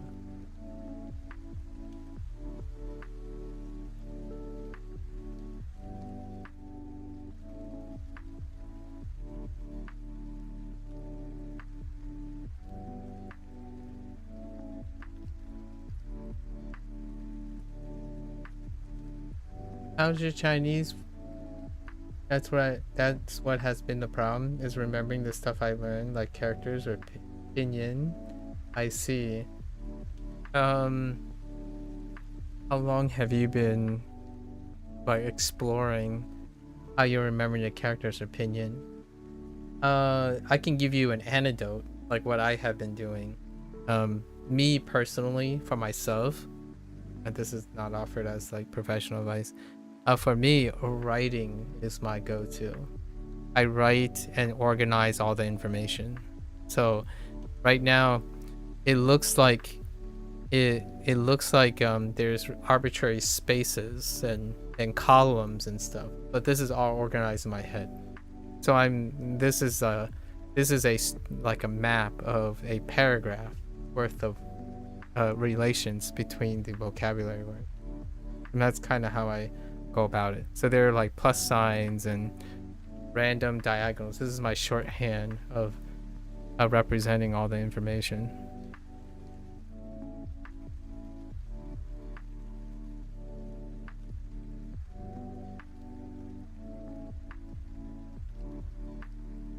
I need more space.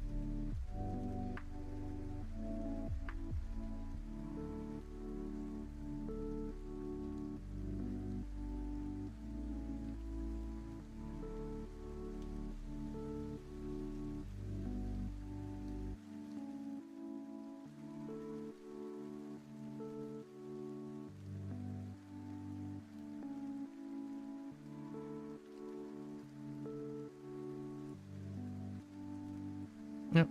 All right. 2 more units. I'll call it a day after that.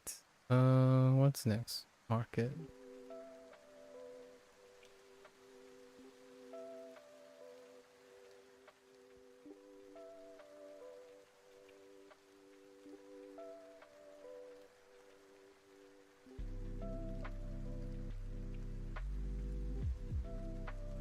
I think a lot of times, I mentioned this quite a bit in like my review sessions and whatnot. If you're like completely in the dark on how to like maybe try to engage your memory, especially in the target language, make it about the things that you like. So start with things that you know you're good at remembering, or you don't really try that hard, or you do try hard but it's less effort to remember. And then use your target language and bind, in my opinion, try to be as creative as possible to bind your language, your target language, to that thing. And that creates a sentimental link. It creates an emotional link to the meaning and the idea.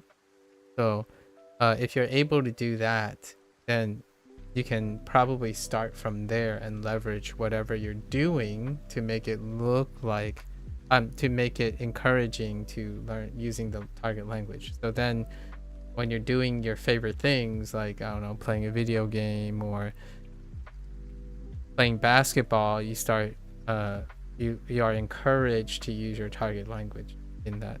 I like writing, so I do writing. And I like story creating and creating associations between things. So I do that in the target language. You usually write down in pinyin, since I haven't learned to write characters. Okay. And now you're comfortable with pinyin, right? So if you're comfortable with pinyin, I probably would encourage a fun way to link pinyin with the characters. I actually started with that. That was my first thing. Like right now, I don't write the pinyin anymore, but I can see the pinyin in all of these characters. So I didn't like stop all of a sudden, or I choose when I do, but it's not like I can't write the pinyin for these things. So I still practice. Sorry, I got something in my throat. So I still write, or I still think of the pinyin because I want to keep the pinyin on hand. right? So like this is non, right? This is non. This is Joel. Whoops. Joel. This is Nin. Nin. Chu. Chu.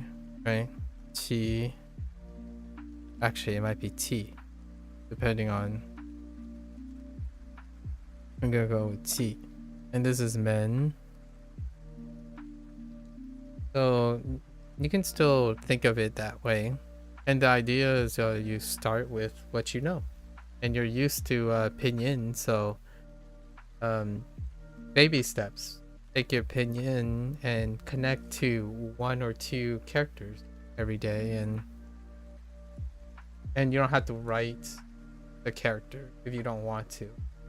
A lot of people actually opt out from writing characters, but you'll get used to seeing the pinyin whenever it's next to a character, possibly. Or additionally, you could say the sound, and at some point you can go about doing it that way as well. Increasing the amount of level of input and output it as many ways as possible that you feel that doesn't take too much, like feel a little natural at first and whatnot. It can go a long way, right?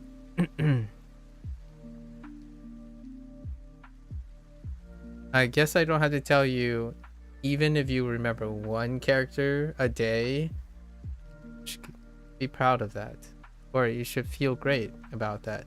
1 character a day in 1 year, that's 365 characters. That is a lot of characters. Oh yeah.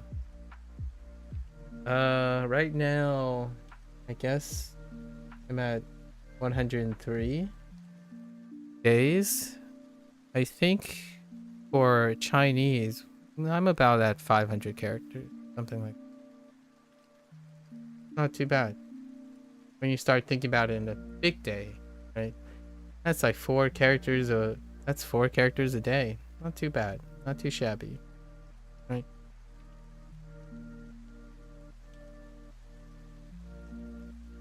And then come back and tell me how many characters you recognize on the screen. You know? I love to hear when people share with me stories about their relationships with these characters. The more you share, the more likely you'll remember the characters too.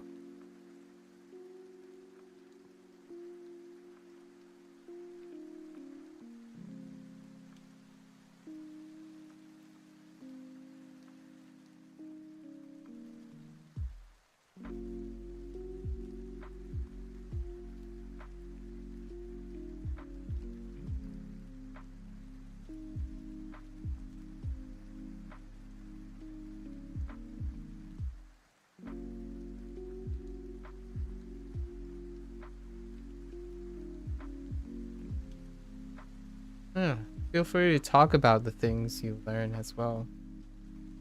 Or complain. Feel free to complain about something.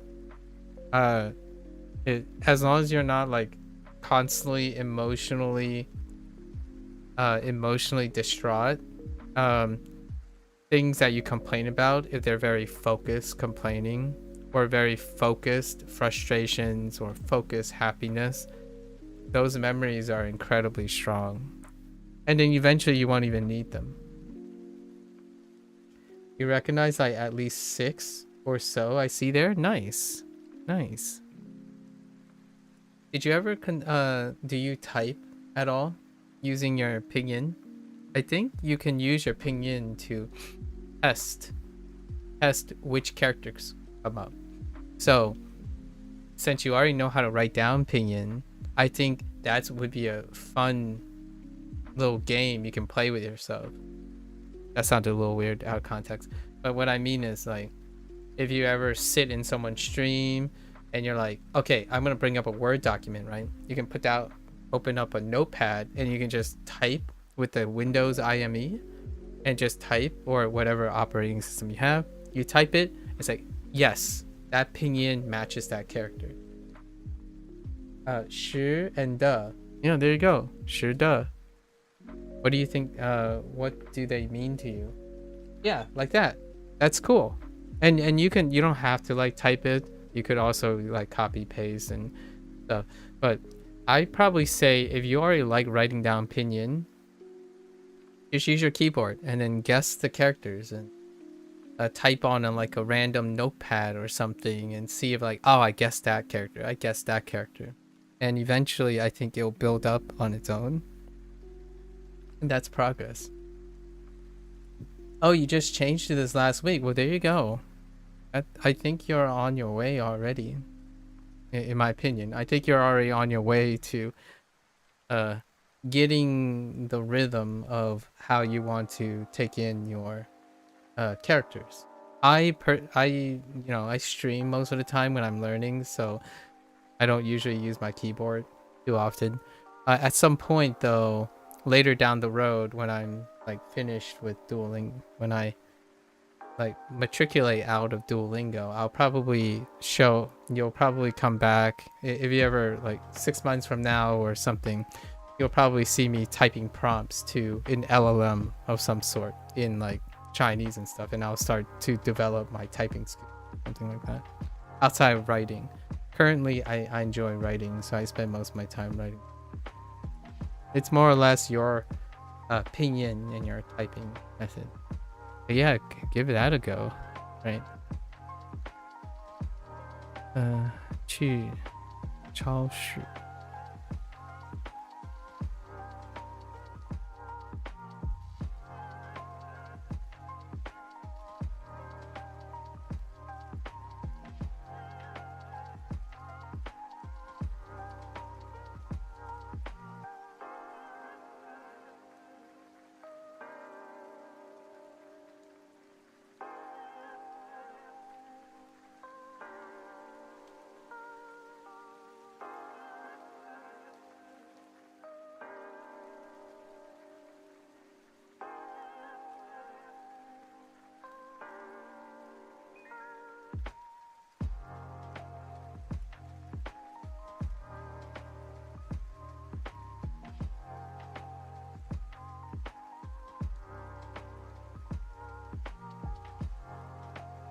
Also, by the way, if you can make a friend or someone that you just see on chat and stuff, that's always a gold standard. Or having someone that engages you or are willing to listen or throw back and forth comments, that's always kind of nice. Unfortunately, I don't have a difference. I think generally people liked Hello Talk. So when it comes to Chinese, I think Hello Talk is a very common one or a space for that. Sometimes it's a little bit more. There are WeChat communities for Mandarin, but I think Hello Talk is is one that comes up a lot of people who want to like even exchange language. So since you obviously know English, you might be able to find a conversation partner on Hello Talk for Chinese.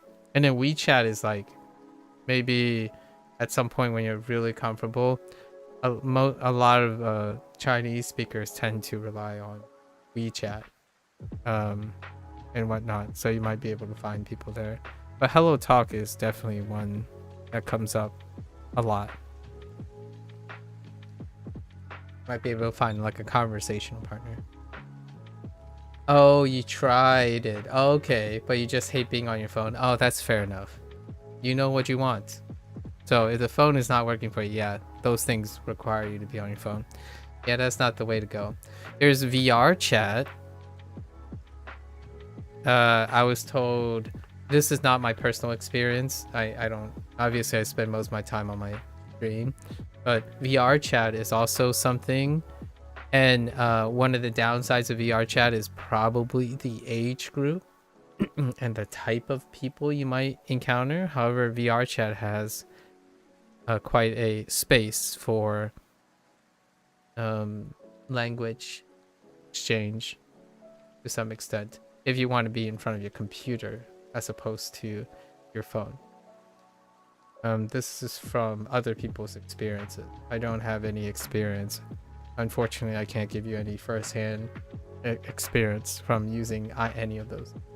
WeChat is good. You can use it on PC. Oh, okay. I didn't even realize that. The one time I used WeChat was pretty much coincidentally was when I was chatting with someone who spoke more Chinese than English, and that was more like a relationship kind of related thing.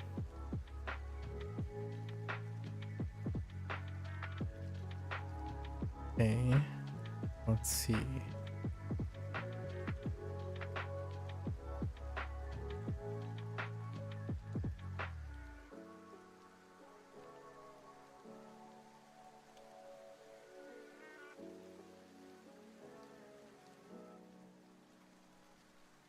Oops.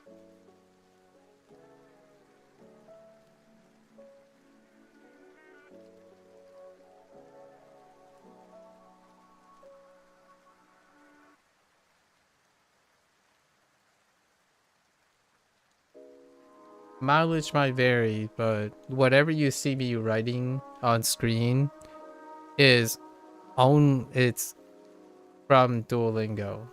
So like whatever is being written on screen, it comes from Duolingo. Whether people remember it or not is definitely up to the user, but this is what I remember from Duolingo.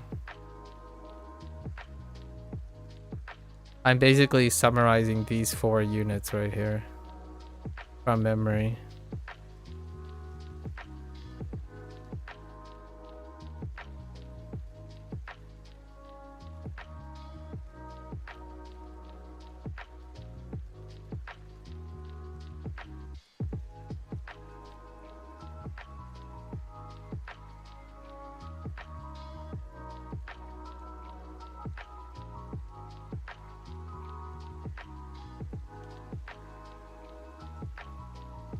That's a little steep.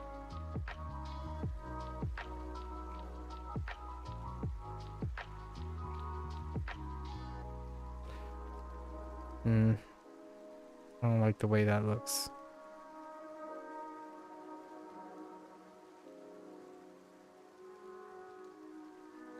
That looks a little bit better.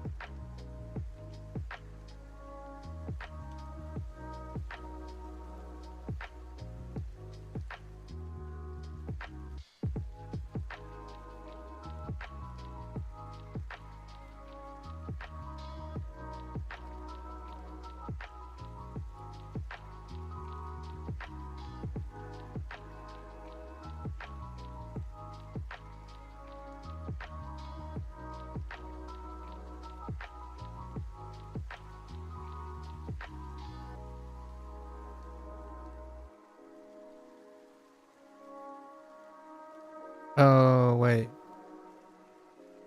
Hang on. I think I forgot some.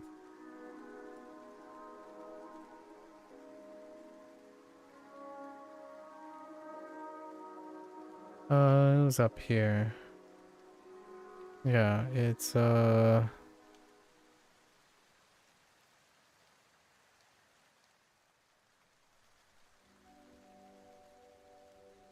饮料.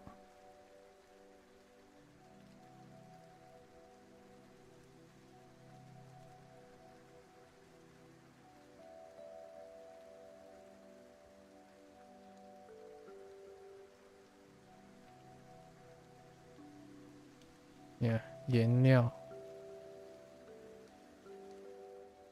I didn't think of that word, one word a day, until you said it. That's pretty inspiring, actually. One word a day. One word a day.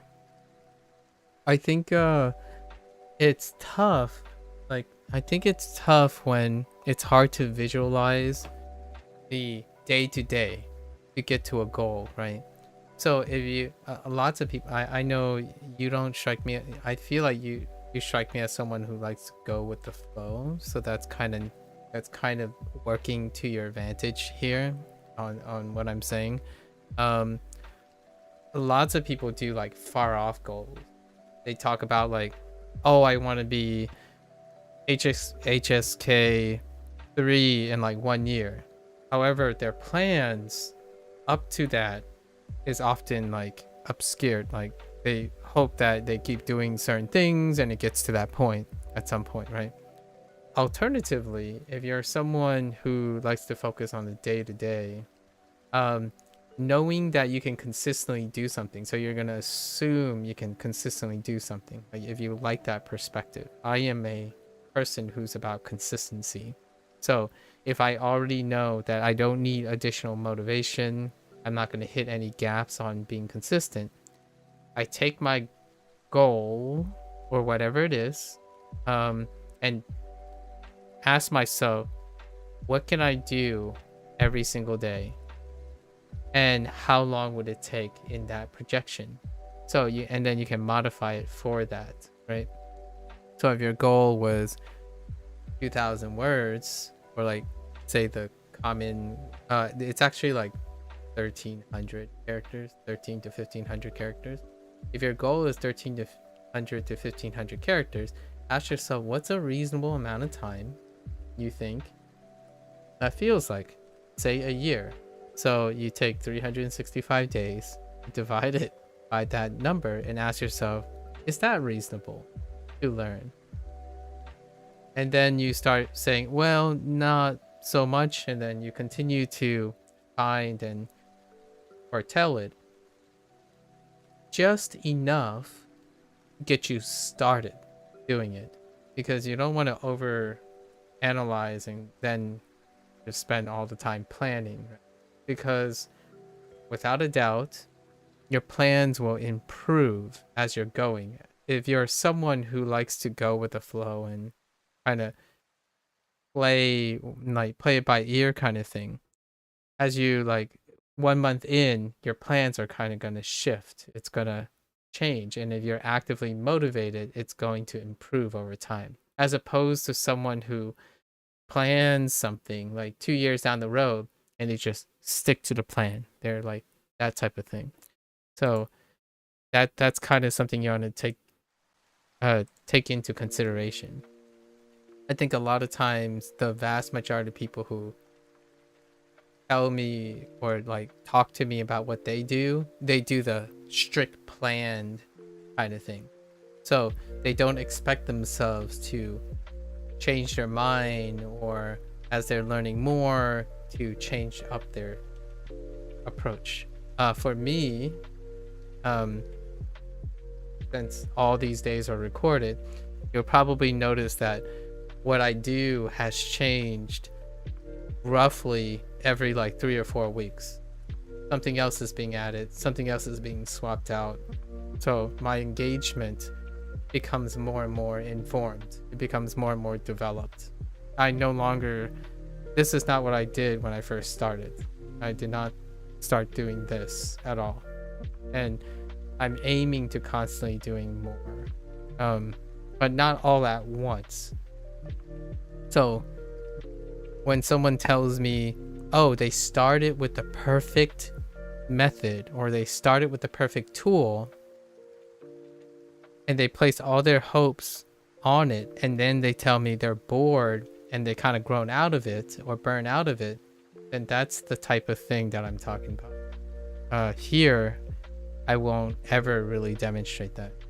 I don't ever expect that the thing I started with is the thing I stop or end. So the idea is, find something that gets you started, and and you got to trust yourself to be invested. That's that thing that you started. It has to be something that captivates you, something that excites you, because over time, in my opinion, as long as you remain excited, in my opinion, the bottom line, you remain motivated and excited, you yourself will naturally be creative enough to take the new experience you have and build on it. So by the time you get to that finish line is going to be so somewhere else, right? So find something really, really exciting. I think one word a day is very conservative. And one day, you know, after a month, you're like, nah. One word a day? Nah. 2 words a day. You know, let's up our game. And then you might have days where like, oh, I'm gonna go 5 words a day.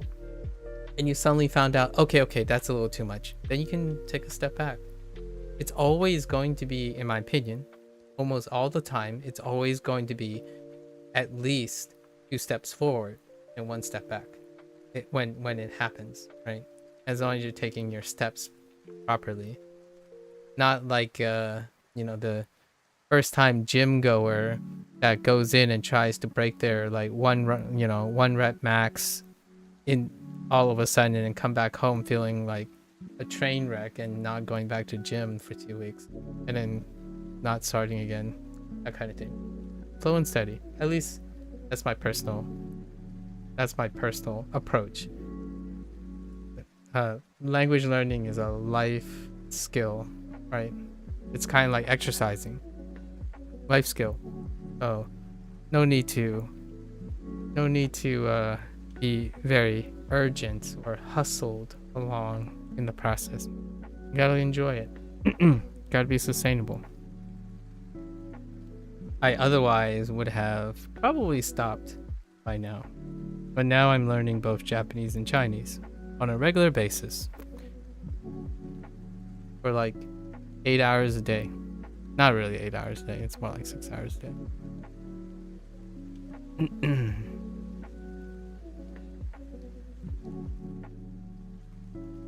Okay, so mianbao.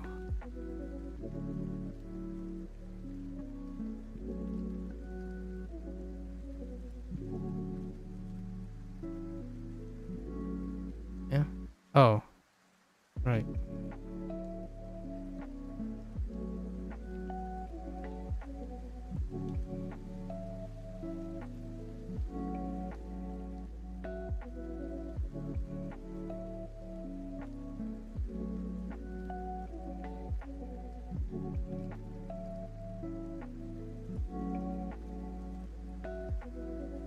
And in case you want some sort of affirmation or something, learn the character or the word and tell me about how, like, feel free to stop on, like, make it a priority for you to like write something down and tell me about how you feel about the character.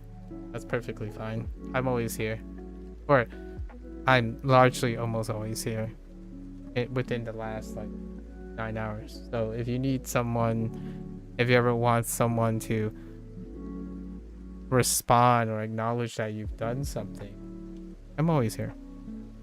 That's kind of why I decided to stream learning something. I think a lot of times having someone say good job or share some thoughts and whatnot, it makes the learning process a lot more engaging and interesting. Studying alone can be very lonely, so goes without saying. I do have like maybe like 6 or 7 people that we all have this like romantic idea that in 2 or 3 years you're probably gonna see us like chat in 3 different languages, like cut and spliced all over the place. So that's kind of our vision for the future, like talking like half English, half Chinese, and half Japanese, and tossing around. So hey, if you want to mark that on your calendar, it'll probably happen, hopefully, at least for myself.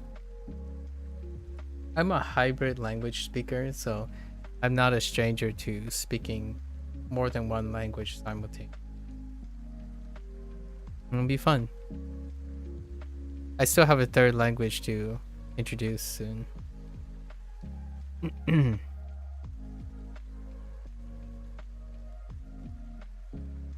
No stringent requirements here. If you want to use English and suddenly drop in a Chinese word in the middle of it, You're using your target language, in my opinion. And if it's understandable to more than one person, then you are using it in a proactive way, right? Like I speak Zhongwen, right? It's fine, perfectly fine when you know what I'm saying.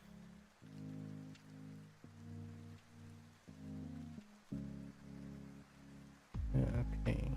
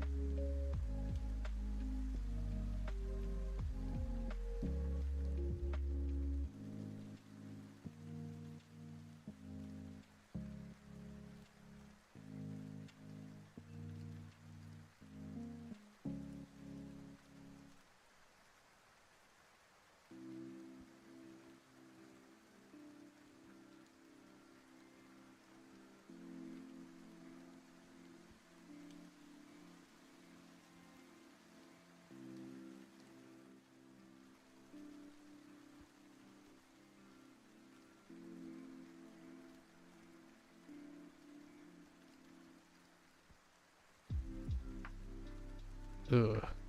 Let's rewrite that. Proportionally disagreeable.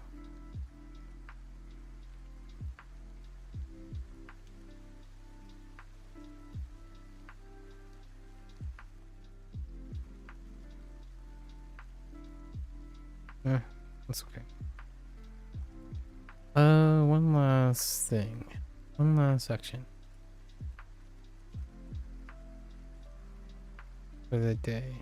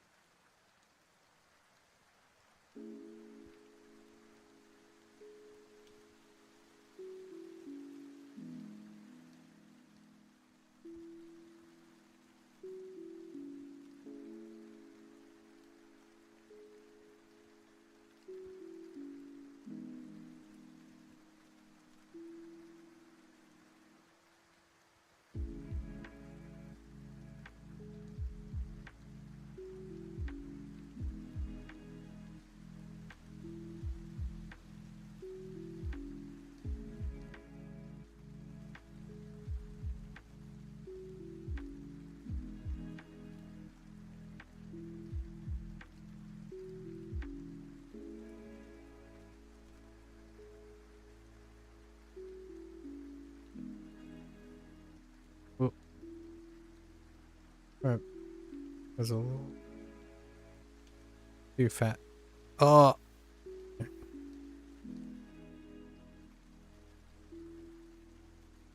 Fine.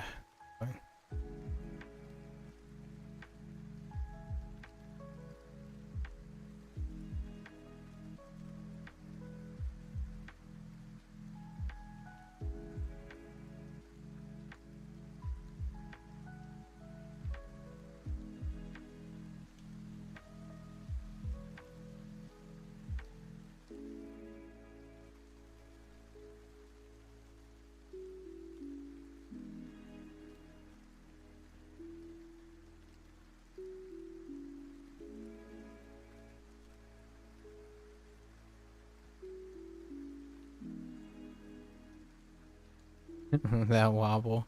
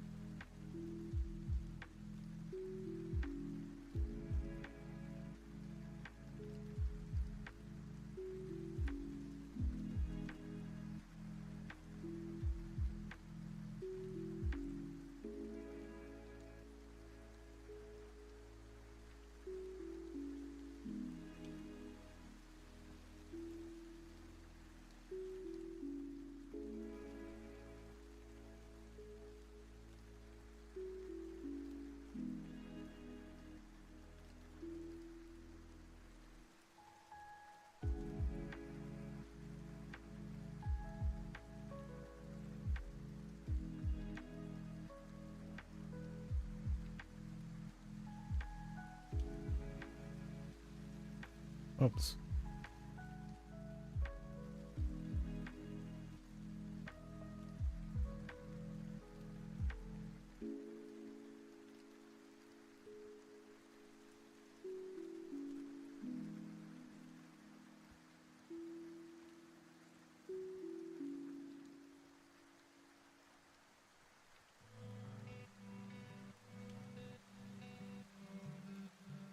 Ugh. Too tight.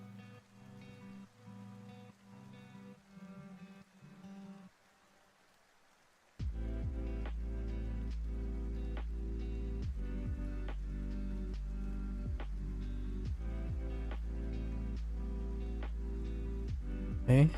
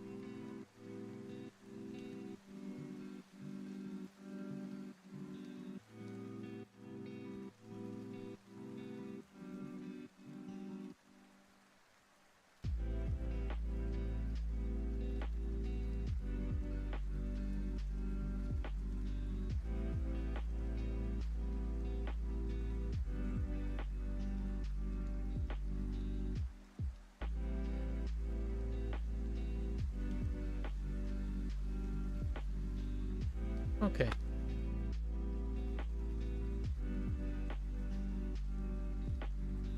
All right. Let's double check everything.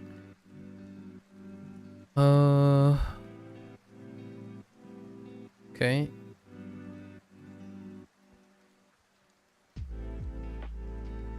Okay, good to go.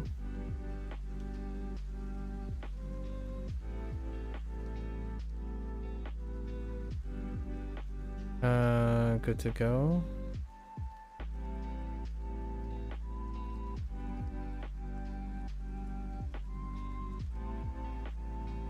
Good to go. Yep.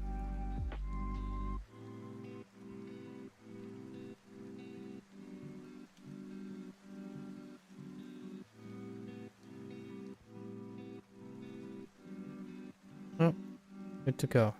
All right.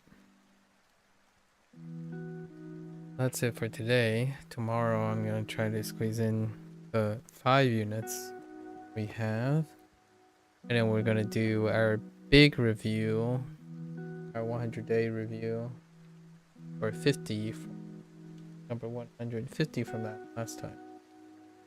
Review on day 105. Alright, that's a wrap for me today. Got a bunch of things. Yeah, the Chinese side of things is like 2 or 3 times the volume. Our review session's pretty long. On day 105. Looking forward to it. And then I'll try to make it a little different from our Japanese 200 day. Maybe talk a little bit more about it. The schedule is the same, so like the structure. So we'll review how the study structure works, I suppose, as well. And future plans. I definitely see a few Chinese games out there that are like small indie games that I kind of want to play. It's really tempting. However, we'll hold off until like the fall sale. Alright folks, there you have it. End of day 103. Julian, thanks for hanging out. Take home message. Yeah, take home message. Still gotta, you know, stick to the old mantra. Start by assessing what you know and what you do, right? What you already know how to do and what you can flex to. And then work on providing some perspective on how to remain consistent, right? And if all else fails, in my opinion, having 1 or 2 people with a common interest, perhaps being able to resonate with them, right? There are lots of people out there who openly express how they like things and express things. Finding an expressive person who expresses things that you're very interested in or can resonate with, it's a great way to find a outside source of motivation and engagement. Sometimes if you feel like you have doubts about your own motivation and source of inspiration, having contact with another person, hey, who knows, it might lead to more of a relationship than you think. And that's always kind of nice, right? Kind of nice. Other than that, you know, get some perspective, write down what works, where you can go from there. That's always kind of a nice place to start. Until next time, if you're gonna watch this later, 谢谢. And until then, 再见. So stay safe, stay healthy. I'll catch you guys on the next one. Bye.